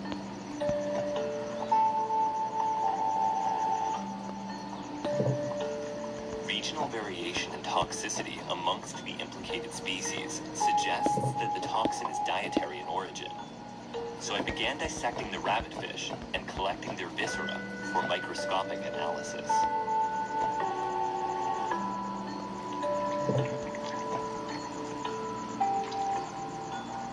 So here we have the liver and stomach.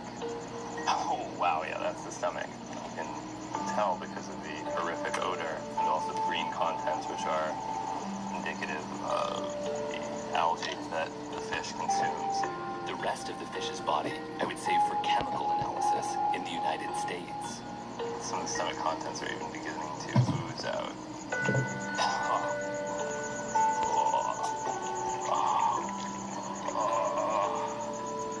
Spilling everywhere. Dream-inducing drugs, also called oneirogens, are a relatively unstudied but real phenomenon. Such effects are commonly reported in hallucinogenic fish poisoning, leading some fishermen to call them nightmare fish or dream fish, depending on their experience. I arrived the next morning in Réunion, a French territory that maintains a very different culture from that of Madagascar. Yeah, my knee is like fucked, yo. It's like fucked. It was like down to the fucking knee. Since About 2011, 5 days ago. bull sharks have attacked 19 surfers, 7 of whom died, making the island infamous internationally. It was along Réunion's rocky coastline that I encountered a fisherman using algae as a bait to catch herbivorous reef fish. Si tu joues à la tête où il y a les ailes là, c'est là que ça va te... Herbivorous. Made up his own fucking name. Herbivore. Have you ever personally consumed one of these fish that produces hallucinations? What was it like? Ben, dormir une demi-journée, faut bien rigoler comme un fou, quoi. Ça, c'est un peu un petit délire comme si... Ben là, il est en train de travailler la tête, là, le cerveau, il est à l'envers, là, et voilà, quoi. Ça va me tourner la tête. Ça va vous emmener loin, quoi. Là, vous êtes à la Réunion, vous pouvez aller en Amérique. Vite fait, bien fait. The reef habitats of Réunion can be best understood for the air, so I boarded a helicopter with Jean-Pascal Claude, a world-renowned marine biologist who has studied marine toxins and their associated microorganisms for 35 years. Here we go.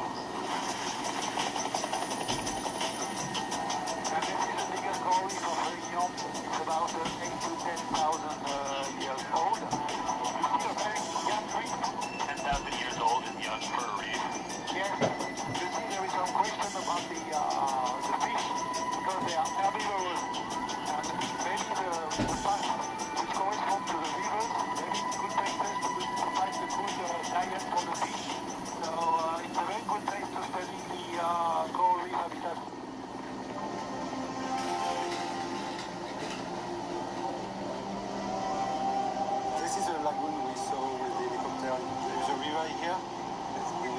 Some samples on the algae for the lab to understand what are they eating and where the compounds may be produced by. In 1998, a belt of coral reefs surrounding the western coast of Réunion was impacted by a bleaching event. The coral has struggled to survive ever since. The bleaching and death of coral creates a home for opportunistic microalgae that in turn provide a home for toxic dinoflagellates that produce sequitoxins. The combination of climate change and chemical contamination of the ocean has made these toxic microorganisms ever more abundant. This one is clear by Cirilata. We collect it The idea is to collect huge amounts, maybe 1 kilo of the caulerpa, to send to a lab and to look at the activity of the compound inside.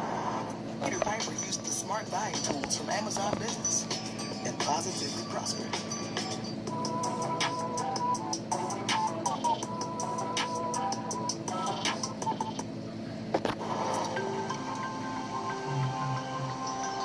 I forgot a fucking thing. Of Cyganus, 1, 2, and 3 species of so Cyganus is rabbit fish. The rabbit fish, this one, is called dreamfish. Okay, they know it's hallucinogenic fish.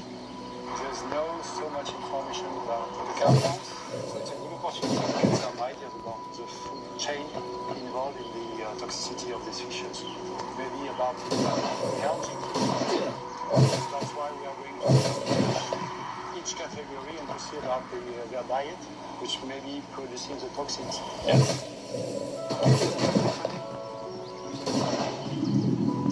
Some basic ambiguity about whether or not this is a real thing, whether it's food poisoning or placebo effects that people are imagining and assuming that it's real. You don't know if it's one single thing that everyone is describing or dozens of different things produced by completely different marine drugs. When I will be back to the lab to see if we can see some dinoflagellates.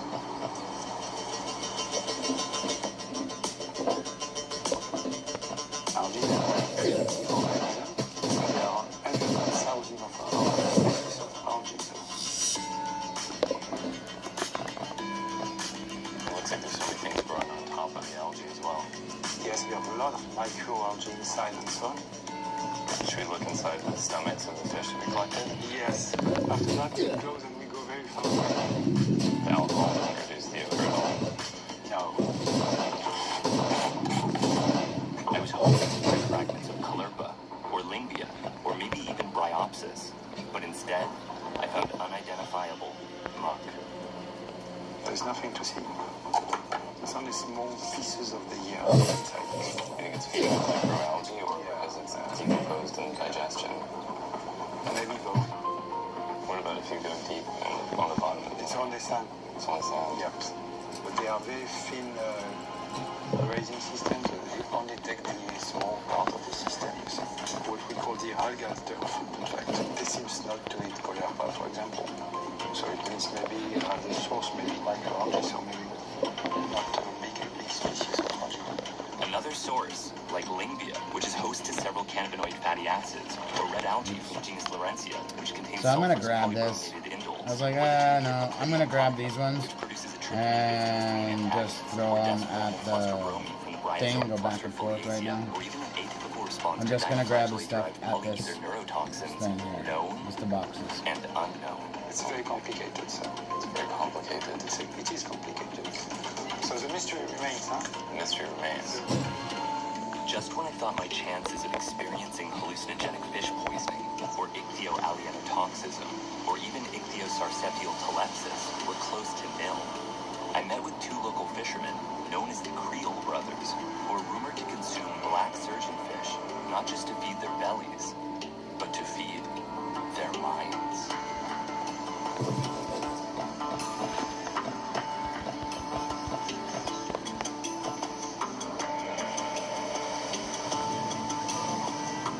What do you think it is that gives the fish this activity? Peut-être ça, c'est un truc qui mange, ça c'est vraiment ça. Le corail, ça dépend, le corail et souvent c'est les CAF même qui donnent les filles. C'est tout le cauchemar, donne beaucoup de cauchemars. Mais des fois quand tu es dans un rempart, tu descends, tu tombes, tu descends des habits, tu touches le fond. Comme un rêve, tu pas de bagarrer, quoi. C'est comme un enfant qui t'attaque, et toujours plus fort, donc. D'un coup, tu réveilles, tu tapes par là, tu tapes dans un truc, quoi. C'est comme des frictions qui partent dans le corps, quoi. C'est trop bon, même. Lui mange beaucoup, mais il y a un cacao, vraiment. Ça fait planer. Are other people afraid to eat this fish? Il y a beaucoup de personnes qui ont fait de manger le poisson, là. Faut vraiment vous essayer un petit coup pour voir. Si vraiment il fait le fish, à vous.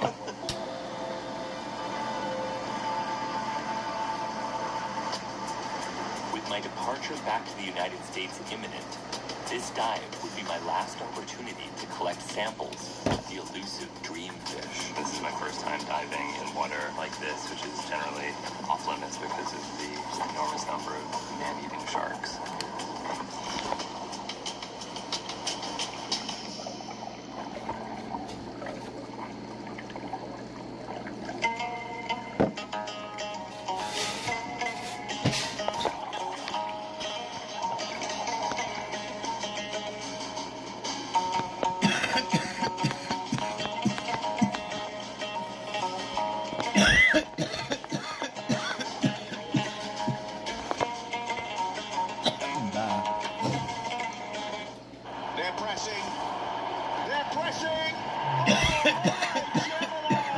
Did you guys see the girl who took one of those mushroom gummies and deep cleaned her whole house Shut at the 2 fuck a.m.? up. Yeah, I thought. Yeah, she's on meth.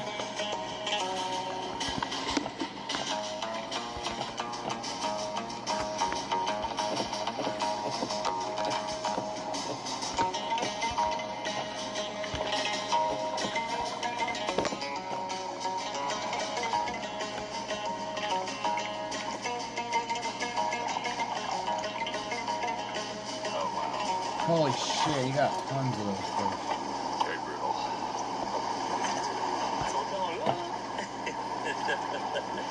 It's interesting the way the blood looks underwater. It looks green when they spear the fish. It's as if they're turning green. So do you think these are the type that will produce the drug effect? The drunk feeling? Oui, c'est ça, c'est quoi? C'est quoi ton cas?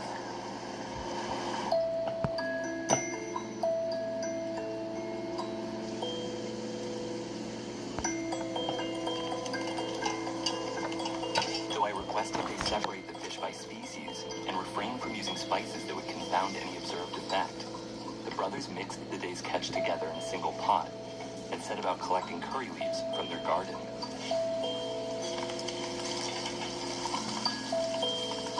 The Creole brothers said that they feel it, but sometimes other people in their family don't feel it. Assuming that it's real, you don't know if it's one single thing that everyone is describing, or maybe dozens of different things produced by completely different marine drugs. We're all going to eat it together because they said that it will make us drunk. So that's intentional.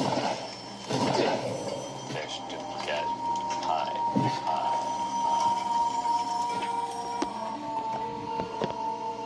Earlier today we went out fishing. We caught 3 different species that these fishermen claim produce some kind of inebriating effect. Or that it increases the vividness of your dreams. We just prepared all the fish together in one pot, which is right here. So I don't know which species it would be if I feel like I think it would be all 3 together or one of the 3. It's going to be hard to know. It makes it a bit more complicated. How many do you think I should eat?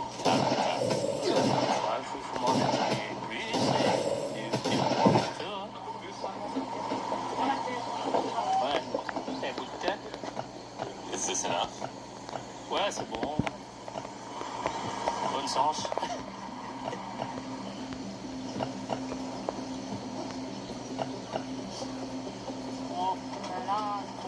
Poisson cérésien. C'est très bon, hein? Very good, thank you. It tastes like curry because it's curried. Other than that, it has a somewhat flavorless white fish for a taste. And my mouth does feel a tiny, tiny bit numb. Have you ever had a drunk feeling from eating this fish?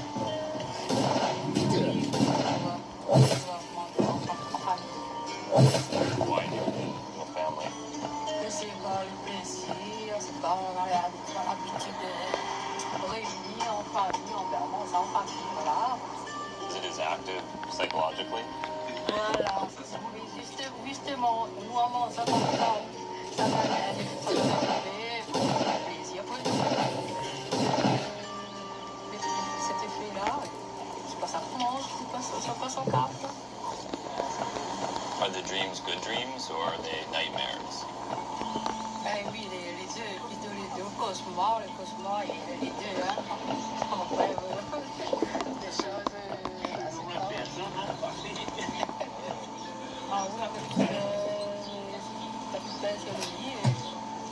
Sleep paralysis? La rapidement tes poissons sauvagins, mais plutôt que le soir qui donne des effets. Bon, le mec qui m'a attaqué.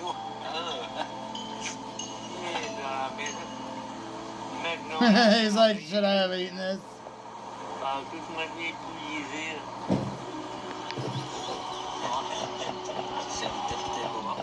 that the brain? Is that from here?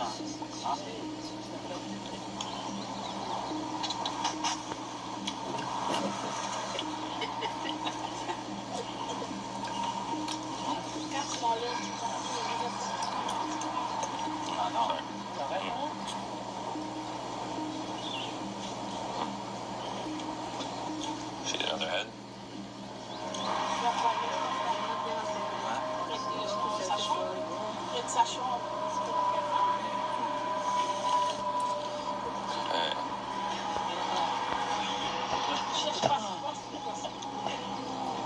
Alright, so after just one more time, so we'll get 3 of these. I'm gonna dump them all here, and then we'll go and do the rest. We'll go do the other shit with that 1 hour gun.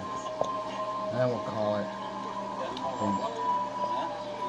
I don't think there's anything else really to do. Quand tu arriverais aux États-Unis, tu racontais à ta mère si ta mère est encore là. We'll go fish. Comment on fait combien de We need to do the Uzi at the thing, so. Les frissons va venir, et après,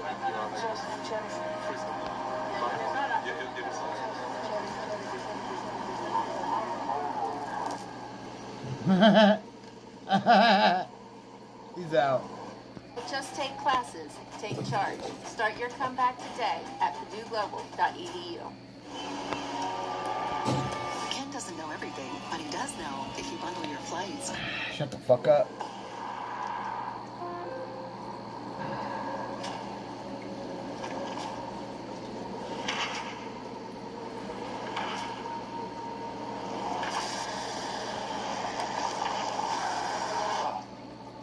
Jesus Christ.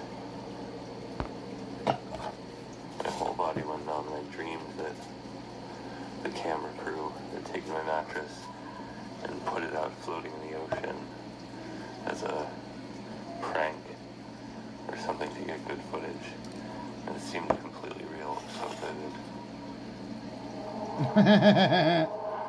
And I saw you pointing to a computer monitor, but it was like you were trying intentionally to freak me out, pointing to a flat screen TV. There's a spider making a spider web on my camera right now. Back of an old man's head. That's kind of cool. He's all. And then I started screaming and had sleep paralysis and woke up. It was really unpleasant. I joked that it's totally non-frightening trip about riding a bike and talking with you and Gene about buying books on Amazon. And whether it was a better use of money to see movies in theaters or buy books on Amazon.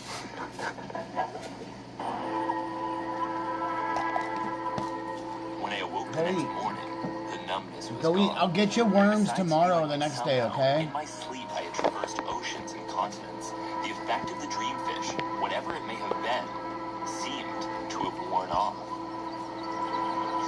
So, Hamilton, what about yesterday experience with the fish? I ate the fish, and then they insisted that I eat the heads. So I ate 5 fish heads, and they insisted that I eat the brains. So I started eating the brains, and then they asked me to slurp the liquid out of the head to sort of suck on the skull until all of the liquid had exited. And I drank that liquid, and it did not taste good. Then I lay down and immediately started dreaming, and then woke up. Then I went back to the hotel, fell asleep again, had extremely intense dreams where I was telepathically communicating with one of the cameramen, Danilo. Then had a sleep paralysis episode where I became terrified and tried to wake up but couldn't. I tried to scream but couldn't. And woke up sort of silently attempting to scream. So that was probably negative. But even though I did wake up screaming twice, it wasn't that bad. I would say that overall it was pretty good. I did wake up screaming twice. If I ate something and it made me fucking do that, I would never fucking ever play fuck around games with that shit.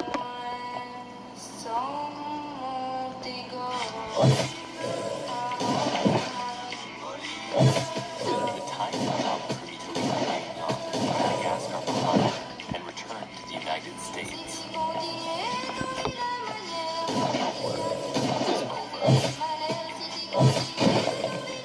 Waiting for me were dried rabbit fish that I'd collected and sent back for my research. There, I would begin the analysis. It's a dried fish specimen that I collected in Madagascar. When I was talking with J.P. Quad about this research, he suggested dividing each fish in half and eating one half and then saving the other half for analysis. That way, if there was a drug effect from the fish, I'd have a reference from that same fish. The problem is that even things like secotoxin and mitotoxin are hard to find in the first place. Even if we knew what we were looking for, I'm not sure that we'd be able to find it in this fish. 18 grams of dried rabbit fish was finely chopped, soaked in 300 milliliters of ethanol, and sonicated at 40 kilohertz per hour. This extraction was repeated twice. The pooled ethanol was filtered, concentrated, and loaded onto a silica gel flash column with a mobile phase of hexanes and ethyl acetate in 3-to-1 ratio, followed by increasing concentrations of ethyl acetate, and finally, ethanol. 72 fractions were collected and analyzed by ASAP-MS. This is what the crude fish extract looks like. We also did chromatography. We looked at some of the pure fractions, but ultimately this is representative of the different compounds that were detectable in the fish. The base peak is 257.12. Neither of us can figure out what exactly that is. None of these things are jumping out as obvious candidates for something that could explain ichthyolienotoxism or hallucinogenic fish poisoning. Certainly no 5-bromo-DMT, no brominated compounds of any kind, no detectable secotoxin or mitotoxin. Maybe it's purely psychological, maybe it's a placebo effect. Something mass spec cannot detect. It's not a very satisfying answer, unfortunately. The history of medicinal chemistry, organic chemistry, are filled with alkaloid extractions from plants and, in some cases, other living organisms. But with something in this situation where we don't know what we're looking for, we don't have an animal model for testing the psychoactive effects, it's very difficult to fractionate it. I mean, you end up with 100 fractions, and each of those fractions has multiple chemicals in it. So you could separate it, reiterate 1,000 times, and end up with 1,000 different chemicals. Still not have a model to test which contains the psychoactive component.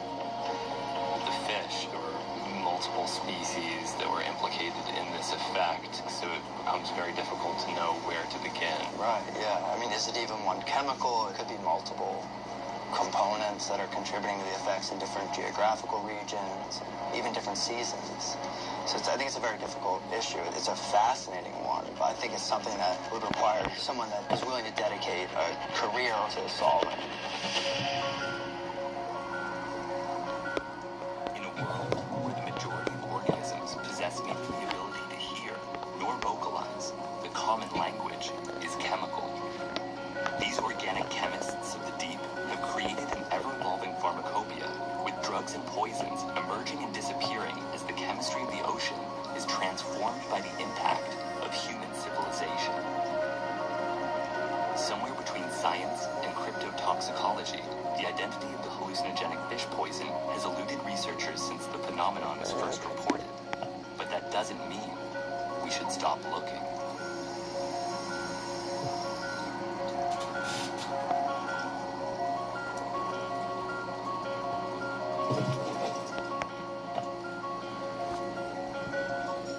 Pretty cool.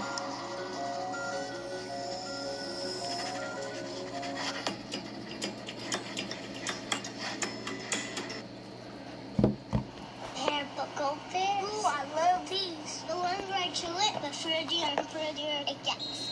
I'm gonna sip this one up. It tastes so good.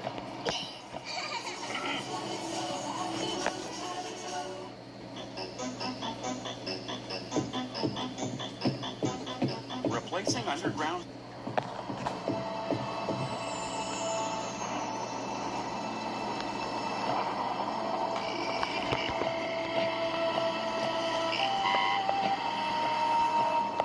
Zapotec Indians believed that fungi would emerge as a response to lightning striking the earth. Now, we understand that mushrooms exist to release spores into the environment. But why some produce psilocybin has yet to be explained. I've been fascinated by psychoactive drugs my whole life. I love to study their chemistry and impact on society. And my work has allowed me to investigate extraordinary substances around the world. Yet there are still mysteries that remain. They grew in hiding for hundreds of years. Now, their fruits are ready to be seen. This is the story of psilocybin containing mushrooms.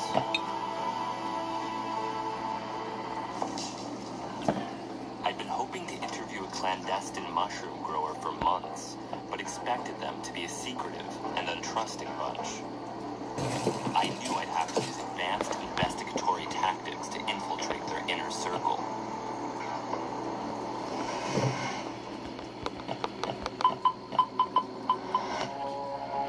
So it was on Instagram that I found a mushroom syndicate named Myco Mob, who I knew possessed the skills and experience to tell me about the inner workings of the underground mushroom trade. A few PMs and emojis later, I was on my way to meet them, eye to eye. Driving to this undisclosed location that I will not name on camera because it houses one of the largest clandestine mushroom grow rooms in North America. This grow room is capable of producing tens of pounds of mushrooms every week.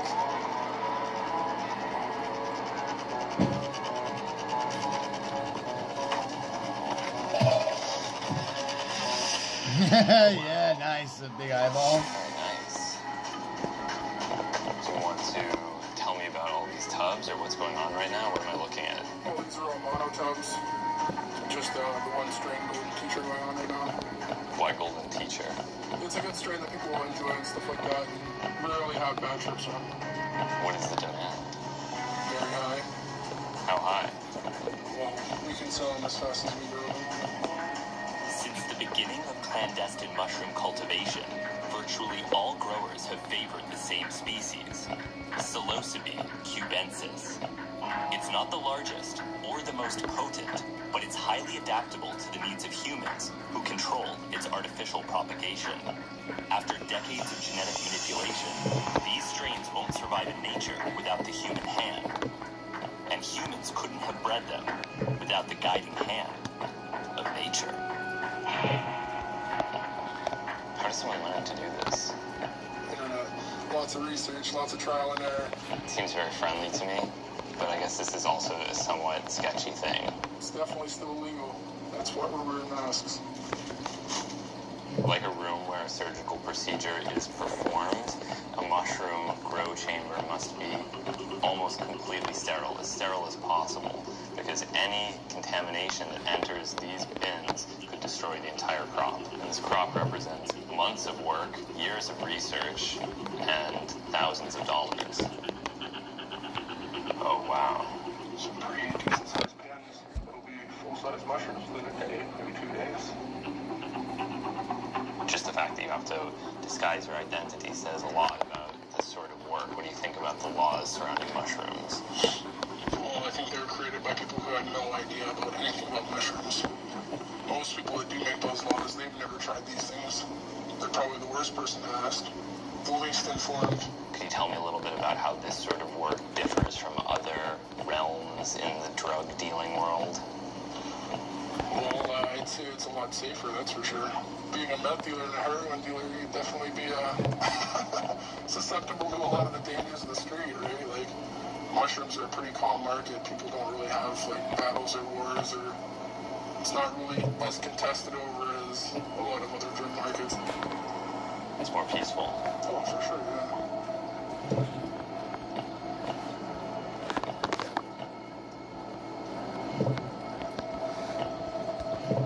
Have you heard anything about the way people will use these mushrooms in Mexico? Rich ritualistic ceremonies. What do you know about them? I don't know much. Have you heard about Maria Sabina? Nope. No. What is that? She was an important mushroom shamaness who was considered responsible for introducing mushrooms to the world outside Mexico. With the international abundance of psilocybin-containing fungi, it's hard to imagine that a mere 60 years ago, their existence was only known to a small number of indigenous healers. But that was changed by the work of a Mazatec shaman, Maria Sabina.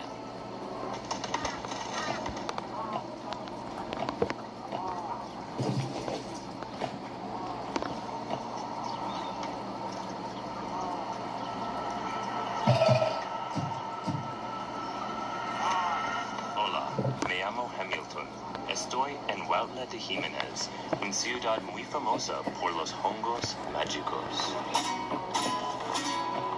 Permiso, señora. ¿Usted sabe una casa de María Sabina? ¿Sí? ¿Qué es? Gracias. ¿Usted sabe dónde queda la casa de María Sabina? Sí. Hola. Permiso, señora. ¿Usted sabe dónde queda la casa de María Sabina? No, está lejos, allí en el hospital. Ah, sí. What if you could deliver a seamless hiring experience to Está lejos, allí en el hospital. Ah, sí. Allí es. Gracias. Ajá. Vamos a la casa de María Sabina.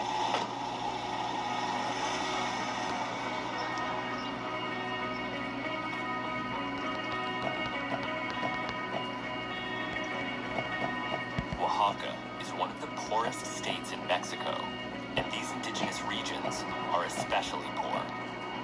They are high in the mountains, and it's certainly not convenient in terms of accessing the rest of the world. So it's an unlikely place to be as developed as it is. They have internet here, there's hot water and electricity, and most of that is thanks to Maria Sabina. Maria Sabina was a locally renowned shaman who used mushrooms ceremonially for spiritual and diagnostic purposes.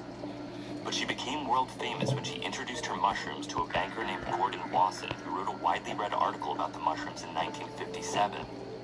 This led to the Western world's first exposure to the concept of magic mushrooms. Countercultural celebrities like John Lennon, Bob Dylan, Janis Joplin, and to a lesser extent, Pele, are reported to have made pilgrimages to Huelva to experience one of Maria Sabina's famous mushroom ceremonies. As a result, Huelva de Jimenez became the most populous and prosperous town in the Sierra Mazateca. There's fucking mushrooms all over that cab.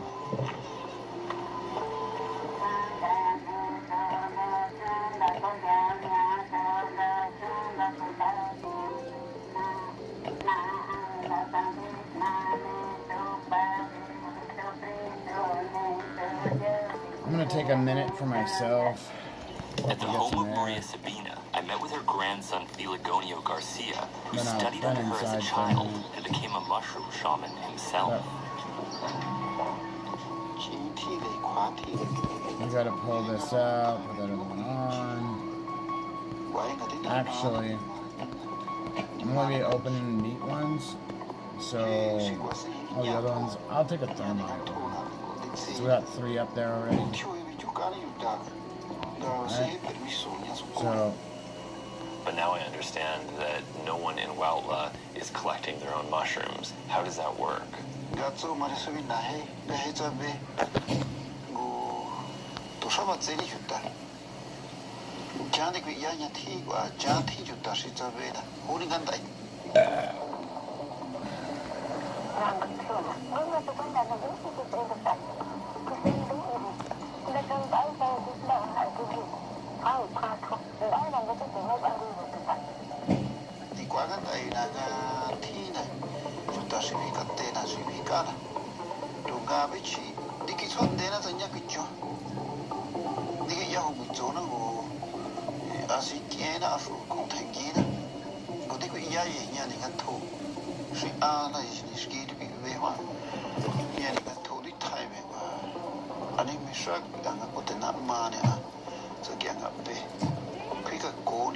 I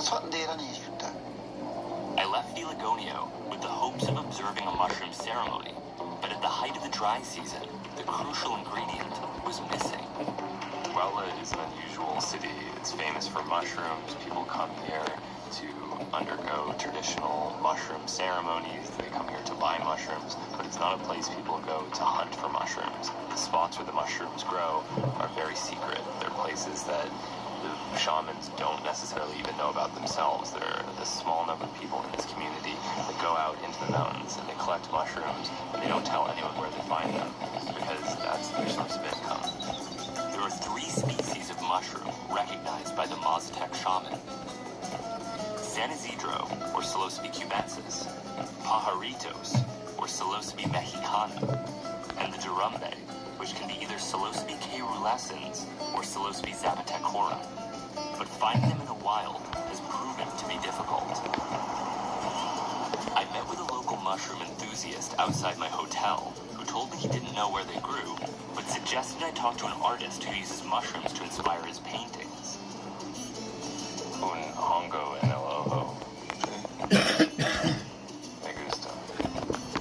The artist showed me his work, but also didn't know where they grew, and told me to talk to his friend Jose, who composes mushroom-inspired music. Jose played me a few of his songs,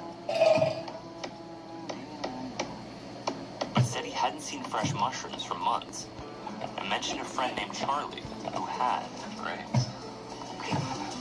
Charlie had been indulging in cane spirits. Yo llevo ahorita como 4 días, 5 días, día y noche tomando. But assured me I wouldn't have trouble finding mushrooms for a ceremony. Que nadie les diga que no. And offered me the phone number of a local named Gerardo.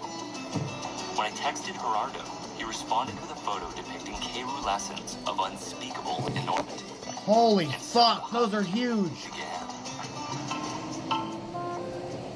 The next day I met with Gerardo to discuss his tantalizing caerulescens photo, and he told me of a private mountaintop garden where the mushrooms grow.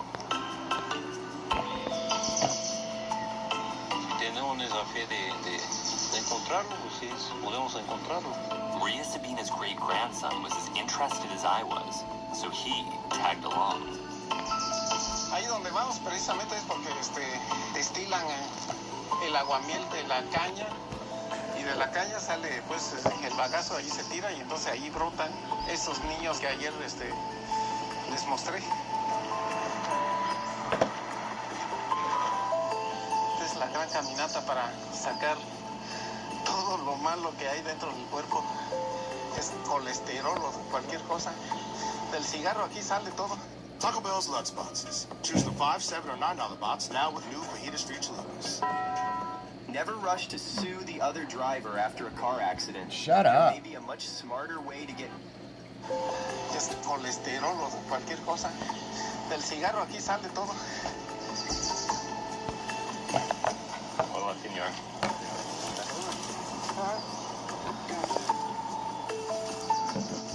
At the top of the mountain, we arrived at the home of a man named Amalfo, who's cultivating mushrooms in a fenced-off garden, fertilized with sugarcane pulp. Oh, wow. There's actually hundreds of Psilocybe caerulescens. They're the largest I've ever seen. They're just enormous. Textbook Psilocybe caerulescens. The hydrophanous cap, you can see wow, those are fucking huge. For moisture, and they are absolutely amazing. They're very potent. They contain high levels of psilocin and psilocybin. Es chulada de hongo, ¿no? Sí. Ya tiene toda la hora. I've never seen so many of this type of mushroom before. It's amazing. This mushroom is very rare where I come from.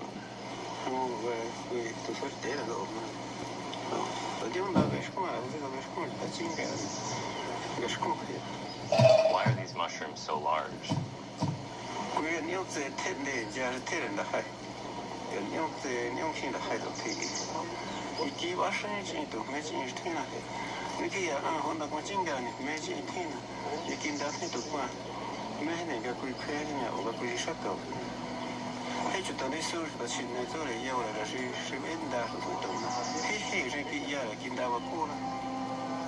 Sería esto el principio de la sabiduría, el principio de la sabiduría para que lo tomes con con fe lo tomes. No le quites la tierrita, Jesse. Todo. The whole thing? Sí.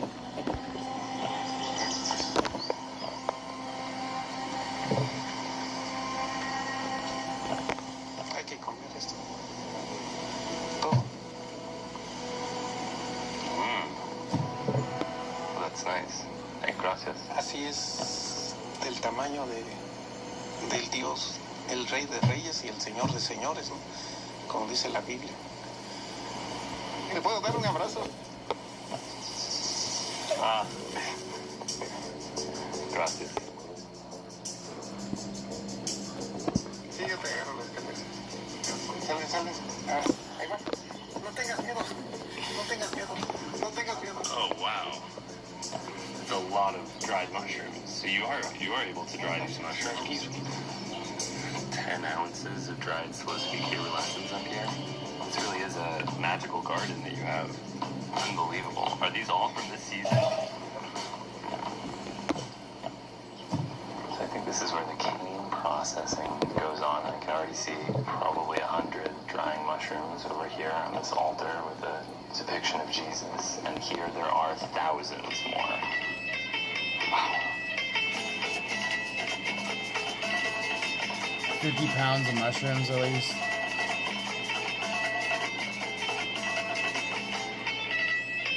Your friend who brought me here was encouraging me to eat the mushrooms outside of a medical or ceremonial context. What do you think of that?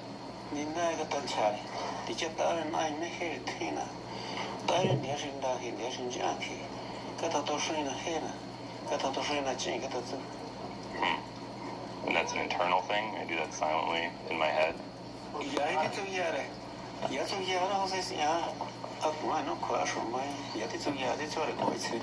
So I'm starting to trip from the mushrooms that your friend gave me? I'm starting to trip right now. Alright.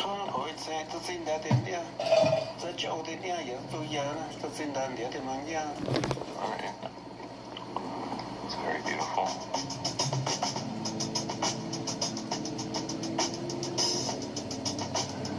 Far from the city center of Huautla, Amalfo lived in relative isolation. He spoke no Spanish and truly believed mushrooms are a sacrament that should never be exchanged for money.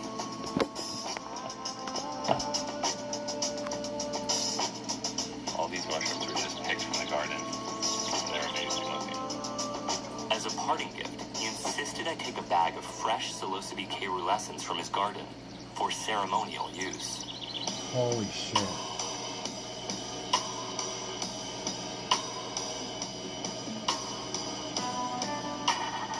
Oh my god. People that love mushrooms, mycophiles, have their own rituals and traditions when they hunt for mushrooms. One of them is taking spore prints, which aids identification, but also allows someone to save the spores of the mushroom, which is the entire biological purpose that the mushroom exists. It allows you to propagate the mushroom, it allows you to verify the identity of the species, and it's one of the only ways of preserving something that otherwise begins to deteriorate very quickly.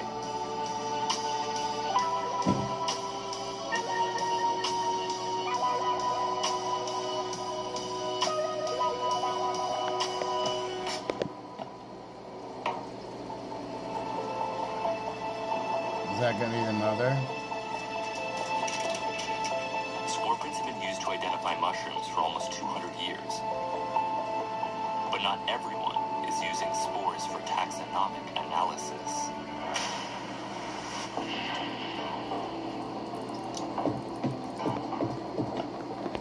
Fungi reproduce by releasing spores into the environment. Like seeds, the spores germinate once they've found a suitable substrate, but unlike seeds, they're haploid and require the genetic material from another spore to produce a dikaryotic fungus capable of sexual reproduction. A single mushroom can release tens of thousands of them into the environment. Don't just take classes, take charge. Start your comeback today at PurdueGlobal.edu. Shut up, you fat bitch.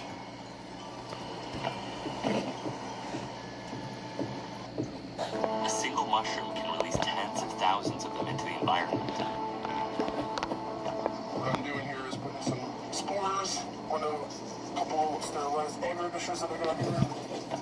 Agar is a gelatinous growth substrate obtained from seaweed. It's widely used for isolating pure cultures. Alright, so we're gonna go here first. In nature, fungi can live in harmony with other organisms, but when isolated from their natural environment and placed on high nutrient media, the presence of competing microorganisms creates a fierce battle between the desired fungus and a diverse ecology of contaminants.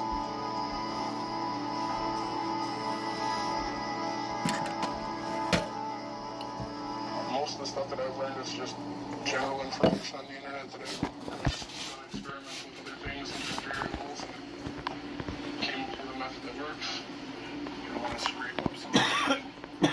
Several prints. It's a ton of prints. Whenever anyone collects mushroom spores in the wild, they can use this sort of process to inoculate either agar or even grain, and then you can select a strain and transfer it into a suitable growth substrate. These are from nature, so it's pretty hard to tell.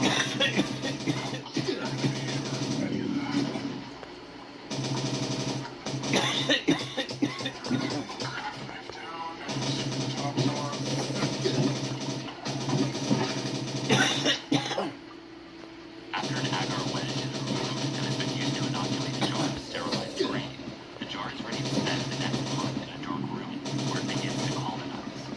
The mycelium is a dense web of microscopic fibers that can be seen by the naked eye as it engulfs and consumes its substrate. Welcome to our abode. Oh wow, this is huge.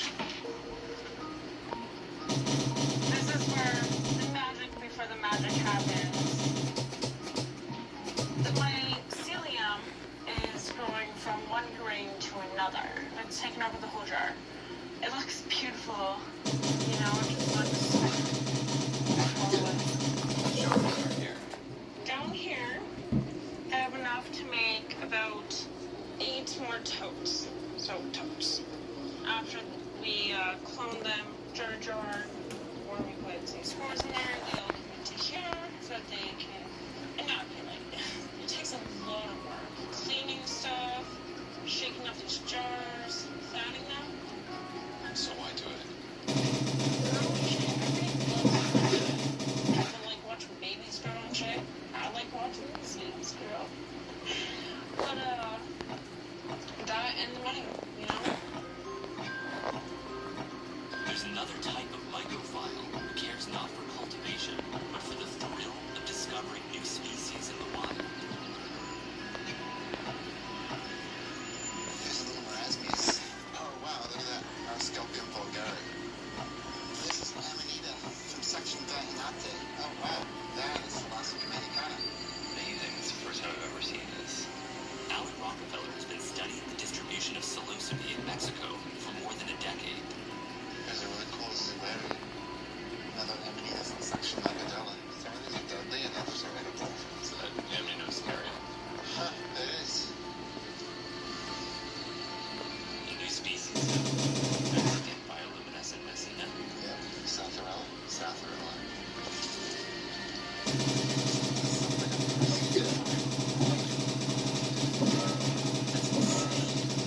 Is that part of the fungus? Yeah. What? What is this? I don't know. Oh, and so I'm back for this giant dangling cluster of pseudofistulina.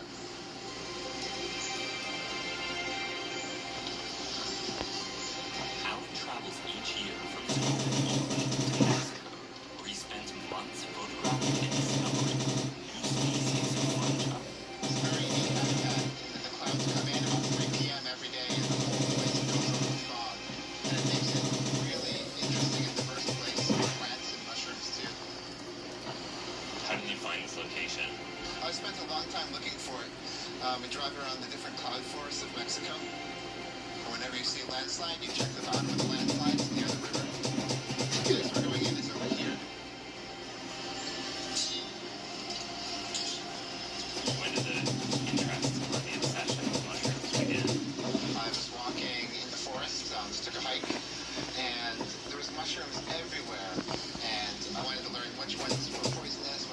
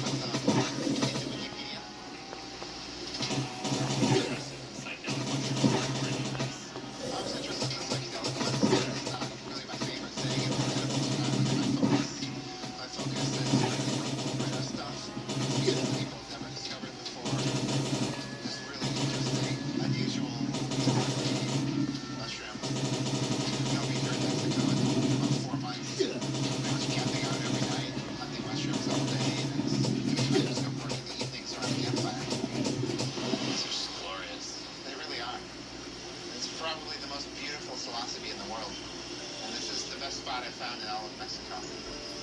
Flaco stem is really distinct in Zapotecorum. The veil remnants around the pilus margin, dark purple brown spore prints. They're all over the caps that are adjacent.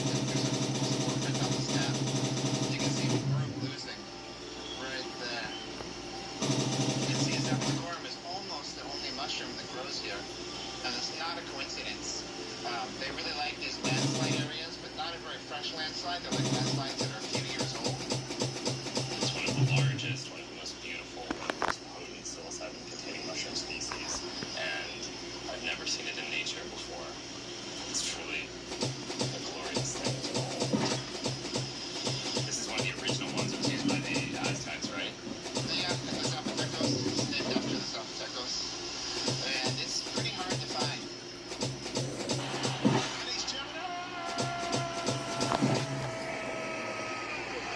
This is the part about ivermectin that nobody really tells you. If you want to actually kill all parasites, all their legs, In Mexico, the use of psilocybin-containing mushrooms can be traced back to ancient civilizations like the Aztec Empire, where they were consumed in conjunction with ritualistic suicide and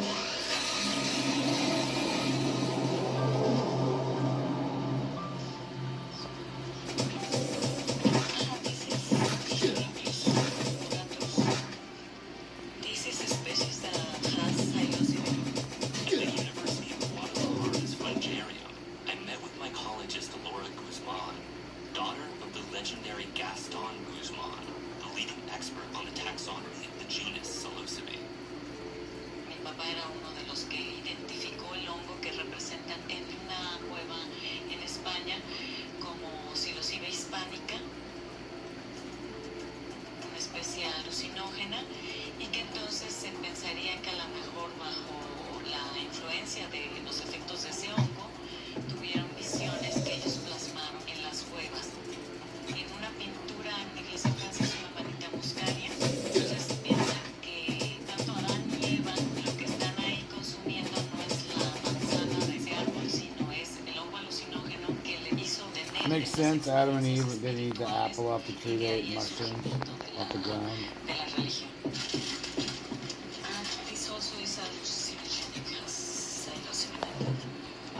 This was discovered It's a good theory. many years ago. 1909. Wow. Uno de los proyectos que tenía con mi papá y que ahora voy a desarrollar yo sola es el de establecer el origen de Psilocybe cubensis. Psilocybe cubensis crece en estiércol de ganado, entonces no puede ser una especie nativa de América, tiene que haber sido traído probablemente de África o de Asia. Primero se introdujo a Cuba, por eso un micólogo norteamericano que lo descubrió ahí le puso Psilocybe cubensis. The discovery that Psilocybe cubensis in the United States produced the same effect as the San Isidro of Mexico sent a new generation of mycophiles onto private cow pastures.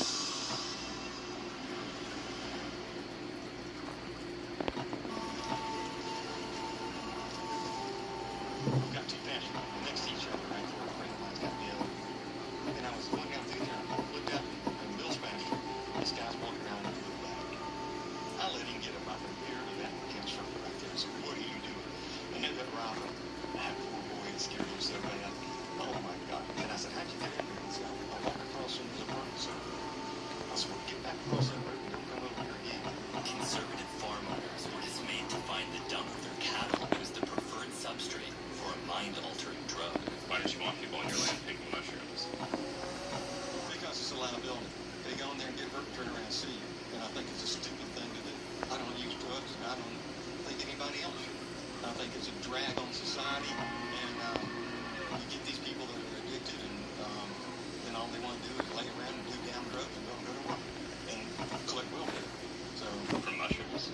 I don't know what it is. Maybe you start on mushrooms, and then you go to marijuana, and the next thing you're on crack, or I don't know. Maybe it's an entry drug.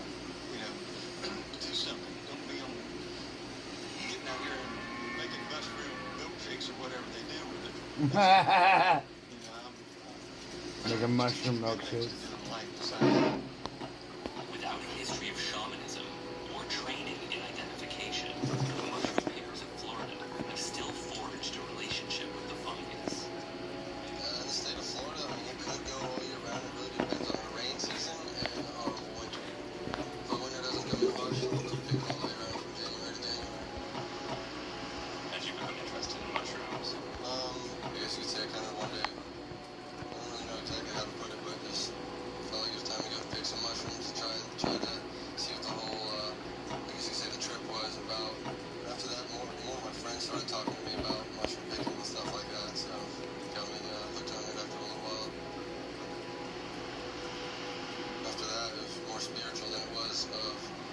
medicinal use. I wasn't using it just to get high from mushrooms, but instead using it to seek more energy fields, I guess you could call it.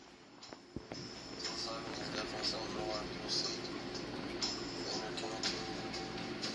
Wouldn't be proud of it, but I started telling them a lot too. Most of my things with mushrooms that I've come to knowledge is all based off theory and experience and small enough research. Not too business school.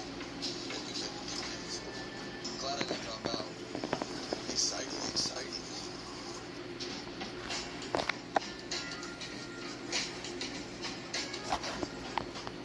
Taco Bell's Nuts Boxes. Choose from curated classics for $5. Satisfying up. Exciting, exciting.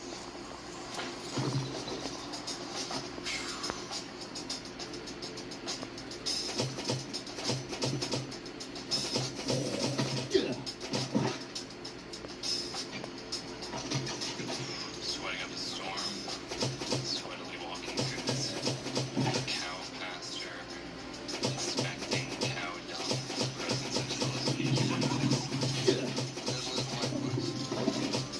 Man, here's a nice gold in the top one right there. Beautiful. It's a really gorgeous one. It's nice, elegant, fully opened cap. Maybe another bushel growing above it. Margin. This is a classic textbook psilocybe cubensis. That looks freaking good. This is the only nothing but psilocybe cubensis. Florida, psilocybe cubensis land.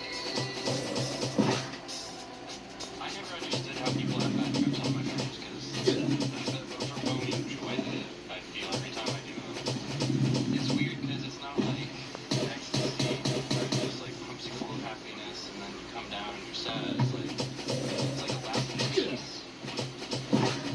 There's a vehicle going down this trail.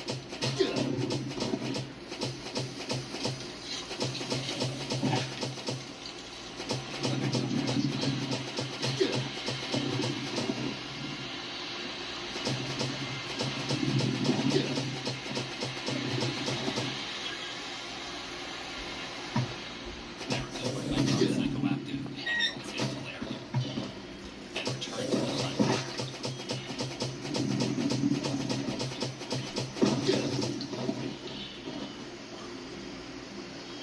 Do any of you use mushrooms with your family? Would you like to? Yes, definitely. Definitely. That'd be awesome. An awesome experience just to take it all in. See how they react on them. See how they maybe inform me while under the influence of psilocybin. Or maybe some words of wisdom that they could possibly give me would be pretty cool to see what they think. You know what I mean? It might be more philosophical.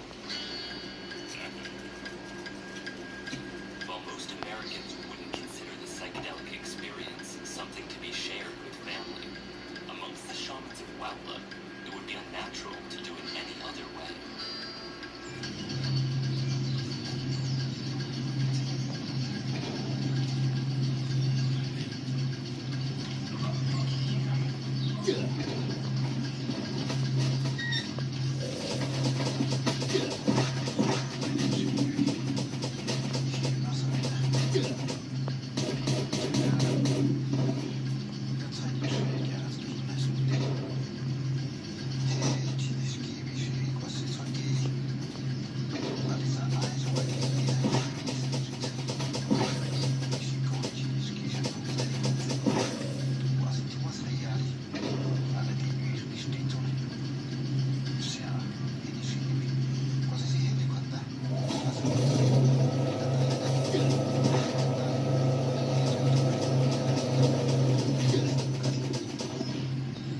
Thank you, Maria Sabina, for allowing Gordon Wasson into your home.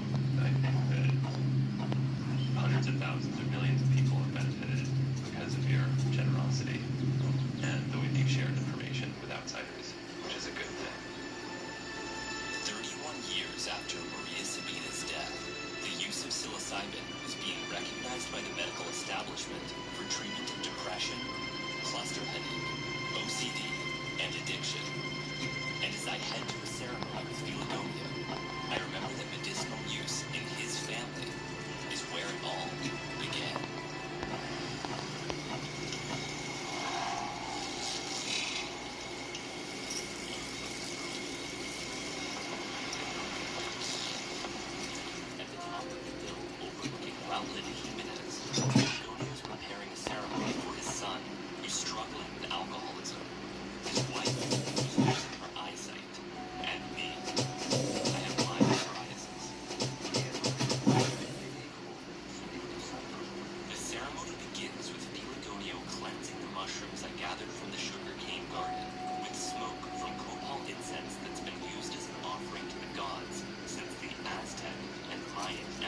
Oh yeah, football.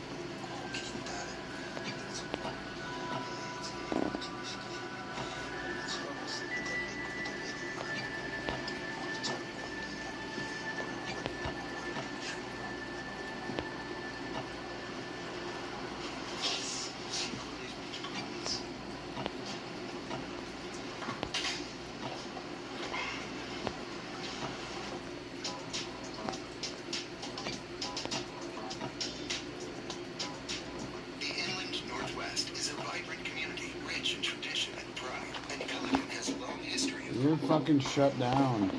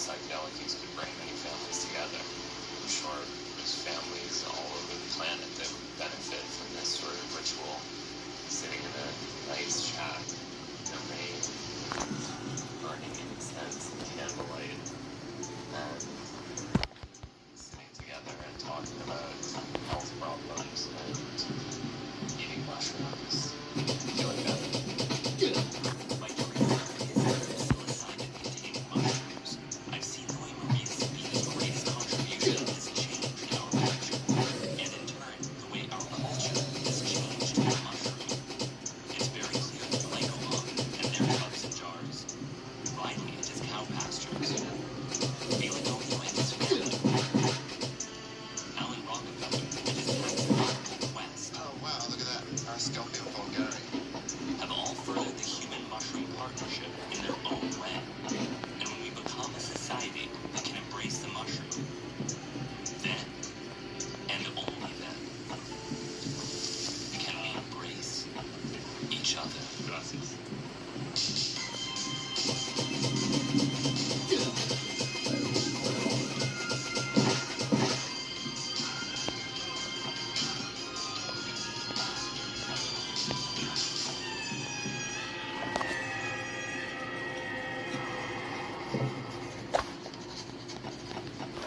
This motherfucker just tripping balls.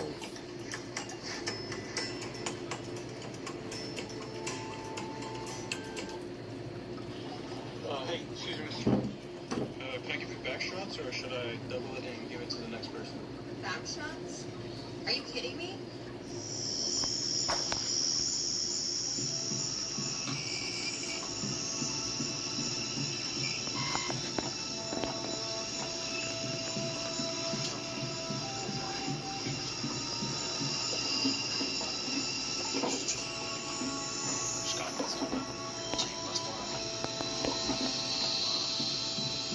Allow me to introduce you to the most unusual trans-neoclaridane diterpene found in nature. Its origins are obscure. Its natural distribution, controversial. I've been fascinated by psychoactive drugs my whole life. I love to study their chemistry and impact on society. And my work has allowed me to investigate extraordinary substances around the world. Yet there are still mysteries that remain. For years, I've hoped to see this ovate leaf in its natural habitat. It's new to our culture, but familiar to the shamans who've cultivated the plant for generations. This is the story of Salvia divinorum.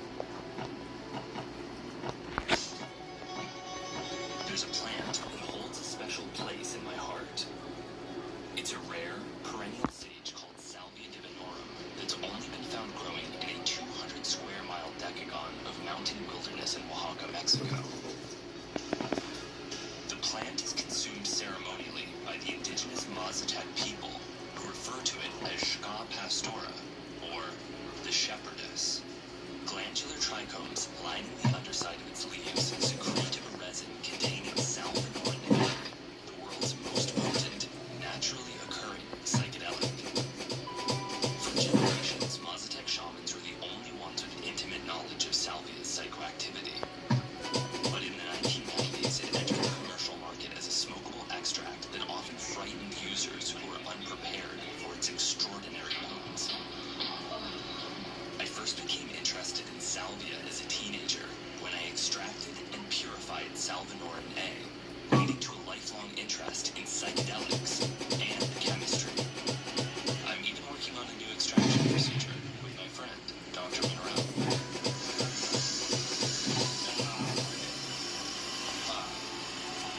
But my investigation into salvia is far from complete. I want to meet those who are most devoted to understanding the plant, finally, to search for it in its natural habitat. Scientists have been studying Salvia divinorum since the 1950s. However, the most important discovery didn't come from a university lab, but from the kitchen of an amateur botanist named Daniel Siebert. Though Siebert wasn't the first to use salvia or isolate salvinorins, he was the first person to have considered a typical smoked salvia experience. When you totally lose the connection to your body and the physical world, it's very hard to be comfortable with that. And I can see why the Mazatecs used it as a ceremonial medicine, because it does this. It gets you into this internal space where you can kind of see things more clearly. At least you can if you use it with that intention. It was a really obscure plant, and I just kind of grew it as an interesting curiosity in my collection. People thought that the plant only worked if you chewed fresh leaves. I thought one thing I haven't tried is making an extract according to a published procedure that I've come across for extracting salvinorin.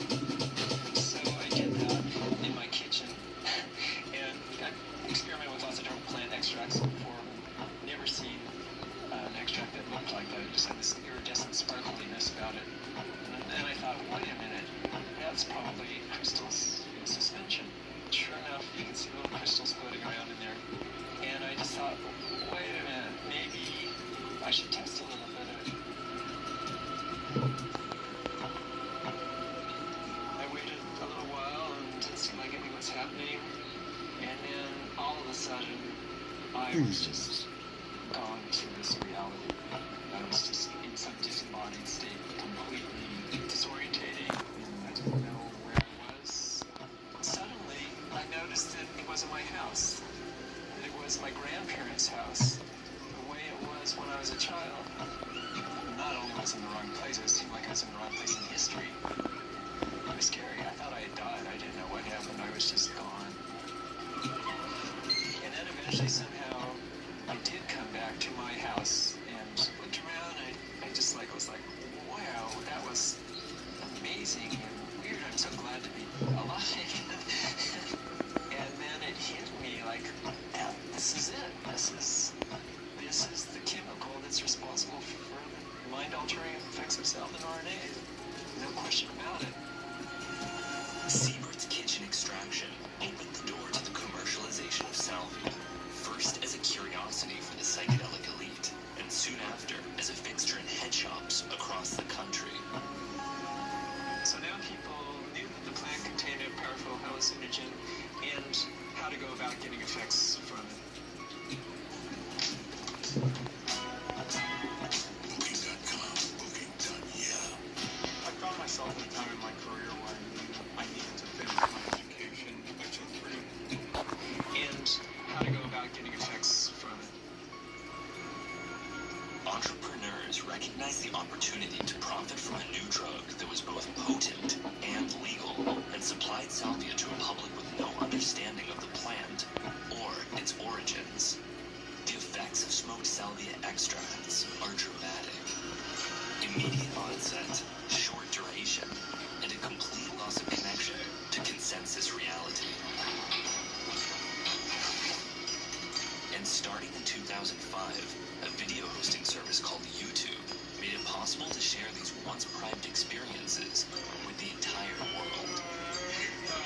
The videos were like nothing I'd ever seen. They were riveting and hilarious. But few users seemed to enjoy the experience, and most tried it only once. However, one person built an empire. Hello, and welcome to Gardening on Salvia. I'm Eric, your host. With nothing more than a video camera, a bong, and a bag of 20x salvia extract. I couldn't think of any person who loved salvia just because of the weirdness of doing it. Hello, and welcome to Driving on Salvia. I'm Eric, your host. You're going to hold it in for about 20 seconds, or until your vision begins to vibrate. How did you first find out about salvia? My friends went out and bought some and tried it. Came over, they're like, Eric, this stuff is hilarious. And I watched a couple of YouTube videos. I was like, this is what it does to people. They're like, yeah, try it. Alright. And so I smoked it in the living room over there and just kind of faded out. It's like you trapped inside of a kaleidoscope, feeling a little bit. You can lose any sense of reality while you're on it. The joke is that you can't get anything done on this shit ever. And it's just like a how-to video, and you just take a hit of salvia beforehand every time. First, step one is we're going to smoke our salvia. You say that you were having a spiritual experience during those videos? Oh yeah, definitely. It's definitely a spiritual experience, but it was like a battle every time I smoked. I don't like losing control, and that's exactly what salvia is. It just takes over. It's like uncomfortable, but also very funny, so it's completely worth making videos of. What began as a simple household gag went viral, and for Eric, there was no turning back.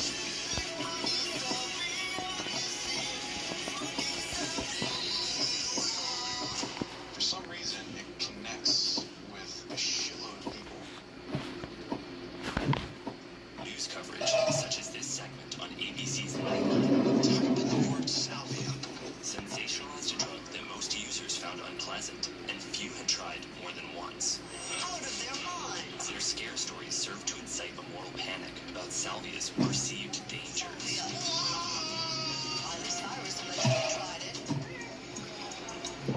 Everything changed in 2010 when Miley Cyrus was recorded smoking a salvia extract and mistook Friday Night Lights actor Gray Damon for her at the time ex-boyfriend but future fiancé, Liam Hemsworth. Officials were quick to condemn it and cited videos such as those by Salvia Eric as evidence of the drug's abuse. Excuse me. As of 2016, salvia has been prohibited in 26 states and controlled in most others. The access that folks have to this drug is very disconcerting. I was blown away when I saw my comedy drug video with a cat in it getting played in front of a room full of legislators. A little cat jumped up in front of the car. They didn't know how to handle it. These monsters there. They passed his bill in 2011, despite the fact that it has probably some medical use. Do you feel any personal responsibility? I want to say no, because I'd like to think that anyone should be able to make fun of anything. Now I'm not quite so sure. It seems to just have gotten into a whole lot of trouble. Although the videos helped contribute to the drug's prohibition, they also provided an unprecedented data set.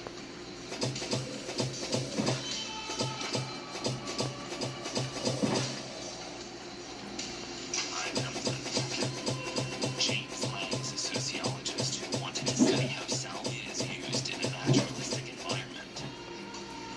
YouTube was an amazing archive of experiences of this drug, and they resolved within the time frame of a typical YouTube video. So you could actually document an entire trip. Things like coordination loss, speaking difficulties, the hand to the face, that kept happening as well. Sort of hysterical laughter.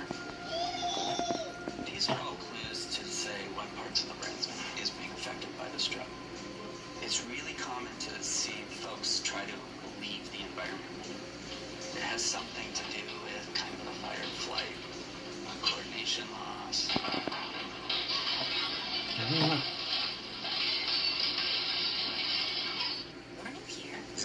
That guy went straight out the fucking window, yo. Watch all FIFA World Cup matches on Fox 1. Now available with YouTube.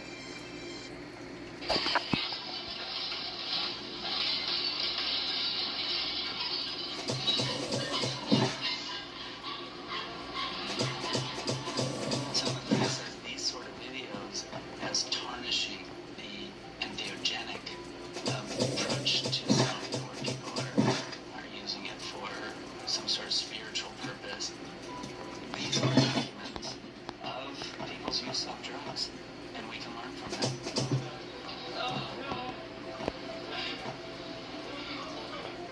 The American salvia revolution would have never occurred without the work of a small group of Mexican researchers who identified the plant, studied its chemistry, and documented its use by the indigenous Aztecs of Oaxaca.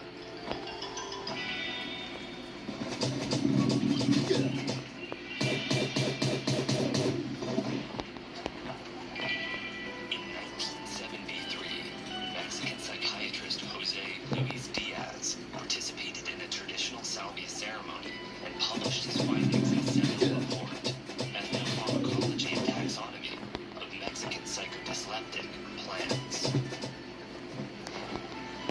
The salvia plant extract, is that used frequently in Mexico? The extract, I understand it is, but I have never seen it used. Shamanic history is something that people in the United States are not entirely familiar with, and you did important early work on that subject. Including my first field trip. So it was quite important in my academic and personal life. It was the first time that somebody reported shamanic ceremony and participants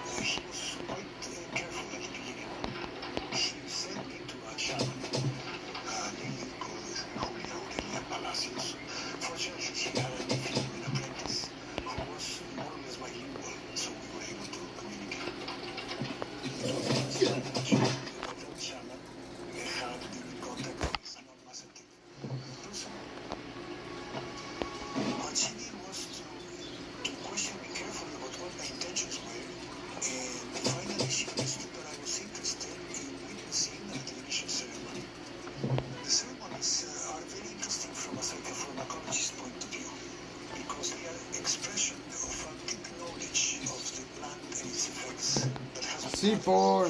Generation to generation for many years. No one has ever recorded a video of those ceremonies, and there's very little written about it. As far as I know, there's no well-done recording of a silent ceremony.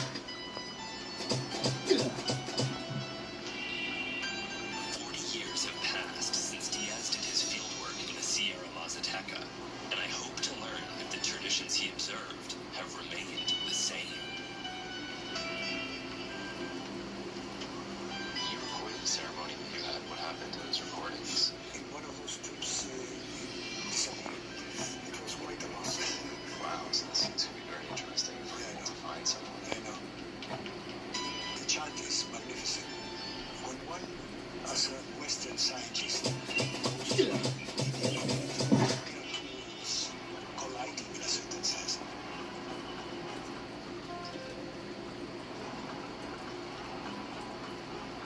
Huelva de Jimenez was first made famous in psychedelic circles, not for salvia, but for psilocybin-containing mushrooms. But that's another story.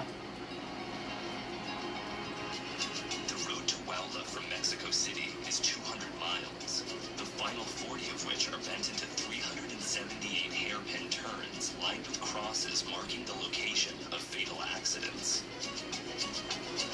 Been traveling for 12 hours and still haven't arrived, but I'm very excited to reach this secluded mountain town. It's the place where Salvia divinorum was introduced to the Western world, and without this small town, the plant would be unknown.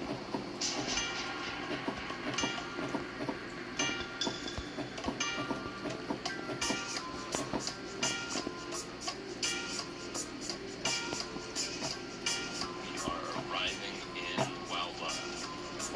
These mushrooms painted on every Huelva. store. As soon as you enter, you know that this is a place that prides itself for its mushroom history.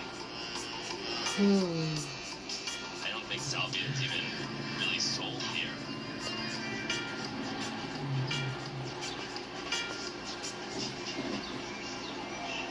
When Spanish colonists arrived in Mexico, they persecuted or killed those who refused to abandon their traditional beliefs. Many indigenous groups preserved their spiritual practices within a Christian framework, resulting in a syncretic religion that worships plants, fungi, and Catholic saints simultaneously.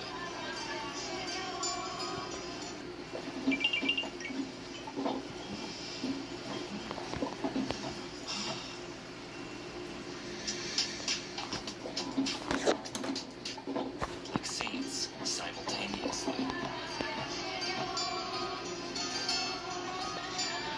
After I followed a procession through the street, I met a locally renowned shaman named Julieta, who invited me back to her house and offered to perform a salvia ceremony. But when I asked if I could film the ceremony, she accused me of being a druggie and referred me to another shaman named Inez.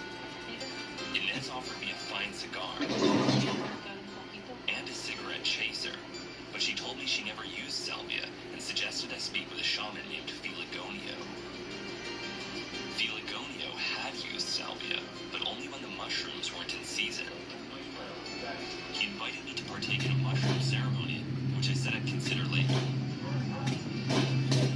Outside Filigonio's house, I met an alcohol enthusiast who knew about UFOs, but not much else.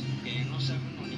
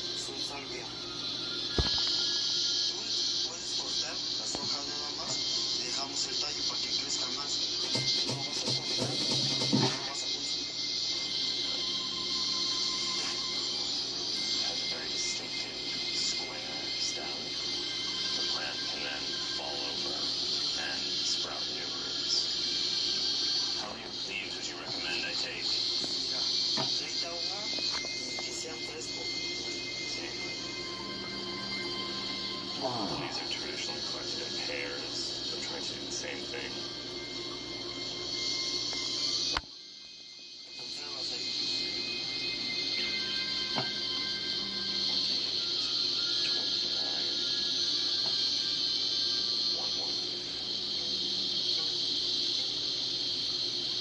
I've selected 30 salvia-divinorum leaves from different plants.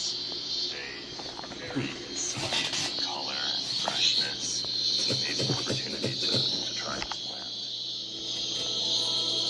With 30 leaves as my ticket, I was taken to meet Nacho's mother, the salvia shaman.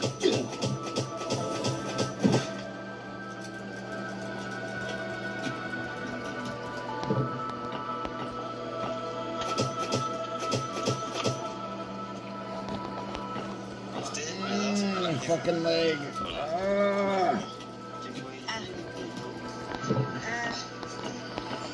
I'm going to my doctor tomorrow at noon.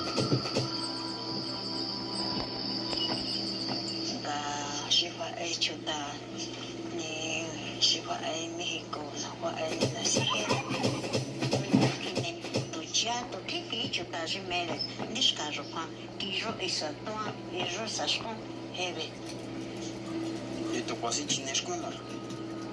Do hauku ya. Oji chena, di chena niki ya shi bakari la.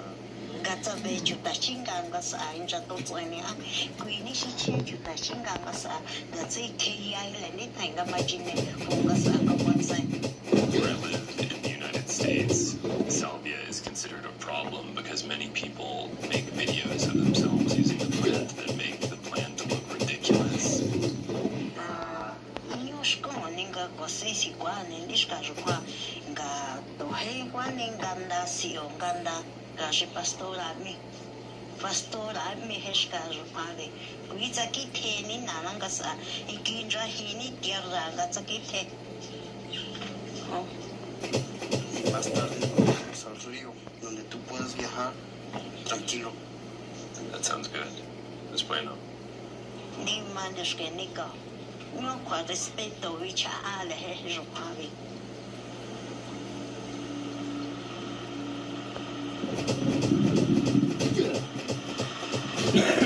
The Moslems administer salvia in two ways: as a strained juice and the leaves, which are chewed and swallowed. Ihina kini soji siuyeni ikichena. Nga ihe rotin. Nga ihe rotishkali. Nga isi. Nga kwa inga siuyale. Nga wanandale.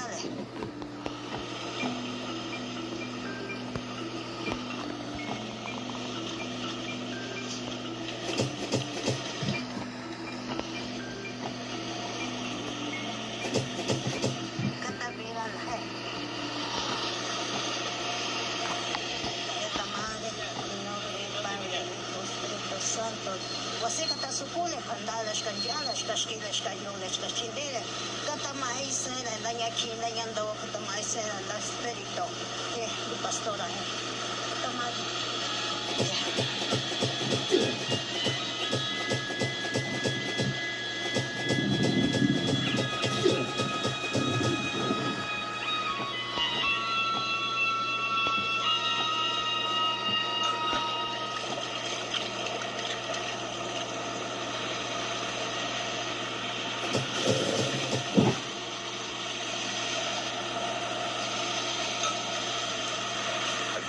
Feel the salvia effect at all, but the liquid is incredibly bitter.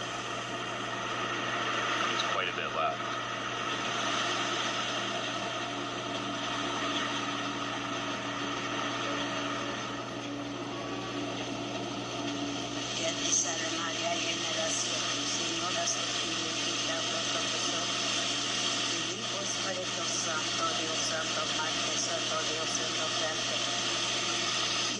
Pastora, e que sai de Tchangari, em Aistina, Esquina, Escari, em Pastora, e se foi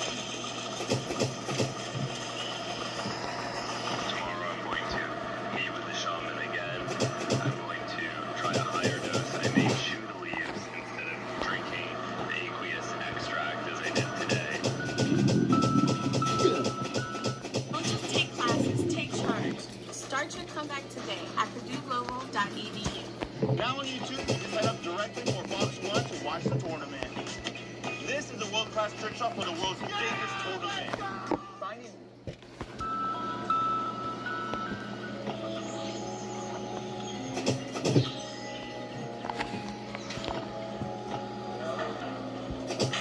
It took researchers decades to understand Salvia divinorum's activity, and my experience drinking its juice explains why. Salvinorin A is unlike any other naturally occurring psychedelic. It's an unusually large molecule that lacks a basic nitrogen.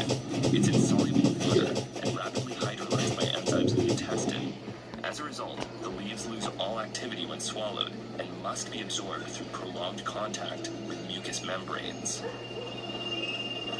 When I returned to Francisca's house, she told me my clothing had scared away the spirit of the plant, and it would be necessary for me to wear the traditional clothes of a Huateco man.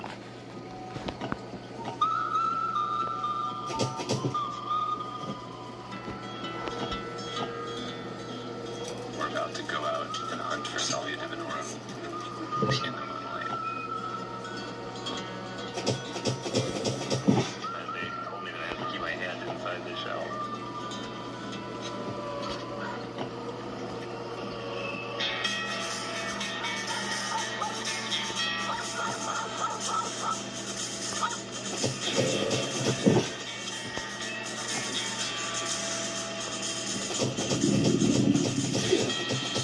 Okay, there's so much here.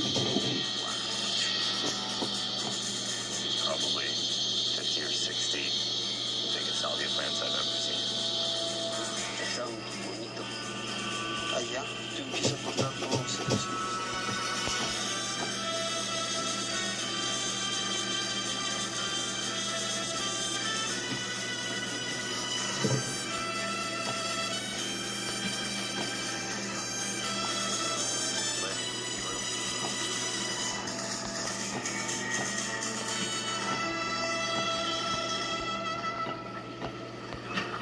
Leaves, but many of them have been extensively eaten by insects.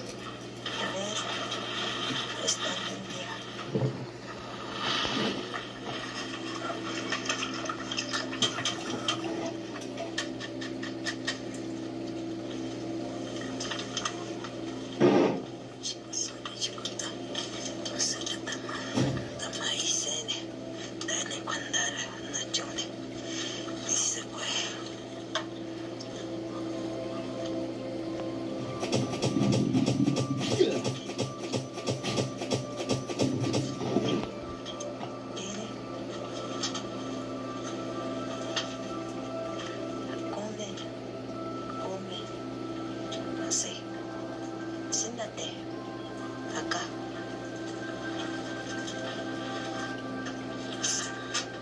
Ani sinishkiri nishkali ni tsakatamandaya tsakatamandaya nashale tsakatamandaya shainyure tsanas kakatazo sakatacha sakatazo sakatawana ekatawanata. ¿Cómo se llama? Kasingandana amito hogina honangi amito kasingandado indado nangi dichikoso dichikotai tsatishkiri tsatichupiali ni pastora. I can feel it now. Sí. It's a very good, beautiful feeling. It's a beautiful sensation. Hogina nangi unja honangi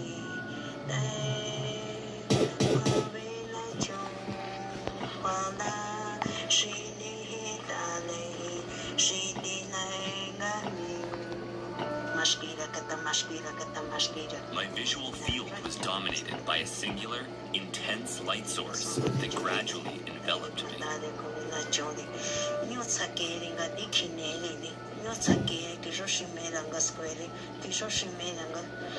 The light and this seashell that is every sensation is that it's pulling me back into my chair. And the sound of the music is turning into waves, lips that are then pouring over me. And everything is very hot. And it's truly amazing.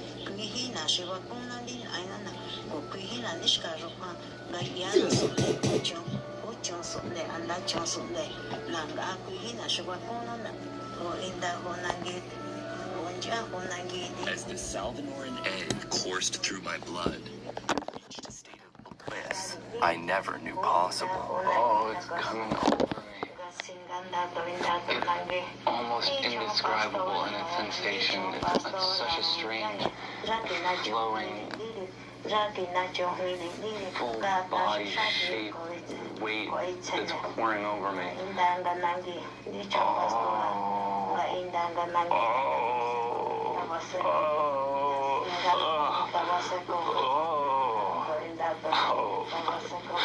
Oh my God.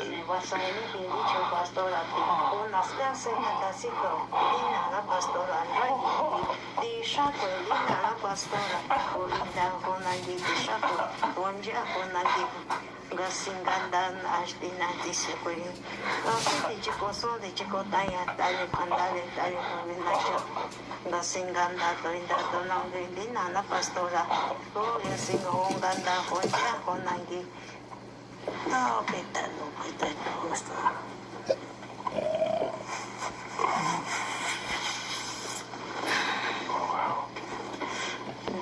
gasiti chikoso de chikotaya dina astina disekwe. Can we lay down? Is that possible? Sí.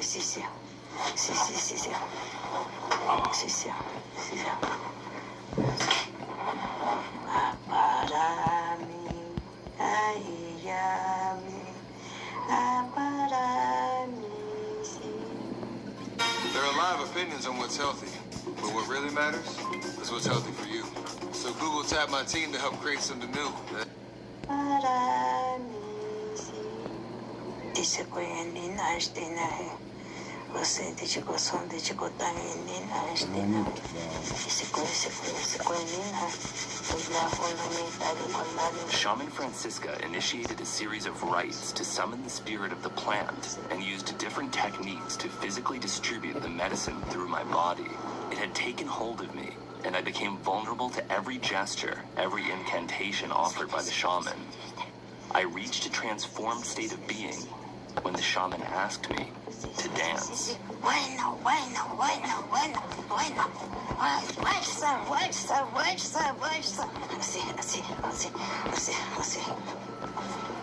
Así. Tan bonito hasta pastora. As I danced with the shaman under the moonlight, I felt the rhythm of the salvia from my machete to my conch. Pastora. Está bueno. Acá siéntate. Siéntate allá. Sí.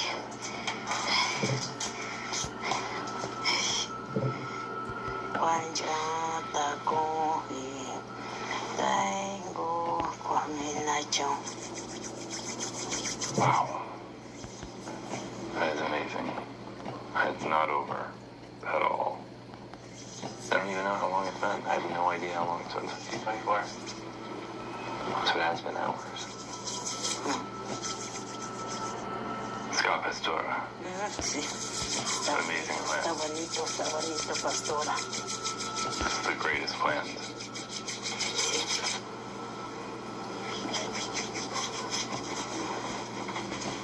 From a person interested in consciousness like I am, I just have to respect the degree of sophistication and of subtlety that these people have concerning consciousness states.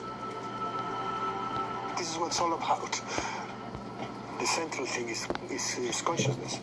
And these people are sophisticated consciousness experts. Está bien.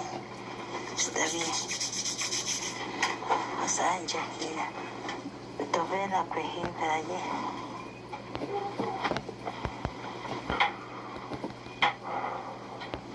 Wow, it's just amazing. Amazing. Thank you so much. Thank you. Well, sorry, I should say gracias. Thank you so much.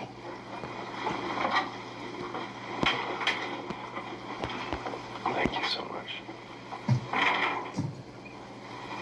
This songs were very beautiful.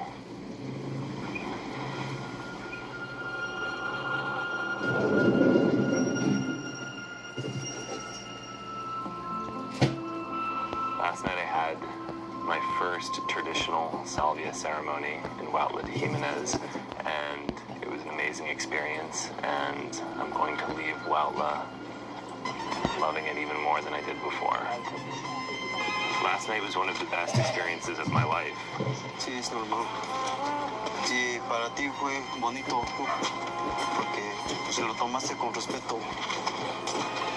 What did your mother think of the ceremony last night?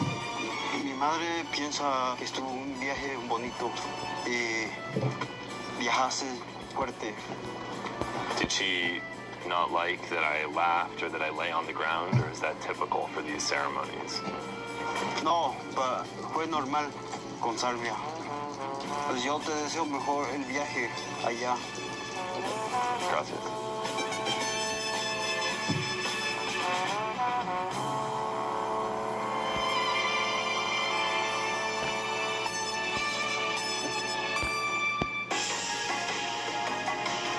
I kind of feel like I'm not allowed back there anymore because you've hurt the salvia gods. I never really did it with the best of intentions. You should write a letter. Here we go.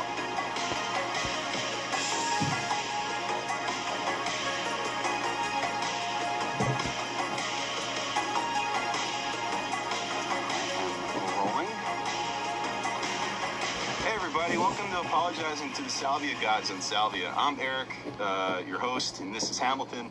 And man, I'll tell you, I really got Salvia in a lot of trouble, so I'm here to apologize to the Salvia Gods on Salvia, and it reads, Dear Salvia Gods, I am sorry I got you guys in trouble with my inappropriate videos. Now I'm gonna go bring them this letter. Staying ahead of our Salvia.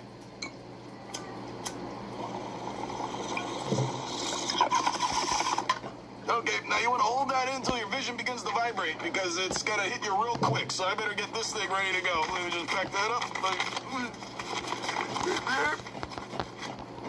Hey, Hamilton. You think I got a hit? I think you did. Oh, man, am I just doing the thing? Fuck.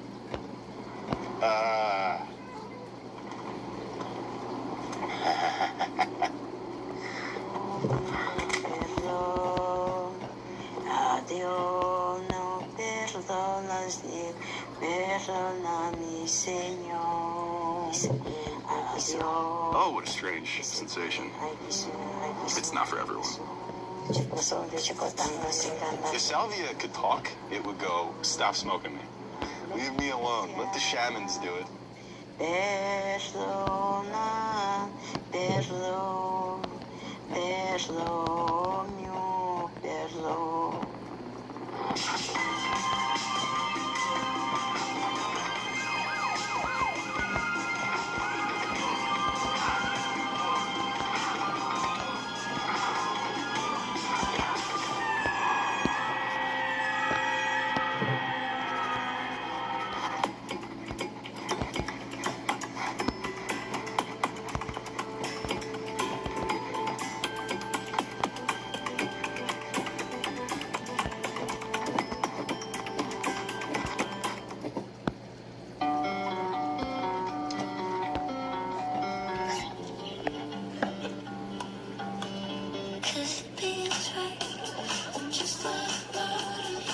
Synthesized by the apartheid regime in order to... Its birth, serendipitous. Its life, shrouded in mystery. Understood by few. I stayed at one time, and I knew exactly what to do from that moment on. Feared by many. He ate him? He literally cut him up and ate him? Yeah. I've been fascinated by psychoactive drugs my whole life. I love to study their chemistry and impact on society. And my work has allowed me to investigate extraordinary substances around the world. Yet there are still mysteries that remain. PCP is like a multi-reality. You see something, it's like knowledge. You can see something, and once you see that, you can't never go back. This is PCP, as you've never seen it before. Formaldehyde dipped cigarettes is what they're talking about here.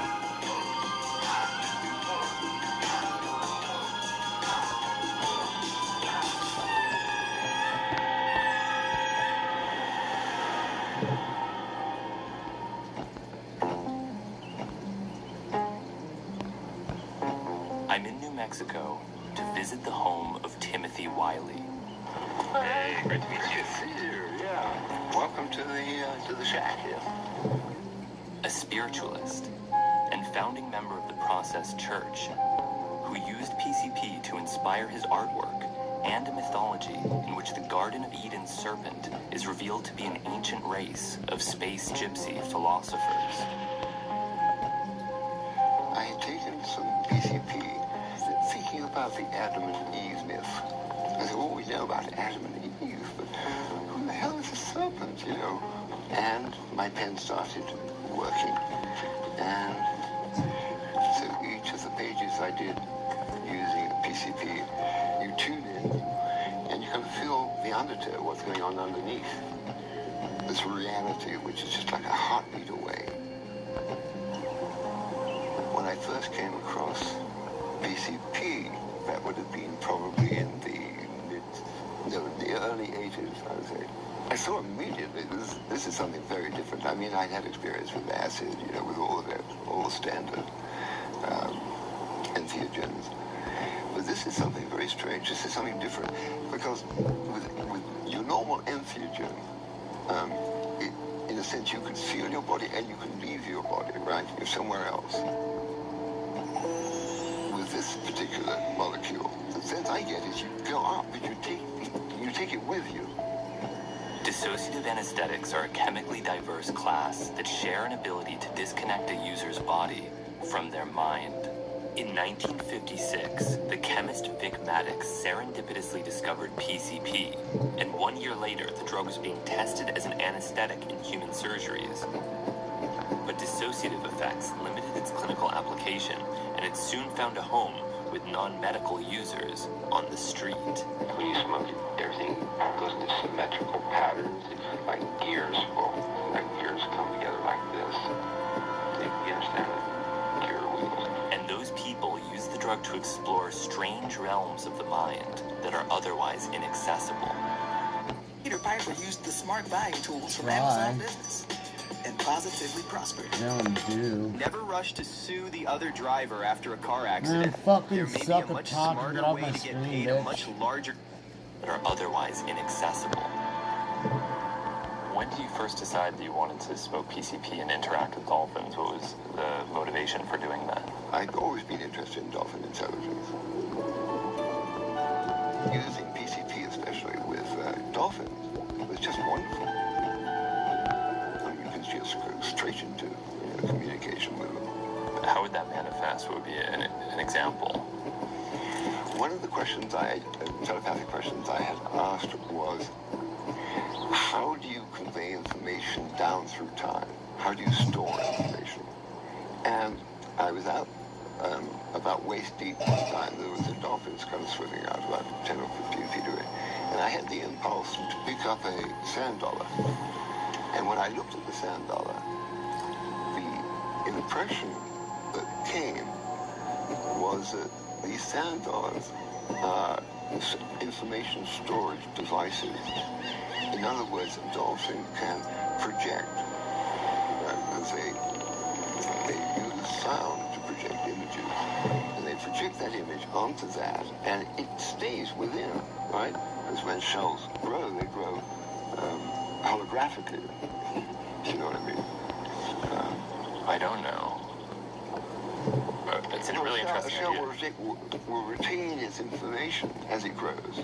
So another dolphin will come along later, will ping that with the same frequency, and they will receive the information stored in the shell. So this is a realization that you had. You were on PCP, you picked up a sand dollar, and you understood its significance in recording information for dolphins. I was in this telepathic bond with the dolphins while this was happening. Wow. That's an amazing story. Timothy is about to snort PCP hydrochloride, and I'm hoping to learn more about the qualitative effects of the drug as he dissociates. Well, I always like to say a little blessing to our trip, and thank you very much. And thank you, all of you. May we have a wonderful time together.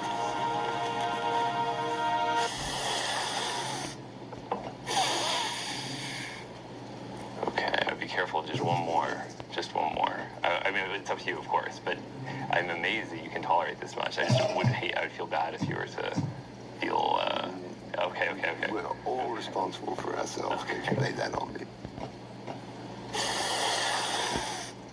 Can you feel the effect of it now? Really? No effect? Not now. Wow. Amazing. He's jacked out of his mind. He's lost. Can you feel it now? No. Can't feel it at all. Can't feel it at all. Let's see where that gets us.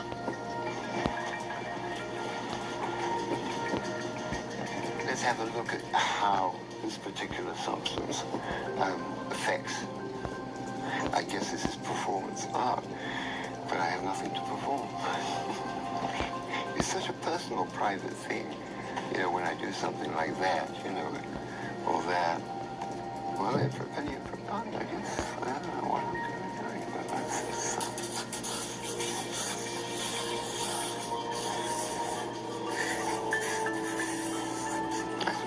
You feel something now? A lightness of spirit. I'm glad you're feeling it. I was about to say that. No, I'm starting to get a little buzz.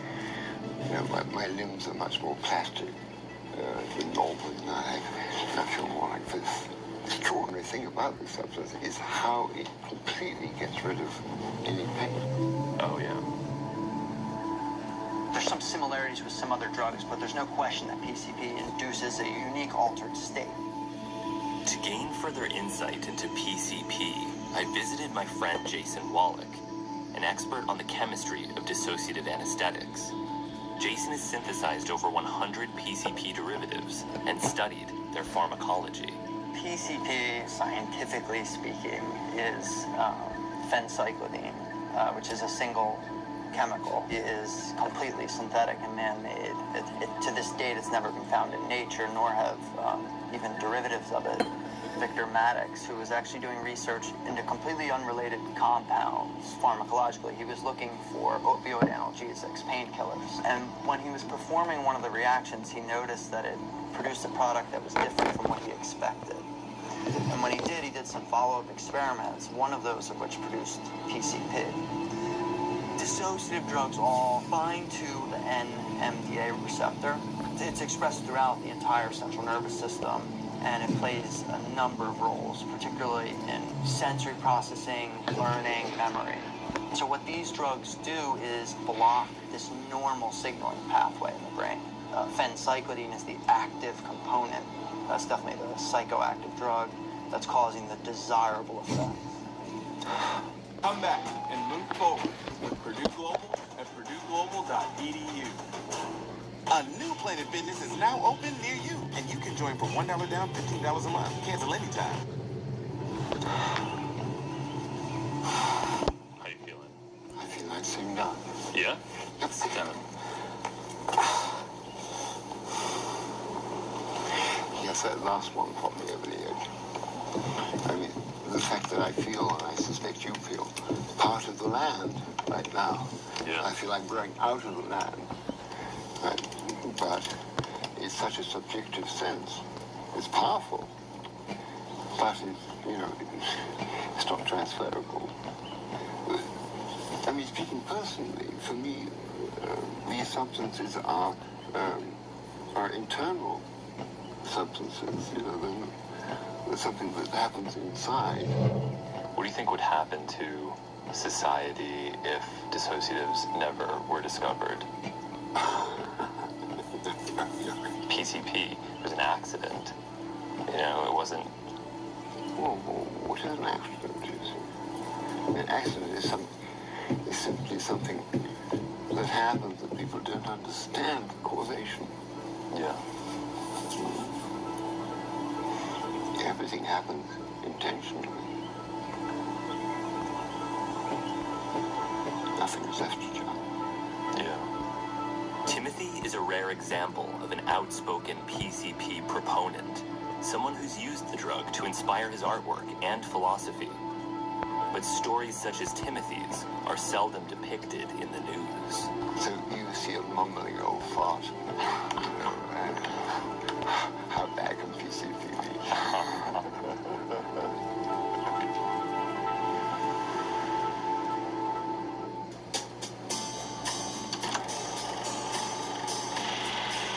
PCP is more commonly associated with cannibalism and superhuman strength than medicine and mind expansion.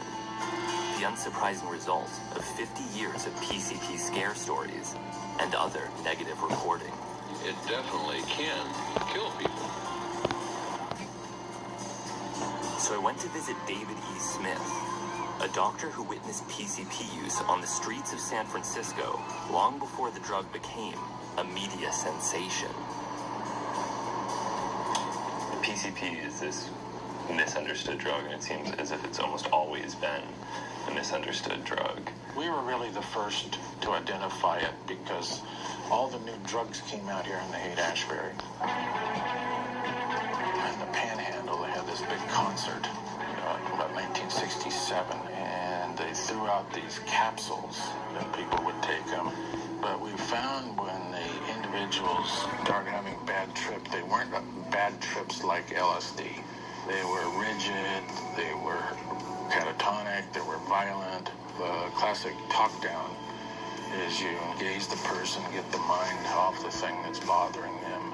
But when you tried to engage the person with PCP,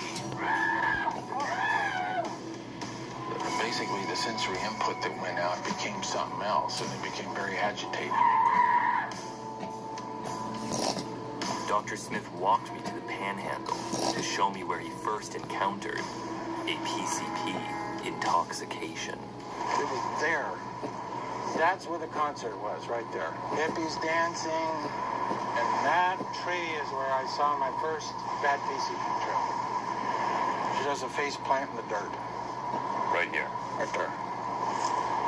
Falling face down in the dirt is not something you're supposed to do. And I said, this is a different type of drug reaction. Got a sample of the urine, had it tested, and that's when it came back as PCP. I hallucinate. I see things. I like it. I didn't think a dissociative anesthetic would be the drug that this population would want, but the problem is you give a drug a name, the peace pill, or if you're a biker, the hog, and they respond to the pill and the culture and the name rather than any understanding of the pharmacology of it. Since the clinical use of PCP was discontinued, it's appeared on the street in many forms. First, there were capsules and tablets, often called peace pills. Later, there was crystalline PCP hydrochloride, referred to as angel dust. And most recently, liquid solutions of PCP freebase that are used for dipping cigarettes, often called sherm stick or wet. Which brings me to Kensington in East Philadelphia to meet Craig and Kelly. This is where I get high, hang out. You want to smoke by people? No, there's no one over here. I usually sit over here by the rocks. Over here by this gate. The best way to smoke them is like right after they just dipped. Like they just dipped. It's still wet though. Can't they just burst into flames though that way? If you light it with a lighter. Yeah, you have to light it off. If she just if I just took this lighter and just put that lighter to it, would then it's gonna burst into like flames. it's gonna like poof up. Tell me about when you first started smoking it. I'm curious about it. I can't even really tell you how I first started smoking it. It just happened. Like I smoked a dipper one day and it was like, oh shit, like, oh damn, that should have taken to a whole nother place. We was just getting high. I'm talking, we was smoking like ounces of this shit a week. Like, we was just getting high, like, just dip, smoke, dip, smoke, dip, smoke. We wasn't even smoking the whole damn thing. It's half gone. We throwing it, dipping another one. We was just getting high, like, oh my God damn, like, we gotta stop smoking, bro. Like, and that shit lasted for all of 2 hours, and we went and got some more of that shit. Like, it was just what we did. It was a fun thing. We got money. We just gonna smoke and get high. Like, what is the benefit that you feel when you smoke that makes you want to do it every day? I don't know. She dipping off. It'll do that to you, though. It get you quiet. She about to get spacey. She in the Matrix right now. Are you gone? Yes. Is it good to be gone? Yes. When do you think you'll be back? I don't know. Save on car insurance with Liberty Mutual. Ah! Limu, be honest. Is this you? When the master of curly hair tutorials becomes the student again, you guys. Shut up, bitch. At this high dose, the person becomes completely catatonic and anesthetized. It's only as the drug begins to be metabolized and broken down that the levels allow them to wake up, and then they're still high enough to be in this dissociated state. So, good? Yeah. Watch my heart. Kensington is like our black market for drugs and shit. You need a drug, you go to Kensington, you gonna find that shit. Where does it come from? The what? Yeah. What you mean, like personally, like where, like who bringing this shit in? I wouldn't be able to. Who makes it? Who the fuck knows? It gotta be somebody. It can't be nobody in here because you gotta be a chemist to make that shit up. You don't need glassware. You can do it in buckets, but what you do need are chemicals that are not just bought at the hardware store. The synthesis of PCP can be a formidable challenge for clandestine chemists. Pyridine, magnesium, cyclohexanone. All the chemicals used to manufacture PCP have been watched by law enforcement for decades, which raises the question, who's making PCP and where does it come from? All the PCP in the country can be linked directly back to Southern California. They're cooking multiple 100 gallons of PCP at a time, and it gets shipped by planes, trains, and automobiles every single day out of LA. In Los Angeles, I met with Frank Liga, a narcotics detective who dedicated 16 years to hunting down and arresting PCP manufacturers. PCP, what I find so fascinating is that it's real organic synthesis. You're not working with things that you bought at CVS. Well, you're working with real chemicals. That's you as a chemistry background. The average person that manufactures PCP is third and fourth generation down the line, and they get a recipe. It's amazing how they come up with some of this stuff. We then went inside to look at photos from his biggest bust. This was and is and probably will continue to be the largest PCP seizure in history. This guy's lab site was in a small village about an hour and a half northeast of Las Vegas up in the mountains. His whole job every day was to make PCP. This is packaged for sale. This is actually how we got the guy. So he was hydrogenating the pyridine in the same operation? Yeah. It seems pretty sophisticated. He bought everything in bulk because this is his full-time job. We seized roughly 130 gallons of finished PCP and enough chemicals to make about 1,500 gallons of finished PCP. The gangs control PCP, and the old gang wars from the 80s, the Bloods and the Crips, the blue and the red, doesn't apply to this level of criminal. You have a source of pyridine, I have a source for PNB. We're friends. You're a Crip, I'm a Blood. It's green now. We're making money. A gallon of PCP in LA goes for 12 to 17,000. That same gallon in New York, Philadelphia, Maryland goes for 35 to 65,000. Do you ever feel bad for these people? I think that maybe they're not bad people. No, not at all. You don't have to be a bad person to do criminal activities. We follow the rules and the laws. Nothing personal. I catch you, I catch you. If I don't catch you, I don't catch you. Why do people use it? I have no idea. I don't drink and I don't smoke. Never have. Never did drugs because my whole life I wanted to be a cop. I wanted to be a dope cop. But that's me. Yeah. I can't talk about anybody else. At some point, someone had to figure out this bucket method. They had to go to the original articles written by the chemist who discovered PCP Vic Maddox, and they had to adapt his synthetic route for clandestine manufacture. So I'm curious about who that was. There's one family in South LA that basically started the PCP epidemic in the 70s. And they are like the godfathers of PCP in South LA. I'm very curious about this family. I'm not going to mention the names at all. They're not the sorts of people that would want to talk to us on camera. No, they wouldn't talk to you. That's why I'm not going to give you a name. Hansel and Gretel. Frank's tantalizing tales of clandestine synthesis made it clear that I had to hear about the process firsthand from a professional cook, with the hope that I could obtain their secret recipe. It is midnight. We are good. How long of a stream are we on? Can we see it? Yeah, we've had a lot of difficulty finding someone who would be willing to synthesize PCP on camera, which isn't entirely surprising. Fucking 9.5 hey, hours, what's going guys. on? This is Hamilton. See you guys tomorrow. Good, how are you? But this guy that we met with the other night,